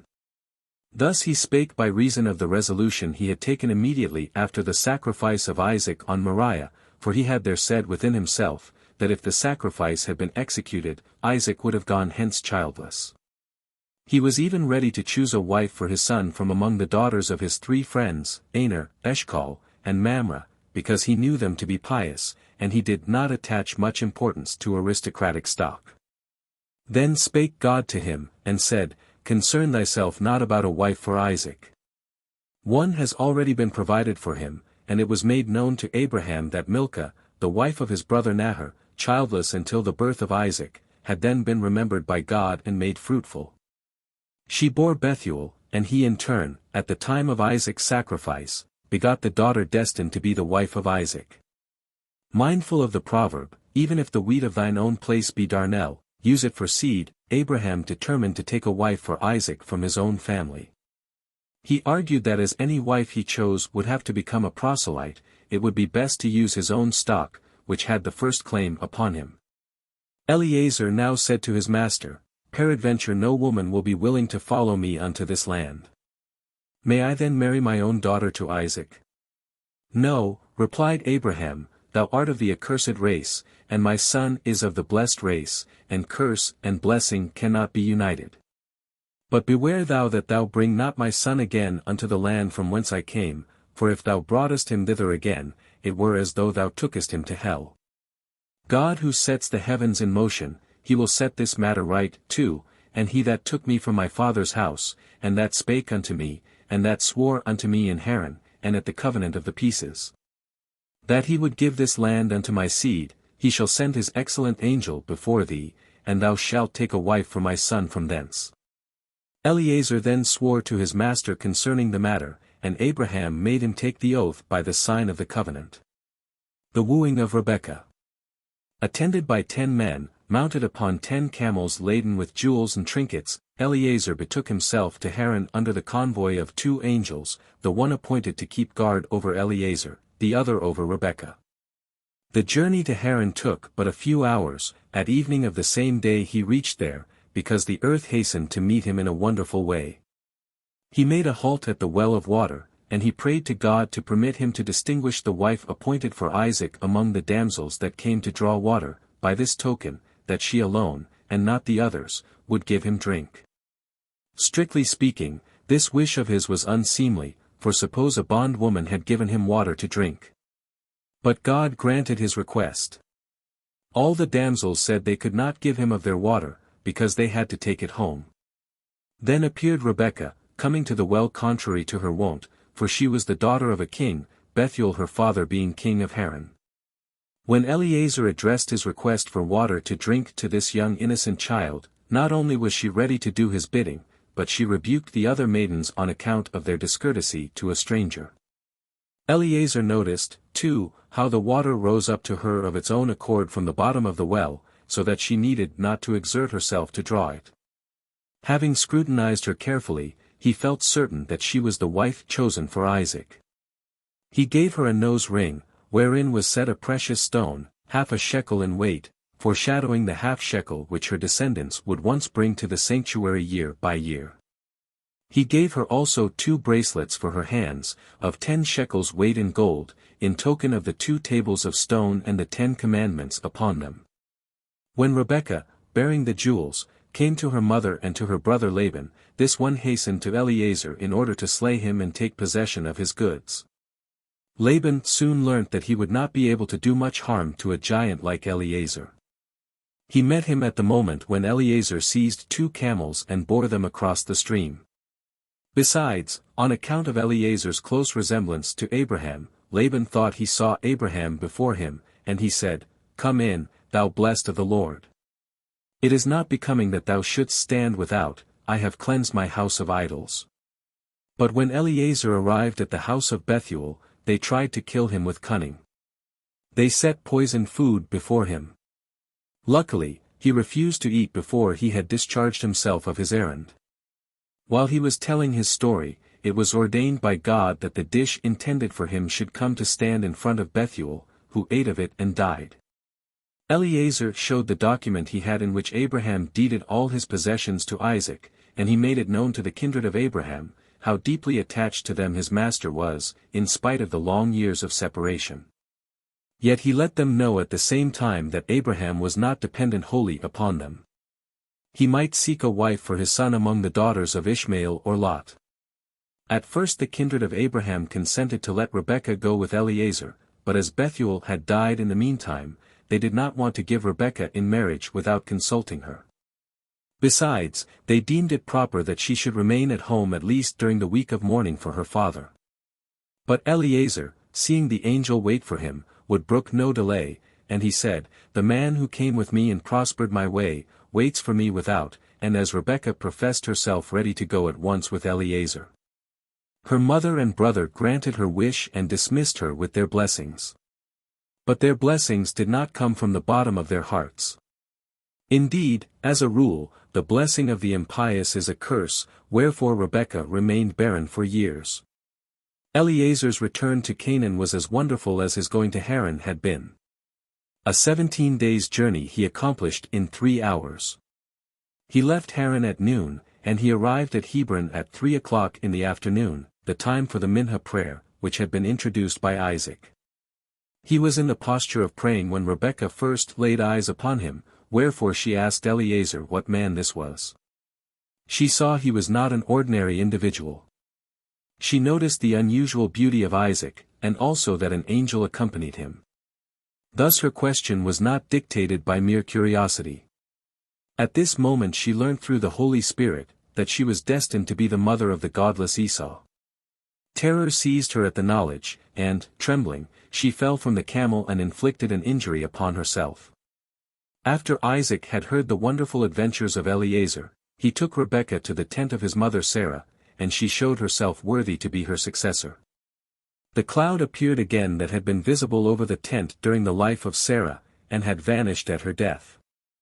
The light shone again in the tent of Rebekah that Sarah had kindled at the coming in of the Sabbath, and that had burnt miraculously throughout the week. The blessing returned with Rebekah that had hovered over the dough kneaded by Sarah. And the gates of the tent were opened for the needy, wide and spacious, as they had been during the lifetime of Sarah. For 3 years Isaac had mourned for his mother, and he could find no consolation in the academy of Shem and Eber, his abiding place during that period. But Rebekah comforted him after his mother's death, for she was the counterpart of Sarah in person and in spirit. As a reward for having executed to his full satisfaction the mission with which he had charged him, Abraham set his bondman free. The curse resting upon Eliezer, as upon all the descendants of Canaan, was transformed into a blessing, because he ministered unto Abraham loyally. Greatest reward of all, God found him worthy of entering paradise alive, a distinction that fell to the lot of very few. The last years of Abraham. Rebekah first saw Isaac as he was coming from the way of Beer-lahai-roi, the dwelling place of Hagar, whither he had gone after the death of his mother, for the purpose of reuniting his father with Hagar, or, as she is also called, Keturah. Hagar bore him 6 sons, who, however, did scant honor to their father, for they all were idolaters. Abraham, therefore, during his own lifetime, sent them away from the presence of Isaac, that they might not be singed by Isaac's flame, and gave them the instruction to journey eastward as far as possible. There he built a city for them, surrounded by an iron wall, so high that the sun could not shine into the city. But Abraham provided them with huge gems and pearls, their luster more brilliant than the light of the sun, which will be used in the messianic time when the moon shall be confounded and the sun ashamed. Also Abraham taught them the black art, wherewith they held sway over demons and spirits. It is from this city in the east that Laban, Balaam, and Balaam's father Beer derived their sorceries. Epher, one of the grandsons of Abraham and Keturah, invaded Libya with an armed force, and took possession of the country. From this Epher the whole land of Africa has its name. Aram is also a country made habitable by a kinsman of Abraham. In his old age Terah contracted a new marriage with Pelilah, and from this union sprang a son Zobah, who was the father in turn of 3 sons. The oldest of these, Aram, was exceedingly rich and powerful, and the old home in Haran sufficed not for him and his kinsmen, the sons of Nahor, the brother of Abraham. Aram and his brethren and all that belonged to him therefore departed from Haran, and they settled in a vale, and they built themselves a city there which they called Aram Zobah, to perpetuate the name of the father in his firstborn son. Another Aram, Aram Naharaim, on the Euphrates, was built by Aram son of Kemuel, a nephew of Abraham. Its real name was Peter, after the son of Aram, but it is better known as Aram Naharaim. The descendants of Kest, another nephew of Abraham, a son of his brother Nahor, established themselves opposite to Shinar, where they founded the city of Kest, the city whence the Chaldees are called Kasdim. Though Abraham knew full well that Isaac deserved his paternal blessing beyond all his sons, yet he withheld it from him, that no hostile feelings be aroused among his descendants. He spake, and said, I am but flesh and blood, here today, tomorrow in the grave. What I was able to do for my children I have done. Henceforth let come what God desires to do in his world. And it happened that immediately after the death of Abraham God himself appeared unto Isaac, and gave him his blessing. A herald of death. When the day of the death of Abraham drew near, the Lord said to Michael, Arise and go to Abraham and say to him, Thou shalt depart from life, so that he might set his house in order before he died. And Michael went and came to Abraham and found him sitting before his oxen for plowing. Abraham, seeing Michael, but not knowing who he was, saluted him and said to him, Sit down a little while, and I will order a beast to be brought, and we will go to my house, that thou mayest rest with me, for it is toward evening. And arise in the morning and go whithersoever thou wilt. And Abraham called one of his servants, and said to him, Go and bring me a beast, that the stranger may sit upon it, for he is wearied with his journey. But Michael said, I abstain from ever sitting upon any 4-foot beast, let us walk therefore, till we reach the house. On their way to the house they passed a huge tree, and Abraham heard a voice from its branches, singing, Holy art thou, because thou hast kept the purpose for which thou wast sent. Abraham hid the mystery in his heart, thinking that the stranger did not hear it. Arrived at his house, he ordered the servants to prepare a meal, and while they were busy with their work, he called his son Isaac, and said to him, Arise and put water in the vessel, that we may wash the feet of the stranger. And he brought it as he was commanded, and Abraham said, I perceive that in this basin I shall never again wash the feet of any man coming to us as a guest. Hearing this, Isaac began to weep, and Abraham, seeing his son weep, also wept, and Michael, seeing them weep, wept also, and the tears of Michael fell into the water, and became precious stones. Before sitting down to the table, Michael arose, went out for a moment, as if to ease nature, and ascended to heaven in the twinkling of an eye, and stood before the Lord, and said to him, Lord and Master, let thy power know that I am unable to remind that righteous man of his death, for I have not seen upon the earth a man like him, compassionate, hospitable, righteous, truthful, devout, refraining from every evil deed. Then the Lord said to Michael, Go down to my friend Abraham, and whatever he may say to thee, that do thou also, and whatever he may eat, eat thou also with him, and I will cast the thought of the death of Abraham into the heart of Isaac, his son. In a dream, and Isaac will relate the dream, and thou shalt interpret it, and he himself will know his end.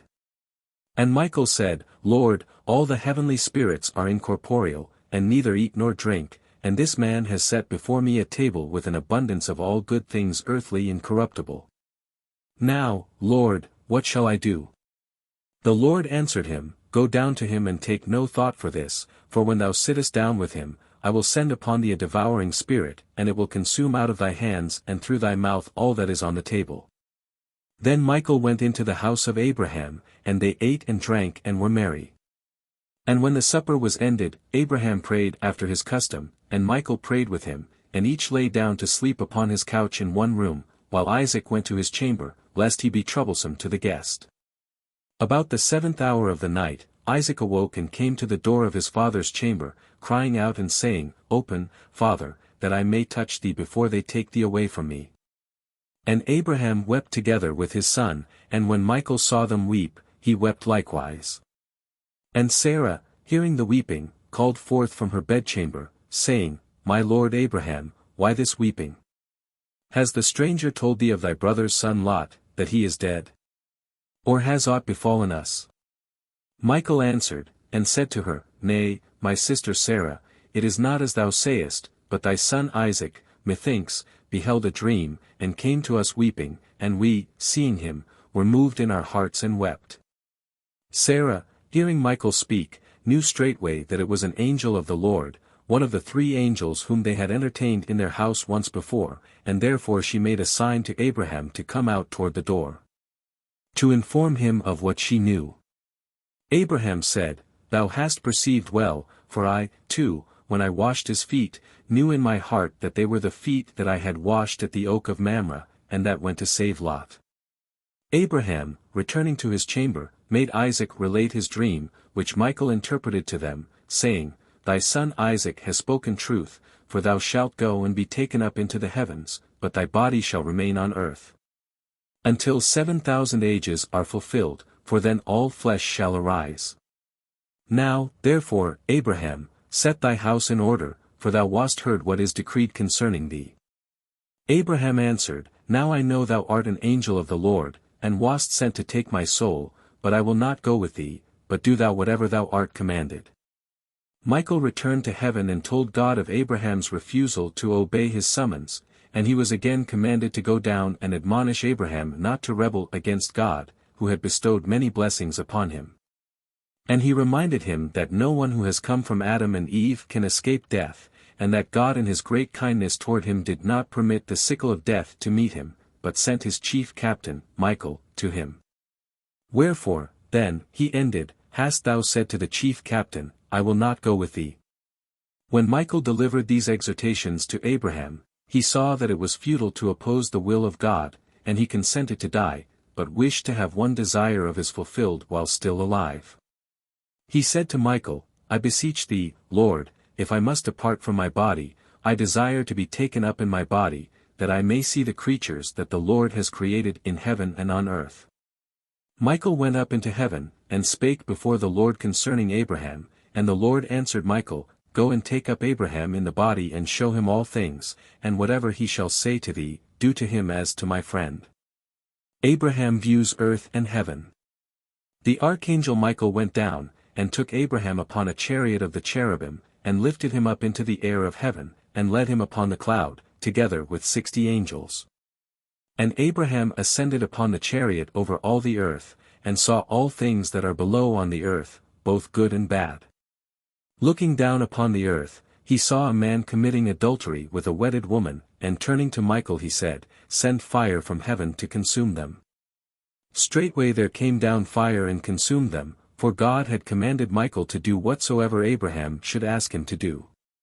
He looked again, and he saw thieves digging through a house, and Abraham said, "Let wild beasts come out of the desert, and tear them in pieces," and immediately wild beasts came out of the desert and devoured them.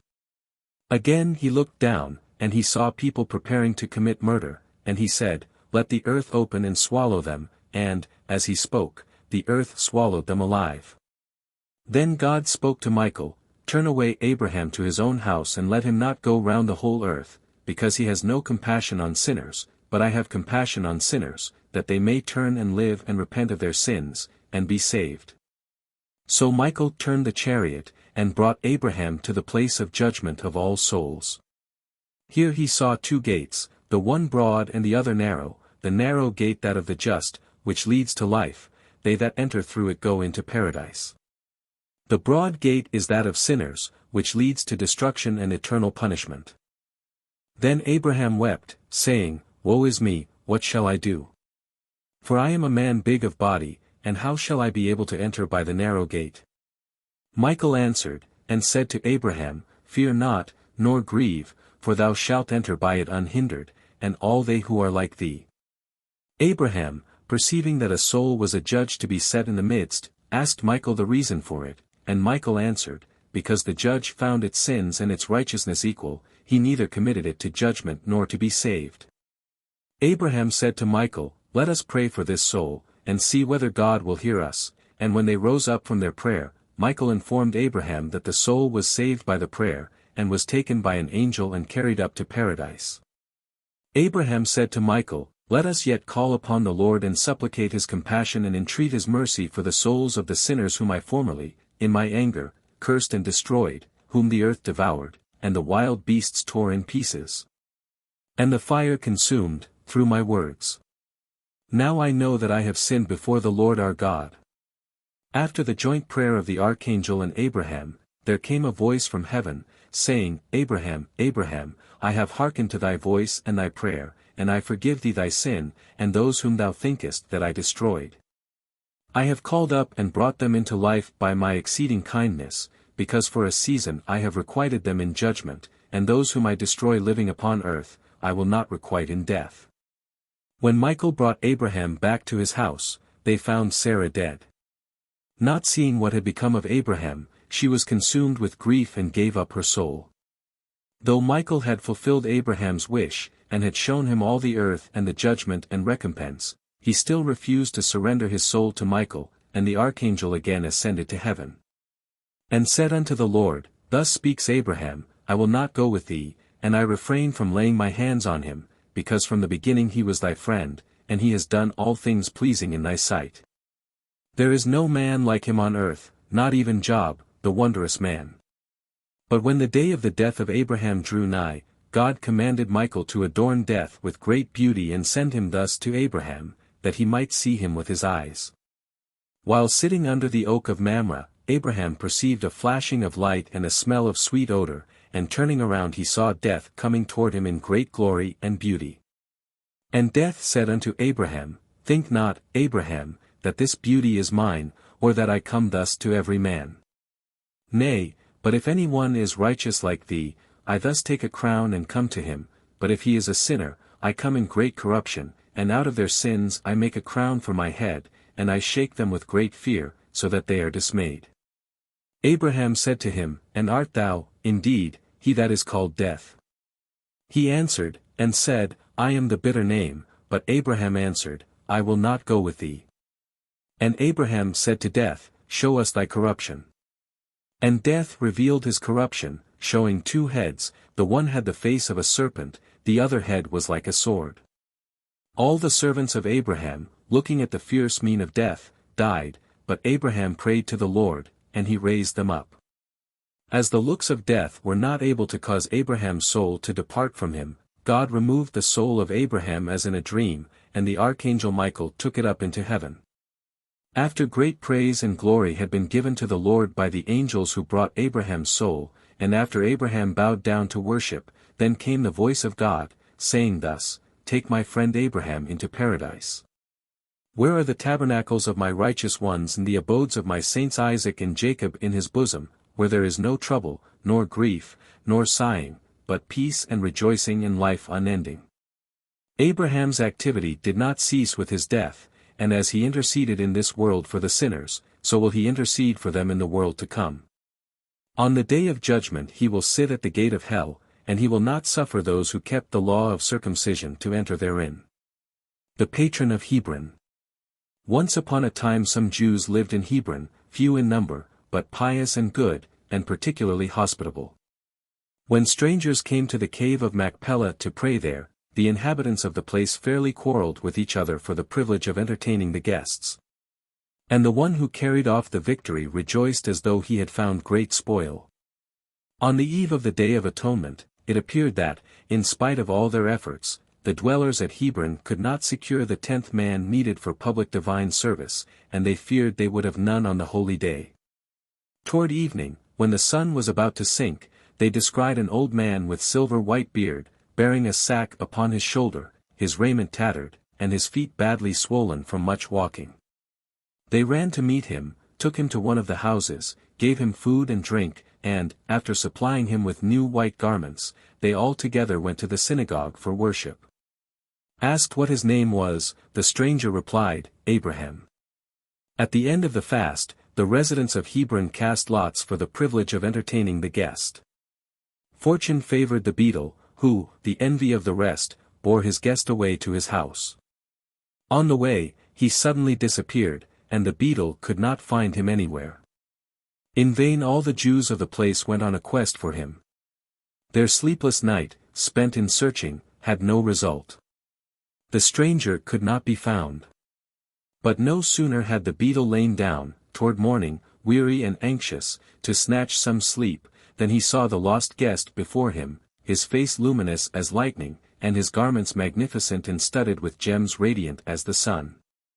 Before the beadle, stunned by fright, could open his mouth, the stranger spake, and said, "I am Abraham the Hebrew, your ancestor, who rests here in the cave of Machpelah. When I saw how grieved you were at not having the number of men prescribed for a public service, I came forth to you. Have no fear. Rejoice and be merry of heart." On another occasion Abraham granted his assistance to the people of Hebron.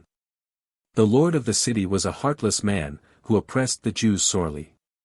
One day he commanded them to pay a large sum of money into his coffers, the whole sum in uniform coins, all stamped with the same year. It was but a pretext to kill the Jews.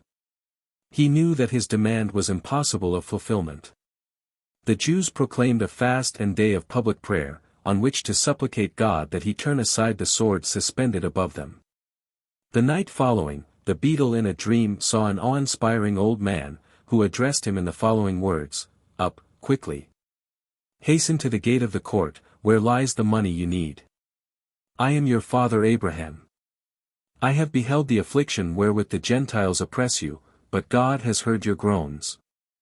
In great terror the beadle arose, but he saw no one, yet he went to the spot designated by the vision, and he found the money and took it to the congregation, telling his dream at the same time. Amazed, they counted the gold, precisely the amount required of them by the prince, no more and no less. They surrendered the sum to him, and he who had considered compliance with his demand impossible, recognized now that God is with the Jews, and thenceforth they found favor in his eyes. Chapter 6. Jacob. Jacob the birth of Esau and Jacob the favorite of Abraham the sale of the birthright Isaac with the Philistines. Isaac blesses Jacob. Esau's true character revealed. Jacob leaves his father's house. Jacob pursued by Eliphaz and Esau. The day of miracles. Jacob with Laban. The marriage of Jacob. The birth of Jacob's children. Jacob flees before Laban. The covenant with Laban. Jacob and Esau prepare to meet. Jacob wrestles with the angel. The meeting between Esau and Jacob. The outrage at Shechemeh war frustrated the war with the Ninevites. The war with the Amorites. Isaac blesses Levi and Judah. Joy and sorrow in the house of Jacob. Esau's campaign against Jacob. The descendants of Esau. Jacob. The birth of Esau and Jacob. Isaac was the counterpart of his father in body and soul. He resembled him in every particular, in beauty, wisdom, strength, wealth, and noble deeds. It was, therefore, as great an honor for Isaac to be called the son of his father as for Abraham to be called the father of his son, and though Abraham was the progenitor of 30 nations, he is always designated as the father of Isaac. Despite his many excellent qualities, Isaac married late in life. God permitted him to meet the wife suitable to him only after he had successfully disproved the mocking charges of Ishmael, who was in the habit of taunting him with having been circumcised at the early age of 8 days. While Ishmael had submitted himself voluntarily to the operation when B was 13 years old. For this reason God demanded Isaac as a sacrifice when he had attained to full manhood, at the age of 37, and Isaac was ready to give up his life. Ishmael's jibes were thus robbed of their sting, and Isaac was permitted to marry. But another delay occurred before his marriage could take place. Directly after the sacrifice on Mount Moriah, his mother died, and he mourned her for 3 years. Finally he married Rebekah, who was then a maiden of 14. Rebekah was a rose between thorns. Her father was the Aramean Bethuel, and her brother was Laban, but she did not walk in their ways. Her piety was equal to Isaac's. Nevertheless their marriage was not entirely happy, for they lived together no less than 20 years without begetting children. Rebekah besought her husband to entreat God for the gift of children, as his father Abraham had done. At first Isaac would not do her bidding. God had promised Abraham a numerous progeny, and he thought their childlessness was probably Rebekah's fault, and it was her duty to supplicate God, and not his. But Rebekah would not desist, and husband and wife repaired to Mount Moriah together to pray to God there. And Isaac said, O Lord God of heaven and earth, whose goodness and mercies fill the earth, thou who didst take my father from his father's house and from his birthplace, and didst bring him unto this land, and didst say unto him, To thee and thy seed will I give the land, and didst promise him and declare unto him, I will multiply thy seed as the stars of heaven and as the sand of the sea, now may thy words be verified which thou didst speak unto my father.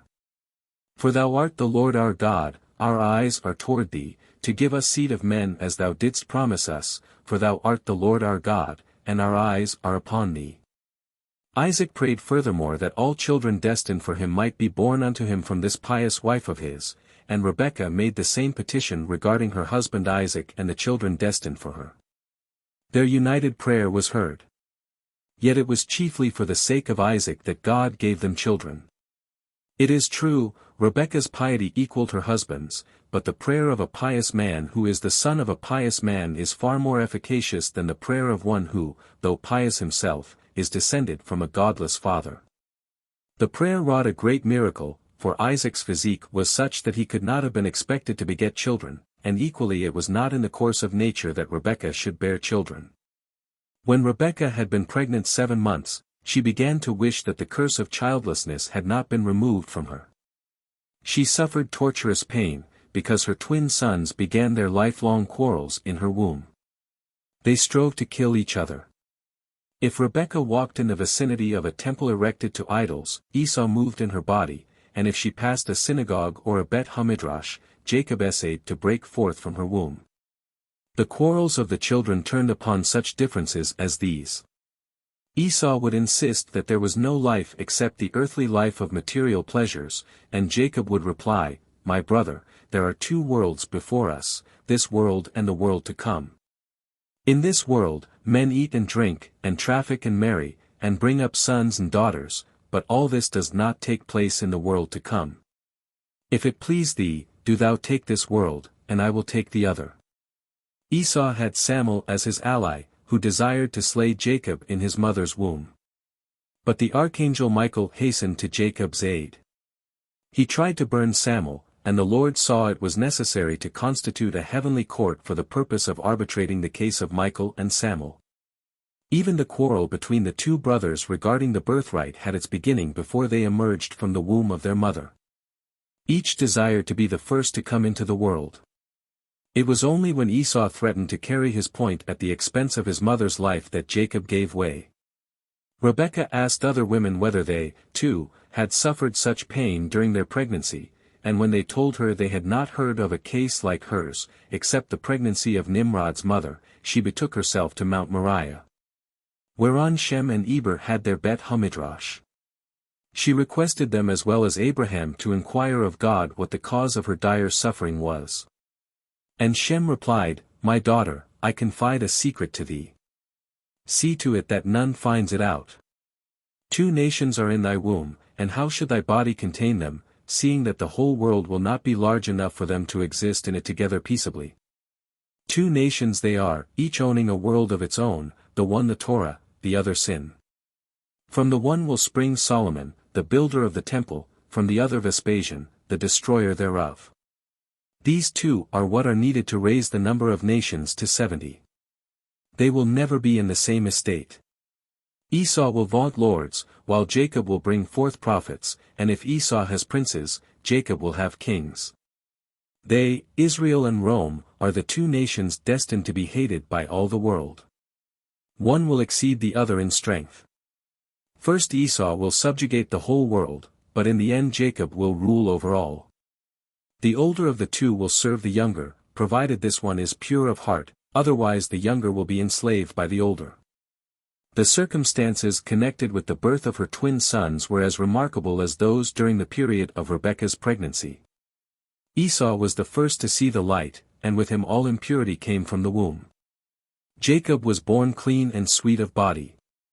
Esau was brought forth with hair, beard, and teeth, both front and back, and he was blood red, a sign of his future sanguinary nature. On account of his ruddy appearance he remained uncircumcised. Isaac, his father, feared that it was due to poor circulation of the blood, and he hesitated to perform the circumcision. He decided to wait until Esau should attain his 13th year, the age at which Ishmael had received the sign of the covenant.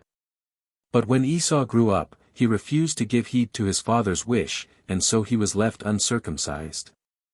The opposite of his brother in this as in all respects, Jacob was born with the sign of the covenant upon his body, a rare distinction.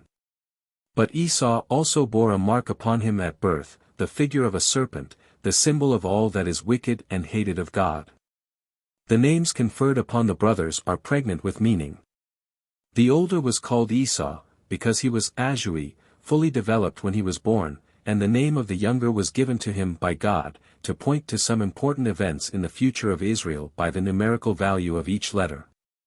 The first letter in Yaakov, Yod, with the value of 10, stands for the Decalogue, the second, Ayin, equal to 70, for the 70 elders, the leaders of Israel, the third, Kaf, 100, for the temple, 100 ells in height. And the last, Bet, for the 2 tables of stone. The favorite of Abraham. While Esau and Jacob were little, their characters could not be judged properly. They were like the myrtle and the thorn bush, which look alike in the early stages of their growth. After they have attained full size, the myrtle is known by its fragrance, and the thorn bush by its thorns. In their childhood, both brothers went to school, but when they reached their 13th year, and were of age, their ways parted. Jacob continued his studies in the Bet HaMidrash of Shem and Eber, and Esau abandoned himself to idolatry and an immoral life. Both were hunters of men. Esau tried to capture them in order to turn them away from God, and Jacob, to turn them toward God. In spite of his impious deeds, Esau possessed the art of winning his father's love. His hypocritical conduct made Isaac believe that his firstborn son was extremely pious. "Father," he would ask Isaac, "what is the tithe on straw and salt?" The question made him appear God-fearing in the eyes of his father, because these 2 products are the very ones that are exempt from tithing. Isaac failed to notice, too, that his older son gave him forbidden food to eat. What he took for the flesh of young goats was dog's meat. Rebekah was more clear-sighted. She knew her sons as they really were, and therefore her love for Jacob was exceeding great. The oftener she heard his voice, the deeper grew her affection for him. Abraham agreed with her. He also loved his grandson Jacob, for he knew that in him his name and his seed would be called. And he said unto Rebekah, My daughter, watch over my son Jacob, for he shall be in my stead on the earth and for a blessing in the midst of the children of men, and for the glory of the whole seed of Shem. Having admonished Rebekah thus to keep guard over Jacob, who was destined to be the bearer of the blessing given to Abraham by God, he called for his grandson, and in the presence of Rebekah he blessed him, and said, Jacob, my beloved son, whom my soul loveth, may God bless thee from above the firmament, and may he give thee all the blessing wherewith he blessed Adam, and Enoch, and Noah, and Shem, and all the things of which he told me. And all the things which he promised to give me may he cause to cleave to thee and to thy seed forever, according to the days of the heavens above the earth. And the spirit of Mastema shall not rule over thee or over thy seed, to turn thee from the Lord, who is thy God from henceforth and forever. And may the Lord God be a father to thee, and mayest thou be his firstborn son, and may he be a father to thy people always. Go in peace, my son. And Abraham had good reason to be particularly fond of Jacob, for it was due to the merits of his grandson that he had been rescued from the fiery furnace. Isaac and Rebekah, knowing of Abraham's love for their young son, sent their father a meal by Jacob on the last feast of Pentecost which Abraham was permitted to celebrate on earth, that he might eat and bless the Creator of all things before he died. Abraham knew that his end was approaching, and he thanked the Lord for all the good he had granted him during the days of his life, and blessed Jacob and bade him walk in the ways of the Lord. And especially he was not to marry a daughter of the Canaanites. Then Abraham prepared for death. He placed 2 of Jacob's fingers upon his eyes, and thus holding them closed he fell into his eternal sleep, while Jacob lay beside him on the bed. The lad did not know of his grandfather's death, until he called him, on awakening next morning, Father, Father, and received no answer. The sale of the birthright. Though Abraham reached a good old age, beyond the limit of years vouchsafed later generations, he yet died 5 years before his allotted time. The intention was to let him live to be 180 years old, the same age as Isaac's at his death, but on account of Esau God brought his life to an abrupt close. For some time Esau had been pursuing his evil inclinations in secret. Finally he dropped his mask, and on the day of Abraham's death he was guilty of 5 crimes. He ravished a betrothed maiden, committed murder, doubted the resurrection of the dead, scorned the birthright, and denied God. Then the Lord said, I promised Abraham that he should go to his fathers in peace. Can I now permit him to be a witness of his grandson's rebellion against God, his violation of the laws of chastity, and his shedding of blood? It is better for him to die now in peace. The men slain by Esau on this day were Nimrod and 2 of his adjutants. A long-standing feud had existed between Esau and Nimrod, because the mighty hunter before the Lord was jealous of Esau, who also devoted himself assiduously to the chase. Once when he was hunting it happened that Nimrod was separated from his people, only 2 men were with him. Esau, who lay in ambush, noticed his isolation, and waited until he should pass his covert. Then he threw himself upon Nimrod suddenly, and felled him and his 2 companions, who hastened to his succor. The outcries of the latter brought the attendants of Nimrod to the spot where he lay dead, but not before Esau had stripped him of his garments, and fled to the city with them. These garments of Nimrod had an extraordinary effect upon cattle, beasts, and birds. Of their own accord they would come and prostrate themselves before him who was arrayed in them. Thus Nimrod and Esau after him were able to rule over men and beasts. After slaying Nimrod, Esau hastened cityward in great fear of his victim's followers. Tired and exhausted he arrived at home to find Jacob busy preparing a dish of lentils. Numerous male and female slaves were in Isaac's household. Nevertheless Jacob was so simple and modest in his demeanor that, if he came home late from the Bet HaMidrash, he would disturb none to prepare his meal, but would do it himself. On this occasion he was cooking lentils for his father, to serve to him as his mourner's meal after the death of Abraham.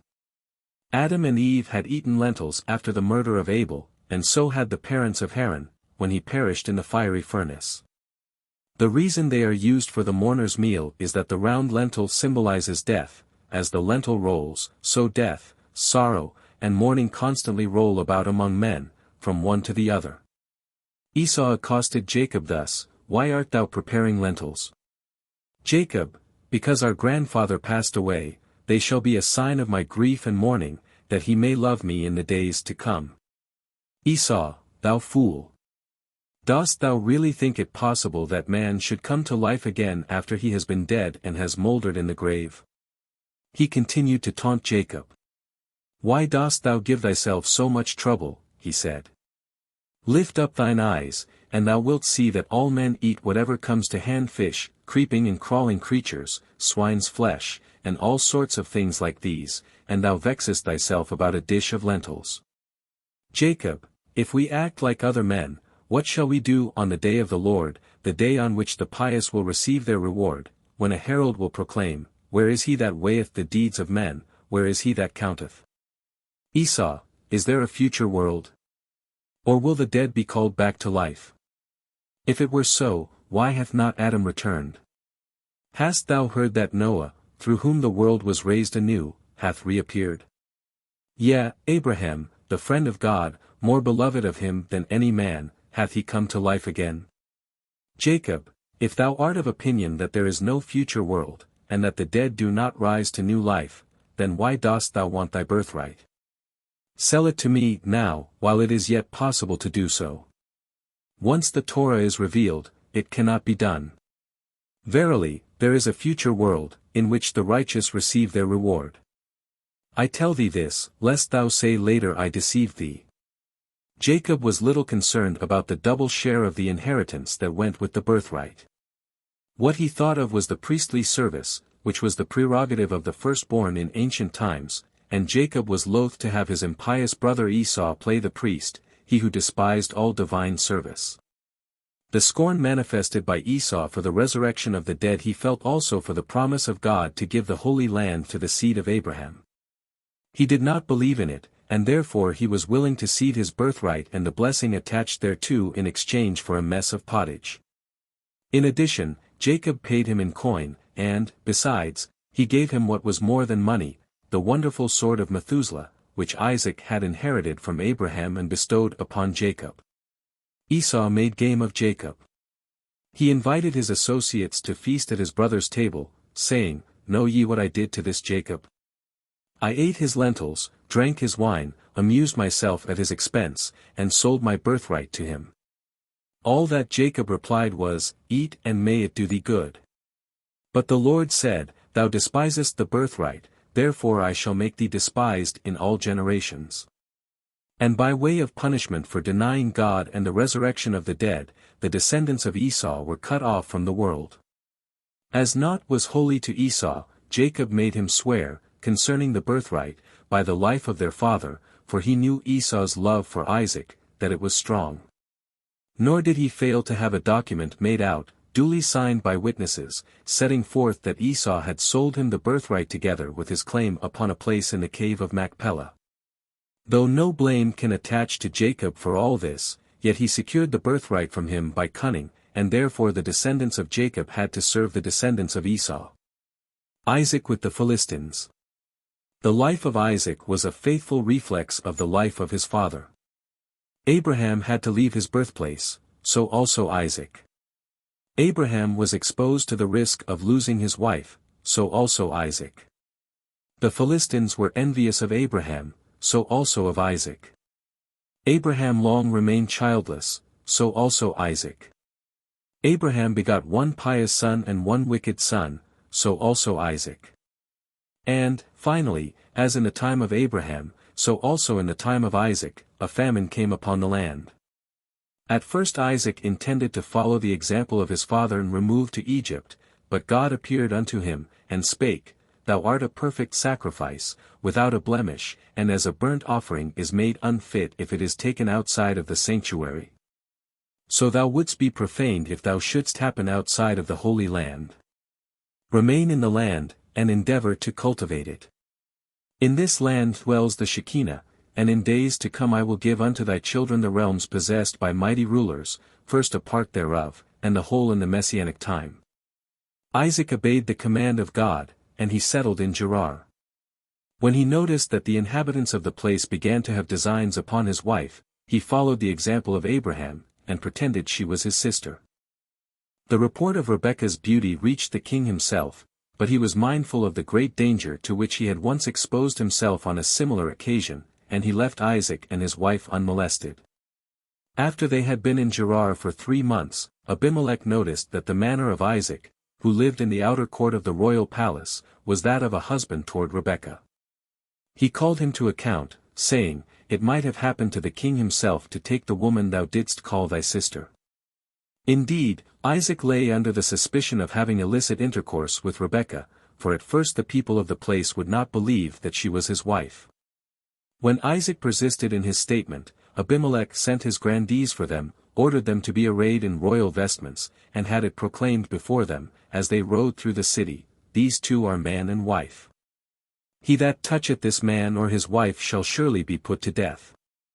Thereafter the king invited Isaac to settle in his domains, and he assigned fields and vineyards to him for cultivation, the best the land afforded. But Isaac was not self-interested. The tithe of all he possessed he gave to the poor of Gerar. Thus he was the first to introduce the law of tithing for the poor, as his father Abraham had been the first to separate the priest's portion from his fortune. Isaac was rewarded by abundant harvests. The land yielded 100 times more than was expected, though the soil was barren and the year unfruitful.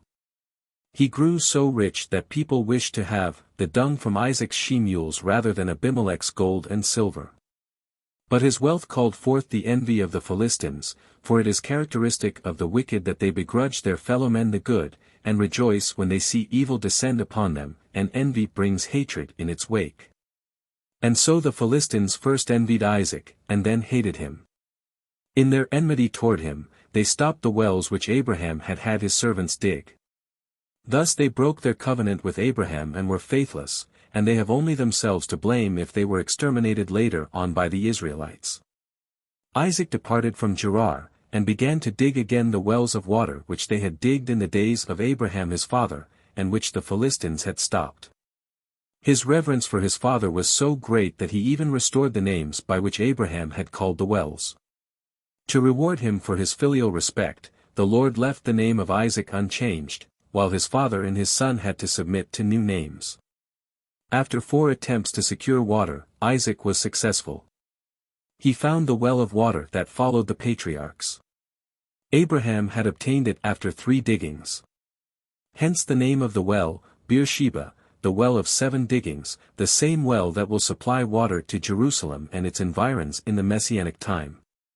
Isaac's success with his wells but served to increase the envy of the Philistines, for he had come upon water in a most unlikely spot and, besides, in a year of drought. But the Lord fulfills the desire of them that fear him. As Isaac executed the will of his Creator, so God accomplished his desire. And Abimelech, the king of Gerar, speedily came to see that God was on the side of Isaac, for, to chastise him for having instigated Isaac's removal from Gerar, his house was ravaged by robbers in the night, and he himself was stricken with leprosy. The wells of the Philistines ran dry as soon as Isaac left Gerar, and also the trees failed to yield their fruit. None could be in doubt but that these things were the castigation for their unkindness. Now Abimelech entreated his friends, especially the administrator of his kingdom, to accompany him to Isaac and help him win back his friendship. Abimelech and the Philistines spake thus to Isaac, "We have convinced ourselves that the Shekinah is with thee, and therefore we desire thee to renew the covenant which thy father made with us, that thou wilt do us no hurt. As we also did not touch thee." Isaac consented. It illustrates the character of the Philistines strikingly that they took credit unto themselves for having done him no hurt. It shows that they would have been glad to inflict harm upon him, for the soul of the wicked desireth evil. The place in which the covenant was made between Isaac and the Philistines was called Shibah, for 2 reasons, because an oath was sworn there, and as a memorial of the fact that even the heathen are bound to observe the 7 Noachian laws. For all the wonders executed by God for Isaac, and all the good he enjoyed throughout his life, he is indebted to the merits of his father. For his own merits he will be rewarded in future. On the great day of judgment it will be Isaac who will redeem his descendants from Gehenna. On that day the Lord will speak to Abraham, "Thy children have sinned," and Abraham will make reply, "Then let them be wiped out, that thy name be sanctified." The Lord will turn to Jacob, thinking that he who had suffered so much in bringing his sons to manhood's estate would display more love for his posterity. But Jacob will give the same answer as Abraham. Then God will say, "The old have no understanding, and the young no counsel. I will now go to Isaac." Isaac, God will address him, "Thy children have sinned," and Isaac will reply, "O Lord of the world, sayest thou my children, and not thine? When they stood at Mount Sinai and declared themselves ready to execute all thy bidding before even they heard it, thou didst call Israel, my firstborn, and now they are my children, and not thine. Let us consider. The years of a man are 70.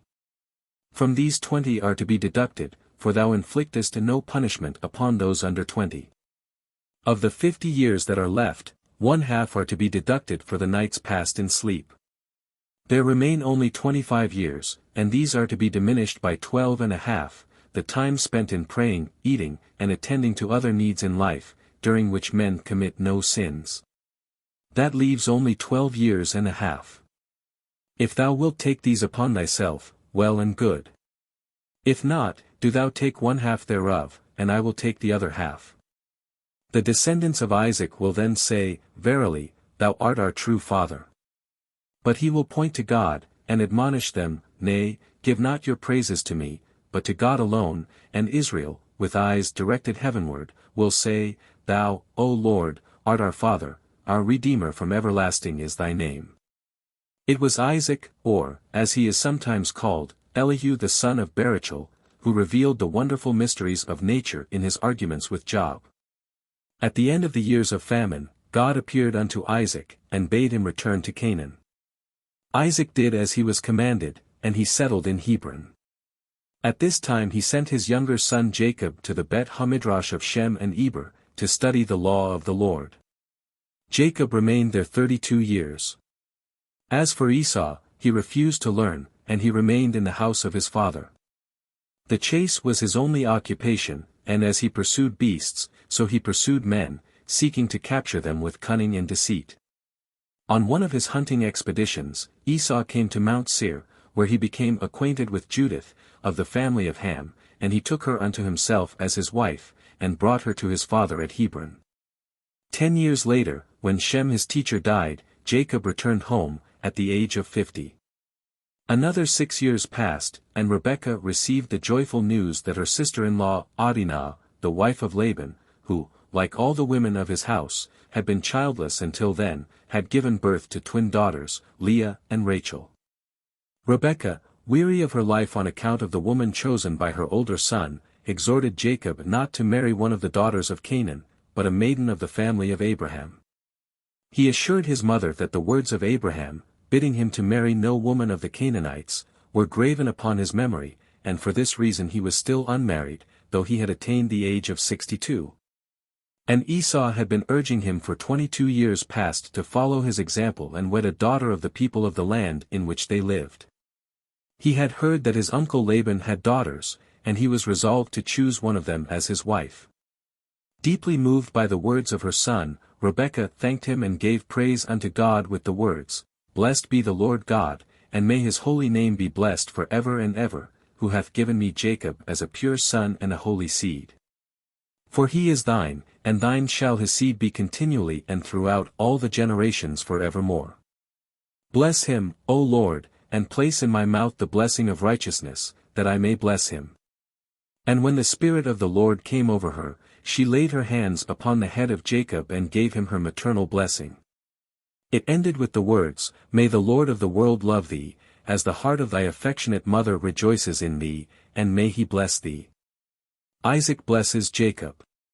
Esau's marriage with the daughters of the Canaanites was an abomination not only in the eyes of his mother, but also in the eyes of his father. He suffered even more than Rebekah through the idolatrous practices of his daughters-in-law. It is the nature of man to oppose less resistance than woman to disagreeable circumstances.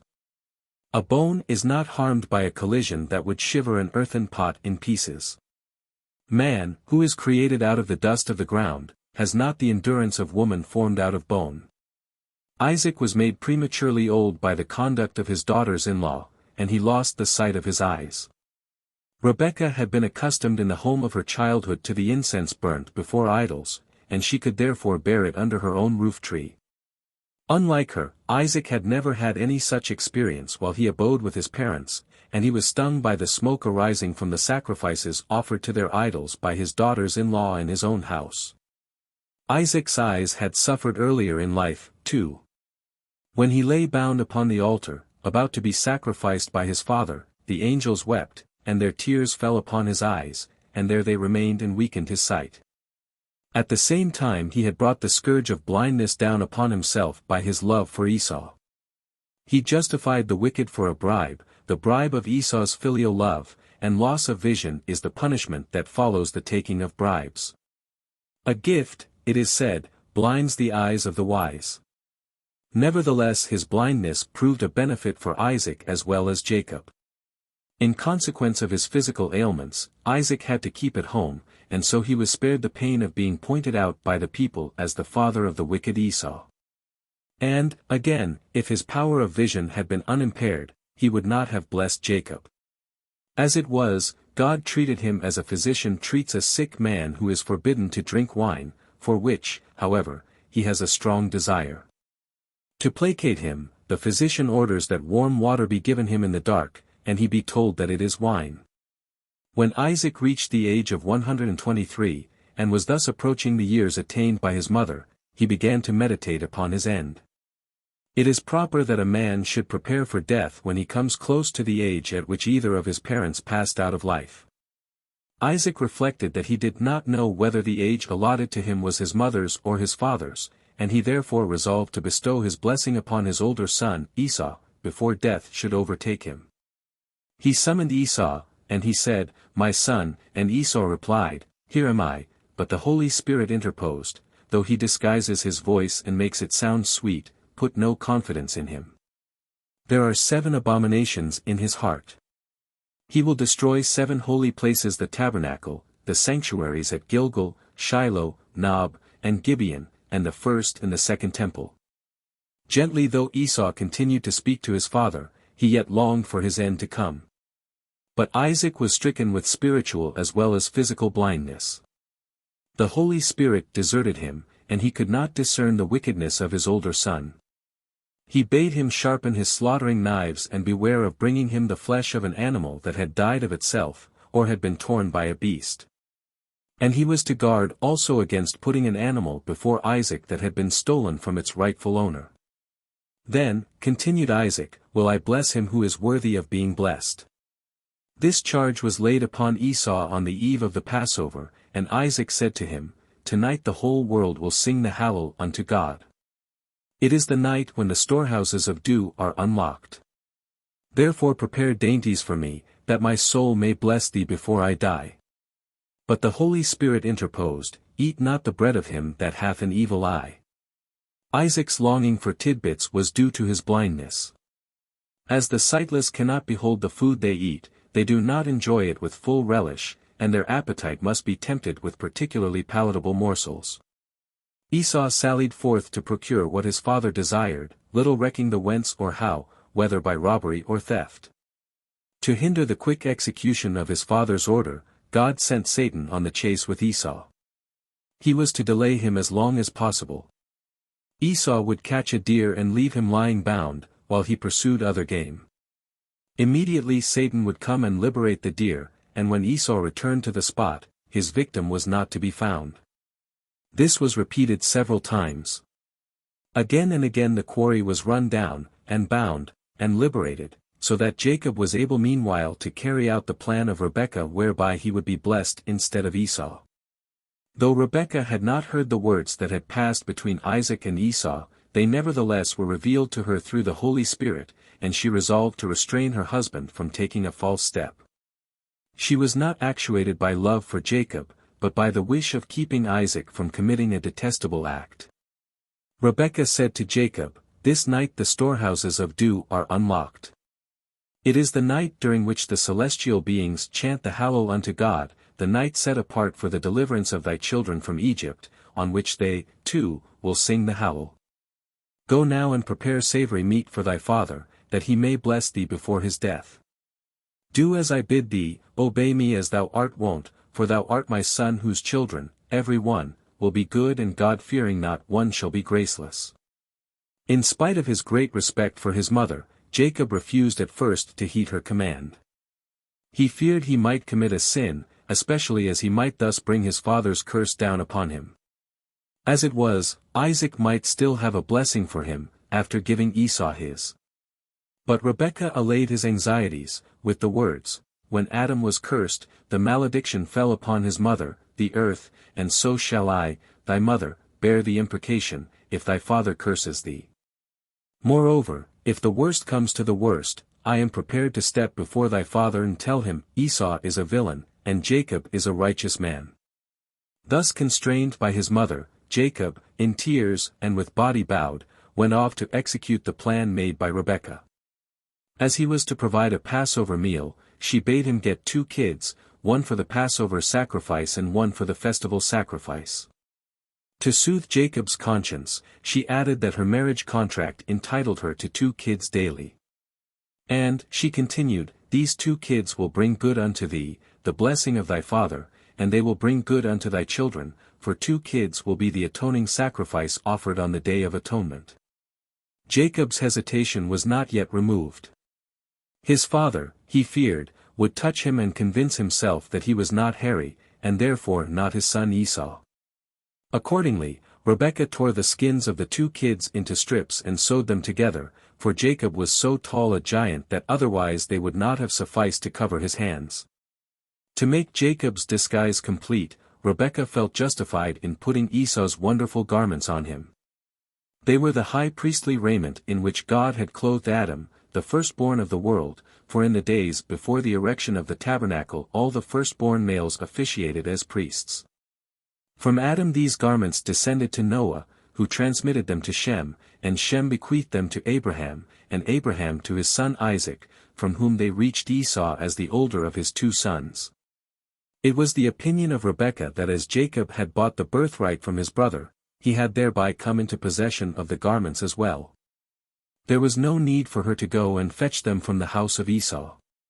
He knew his wives far too well to entrust so precious a treasure to them, they were in the safekeeping of his mother. Besides, he used them most frequently in the house of his parents. As a rule, he did not lay much stress upon decent apparel. He was willing to appear on the street clad in rags, but he considered it his duty to wait upon his father arrayed in his best. "My father," Esau was in the habit of saying, "is a king in my sight, and it would ill become me to serve before him in anything but royal apparel." To the great respect he manifested toward his father, the descendants of Esau owe all their good fortune on earth. Thus doth God reward a good deed. Rebekah led Jacob equipped and arrayed in this way to the door of Isaac's chamber. There she parted from him with the words, "Henceforward may thy Creator assist thee." Jacob entered, addressing Isaac with "Father," and receiving the response, "Here am I." "Who art thou, my son?" He replied equivocally, "It is I, thy firstborn son is Esau." He sought to avoid a falsehood, and yet not betray that he was Jacob. Isaac then said, "Thou art greatly in haste to secure thy blessing. Thy father Abraham was 75 years old when he was blessed, and thou art but 63. Jacob replied awkwardly, "Because the Lord thy God sent me good speed." Isaac concluded at once that this was not Esau, for he would not have mentioned the name of God, and he made up his mind to feel the son before him and make sure who he was. Terror seized upon Jacob at the words of Isaac, "Come near, I pray thee, that I may feel thee, my son." A cold sweat covered his body, and his heart melted like wax. Then God caused the archangels Michael and Gabriel to descend. The one seized his right hand, the other his left hand, while the Lord God himself supported him, that his courage might not fail him.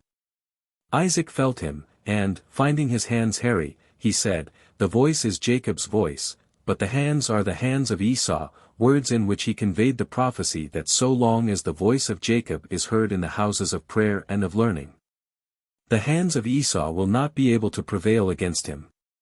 "Yes," he continued, "it is the voice of Jacob, the voice that imposes silence upon those on earth and in heaven, for even the angels may not raise their voices in praise of God until Israel has finished his prayers." Isaac's scruples about blessing the son before him were not yet removed, for with his prophetical eye he foresaw that this one would have descendants who would vex the Lord. At the same time, it was revealed to him that even the sinners in Israel would turn penitents, and then he was ready to bless Jacob. He bade him come near and kiss him, to indicate that it would be Jacob who would imprint the last kiss upon Isaac before he was consigned to the grave, he and none other. When Jacob stood close to him, he discerned the fragrance of paradise clinging to him, and he exclaimed, "See, the smell of my son is as the smell of the field which the Lord hath blessed." The fragrance emanating from Jacob was not the only thing about him derived from paradise. The archangel Michael had fetched thence the wine which Jacob gave his father to drink, that an exalted mood might descend upon him, for only when a man is joyously excited the Shekinah rests upon him. The Holy Spirit filled Isaac, and he gave Jacob his tenfold blessing. "God give thee of the dew of heaven, the celestial dew wherewith God will awaken the pious to new life in days to come. And of the fatness of the earth, the goods of this world, and plenty of corn and wine, the Torah and the commandments which bestow the same joy upon man as abundant harvests, peoples shall serve thee, the Japhethites and the Hamites. Nations shall bow down to thee, the Shemite nations, thou wilt be lord over thy brethren, the Ishmaelites and the descendants of Keturah, thy mother's sons will bow down to thee, Esau and his princes. Cursed be every one that curseth thee, like Balaam, and blessed be every one that blesseth thee, like Moses." For each blessing invoked upon Jacob by his father Isaac, a similar blessing was bestowed upon him by God himself in the same words. As Isaac blessed him with dew, so also God, and the remnant of Jacob shall be in the midst of many peoples as dew from the Lord. Isaac blessed him with the fatness of the earth, so also God, and he shall give the rain of thy seed, that thou shalt sow the ground withal, and bread of the increase of the ground, and it shall be fat and plenteous. Isaac blessed him with plenty of corn and wine, so also God, I will send you corn and wine. Isaac said, Peoples shall serve thee, so also God, kings shall be thy nursing fathers, and their queens thy nursing mothers. They shall bow down to thee with their faces to the earth, and lick the dust of thy feet. Isaac said, Nations shall bow down to thee, so also God, and he will make thee high above all nations which he hath made, in praise, and in name, and in honor. To this double blessing his mother Rebekah joined hers, for he shall give his angels charge over thee, to keep thee in all thy ways. They shall bear thee up in their hands, lest thou dash thy feet against a stone. Thou shalt tread upon the lion and adder, the young lion and the serpent shalt thou trample under feet. Because he hath set his love upon me, therefore will I deliver him, I will set him on high, because he hath known my name. The Holy Spirit added in turn, He shall call upon me, and I will answer him, I will be with him in trouble, I will deliver him, and honor him. With long life will I satisfy him, and show him my salvation. Jacob left the presence of his father crowned like a bridegroom, adorned like a bride, and bathed in celestial dew, which filled his bones with marrow, and transformed him into a hero and a giant. Of a miracle done for him at that very moment Jacob himself was not aware. Had he tarried with his father an instant longer, Esau would have met him there, and would surely have slain him. It happened that exactly as Jacob was on the point of leaving the tent of his father, carrying in his hands the plates off which Isaac had eaten, he noticed Esau approaching, and he concealed himself behind the door. Fortunately, it was a revolving door, so that though he could see Esau, he could not be seen by him. Esau's true character revealed. Esau arrived after a delay of 4 hours. In spite of all the efforts he had put forth, he had not succeeded in catching any game, and he was compelled to kill a dog and prepare its flesh for his father's meal.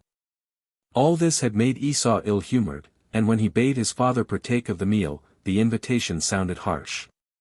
"Let my father arise," he said, "and eat of his son's venison." Jacob had spoken differently. He had said, "Arise, I pray thee, sit and eat of my venison."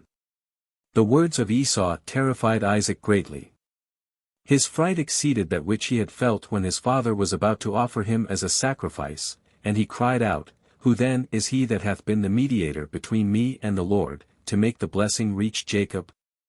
Words meant to imply that he suspected Rebekah of having instigated Jacob's act. Isaac's alarm was caused by his seeing hell at the feet of Esau. Scarcely had he entered the house when the walls thereof began to get hot on account of the nearness of hell, which he brought along with him. Isaac could not but exclaim, "Who will be burnt down yonder, I or my son Jacob?"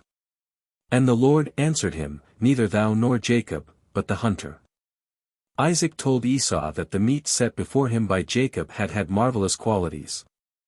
Any savor that one desired it possessed, it was even endowed with the taste of the food that God will grant the pious in the world to come. "I know not," he said, "what the meat was.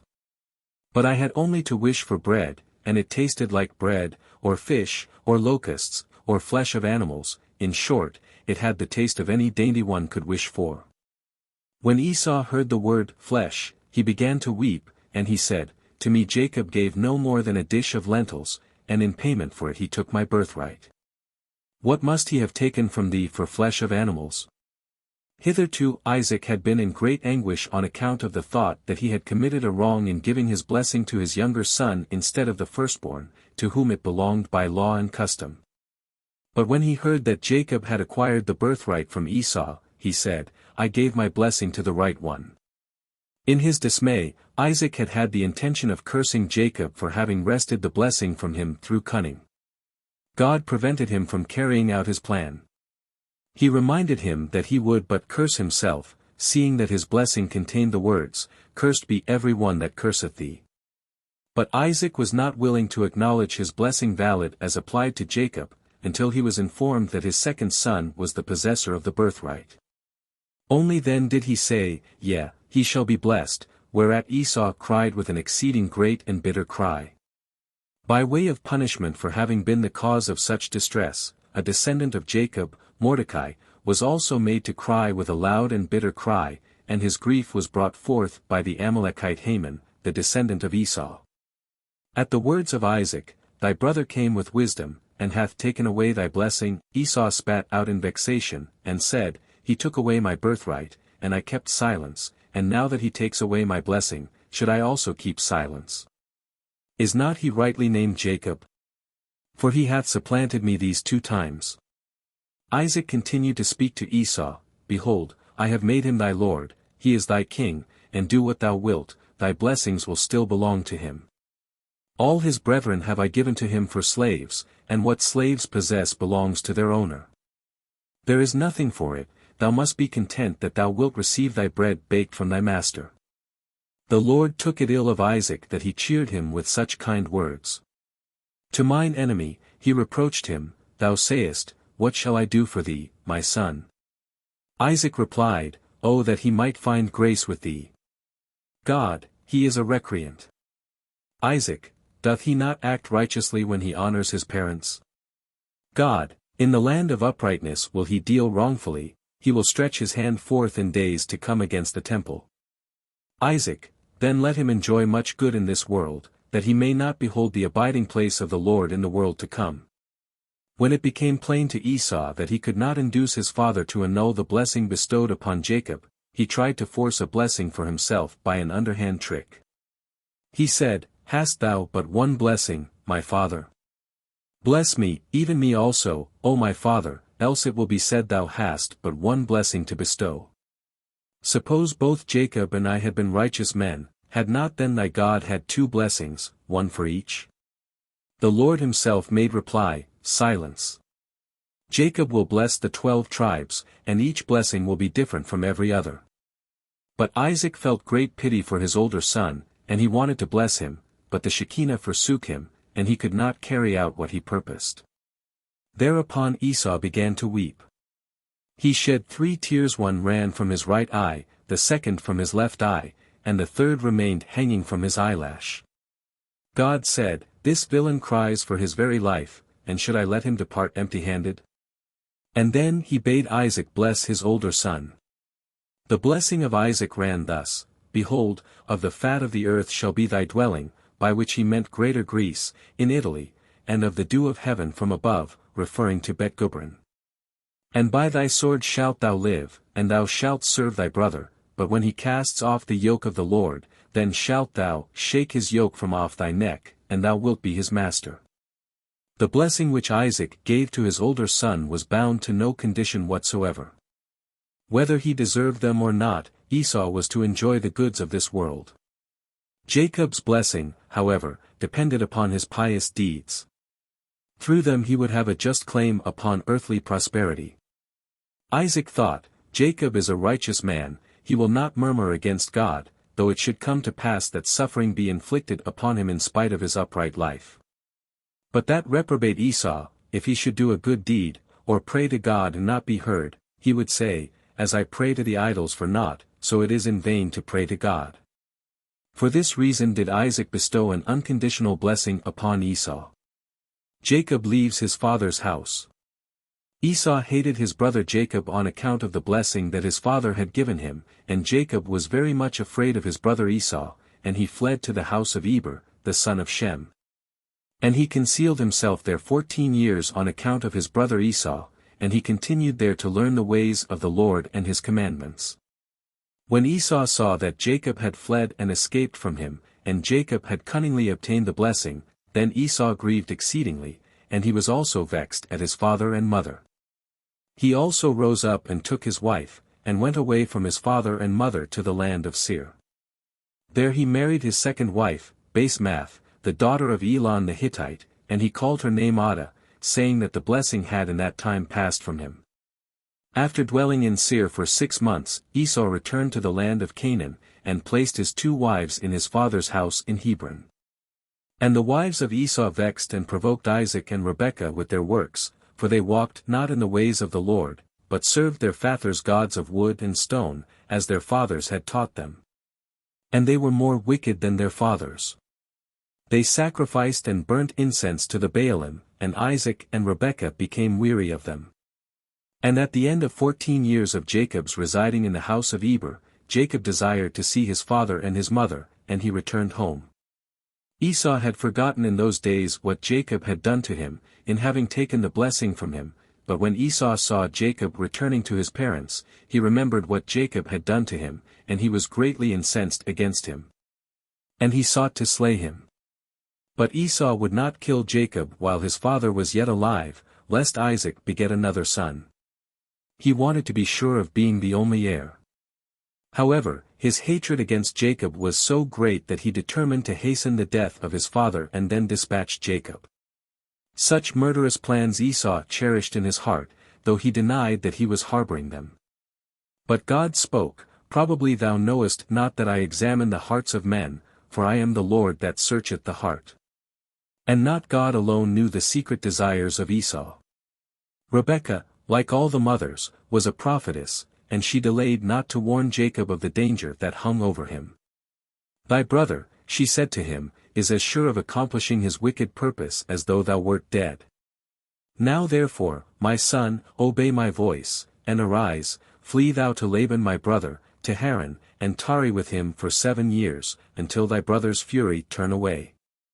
In the goodness of her heart, Rebekah could not but believe that the anger of Esau was only a fleeting passion, and would disappear in the course of time. But she was mistaken, his hate persisted until the end of his life. Courageous as he was, Jacob would not run away from danger. He said to his mother, "I am not afraid, if he wishes to kill me, I will kill him," to which she replied, "Let me not be bereaved of both my sons in one day." By words Rebekah again showed her prophetic gift. As she spoke, so it happened when their time came, Esau was slain while the burial of Jacob was taking place. And Jacob said to Rebekah, "Behold, thou knowest that my father has become old and does not see, and if I leave him and go away, he will be angry and will curse me. I will not go, if he sends me, only then will I go." Accordingly, Rebekah went to Isaac, and amid tears she spoke to him thus, If Jacob take a wife of the daughters of Heth, what good shall my life do me? And Isaac called Jacob, and charged him, and said unto him, Thou shalt not take a wife of the daughters of Canaan, for thus did our father Abraham command us according to the word of the Lord, which he had commanded him, saying, Unto thy seed will I give the land. If thy children keep my covenant that I have made with thee, then will I also perform to thy children that which I have spoken unto thee, and I will not forsake them. Now therefore, my son, hearken to my voice, to all that I shall command thee, and refrain from taking a wife from amongst the daughters of Canaan. Arise, go to Haran, to the house of Bethuel, thy mother's father, and take thee a wife from thence of the daughters of Laban, thy mother's brother. Take heed lest thou shouldst forget the Lord thy God and all his ways in the land to which thou goest, and shouldst join thyself to the people of the land, and pursue vanity, and forsake the Lord thy God. But when thou comest to the land, serve the Lord. Do not turn to the right or to the left from the way which I commanded thee, and which thou didst learn. And may the Almighty God grant thee favor before the people of the land, that thou mayest take a wife there according to thy choice, one who is good and upright in the way of the Lord. And may God give unto thee and thy seed the blessing of thy father Abraham and make thee fruitful and multiply thee, and mayest thou become a multitude of people in the land whither thou goest, and may God cause thee to return to thy land. The land of thy father's dwelling, with children and with great riches, with joy and with pleasure.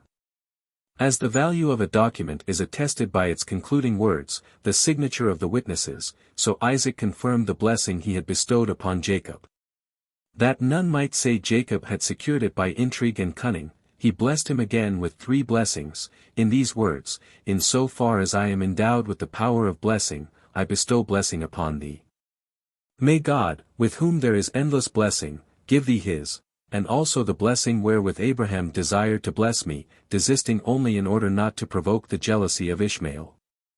Seeing with his prophetic eye that the seed of Jacob would once be compelled to go into exile, Isaac offered up one more petition, that God would bring the exiles back again. He said, He shall deliver thee in 6 troubles, and in the 7th there shall no evil touch thee. And also Rebekah prayed to God in behalf of Jacob, O Lord of the world, let not the purpose prosper which Esau harbors against Jacob. Put a bridle upon him, that he accomplish not all he wills to do. When Esau observed that even his father's love had passed from him to Jacob, he went away, to Ishmael, and he addressed him as follows, Lo, as thy father gave all his possessions to thy brother Isaac, and dismissed thee with empty hands. So my father purposeth to do to me. Make thyself ready then, go forth and slay thy brother, and I will slay mine, and then we two shall divide the whole world between us. And Ishmael replied, Why dost thou want me to slay thy father? Thou canst do it thyself. Esau said, It hath happened aforetime that a man killed his brother, Cain murdered Abel. But that a son should kill his father is unheard of. Esau did not really shrink back from parricide, only it chanced not to fit the plan he had hatched. If Ishmael slays my father, he said to himself, I am the rightful redeemer, and I shall kill Ishmael to avenge my father, and if, then, I murder Jacob, too, everything will belong to me, as the heir of my father and my uncle. This shows that Esau's marriage with Mahalath, the daughter of Ishmael and grandchild of Abraham, was not concluded out of regard for his parents, who were opposed to his 2 other wives, daughters of the Canaanites. All he desired was to enter into amicable relations with Ishmael in order to execute his devilish plan. But Esau reckoned without his host. The night before his wedding with Mahalath Ishmael died, and Nebaioth, the son of Ishmael, stepped into his father's place, and gave away his sister. How little it had been in Esau's mind to make his parents happy by taking a granddaughter of Abraham to wife, appears from the fact that he kept his 2 other wives, the Canaanitish women. The daughter of Ishmael followed the example of her companions, and thus she but added to the grief caused the parents of Esau by their daughters-in-law. And the opportunity might have been a most favorable one for Esau to turn aside from his godless ways and amend his conduct, for the bridegroom is pardoned on his wedding day for all his sins committed in years gone by. Scarcely had Jacob left his father's house, when Rebekah began to weep, for she was sorely distressed about him. Isaac comforted her, saying, Weep not for Jacob. In peace doth he depart, and in peace will he return. The Lord, God Most High, will guard him against all evil and be with him. He will not forsake him all the days of his life. Have no fear for him, for he walketh on the right path, he is a perfect man, and he hath faith in God, he will not perish. Jacob pursued by Eliphaz and Esau.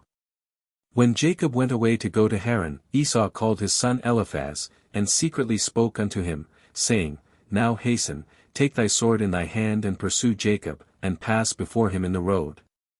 And lurk for him and slay him with thy sword in one of the mountains, and take all belonging unto him, and come back. And Eliphaz was dexterous and expert with the bow, as his father had taught him, and he was a noted hunter in the field and a valiant man. And Eliphaz did as his father had commanded him. And Eliphaz was at that time 13 years old, and he arose and went and took 10 of his mother's brothers with him, and pursued Jacob. And he followed Jacob closely, and when he overtook him, he lay in ambush for him on the borders of the land of Canaan, opposite to the city of Shechem. And Jacob saw Eliphaz and his men pursuing after him, and Jacob stood in the place in which he was going in order to know what it was, for he did not understand their purpose. Eliphaz drew his sword and went on advancing, he and his men, toward Jacob, and Jacob said unto them, Wherefore have you come hither, and why do you pursue with your swords? Eliphaz came near to Jacob, and answered as follows, Thus did my father command me, and now therefore I will not deviate from the orders which my father gave me. And when Jacob saw that Esau had impressed his command urgently upon Eliphaz, he approached and supplicated Eliphaz and his men, saying, Behold, all that I have, and that which my father and mother gave unto me, that take unto thee and go from me. And do not slay me, and may this thing that thou wilt do with me be accounted unto thee as righteousness. And the Lord caused Jacob to find favor in the sight of Eliphaz and his men, and they hearkened to the voice of Jacob, and they did not put him to death, but took all his belongings, together with the silver and gold that he had brought with him from Beersheba. They left him nothing. When Eliphaz and his men returned to Esau, and told him all that had happened to them with Jacob, he was wroth with his son Eliphaz and with his men, because they had not put Jacob to death. And they answered, and said unto Esau, Because Jacob supplicated us in this matter, not to slay him, our pity was moved toward him, and we took all belonging to him, and we came back. Esau then took all the silver and gold which Eliphaz had taken from Jacob, and he put them by in his house.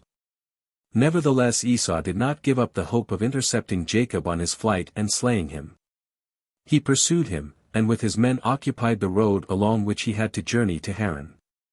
There a great miracle happened to Jacob. When he observed what Esau's intention was, he turned off toward the Jordan River, and, with eyes directed to God, he cleft the waters with his wanderer's staff, and succeeded in crossing to the other side. But Esau was not to be deterred. He kept up the pursuit, and reached the hot springs at Beris before his brother, who had to pass by there. Jacob, not knowing that Esau was on the watch for him, decided to bathe in the spring, saying, I have neither bread nor other things needful, so I will at least warm my body in the waters of the well. While he was in the bath, Esau occupied every exit, and Jacob would surely have perished in the hot water, if the Lord had not caused a miracle to come to pass. A new opening formed of itself, and through it Jacob escaped.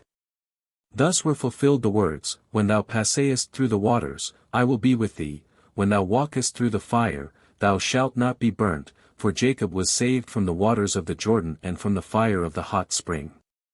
At the same time with Jacob, a rider, leaving his horse and his clothes on the shore, had stepped into the river to cool off, but he was overwhelmed by the waves, and he met his death. Jacob put on the dead man's clothes, mounted his horse, and went off. It was a lucky chance, for Eliphaz had stripped him of everything, even his clothes, and the miracle of the river had happened only that he might not be forced to appear naked among men. Though Jacob was robbed of all his possessions, his courage did not fail him. He said, Should I lose hope in my Creator? I set my eyes upon the merits of my fathers. For the sake of them the Lord will give me his aid. And God said, Jacob, thou puttest thy trust in the merits of thy fathers, therefore I will not suffer thy foot to be moved, he that keepeth thee will not slumber. Yea, still more. While a keeper watcheth only by day as a rule, and sleepeth by night, I will guard thee day and night, for, behold, he that keepeth Israel shall neither slumber nor sleep. The Lord will keep thee from all evil, from Esau as well as Laban. He will keep thy soul, that the angel of death do thee no hurt, he will keep thy going out and thy coming in, he will support thee now thou art leaving Canaan, and when thou returnest to Canaan. Jacob was reluctant to leave the Holy Land before he received direct permission from God. My parents, he reflected, bade me go forth and sojourn outside of the land, but who knows whether it be the will of God that I do as they say, and beget children outside of the Holy Land. Accordingly, he betook himself to Beersheba. There, where the Lord had given permission to Isaac to depart from Canaan and go to Philistia, he would learn the will of the Lord concerning himself. He did not follow the example of his father and grandfather and take refuge with Abimelech, because he feared the king might force also him into a covenant, and make it impossible for his descendants of many generations to take possession of the Philistine land. Nor could he stay at home, because of his fear that Esau might wrest the birthright and the blessing from him, and to that he would not and could not agree. He was as little disposed to take up the combat with Esau, for he knew the truth of the maxim, he who courts danger will be overcome by it, he who avoids danger will overcome it. Both Abraham and Isaac had lived according to this rule. His grandfather had fled from Nimrod, and his father had gone away from the Philistines. The Day of Miracles. Jacob's journey to Haran was a succession of miracles. The first of the 5 that befell for his sake in the course of it was that the sun sank while Jacob was passing Mount Moriah, though it was high noon at the time. He was following the spring that appeared wherever the patriarchs went or settled. It accompanied Jacob from Beersheba to Mount Moriah, a 2 days' journey. When he arrived at the holy hill, the Lord said to him, Jacob, thou hast bread in thy wallet, and the spring of waters is near by to quench thy thirst. Thus thou hast food and drink, and here thou canst lodge for the night. But Jacob replied, The sun has barely passed the 5th of its 12-day stages, why should I lie down to sleep at so unseemly an hour? But then Jacob perceived that the sun was about to sink, and he prepared to make ready his bed. It was the divine purpose not to let Jacob pass the site of the future temple without stopping, he was to tarry there at least 1 night. Also, God desired to appear unto Jacob, and he shows himself unto his faithful ones only at night. At the same time Jacob was saved from the pursuit of Esau, who had to desist on account of the premature darkness. Jacob took 12 stones from the altar on which his father Isaac had lain bound as a sacrifice, and he said, It was the purpose of God to let 12 tribes arise, but they have not been begotten by Abraham or Isaac. If, now, these 12 stones will unite into a single one, then shall I know for a certainty that I am destined to become the father of the 12 tribes. At this time the second miracle came to pass, the 12 stones joined themselves together and made one, which he put under his head, and at once it became soft and downy like a pillow. It was well that he had a comfortable couch. He was in great need of rest, for it was the first night in 14 years that he did not keep vigils. During all those years, passed in Eber's house of learning, he had devoted the nights to study. And for 20 years to come he was not to sleep, for while he was with his uncle Laban, he spent all the night and every night reciting the Psalms. On the whole it was a night of marvels. He dreamed a dream in which the course of the world's history was unfolded to him. On a ladder set up on the earth, with the top of it reaching to heaven, he beheld the 2 angels who had been sent to Sodom. For 138 years they had been banished from the celestial regions, because they had betrayed their secret mission to Lot. They had accompanied Jacob from his father's house thither, and now they were ascending heavenward. When they arrived there, he heard them call the other angels, and say, Come ye and see the countenance of the pious Jacob, whose likeness appears on the divine throne, ye who yearned long to see it. And then he beheld the angels descend from heaven to gaze upon him. He also saw the angels of the 4 kingdoms ascending the ladder.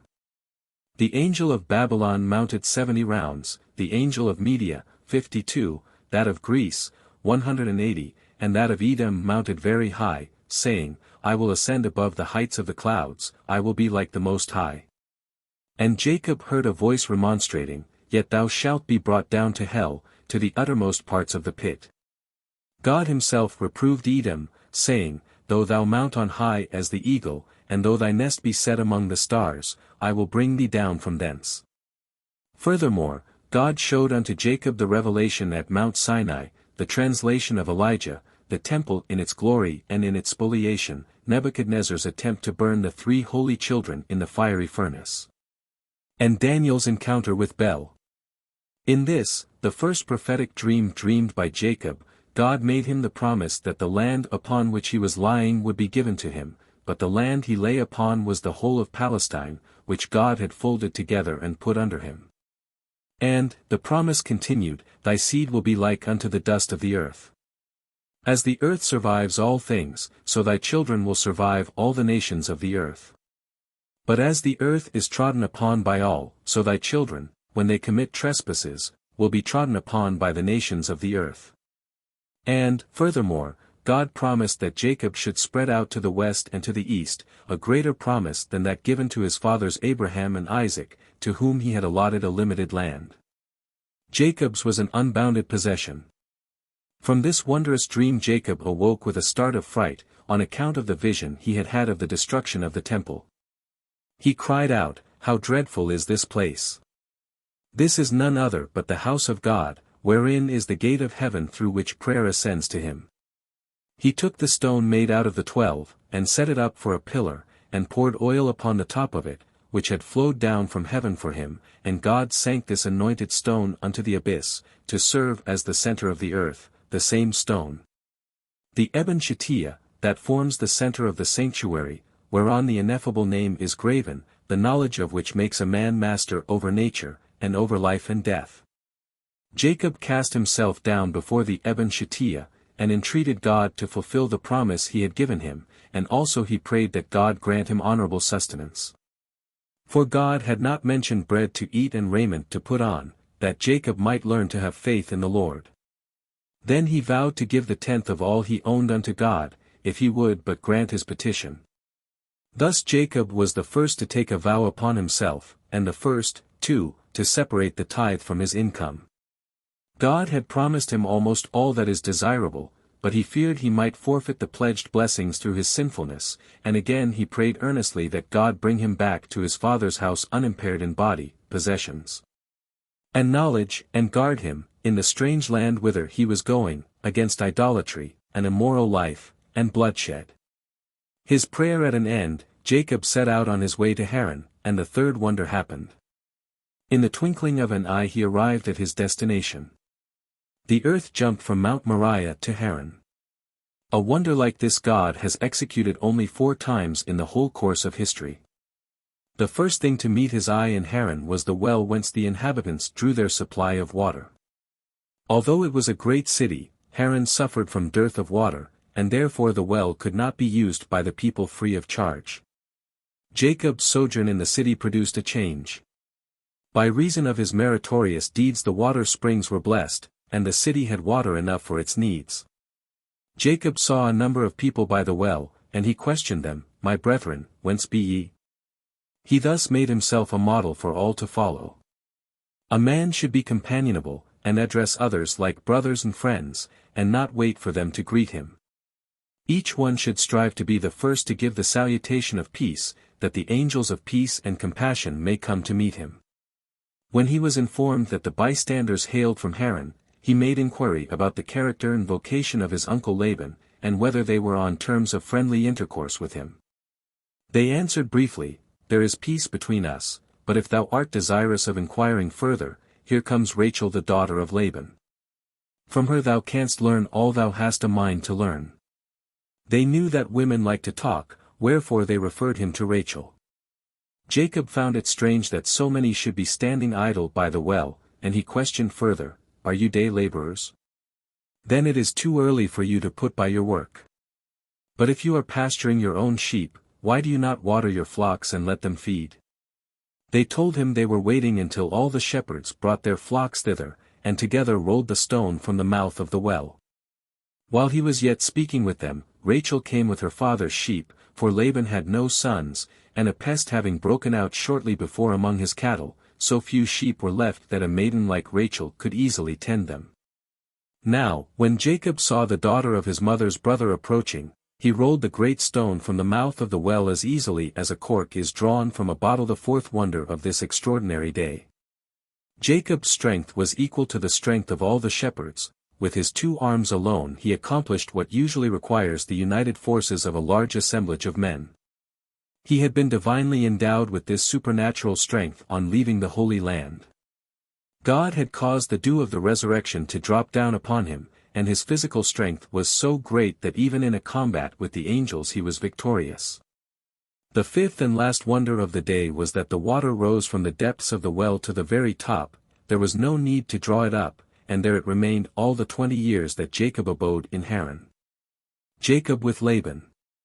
Rachel's coming to the well at the moment when Jacob reached the territory belonging to Haran was an auspicious omen. To meet young maidens on first entering a city is a sure sign that fortune is favorable to one's undertakings. Experience proves this through Eliezer, Jacob, Moses, and Saul. They all encountered maidens when they approached a place new to them, and they all met with success. Jacob treated Rachel at once as his cousin, which caused significant whispering among the bystanders. They censured Jacob for his demeanor toward her, for since God had sent the deluge upon the world, on account of the immoral life led by men, great chastity had prevailed, especially among the people of the East. The talk of the men reduced Jacob to tears. Scarcely had he kissed Rachel when he began to weep, for he repented of having done it. There was reason enough for tears. Jacob could not but remember sadly that Eliezer, his grandfather's slave, had brought 10 camels laden with presents with him to Haran, when he came to sue for a bride for Isaac, while he had not even a ring to give to Rachel. Moreover, he foresaw that his favorite wife Rachel would not lie beside him in the grave, and this, too, made him weep. As soon as Rachel heard that Jacob was her cousin, she ran home to tell her father about his coming. Her mother was no longer among the living, else she would naturally have gone to her. In great haste Laban ran to receive Jacob. He reflected, if Eliezer, the bondman, had come with 10 camels, what would not the favorite son of the family bring with him? And when he saw that Jacob was unattended, he concluded that he carried great sums of money in his girdle. And he threw his arms about his waist to find out whether his supposition was true. Disappointed in this, he yet did not give up hope that his nephew Jacob was a man of substance. Perhaps he concealed precious stones in his mouth, and he kissed him in order to find out whether he had guessed aright. But Jacob said to him, "Thou thinkest I have money. Nay, thou art mistaken, I have but words." Then he went on to tell him how it had come about that he stood before him empty-handed. He said that his father Isaac had sent him on his way provided with gold, silver, and money, but he had encountered Eliphaz, who had threatened to slay him. To this assailant Jacob had spoken thus, "Know that the descendants of Abraham have an obligation to meet, they will have to serve 400 years in a land that is not theirs. If thou slayest me, then you, the seed of Esau, will have to pay the debt. It were better, therefore, to take all I have, and spare my life, so that what is owing may be paid by me." Hence, Jacob continued, "I stand before thee bare of all the substance carried off by Eliphaz." This tale of his nephew's poverty filled Laban with dismay. "What," he exclaimed, "shall I have to give food and drink for a month or, perhaps, even a year to this fellow, who has come to me empty-handed?" He betook himself to his teraphim, to ask them for counsel upon the matter, and they admonished him, saying, "Beware of sending him away from thy house. His star and his constellation are so lucky that good fortune will attend all his undertakings, and for his sake the blessing of the Lord will rest upon all thou doest, in thy house or in thy field." Laban was satisfied with the advice of the teraphim, but he was embarrassed as to the way in which he was to attach Jacob to his house. He did not venture to offer him service, lest Jacob's conditions be impossible of fulfillment. Again he resorted to the teraphim, and asked them with what reward to tempt his nephew, and they replied, "A wife is his wage, he will ask nothing else of thee but a wife. It is his nature to be attracted by women, and whenever he threatens to leave thee, do but offer him another wife, and he will not depart. Laban went back to Jacob, and said, Tell me, what shall thy wages be? And he replied, Thinkest thou I came hither to make money? I came only to get me a wife, for Jacob had no sooner beheld Rachel than he fell in love with her and made her a proposal of marriage. Rachel consented, but added the warning, My father is cunning, and thou art not his match. Jacob, I am his brother in cunning. Rachel, but is deception becoming unto the pious? Jacob, yes, with the righteous righteousness is seemly, and with the deceiver deception. But, continued Jacob, tell me wherein he may deal cunningly with me. Rachel, I have an older sister, whom he desires to see married before me, and he will try to palm her off on thee instead of me. To be prepared for Laban's trickery, Jacob and Rachel agreed upon a sign by which he would recognize her in the nuptial night.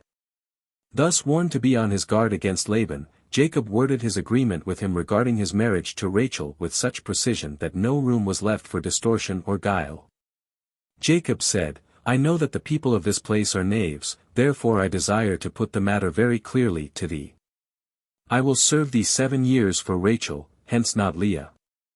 For thy daughter, that thou bringest me not some other woman likewise named Rachel, for the younger daughter, that thou exchangest not their names in the meantime. Nothing of all this availed, it profits not if a villain is cast into a sawmill, neither force nor gentle words can circumvent a rascal. Laban deceived not only Jacob, but also the guests whom he invited to the wedding. The marriage of Jacob. After Jacob had served Laban 7 years, he said to his uncle, The Lord destined me to be the father of 12 tribes. I am now 84 years old, and if I do not take thought of the matter now, when can I? Thereupon Laban consented to let him have his daughter Rachel to wife, and he was married 44 years after his brother Esau. The Lord often defers the happiness of the pious, while he permits the wicked to enjoy the fulfillment of their desires soon. Esau, however, had purposely chosen his 40th year for his marriage.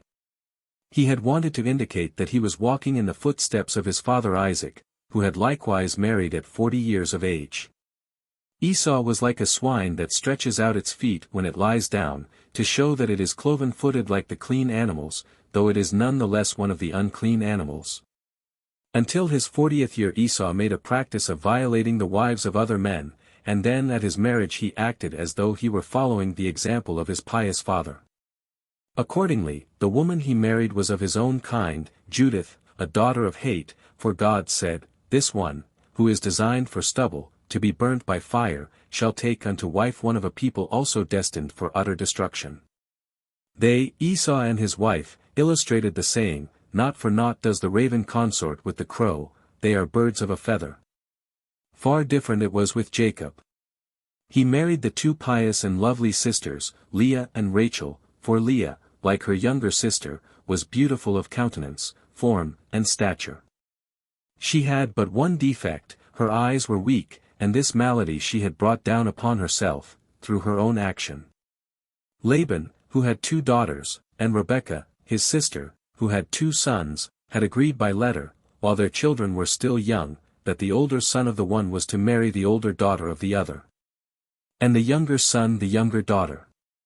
When Leah grew to maidenhood, and inquired about her future husband, all her tidings spoke of his villainous character, and she wept over her fate until her eyelashes dropped from their lids. But Rachel grew more and more beautiful day by day, for all who spoke of Jacob praised and extolled him, and, good tidings make the bones fat. In view of the agreement between Laban and Rebekah, Jacob refused to marry the older daughter Leah. As it was, Esau was his mortal enemy, on account of what had happened regarding the birthright and the paternal blessing. If, now, Jacob married the maiden appointed for him, Esau would never forgive his younger brother. Therefore Jacob resolved to take to wife Rachel, the younger daughter of his uncle. Laban was of another mind. He purposed to marry of his older daughter first, for he knew that Jacob would consent to serve him a second period of 7 years for love of Rachel. On the day of the wedding he assembled the inhabitants of Haran, and addressed them as follows, Ye know well that we used to suffer from lack of water, and as soon as this pious man Jacob came to dwell among us, we had water in abundance. What hast thou in mind to do? They asked Laban. He replied, If ye have naught to say against it, I will deceive him and give him Leah to wife. He loves Rachel with an exceeding great love, and for her sake he will tarry with us yet 7 other years. Do as it pleaseth thee, his friends said. Well, then, said Laban, let each one of you give me a pledge that ye will not betray my purpose. With the pledges they left with him, Laban bought wine, oil, and meat for the wedding feast, and he set a meal before them which they had themselves paid for. Because he deceived his fellow citizens thus, Laban is called Arami, the deceiver. They feasted all day long, until late at night, and when Jacob expressed his astonishment at the attention shown him, they said to him, Through thy piety thou didst a great service of loving kindness unto us. Our supply of water was increased unto abundance, and we desire to show our gratitude therefore. And, indeed, they tried to give him a hint of Laban's purpose.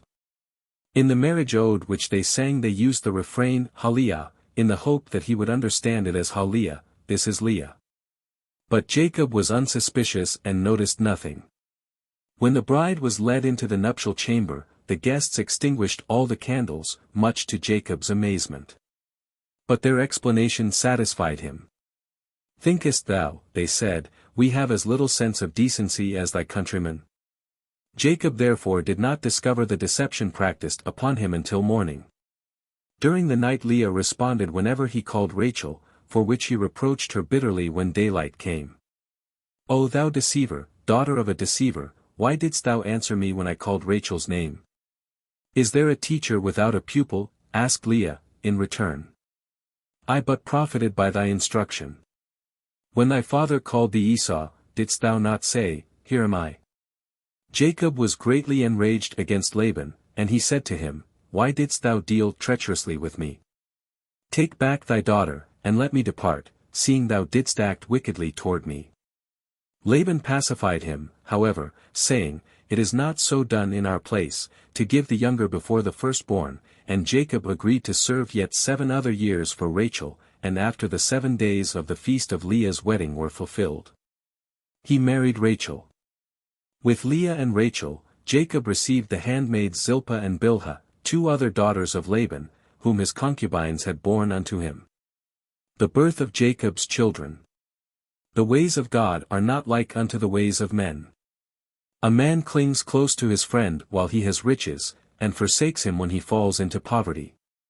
But when God sees a mortal unsteady and faltering, he reaches a hand out to him, and raises him up.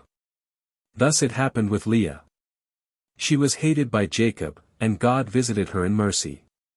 Jacob's aversion to Leah began the very morning after their wedding, when his wife taunted him with not being wholly free from cunning and craft himself. Then God said, Help can come to Leah only if she gives birth to a child, then the love of her husband will return to her. God remembered the tears she had shed when she prayed that her doom, chaining her to that recreant Esau, be averted from her, and so wondrous are the uses of prayer that Leah, besides turning aside the impending decree, was permitted to marry Jacob before her sister and be the first to bear him a child. There was another reason why the Lord was compassionately inclined toward Leah. She had gotten herself talked about. The sailors on the sea, the travelers along the highways, the women at their looms, they all gossiped about Leah, saying, She is not within what her seeming is without. She appears to be pious, but if she were, she would not have deceived her sister. To put an end to all this tattle, God granted her the distinction of bearing a son at the end of 7 months after her marriage. He was one of a pair of twins, the other child being a daughter. So it was with 11 of the sons of Jacob, all of them except Joseph were born twins with a girl, and the twin sister and brother married later on. Altogether it was an extraordinary childbirth, for Leah was barren, not formed by nature to bear children.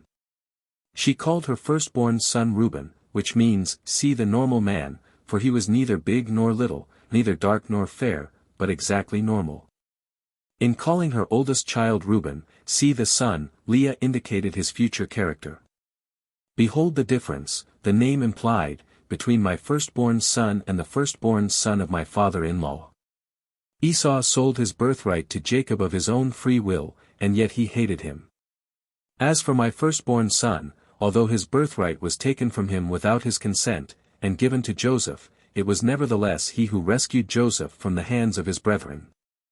Leah called her second son Shimon, yonder is sin, for one of his descendants was that Zimri who was guilty of vile trespasses with the daughters of Moab. The name of her third son, Levi, was given him by God himself, not by his mother.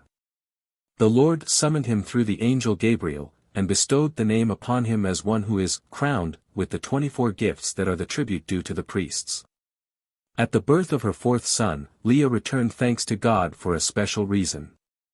She knew that Jacob would beget 12 sons, and if they were distributed equally among his 4 wives, each would bear 3. But now it appeared that she had one more than her due share, and she called him Jehudah, thanks unto God. She was thus the first since the creation of the world to give thanks to God, and her example was followed by David and Daniel, the descendants of her son Judah. When Rachel saw that her sister had borne Jacob 4 sons, she envied Leah. Not that she begrudged her the good fortune she enjoyed, she only envied her for her piety, saying to herself that it was to her righteous conduct that she owed the blessing of many children. Then she besought Jacob, "Pray unto God for me, that he grant me children, else my life is no life." Verily, there are 4 that may be regarded as though they were dead, the blind, the leper, the childless, and he who was once rich and has lost his fortune. Jacob's anger was kindled against Rachel, and he said, "It were better thou shouldst address thy petition to God, and not to me, for am I in God's stead, who hath withheld from thee the fruit of the womb?" God was displeased with this answer that Jacob made to his sad wife. He rebuked him with the words, "Is it thus thou wouldst comfort a grief-stricken heart? As thou livest, the day will come when thy children will stand before the son of Rachel, and he will use the same words thou hast but now used, saying, Am I in the place of the Lord?" Rachel also made reply to Jacob, saying, "Did not thy father, too, entreat God for thy mother with earnest words, beseeching him to remove her barrenness? Jacob, it is true, but Isaac had no children, and I have several. Rachel, remember thy grandfather Abraham, thou canst not deny that he had children when he supplicated God in behalf of Sarah. Jacob, wouldst thou do for me what Sarah did for my grandfather? Rachel, pray, what did she? Jacob, she herself brought a rival into her house. Rachel, if that is all that is necessary, I am ready to follow the example of Sarah, and I pray that as she was granted a child for having invited a rival, so may I be blessed, too." Thereupon Rachel gave Jacob Bilhah, her freed handmaid, to wife, and she bore him a son, whom Rachel called Dan, saying, "As the Lord was gracious unto me and gave me a son according to my petition, so he will permit Samson, the descendant of Dan, to judge his people, that it fall not into the hands of the Philistines." Bilhah's second son Rachel named Naphtali, saying, "Mine is the bond that binds Jacob to this place, for it was for my sake that he came to Laban." At the same time she wanted to convey by this name that the Torah, which is as sweet as nofet, honeycomb, would be taught in the territory of Naphtali. And the name had still a third meaning, "As God hath heard my fervent prayer for a son, so he will hearken unto the fervent prayer of the Naphtalites when they are beset by their enemies." Leah, seeing that she had left bearing, while Bilhah, her sister's handmaid, bore Jacob 2 sons, concluded that it was Jacob's destiny to have 4 wives, her sister and herself, and their half-sisters Bilhah and Zilpah. Therefore she also gave him her handmaid to wife. Zilpah was the youngest of the 4 women. It was the custom of that time to give the older daughter the older handmaid, and the younger daughter the younger handmaid, as their dowry, when they got married. Now, in order to make Jacob believe that his wife was the younger daughter he had served for, Laban had given Leah the younger handmaid as her marriage portion. This Zilpah was so young that her body betrayed no outward signs of pregnancy, and nothing was known of her condition until her son was born.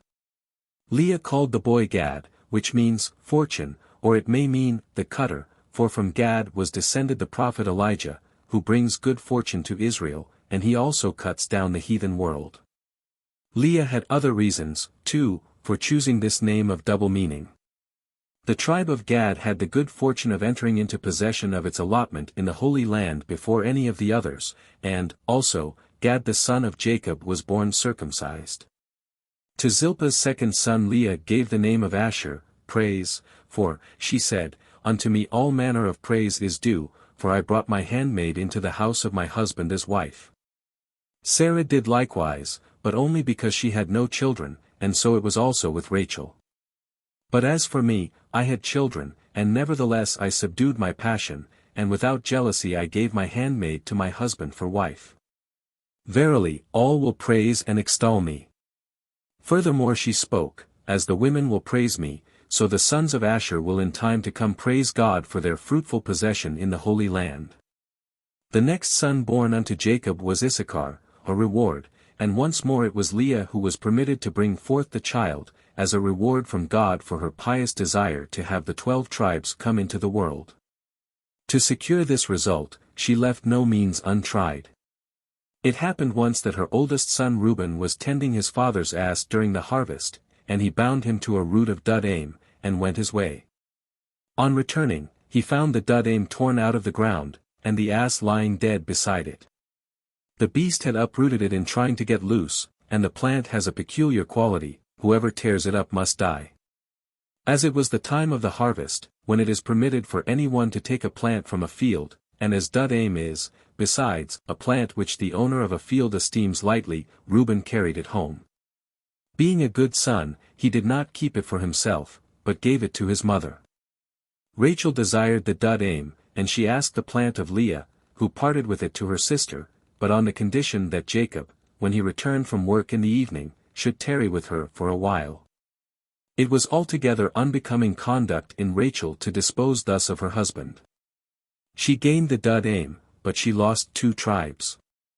If she had acted otherwise, she would have borne 4 sons instead of 2. And she suffered another punishment, her body was not permitted to rest in the grave beside her husband's. Jacob came home from the field after night had fallen, for he observed the law obliging a day laborer to work until darkness sets in, and Jacob's zeal in the affairs of Laban was as great in the last 7 years, after his marriage, as in the first 7, while he was serving for the hand of Rachel. When Leah heard the braying of Jacob's ass, she ran to meet her husband, and without giving him time to wash his feet, she insisted upon his turning aside into her tent.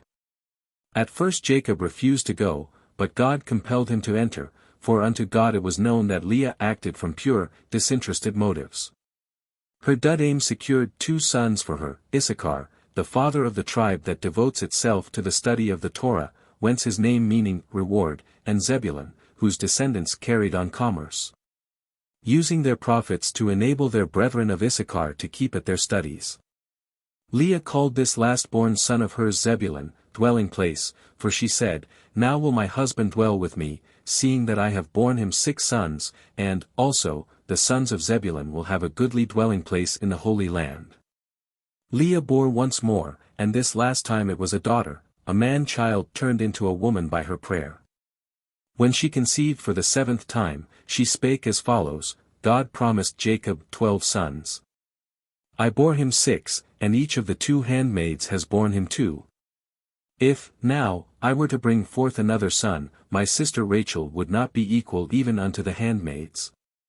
Therefore she prayed to God to change the male embryo in her womb into a female, and God hearkened unto her prayer. Now all the wives of Jacob, Leah, Rachel, Zilpah, and Bilhah, united their prayers with the prayer of Jacob, and together they besought God to remove the curse of barrenness from Rachel. On New Year's Day, the day whereon God sits in judgment upon the inhabitants of the earth, he remembered Rachel, and granted her a son. And Rachel spake, God hath taken away my reproach, for all the people had said that she was not a pious woman, else had she borne children, and now that God had hearkened to her, and opened her womb, such idle talk no longer had any reason. By bearing a son, she had escaped another disgrace. She had said to herself, Jacob hath a mind to return to the land of his birth, and my father will not be able to hinder his daughters who have borne him children from following their husband thither with their children. But he will not let me, the childless wife, go, too, and he will keep me here and marry me to one of the uncircumcised. She said furthermore, As my son hath removed my reproach, so Joshua, his descendant, will roll away a reproach from the Israelites, when he circumcises them beyond Jordan. Rachel called her son Joseph, Increase, saying, God will give me an additional son. Prophetess as she was, she foresaw she would have a second son. But an increase added on by God is larger than the original capital itself. Benjamin, the second son, whom Rachel regarded merely as a supplement, had 10 sons, while Joseph begot only 2. These 12 together may be considered the 12 tribes borne by Rachel. Had Rachel not used the form of expression, the Lord add to me another son, she herself would have begotten 12 tribes with Jacob. Jacob flees before Laban. Jacob had only been waiting for Joseph to be born to begin preparations for his journey home. The Holy Spirit had revealed to him that the house of Joseph would work the destruction of the house of Esau, and, therefore, Jacob exclaimed at the birth of Joseph, Now I need not fear Esau or his legions.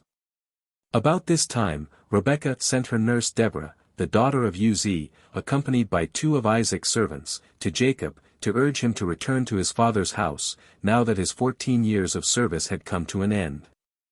Then Jacob approached Laban, and spoke, Give me my wives and my children, that I may go unto mine own place, and to my country, for my mother has sent messengers unto me, bidding me to return to my father's house. Laban answered, saying, O that I might find favor in thine eyes! By a sign it was made known unto me that God blesseth me for thy sake. What Laban had in mind was the treasure he had found on the day Jacob came to him, and he considered that a token of his beneficent powers. Indeed, God had wrought many a thing in the house of Laban that testified to the blessings spread abroad by the pious. Shortly before Jacob came, a pest had broken out among Laban's cattle, and with his arrival it ceased. And Laban had had no son, but during Jacob's sojourn in Haran sons were born unto him. All the hire he asked in return for his labor and for the blessings he had brought Laban was the speckled and spotted among the goats of his herd, and the black among the sheep. Laban assented to his conditions, saying, Behold, how would it might be according to thy word. The arch-villain Laban, whose tongue wagged in all directions, and who made all sorts of promises that were never kept, judged others by himself, and therefore suspected Jacob of wanting to deceive him. And yet, in the end, it was Laban himself who broke his word. No less than 100 times he changed the agreement between them. Nevertheless his unrighteous conduct was of no avail. Though a 3 days' journey had been set betwixt Laban's flocks and Jacob's, the angels were wont to bring the sheep belonging to Laban down to Jacob's sheep, and Jacob's droves grew constantly larger and better. Laban had given only the feeble and sick to Jacob, yet the young of the flock, raised under Jacob's tendance, were so excellent in quality that people bought them at a heavy price. And Jacob had no need to resort to the peeled rods. He had but to speak, and the flocks bare according to his desire. What Laban deserved was utter ruin, for having permitted the pious Jacob to work for him without hire, and after his wages had been changed 10 times, and 10 times Laban had tried to overreach him, God rewarded him in this way. But his good luck with the flocks was only what Jacob deserved. Every faithful laborer is rewarded by God in this world, quite regardless of what awaits him in the world to come. With empty hands Jacob had come to Laban, and he left him with herds numbering 600,000.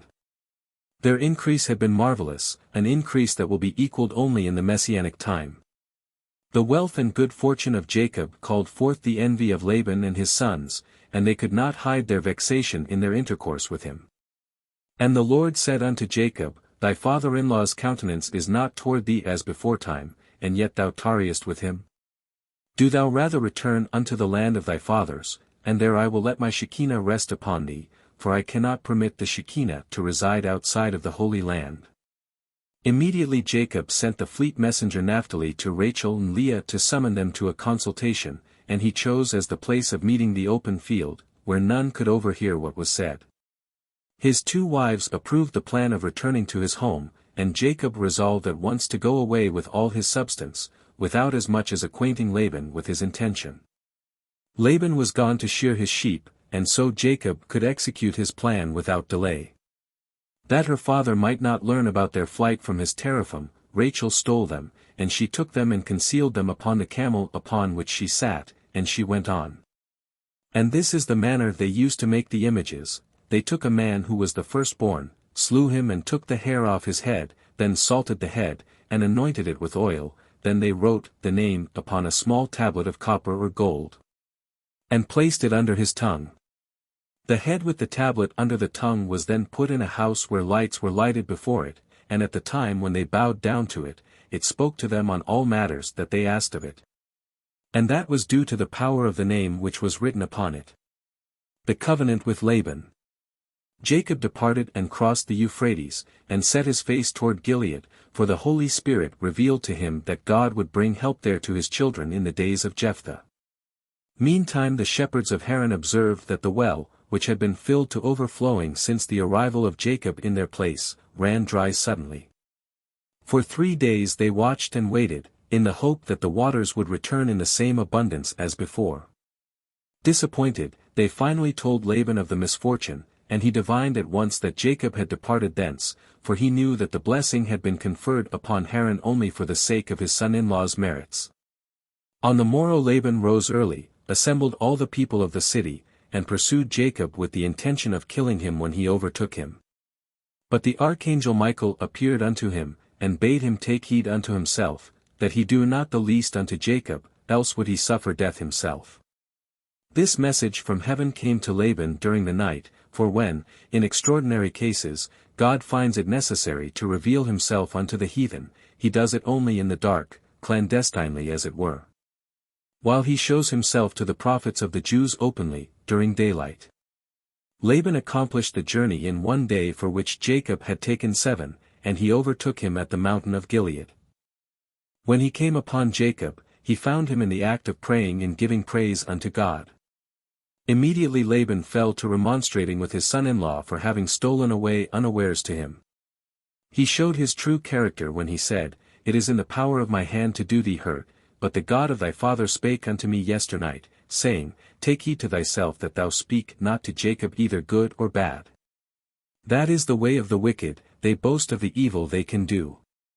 Laban wanted to let Jacob know that only the dream warning him against doing aught that was harmful to Jacob prevented him from carrying out the wicked design he had formed against him.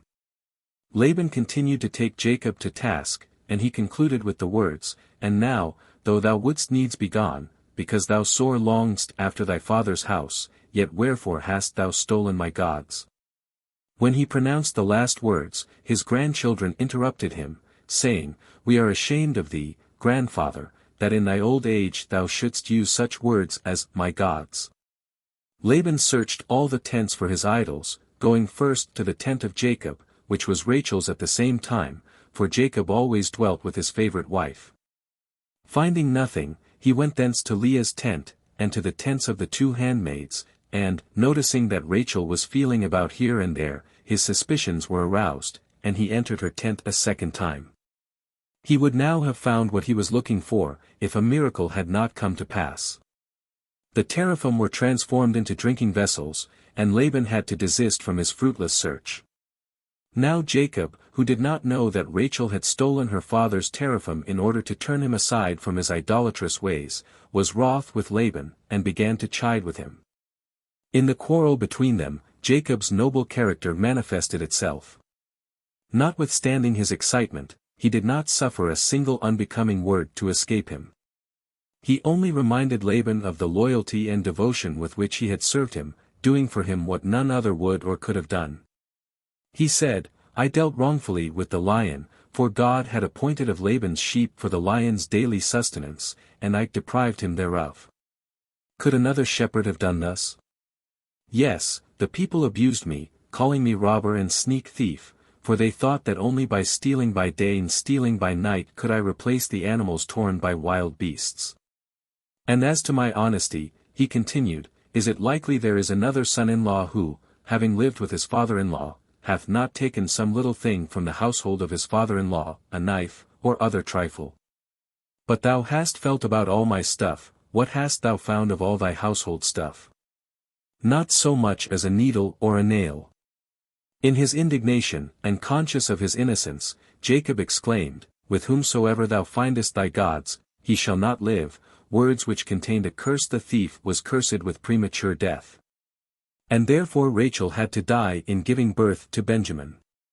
Indeed, the curse would have taken effect at once, had it not been the wish of God that Rachel should bear Jacob his youngest son. After the quarrel, the two men made a treaty, and with his gigantic strength Jacob set up a huge rock as a memorial, and a heap of stones as a sign of their covenant. In this matter Jacob followed the example of his fathers, who likewise had covenanted with heathen nations, Abraham with the Jebusites, and Isaac with the Philistines. Therefore Jacob did not hesitate to make a treaty with the Arameans. Jacob summoned his sons, calling them brethren, for they were his peers in piety and strength, and he bade them cast up heaps of stones. Thereupon he swore unto his father-in-law that he would take no wives beside his 4 daughters, either while they were alive or after their death, and Laban, on his part, swore that he would not pass over the heaps or over the pillar unto Jacob with hostile intent, and he took the oath by the God of Abraham, and the God of Nahor, while Jacob made mention of the fear of Isaac. He refrained from using the term, the God of Isaac, because God never unites his name with that of a living person, for the reason that so long as a man has not ended his years, no trust may be put in him, lest he be seduced by the evil inclination. It is true, when he appeared unto Jacob at Bethel, God called himself, the God of Isaac. There was a reason for the unusual phrase. Being blind, Isaac led a retired life, within his tent, and the evil inclination had no power over him any more. But though God had full confidence in Isaac, yet Jacob could not venture to couple the name of God with the name of a living man, wherefore he took his oath by the fear of Isaac. Early in the morning after the day of covenanting, Laban rose up, and kissed his grandchildren and his daughters, and blessed them. But these acts and words of his did not come from the heart. In his innermost thoughts he regretted that Jacob and his family and his substance had escaped him. His true feelings he betrayed in the message which he sent to Esau at once upon his return to Haran, by the hand of his son Beer and 10 companions of his son. The message read, "Hast thou heard what Jacob thy brother has done unto me, who first came to me naked and bare, and I went to meet him, and took him to my house with honor, and brought him up, and gave him my 2 daughters for wives, and also 2 of my maids. And God blessed him on my account, and he increased abundantly, and had sons and daughters and maidservants, and also an uncommon stock of flocks and herds, camels and asses, also silver and gold in abundance. But when he saw that his wealth increased, he left me while I went to shear my sheep, and he rose up and fled in secrecy. And he put his wives and children upon camels, and he led away all his cattle and substance which he acquired in my land, and he resolved to go to his father Isaac, to the land of Canaan. And he did not suffer me to kiss my sons and daughters, and he carried away my daughters as captives of the sword, and he also stole my gods, and he fled. And now I have left him in the mountain of the brook of Jabbok, he and all belonging to him, not a jot of his substance is lacking. If it be thy wish to go to him, go, and there wilt thou find him, and thou canst do unto him as thy soul desireth." Jacob had no need to fear either Laban or Esau, for on his journey he was accompanied by 2 angel hosts, one going with him from Haran to the borders of the Holy Land, where he was received by the other host, the angels of Palestine. Each of these hosts consisted of no less than 600,000 angels, and when he beheld them, Jacob said, "Ye belong neither to the host of Esau, who is preparing to go out to war against me, nor the host of Laban, who is about to pursue me again. Ye are the hosts of the holy angels sent by the Lord." And he gave the name Mahanaim, double host, to the spot on which the second army relieved the first. Jacob and Esau prepare to meet. The message of Laban awakened Esau's old hatred toward Jacob with increased fury, and he assembled his household, consisting of 60 men. With them and 340 inhabitants of Seir, he went forth to do battle with Jacob and kill him. He divided his warriors into 7 cohorts, giving to his son Eliphaz his own division of 60, and putting the other 6 divisions under as many of the Horites. While Esau was hastening onward to meet Jacob, the messengers which Laban had sent to Esau came to Rebekah and told her that Esau and his 400 men were about to make war upon Jacob, with the purpose of slaying him and taking possession of all he had. Anxious lest Esau should execute his plan while yet Jacob was on the journey, she hastily dispatched 72 of the retainers of Isaac's household, to give him help. Jacob, tarrying on the banks of the brook Jabbok, rejoiced at the sight of these men, and he greeted them with the words, "This is God's helping host," wherefore he called the place of their meeting Mahanaim, host. After the warriors sent by Rebekah had satisfied his questions regarding the welfare of his parents, they delivered his mother's message unto him, thus, "I have heard, my son, that thy brother Esau hath gone forth against thee on the road with men of the children of Seir the Horite, and therefore, my son, hearken to my voice, and take counsel with thyself what thou wilt do, and when he cometh up to thee, supplicate him, and do not speak roughly to him. And give him a present from what thou possessest, and from what God has favored thee with. And when he asketh thee concerning thy affairs, conceal nothing from him, perhaps he may turn from his anger against thee, and thou wilt thereby save thy soul, thou and all belonging to thee, for it is thy duty to honor him, since he is thy elder brother." And when Jacob heard the words of his mother which the messengers had spoken to him, he lifted up his voice and wept bitterly, and did as his mother commanded him.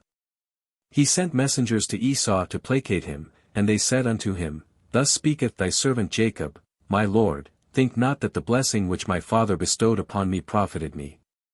20 years I served Laban, and he deceived me, and changed my hire 10 times, as thou well knowest.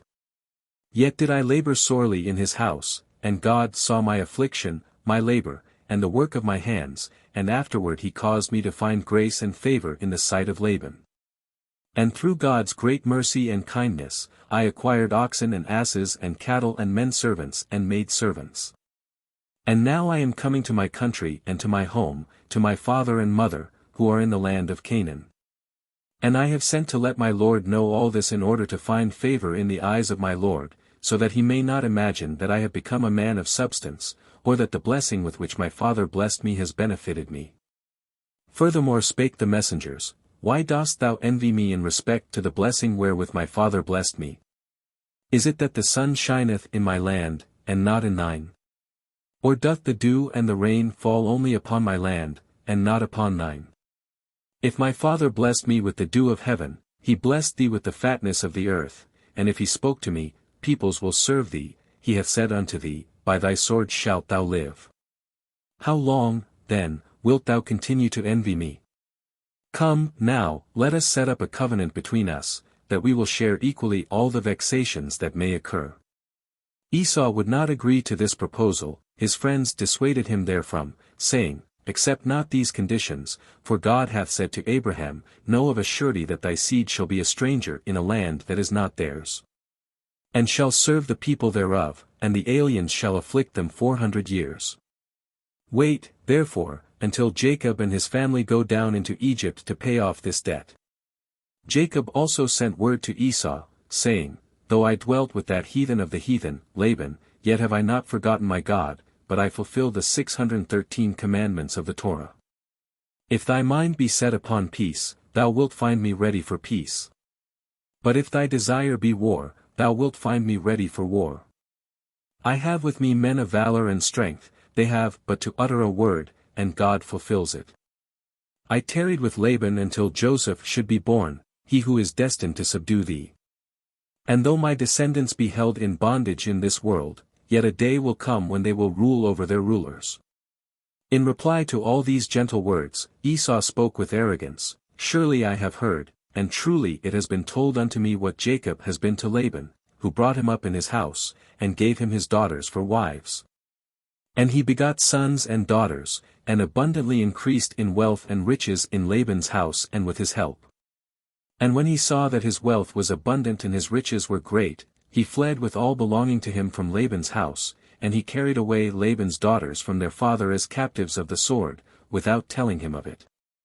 And not only to Laban hath Jacob done thus, but also unto me hath he done so, and he hath twice supplanted me, and shall I be silent? Now, I have this day come with my camp to meet him, and I will do unto him according to the desire of my heart. The messengers dispatched by Jacob now returned to him, and reported these words of Esau unto him. They also told him that his brother was advancing against him with an army consisting of 400 crowned heads, each leading a host of 400 men. It is true, thou art his brother, and thou treatest him as a brother should, they said to Jacob, but he is an Esau, thou must be made aware of his villainy. Jacob bore in mind the promise of God, that he would bring him back to his father's house in peace, yet the report about his brother's purpose alarmed him greatly. A pious man may never depend upon promises of earthly good.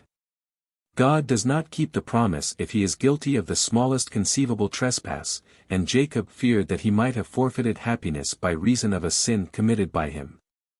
Moreover, he was anxious lest Esau be the one favored by God, inasmuch as he had these 20 years been fulfilling 2 divine commands that Jacob had had to disregard. Esau had been living in the Holy Land, Jacob outside of it. The former had been in attendance upon his parents, the latter dwelling at a distance from them. And much as he feared defeat, Jacob also feared the reverse, that he might be victorious over Esau, or might even slay his brother, which would be as bad as to be slain by him. And he was depressed by another apprehension, that his father had died, for he reasoned that Esau would not take such warlike steps against his own brother, were his father still alive. When his wives saw the anxiety that possessed Jacob, they began to quarrel with him, and reproach him for having taken them away from their father's house, though he knew that such danger threatened from Esau. Then Jacob determined to apply the 3 means that might save him from the fate impending. He would cry to God for help, appease Esau's wrath with presents, and hold himself in readiness for war if the worst came to the worst. He prayed to God, O thou God of my father Abraham, and God of my father Isaac, God of all who walk in the ways of the pious and do like unto them. I am not worthy of the least of all the mercies, and of all the truth, which thou hast showed unto thy servant. O Lord of the world, as thou didst not suffer Laban to execute his evil designs against me, so also bring to naught the purpose of Esau, who desireth to slay me. O Lord of the world, in thy Torah which thou wilt give us on Mount Sinai it is written, and whether it be cow or ewe, ye shall not kill it and her young both in one day.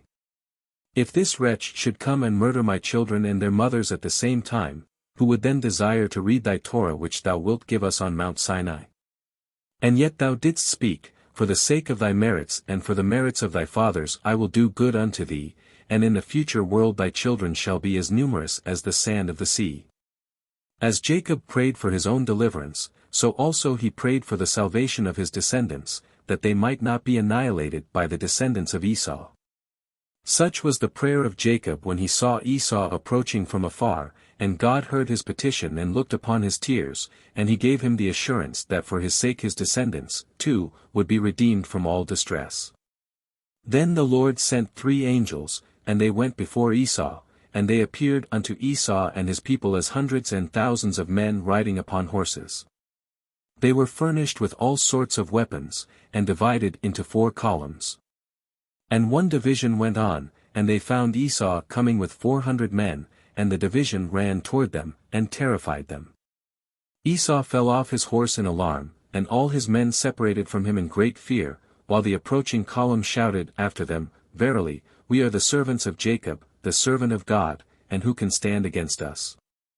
Esau then said unto them, O, then my lord and brother Jacob is your lord, whom I have not seen these 20 years, and now that I have this day come to see him, do you treat me in this manner?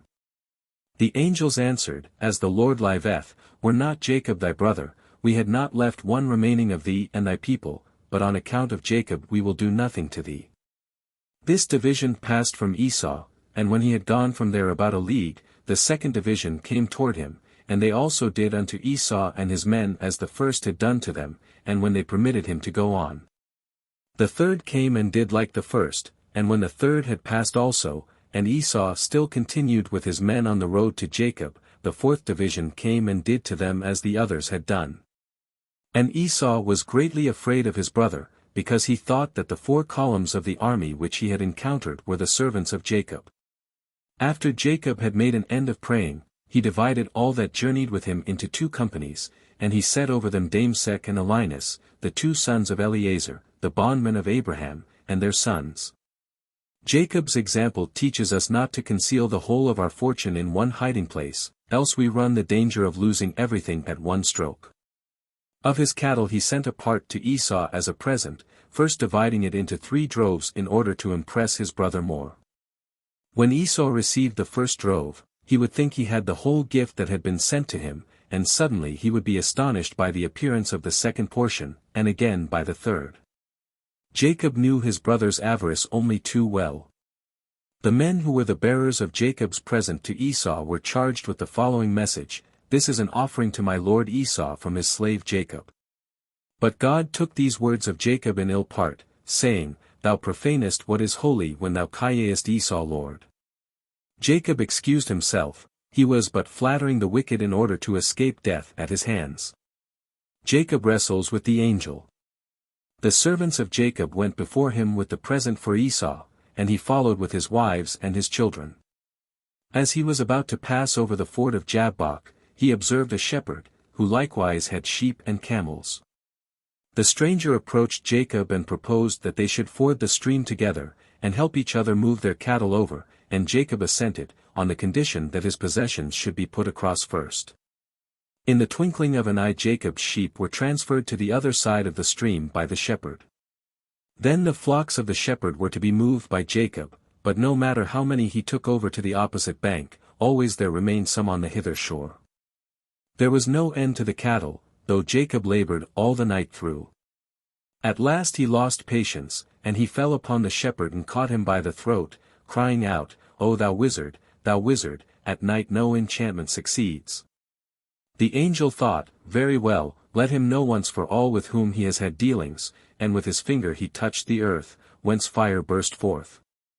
But Jacob said, "What?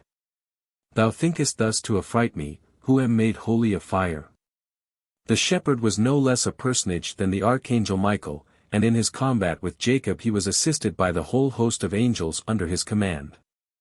He was on the point of inflicting a dangerous wound upon Jacob, when God appeared, and all the angels, even Michael himself, felt their strength ooze away. Seeing that he could not prevail against Jacob, the archangel touched the hollow of his thigh, and injured him, and God rebuked him, saying, "Dost thou act as is seemly, when thou causest a blemish in my priest Jacob?" Michael said in astonishment, "Why, it is I who am thy priest." But God said, "Thou art my priest in heaven, and he is my priest on earth." Thereupon Michael summoned the archangel Raphael, saying, "My comrade, I pray thee, help me out of my distress, for thou art charged with the healing of all disease," and Raphael cured Jacob of the injury Michael had inflicted. The Lord continued to reproach Michael, saying, "Why didst thou do harm unto my firstborn son?" And the archangel answered, "I did it only to glorify thee," and then God appointed Michael as the guardian angel of Jacob and his seed unto the end of all generations, with these words, "Thou art a fire, and so is Jacob a fire. Thou art the head of the angels, and he is the head of the nations, thou art supreme over all the angels, and he is supreme over all the peoples. Therefore he who is supreme over all the angels shall be appointed unto him who is supreme over all the peoples, that he may entreat mercy for him from the Supreme One over all." Then Michael said unto Jacob, "How is it possible that thou who couldst prevail against me, the most distinguished of the angels, art afraid of Esau?" When the day broke, Michael said to Jacob, "Let me go, for the day breaketh," but Jacob held him back, saying, "Art thou a thief, or a gambler with dice, that thou fearest the daylight?" At that moment appeared many different hosts of angels, and they called unto Michael, "Ascend, O Michael, the time of song hath come, and if thou art not in heaven to lead the choir, none will sing." And Michael entreated Jacob with supplications to let him go, for he feared the angels of Arabot would consume him with fire, if he were not there to start the songs of praise at the proper time. Jacob said, "I will not let thee go, except thou bless me," whereto Michael made reply, "Who is greater, the servant or the son? I am the servant, and thou art the son. Why, then, cravest thou my blessing?" Jacob urged as an argument, "The angels that visited Abraham did not leave without blessing him," but Michael held, "They were sent by God for that very purpose, and I was not." Yet Jacob insisted upon his demand, and Michael pleaded with him, saying, "The angels that betrayed a heavenly secret were banished from their place for 138 years. Dost thou desire that I should acquaint thee with what would cause my banishment likewise?" In the end the angel nevertheless had to yield. Jacob could not be moved, and Michael took counsel with himself thus, "I will reveal a secret to him, and if God demands to know why I revealed it, I will make answer, thy children stand upon their wishes with thee, and thou dost yield to them. How, then, could I have left Jacob's wish unfulfilled?" Then Michael spoke to Jacob, saying, "A day will come when God will reveal himself unto thee, and he will change thy name, and I shall be present when he changeth it. Thy name shall be called no more Jacob, but Israel, for happy thou, of woman born, who didst enter the heavenly palace, and didst escape thence with thy life." And Michael blessed Jacob with the words, "May it be the will of God that thy descendants be as pious as thou art." At the same time the archangel reminded Jacob that he had promised to give a tithe of his possessions unto God, and at once Jacob separated 550 head of cattle from his herds, which counted 5,500. Then Michael went on, "But thou hast sons, and of them thou hast not set apart the tenth." Jacob proceeded to pass his sons in review, Reuben, Joseph, Dan, and Gad being the firstborn, each of his mother, were exempt, and there remained but 8 sons, and when he had named them, down to Benjamin. He had to go back and begin over again with Simon, the 9th, and finish with Levi as the 10th. Michael took Levi with him into heaven, and presented him before God, saying, "O Lord of the world, this one is thy lot, and the 10th belonging unto thee." And God stretched forth his hand and blessed Levi with the blessing that his children should be the servants of God on earth as the angels were his servants on high. Michael spoke again, "Doth not a king provide for the sustenance of his servants?" Whereupon God appointed for the Levites all that was holy unto the Lord. Then Jacob spoke to the angel, "My father conferred the blessing upon me that was intended for Esau, and now I desire to know whether thou wilt acknowledge the blessing as mine, or wilt bring charges against me on account of it." And the angel said, "I acknowledge the blessing to be thine by right. Thou didst not gain it by craft and cunning, and I and all the heavenly powers recognize it to be valid, for thou hast shown thyself master over the mighty powers of the heavens as over Esau and his legions." And even then Jacob would not let the angel depart, he had to reveal his name to him first, and the angel made known to him that it was Israel, the same name that Jacob would once bear. At last the angel departed, after Jacob had blessed him, and Jacob called the place of wrestling Peniel, the same place to which before he had given the name Mahanaim, for both words have but one meaning, the place of encounter with angels. The meeting between Esau and Jacob. At the break of day the angel left off from wrestling with Jacob. The dawn on that day was of particularly short duration. The sun rose 2 hours before his time, by way of compensation for having set early, on the day on which Jacob passed Mount Moriah on his journey to Haran, to induce him to turn aside and lodge for a night on the future temple place. Indeed, the power of the sun on this same day was altogether remarkable. He shone with the brilliance and ardor with which he was invested during the 6 days of the creation, and as he will shine at the end of days, to make whole the halt and the blind among the Jews and to consume the heathen. This same healing and devastating property he had on that day, too, for Jacob was cured, while Esau and his princes were all but burnt up by his terrible heat. Jacob was in dire need of healing lotions for the injury he had sustained in the encounter with the angel. The combat between them had been grim, the dust whirled up by the scuffle rose to the very throne of God. Though Jacob prevailed against his huge opponent, as big as 1/3 of the whole world, throwing him to the ground and keeping him pinned down. Yet the angel had injured him by clutching at the sinew of the hip which is upon the hollow of the thigh, so that it was dislocated, and Jacob halted upon his thigh. The healing power of the sun restored him, nevertheless his children took it upon themselves not to eat the sinew of the hip which is upon the hollow of the thigh, for they reproached themselves with having been the cause of his mishap. They should not have left him alone in that night. Now, although Jacob had prepared for the worst, for open hostilities even, yet when he saw Esau and his men, he thought it discreet to make separate divisions of the households of Leah, Rachel, and the handmaids, and divide the children unto each of them. And he put the handmaids and their children foremost, and Leah and her children after, and Rachel and Joseph hindermost. It was the stratagem which the fox used with the lion. Once upon a time the king of beasts was wroth with his subjects, and they looked hither and thither for a spokesman who mastered the art of appeasing their ruler. The fox offered himself for the undertaking, saying, I know 300 fables which will allay his fury. His offer was accepted with joy.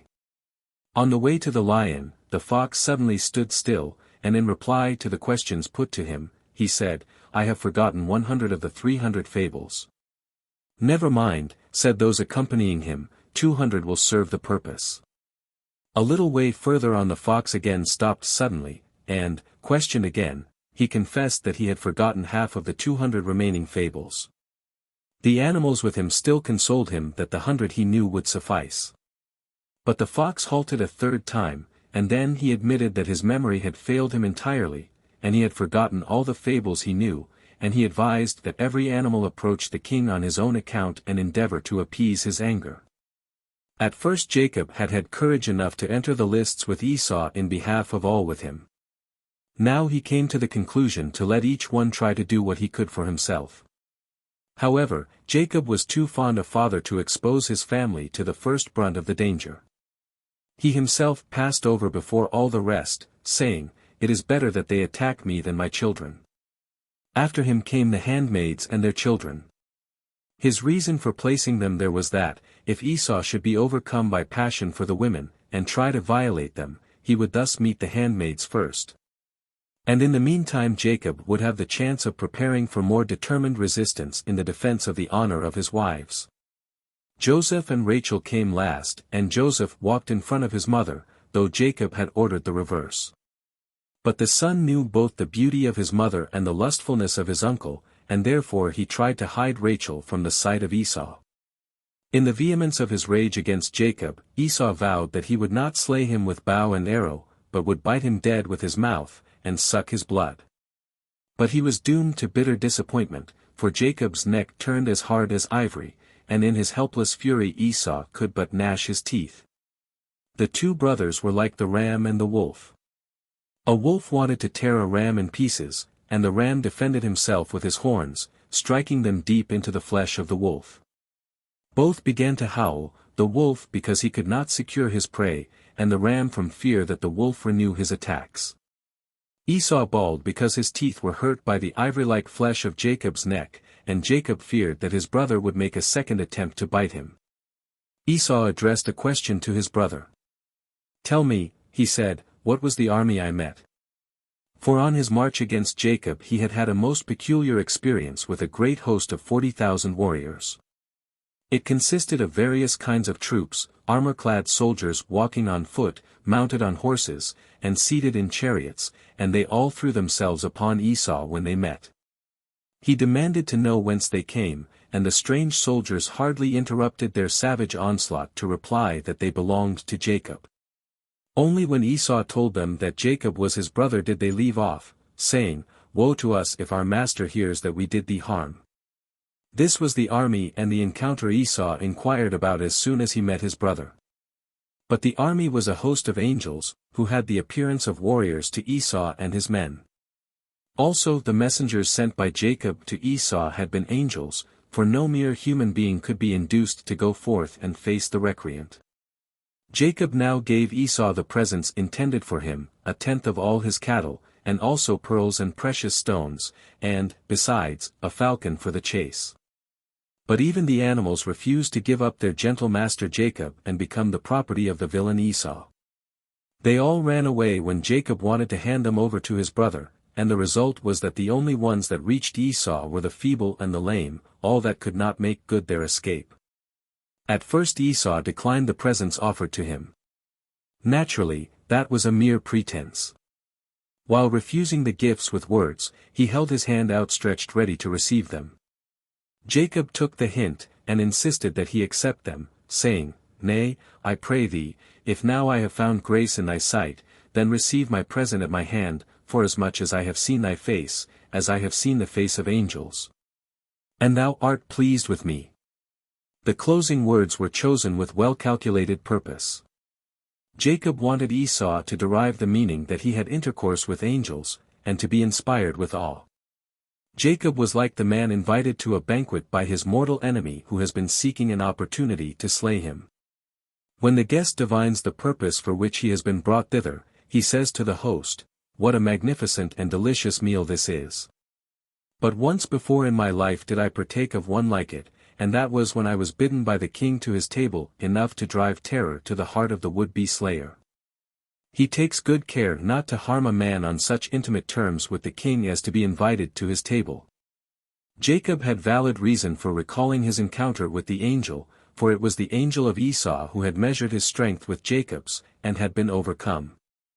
As Esau accepted the presence of Jacob willingly on this first occasion, so he continued to accept them for a whole year. Daily Jacob gave him presents as on the day of their meeting, for, he said, "A gift doth blind the eyes of the wise, and how much more doth it blind the wicked? Therefore will I give him presents upon presents, perhaps he will let me alone." Besides, he did not attach much value to the possessions he had acquired outside of the Holy Land. Such possessions are not a blessing, and he did not hesitate to part with them. Beside the presents which Jacob gave Esau, he also paid out a large sum of money to him for the cave of Machpelah. Immediately upon his arrival in the Holy Land he sold all he had brought with him from Haran, and a pile of gold was the proceeds of the sale. He spoke to Esau, saying, "Like me thou hast a share in the cave of Machpelah, wilt thou take this pile of gold for thy portion therein?" "What care I for the cave?" returned Esau. "Gold is what I want," and for his share in Machpelah he took the gold realized from the sale of the possessions Jacob had accumulated outside of the Holy Land. But God filled the vacuum without delay, and Jacob was as rich as before. Wealth was not an object of desire to Jacob.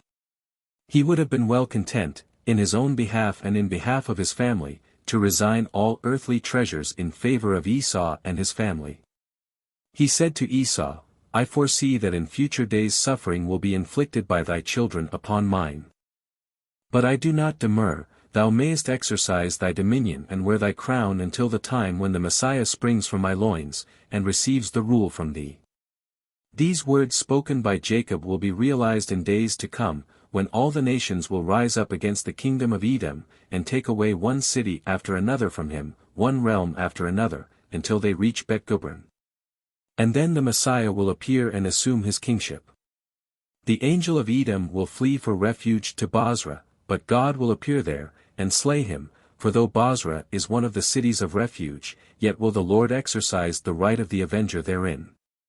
He will seize the angel by his hair, and Elijah will slaughter him, letting the blood spatter the garments of God. All this Jacob had in mind when he said to Esau, "Let my lord, I pray thee, pass over before his servant, until I come unto my lord unto Seir." Jacob himself never went to Seir. What he meant was the messianic time when Israel shall go to Seir, and take possession thereof. Jacob tarried in Succos a whole year, and he opened a house of learning there. Then he journeyed on to Shechem, while Esau betook himself to Seir, saying to himself, "How long shall I be a burden to my brother?" For it was during Jacob's sojourn at Succos that Esau received daily presents from Jacob. And Jacob, after abiding these many years in a strange land, came to Shechem in peace, unimpaired in mind and body.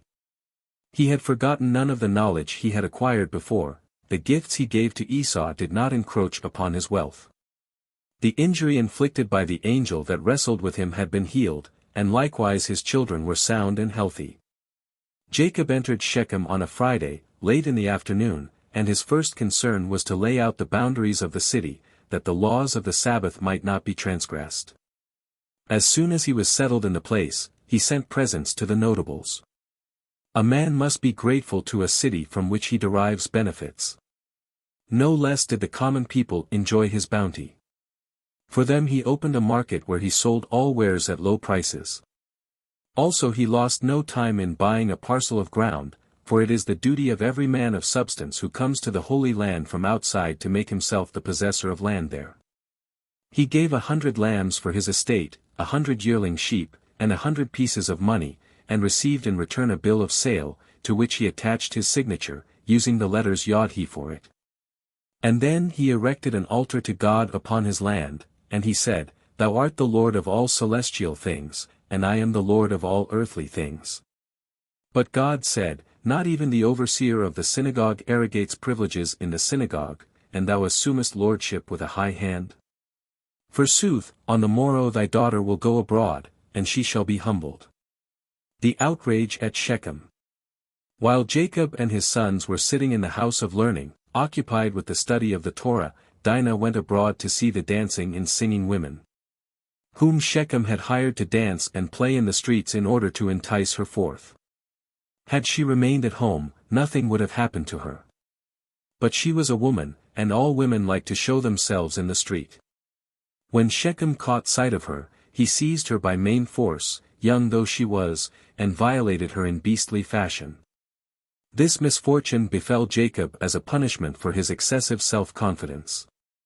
In his negotiations with Laban, he had used the expression, My righteousness shall answer for me hereafter. Besides, on his return to Palestine, when he was preparing to meet his brother, he concealed his daughter Dinah in a chest, lest Esau desire to have her for wife, and he be obliged to give her to him. God spoke to him, saying, Herein hast thou acted unkindly toward thy brother, and therefore Dinah will have to marry Job, one that is neither circumcised nor a proselyte. Thou didst refuse to give her to one that is circumcised, and one that is uncircumcised will take her. Thou didst refuse to give her to Esau in lawful wedlock, and now she will fall a victim to the ravisher's illicit passion. When Jacob heard that Shechem had defiled his daughter, he sent 12 servants to fetch Dinah from Shechem's house, but Shechem went out to them with his men, and drove them from his house, and he would not suffer them to come unto Dinah. And he kissed and embraced her before their eyes. Jacob then sent 2 maidens of his servants' daughters to remain with Dinah in the house of Shechem. Shechem bade 3 of his friends go to his father Hamor, the son of Haddakum, the son of Perd, and say, Get me this damsel to wife.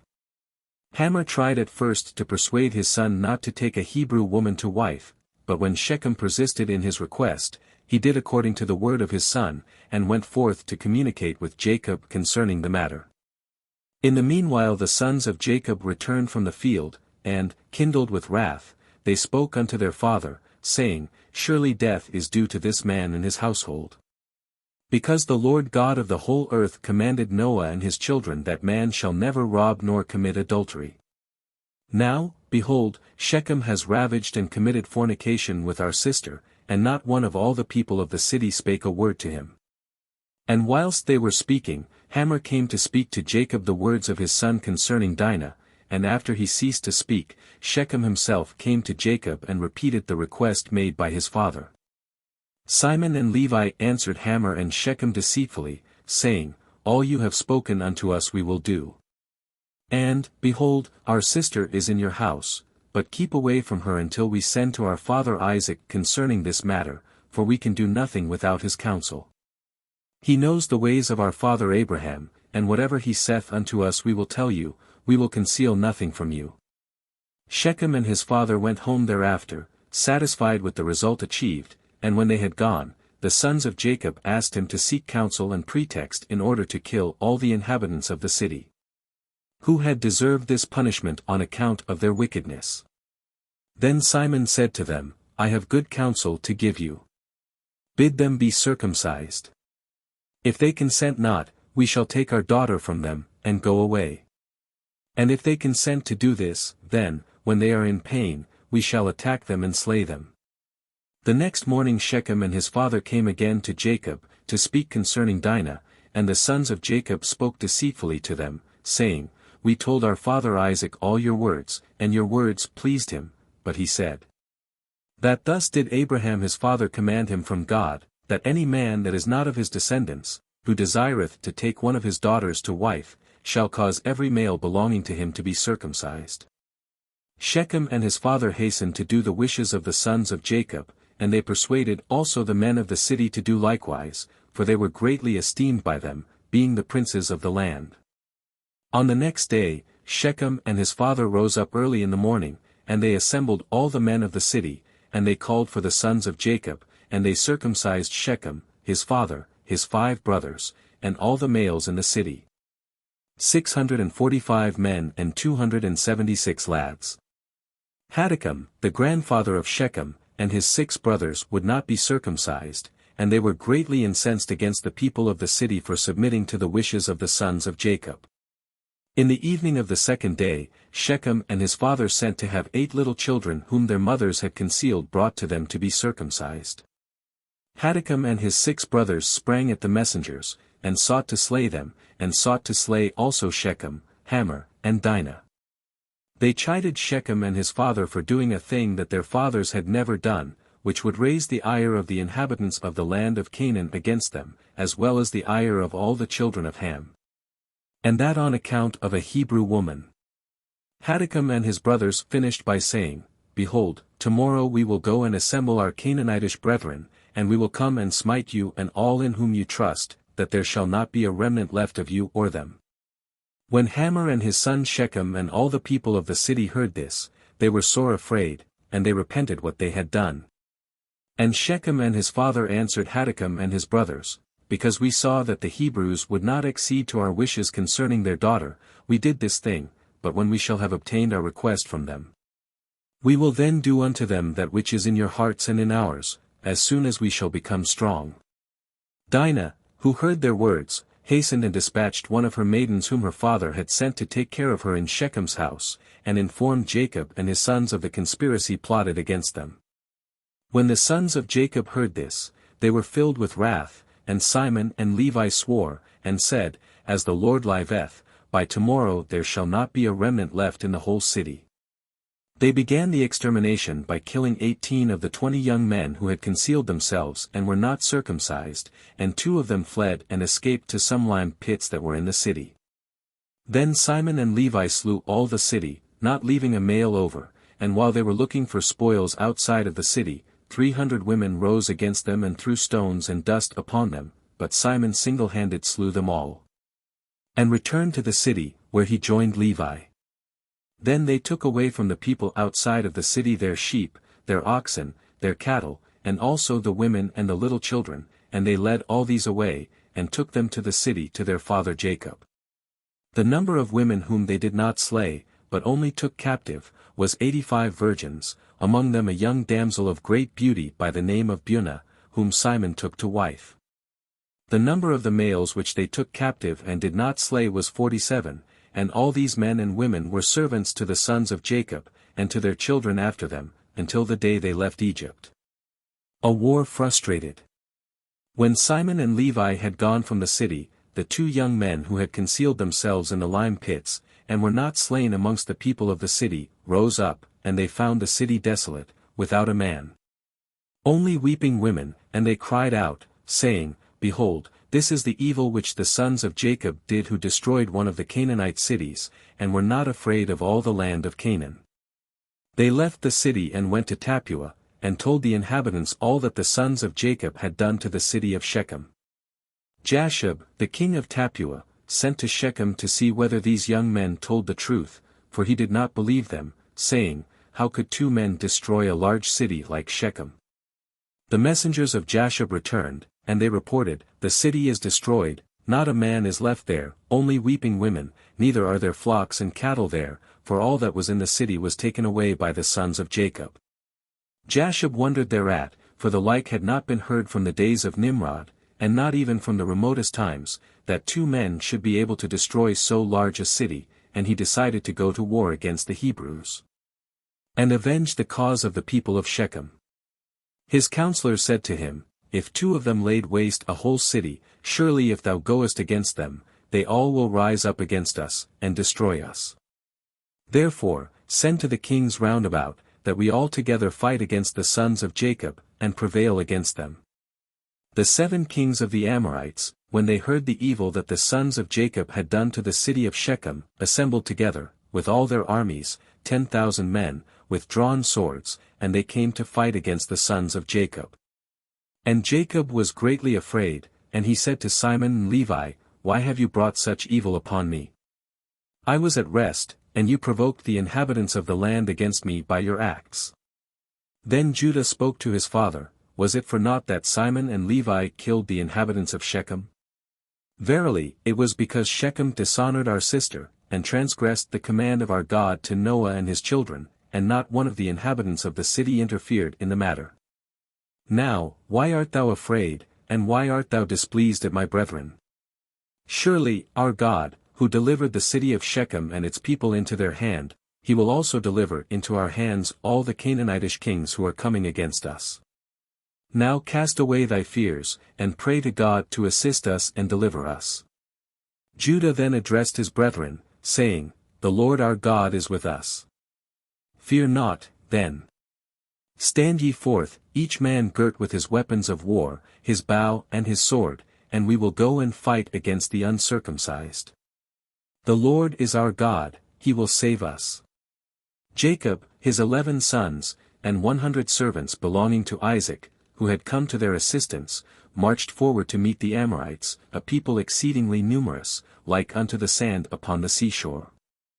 The sons of Jacob sent unto their grandfather Isaac, at Hebron, requesting him to pray unto the Lord to protect them from the hand of the Canaanites, and he prayed as follows, O Lord God, thou didst promise my father, saying, I will multiply thy seed as the stars of heaven, and also me thou didst promise that thou wouldst establish thy word to my father.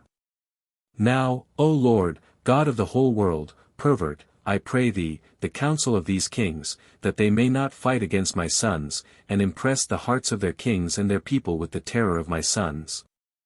And bring down their pride that they turn away from my sons.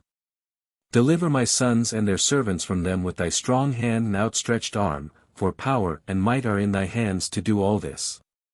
Jacob also prayed unto God, and said, O Lord God, powerful and exalted God, who hast reigned from days of old, from then until now and forever. Thou art he who stirreth up wars and causeth them to cease. In thy hand are power and might to exalt and to bring low. O may my prayer be acceptable unto thee, that thou mayest turn to me with thy mercies, to impress the hearts of these kings and their people with the terror of my sons, and terrify them and their camps.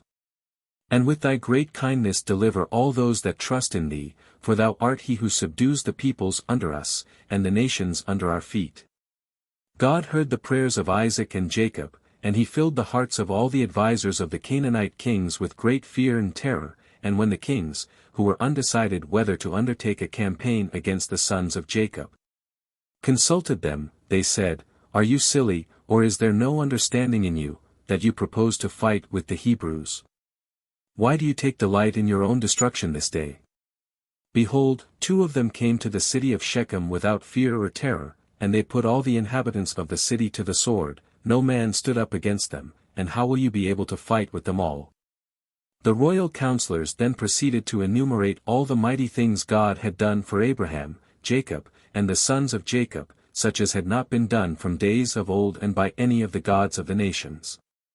When the kings heard all the words of their advisers, they were afraid of the sons of Jacob, and they would not fight against them. They turned back with their armies on that day, each to his own city. But the sons of Jacob kept their station that day till evening, and seeing that the kings did not advance to do battle with them in order to avenge the inhabitants of Shechem whom they had killed, they returned home. The wrath of the Lord descended upon the inhabitants of Shechem to the uttermost on account of their wickedness. For they had sought to do unto Sarah and Rebekah as they did unto Dinah, but the Lord had prevented them. Also they had persecuted Abraham when he was a stranger, and they had vexed his flocks when they were big with young, and Eblaim, one born in his house, they had handled most shamefully. And thus they did to all strangers, taking away their wives by force. The war with the Ninevites. The destruction of Shechem by Simon and Levi terrified the heathen all around. If 2 sons of Jacob had succeeded in ruining a great city like Shechem, they argued, what would Jacob and all his sons accomplish acting together? Jacob meanwhile left Shechem, hindered by none, and with all his possessions he set out, to betake himself to his father Isaac. But after an 8 days' march he encountered a powerful army, which had been dispatched from Nineveh to levy tribute upon the whole world and subjugate it. On coming in the vicinity of Shechem, this army heard to what the city had been exposed at the hands of the sons of Jacob, and fury seized the men, and they resolved to make war upon Jacob. But Jacob said to his sons, "Fear not, God will be your helper, and he will fight for you against your enemies. Only you must put away from you the strange gods in your possession, and you must purify yourselves, and wash your garments clean." Girt with his sword, Jacob advanced against the enemy, and in the first onslaught he slew 12,000 of the weak in the army. Then Judah spake to him, and said, "Father, thou art tired and exhausted, let me fight the enemy alone." And Jacob replied, saying, "Judah, my son, I know thy strength and thy bravery, that they are exceeding great, so that none in the world is like unto thee therein." His countenance like a lion's and inflamed with wrath, Judah attacked the army, and slew 12 myriads of tried and famous warriors. The battle raged hot in front and in the rear, and Levi his brother hastened to his aid, and together they won a victory over the Ninevites. Judah alone slew 5,000 more soldiers, and Levi dealt blows right and left with such vigor that the men of the enemy's army fell like grain under the scythe of the reaper. Alarmed about their fate, the people of Nineveh said, "How long shall we fight with these devils? Let us return to our land, lest they exterminate us root and branch, without leaving a remnant." But their king desired to restrain them, and he said, "O ye heroes, ye men of might and valor, have you lost your senses that you ask to return to your land? Is this your bravery? After you have subdued many kingdoms and countries, ye are not able to hold out against 12 men? If the nations and the kings whom we have made tributary to ourselves hear of this, they will rise up against us as a man, and make a laughingstock of us, and do with us according to their desire. Take courage, ye men of the great city of Nineveh, that your honor and your name be exalted, and you become not a mockery in the mouth of your enemies." These words of their king inspired the warriors to continue the campaign. They sent messengers to all the lands to ask for help, and, reinforced by their allies, the Ninevites assaulted Jacob a second time. He spoke to his sons, saying, "Take courage and be men, fight against your enemies." His 12 sons then took up their stand in 12 different places, leaving considerable intervals between one and another, and Jacob, a sword in his right hand and a bow in his left, advanced to the combat. It was a desperate encounter for him. He had to ward off the enemy to the right and the left. Nevertheless he inflicted a severe blow, and when a band of 2,000 men beset him, he leapt up in the air and over them and vanished from their sight. 22 myriads he slew on this day, and when evening came he planned to flee under cover of darkness. But suddenly 90,000 men appeared, and he was compelled to continue the fight. He rushed at them with his sword, but it broke, and he had to defend himself by grinding huge rocks into lime powder, and this he threw at the enemy and blinded them so that they could see nothing. Luckily, darkness was about to fall, and he could permit himself to take rest for the night. In the morning, Judah said to Jacob, "Father, thou didst fight the whole of yesterday, and thou art weary and exhausted. Let me fight this day." When the warriors caught sight of Judah's lion face and his lion teeth, and heard his lion voice, they were greatly afraid. Judah hopped and jumped over the army like a flea, from one warrior to the next, raining blows down upon them incessantly, and by evening he had slain 80,096 men, armed with swords and bows. But fatigue overcame him, and Zebulun took up his station at his brother's left hand, and mowed down 80,000 of the enemy. Meantime Judah regained some of his strength, and, rising up in wrath and fury, and gnashing his teeth with a noise like unto thunder claps in midsummer, he put the army to flight. It ran a distance of 18 miles, and Judah could enjoy a respite that night. But the army reappeared on the morrow, ready for battle again, to take revenge on Jacob and his children. They blew their trumpets, whereupon Jacob spake to his sons, "Go forth and fight with your enemies." Issachar and Gad said that this day they would take the combat upon themselves. And their father bade them do it while their brothers kept guard and held themselves in readiness to aid and relieve the two combatants when they showed signs of weariness and exhaustion. The leaders of the day slew 48,000 warriors, and put to flight 12 myriads more, who concealed themselves in a cave. Issachar and Gad fetched trees from the woods, piled the trunks up in front of the opening of the cave, and set fire to them. When the fire blazed with a fierce flame, the warriors spoke, saying, "Why should we stay in this cave and perish with the smoke and the heat? Rather will we go forth and fight with our enemies, then we may have a chance of saving ourselves. They left the cave, going through openings at the side, and they attacked Issachar and Gad in front and behind. Dan and Naphtali saw the plight of their brothers and ran to their assistance. They laid about with their swords, hewing a way for themselves to Issachar and Gad, and, united with them, they, too, opposed the foe. It was the third day of the conflict, and the Ninevites were reinforced by an army as numerous as the sand on the seashore. All the sons of Jacob united to oppose it, and they routed the host. But when they pursued after the enemy, the fugitives faced about and resumed the battle, saying, "Why should we run away? Let us rather fight them, perhaps we may be victorious, now they are weary." A stubborn combat ensued, and when Jacob saw the vehement attack upon his children, he himself sprang into the thick of the battle and dealt blows right and left. Nevertheless the heathen were victorious, and succeeded in separating Judah from his brethren. As soon as Jacob was aware of the peril of his son, he whistled, and Judah responded, and his brethren hastened to his aid. Judah was fatigued and parched with thirst, and there was no water for him to drink, but he dug his finger into the ground with such force that water gushed out in the sight of the whole army. Then said one warrior to another, "I will flee before these devils, for God fights on their side," and he and all the army fled precipitately, pursued by the sons of Jacob. Soldiers without number they slew, and then they went back to their tents. On their return they noticed that Joseph was missing, and they feared he had been killed or taken captive. Naphtali ran after the retreating enemy, to make search for Joseph, and he found him still fighting against the Ninevite army.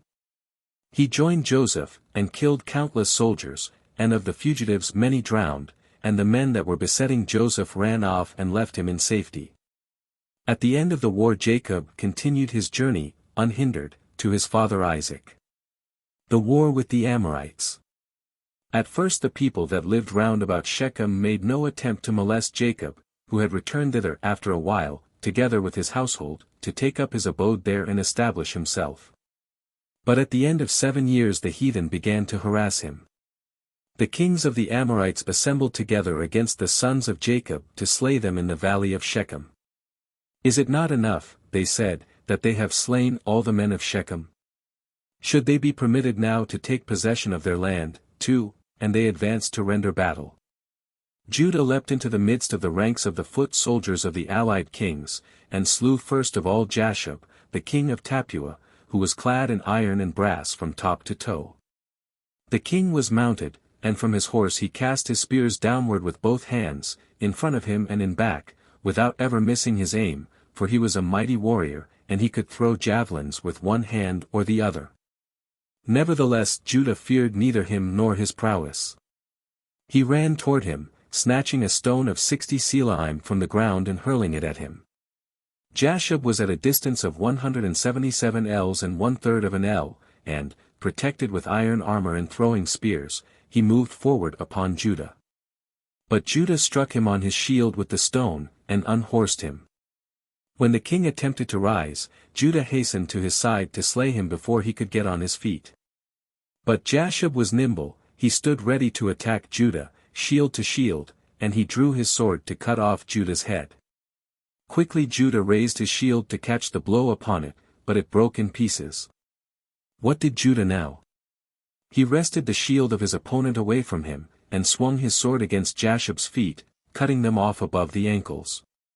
The king fell prostrate, his sword slipped from his grasp, and Judah hastened to him and severed his head from his body. While Judah was removing the armor of his slain adversary, 9 of Jashub's followers appeared. Judah slung a stone against the head of the first of them that approached him, with such force that he dropped his shield, which Judah snatched from the ground and used to defend himself against his 8 assailants.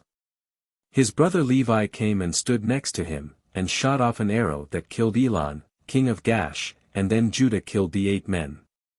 And his father Jacob came and killed Zerori king of Shiloh.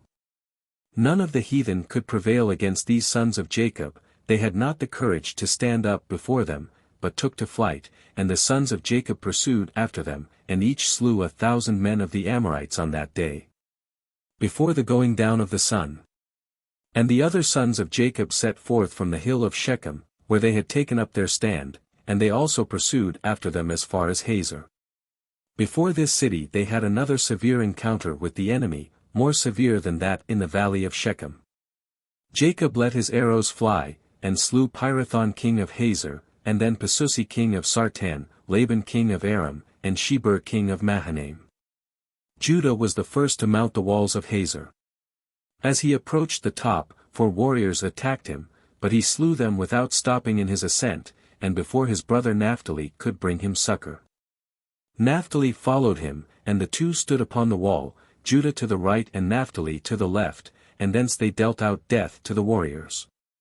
The other sons of Jacob followed their 2 brothers in turn, and made an end of exterminating the heathen host on that day. They subjugated Hazor, slew the warriors thereof, let no man escape with his life, and despoiled the city of all therein. On the day following they went to Sartan, and again a bloody battle took place. Sartan was situated upon high land, and the hill before the city was likewise very high, so that none could come near unto it, and also none could come near unto the citadel, because the wall thereof was high. Nevertheless they made themselves masters of the city. They scaled the walls of the citadel, Judah on the east side being the first to ascend, then Gad on the west side, Simon and Levi on the north, and Reuben and Dan on the south. And Naphtali and Issachar set fire to the hinges upon which the gates of the city were hung. In the same way the sons of Jacob subdued 5 other cities, Tappuah, Arbel, Shiloh, Mahanaim, and Gash, making an end of all of them in 5 days. On the 6th day all the Amorites assembled, and they came to Jacob and his sons unarmed, bowed down before them, and sued for peace. And the sons of Jacob made peace with the heathen, who ceded Timnah to them, and all the land of Harariah. In that day also Jacob concluded peace with them, and they made restitution to the sons of Jacob for all the cattle they had taken, 2 head for 1, and they restored all the spoil they had carried off. And Jacob turned to go to Timnah, and Judah went to Arbel, and thenceforth the Amorites troubled them no more. Isaac blesses Levi and Judah. If a man voweth a vow, and he does not fulfill it in good time, he will stumble through 3 grave sins, idolatry, unchastity, and bloodshed. Jacob had been guilty of not accomplishing promptly the vow he had taken upon himself at Bethel, and therefore punishment overtook him. His daughter was dishonored, his sons slew men, and they kept the idols found among the spoils of Shechem. Therefore, when Jacob prostrated himself before God after the bloody outrage at Shechem, he bade him arise, and go to Bethel and accomplish the vow he had vowed there. Before Jacob set out for the holy place to do the bidding of God, he took the idols which were in the possession of his sons, and the teraphim which Rachel had stolen from her father, and he shivered them in pieces. And buried the bits under an oak upon Mount Gerizim, uprooting the tree with one hand, concealing the remains of the idols in the hollow left in the earth, and planting the oak again with one hand. Among the destroyed idols was one in the form of a dove, and this the Samaritans dug up later and worshipped. On reaching Bethel he erected an altar to the Lord, and on a pillar he set up the stone whereon he had rested his head during the night which he had passed there on his journey to Haran. Then he bade his parents come to Bethel and take part in his sacrifice. But Isaac sent him a message, saying, O my son Jacob, that I might see thee before I die, whereupon Jacob hastened to his parents, taking Levi and Judah with him. When his grandchildren stepped before Isaac, the darkness that shrouded his eyes dropped away, and he said, My son, are these thy children, for they resemble thee? And the spirit of prophecy entered his mouth, and he grasped Levi with his right hand and Judah with his left in order to bless them, and he spoke these words to Levi, May the Lord bring thee and thy seed nigh unto him before all flesh. That ye serve in his sanctuary like the angel of the face and the holy angels. Princes, judges, and rulers shall they be unto all the seed of the children of Jacob. The word of God they will proclaim in righteousness, and all his judgments they will execute in justice, and they will make manifest his ways unto the children of Jacob, and unto Israel his paths. And unto Judah he spake, saying, Be ye princes, thou and one of thy sons, over the sons of Jacob. In thee shall be the help of Jacob, and the salvation of Israel shall be found in thee. And when thou sittest upon the throne of the glory of thy justice, perfect peace shall reign over all the seed of the children of my beloved Abraham. On the morrow, Isaac told his son that he would not accompany him to Bethel on account of his great age, but he bade him not delay longer to fulfill his vow, and gave him permission to take his mother Rebekah with him to the holy place. And Rebekah and her nurse Deborah went to Bethel with Jacob. Joy and sorrow in the house of Jacob. Deborah, the nurse of Rebekah, and some of the servants of Isaac had been sent to Jacob by his mother, while he still abode with Laban, to summon him home at the end of his 14 years' term of service. As Jacob did not at once obey his mother's behest, the 2 servants of Isaac returned to their master, but Deborah remained with Jacob then and always. Therefore, when Deborah died in Bethel, Jacob mourned for her, and he buried her below Bethel under the palm tree, the same under which the prophetess Deborah sat later, when the children of Israel came to her for judgment. But a short time elapsed after the death of the nurse Deborah, and Rebekah died, too. Her passing away was not made the occasion for public mourning. The reason was that, as Abraham was dead, Isaac blind, and Jacob away from home, there remained Esau as the only mourner to appear in public and represent her family, and beholding that villain, it was feared, might tempt a looker-on to cry out, "Accursed be the breasts that gave thee suck." To avoid this, the burial of Rebekah took place at night. God appeared unto Jacob to comfort him in his grief, and with him appeared the heavenly family. It was a sign of grace, for all the while the sons of Jacob had been carrying idols with them, the Lord had not revealed himself to Jacob. At this time God announced to Jacob the birth of Benjamin soon to occur, and the birth of Manasseh and Ephraim, who also were to be founders of tribes, and furthermore he told him that these 3 would count kings among their descendants. Saul and Ishbosheth, of the seed of Benjamin, Jeroboam the Ephraimite, and Jehu of the tribe of Manasseh. In this vision, God confirmed the change of his name from Jacob to Israel, promised him by the angel with whom he had wrestled on entering the Holy Land. And finally God revealed to him that he would be the last of the 3 with whose names the name of God would appear united, for God is called only the God of Abraham, the God of Isaac, and the God of Jacob, and never the God of any one else. In token of this revelation from God, Jacob set up a pillar of stone, and he poured out a drink offering thereon, as in a later day the priests were to offer libations in the temple on the Feast of Tabernacles. And the libation brought by Jacob at Bethel was as much as all the waters in the Sea of Tiberias. At the time when Deborah and Rebekah died, occurred also the death of Rachel, at the age of 36, but not before her prayer was heard, that she bare Jacob a second son, for she died in giving birth to Benjamin. 12 years she had borne no child, then she fasted 12 days, and her petition was granted her. She brought forth the youngest son of Jacob, whom he called Benjamin, the son of days, because he was born in his father's old age, and with him a twin sister was born. Rachel was buried in the way to Ephrath, because Jacob, gifted with prophetic spirit, foresaw that the exiles would pass this place on their march to Babylon, and as they passed, Rachel would entreat God's mercy for the poor outcasts. Jacob journeyed on to Jerusalem. During Rachel's lifetime, her couch had always stood in the tent of Jacob. After her death, he ordered the couch of her handmaid Bilhah to be carried thither. Reuben was sorely vexed thereat, and he said, "Not enough that Rachel alive curtailed the rights of my mother, she must needs give her annoyance also after death."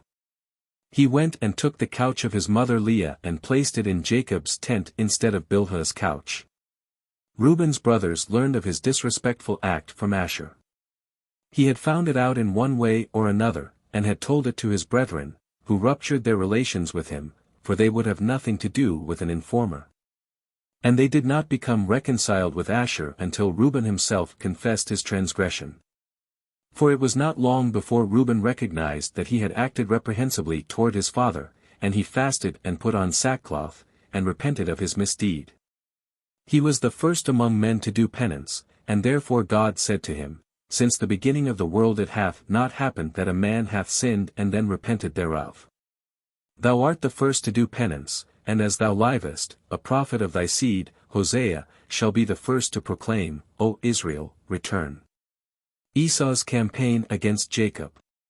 When Isaac felt his end approaching, he called his 2 sons to him, and charged them with his last wish and will, and gave them his blessing. He said, I adjure you by the exalted name, the praised, honored, glorious, immutable, and mighty one, who hath made heaven and earth and all things together, that ye fear him, and serve him, and each shall love his brother in mercy and justice. And none wish evil unto the other, now and henceforth unto all eternity, all the days of your life, that ye may enjoy good fortune in all your undertakings, and that ye perish not. Furthermore he commanded them to bury him in the cave of Machpelah, by the side of his father Abraham, in the grave which he had dug for himself with his own hands. Then he divided his possessions between his 2 sons, giving Esau the larger portion, and Jacob the smaller. But Esau said, I sold my birthright to Jacob, and I ceded it to him, and it belongs unto him. Isaac rejoiced greatly that Esau acknowledged the rights of Jacob of his own accord, and he closed his eyes in peace. The funeral of Isaac was not disturbed by any unseemly act, for Esau was sure of his heritage in accordance with the last wishes expressed by his father. But when the time came to divide Isaac's possessions between the 2 brothers, Esau said to Jacob, Divide the property of our father into 2 portions, but I as the elder claim the right of choosing the portion I desire. What did Jacob do? He knew well that, the eye of the wicked never beholds treasures enough to satisfy it, so he divided their common heritage in the following way: all the material possessions of his father formed 1 portion. And the other consisted of Isaac's claim upon the Holy Land, together with the cave of Machpelah, the tomb of Abraham and Isaac. Esau chose the money and the other things belonging to Isaac for his inheritance, and to Jacob were left the cave and the title to the Holy Land. An agreement to this effect was drawn up in writing in due form, and on the strength of the document Jacob insisted upon Esau's leaving Palestine. Esau acquiesced, and he and his wives and his sons and daughters journeyed to Mount Seir, where they took up their abode. Though Esau gave way before Jacob for the nonce, he returned to the land to make war upon his brother. Leah had just died, and Jacob and the sons born by Leah were mourning for her, and the rest of his sons, born unto him by his other wives, were trying to comfort them, when Esau came upon them with a powerful host of 4,000 men. Well equipped for war, clad in armor of iron and brass, all furnished with bucklers, bows, and swords. They surrounded the citadel wherein Jacob and his sons dwelt at that time with their servants and children and households, for they had all assembled to console Jacob for the death of Leah, and they sat there unconcerned. None entertained a suspicion that an assault upon them was meditated by any man. And the great army had already encircled their castle, and still none within suspected any harm, neither Jacob and his children nor the 200 servants. Now when Jacob saw that Esau presumed to make war upon them, and sought to slay them in the citadel, and was shooting darts at them, he ascended the wall of the citadel and spake words of peace and friendship and brotherly love to Esau. He said, Is this the consolation which thou hast come to bring me, to comfort me for my wife, who hath been taken by death? Is this in accordance with the oath thou didst swear twice unto thy father and thy mother before they died? Thou hast violated thy oath, and in the hour when thou didst swear unto thy father, thou wast judged. But Esau made reply, Neither the children of men nor the beasts of the field swear an oath to keep it unto all eternity, but on every day they devise evil against one another, when it is directed against an enemy, or when they seek to slay an adversary. If the boar will change his skin and make his bristles as soft as wool, or if he can cause horns to sprout forth on his head like the horns of a stag or a ram, then shall I observe the tie of brotherhood with thee. Then spoke Judah to his father Jacob, saying, How long wilt thou stand yet wasting words of peace and friendship upon him? And he attacks us unawares, like an enemy, with his mail-clad warriors, seeking to slay us. Hearing these words, Jacob grasped his bow and killed Aduram the Edomite, and a second time he bent his bow, and the arrow struck Esau upon the right thigh. The wound was mortal, and his sons lifted Esau up and put him upon his ass, and he came to Adorah, and there he died. Judah made a sally to the south of the citadel, and with him were Naphtali and Gad, aided by 50 of Jacob's servants. To the east Levi and Dan went forth with 50 servants, Reuben, Issachar, and Zebulun with 50 servants, to the north, and Simon, Benjamin, and Enoch, the last the son of Reuben, with 50 servants, to the west. Judah was exceedingly brave in battle. Together with Naphtali and Gad he pressed forward into the ranks of the enemy, and captured one of their iron towers. On their bucklers they caught the sharp missiles hurled against them in such numbers that the light of the sun was darkened by reason of the rocks and darts and stones. Judah was the first to break the ranks of the enemy, of whom he killed 6 valiant men, and he was accompanied on the right by Naphtali and by Gad on the left. They also hewed down 2 soldiers each, while their troop of servants killed 1 man each. Nevertheless they did not succeed in forcing the army away from the south of the citadel, not even when all together, Judah and his brethren, made an united attack upon the enemy, each of them picking out a victim and slaying him. And they were still unsuccessful in a third combined attack, though this time each killed 2 men. When Judah saw now that the enemy remained in possession of the field, and it was impossible to dislodge them, he girded himself with strength, and an heroic spirit animated him. Judah, Naphtali, and Gad united, and together they pierced the ranks of the enemy, Judah slaying 10 of them, and his brothers each 8. Seeing this, the servants took courage, and they joined their leaders and fought at their side.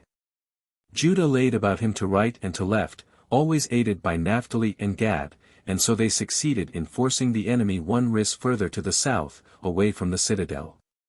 But the hostile army recovered itself, and maintained a brave stand against all the sons of Jacob, who were faint from the hardships of the combat, and could not continue to fight. Thereupon Judah turned to God in prayer, and God hearkened unto his petition, and he helped them. He set loose a storm from one of his treasure chambers, and it blew into the faces of the enemy, and filled their eyes with darkness, and they could not see how to fight. But Judah and his brothers could see clearly, for the wind blew upon their backs. Now Judah and his 2 brothers wrought havoc among them, they hewed the enemy down as the reaper mows down the stalks of grain and heaps them up for sheaves. After they had routed the division of the army assigned to them on the south, they hastened to the aid of their brothers, who were defending the east, north, and west of the citadel with 3 companies. On each side the wind blew into the faces of the enemy, and so the sons of Jacob succeeded in annihilating their army. 400 were slain in battle, and 600 fled, among the latter Esau's 4 sons, Reuel, Jush, Lotan, and Korah. The oldest of his sons, Eliphaz, took no part in the war, because he was a disciple of Jacob, and therefore would not bear arms against him. The sons of Jacob pursued after the fleeing remnant of the army as far as Adorah. There the sons of Esau abandoned the body of their father, and continued their flight to Mount Seir. But the sons of Jacob remained in Adorah overnight, and out of respect for their father they buried the remains of his brother Esau. In the morning they went on in pursuit of the enemy, and besieged them on Mount Seir. Now the sons of Esau and all the other fugitives came and fell down before them, bowed down, and entreated them without cease, until they concluded peace with them. But the sons of Jacob exacted tribute from them. The descendants of Esau. The worthiest among the sons of Esau was his firstborn Eliphaz. He had been raised under the eyes of his grandfather Isaac, from whom he had learnt the pious way of life. The Lord had even found him worthy of being endowed with the spirit of prophecy, for Eliphaz the son of Esau is none other than the prophet Eliphaz, the friend of Job. It was from the life of the patriarchs that he drew the admonitions which he gave unto Job in his disputes with him. Eliphaz spake, Thou didst wean thyself the equal of Abraham, and thou didst marvel, therefore, that God should deal with thee as with the generation of the confusion of tongues. But Abraham stood the test of 10 temptations, and thou faintest when but one toucheth thee. When any that was not whole came to thee, thou wouldst console him. To the blind thou wouldst say, If thou didst build thyself a house, thou wouldst surely put windows in it, and if God hath denied thee light, it is but that he may be glorified through thee in the day when the eyes of the blind shall be opened. To the deaf thou wouldst say, If thou didst fashion a water pitcher, thou wouldst surely not forget to make ears for it, and if God created thee without hearing. It is but that he may be glorified through thee in the day when the ears of the deaf shall be unstopped. In such wise thou didst endeavor to console the feeble and the maimed. But now it is come unto thee, and thou art troubled. Thou sayest, I am an upright man, why doth he chastise me? But who, I pray thee, ever perished, being innocent? Noah was saved from the flood, Abraham from the fiery furnace, Isaac from the slaughtering knife, Jacob from angels, Moses from the sword of Pharaoh, and Israel from the Egyptians that were drowned in the sea. Thus shall all the wicked fare. Job answered Eliphaz, and said, Look at thy father Esau. But Eliphaz returned, I have nothing to do with him, the son should not bear the iniquity of the father. Esau will be destroyed, because he executed no good deeds, and likewise his dukes will perish. But as for me, I am a prophet, and my message is not unto Esau, but unto thee, to make thee render account of thyself. But God rebuked Eliphaz, and said, Thou didst speak harsh words unto my servant Job. Therefore shall Obadiah, one of thy descendants, utter a prophecy of denunciation against thy father's house, the Edomites. The concubine of Eliphaz was Timnah, a princess of royal blood, who had asked to be received into the faith of Abraham and his family, but they all, Abraham, Isaac, and Jacob, had rejected her, and she said, Rather will I be a maid servant unto the dregs of this nation, than mistress of another nation, and so she was willing to be concubine to Eliphaz. To punish the patriarchs for the affront they had offered her, she was made the mother of Amalek, who inflicted great injury upon Israel. Another one of Esau's descendants, Anna, had a most unusual experience.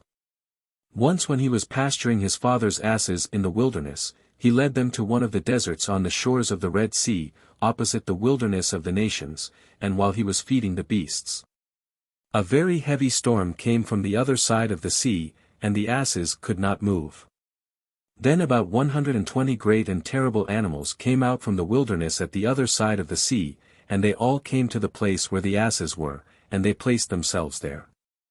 From the middle down, these animals were in the shape of a man, and from the middle up some had the likeness of bears, some of apes, and they all had tails behind them like the tail of the dukipat, from between their shoulders reaching down to the earth.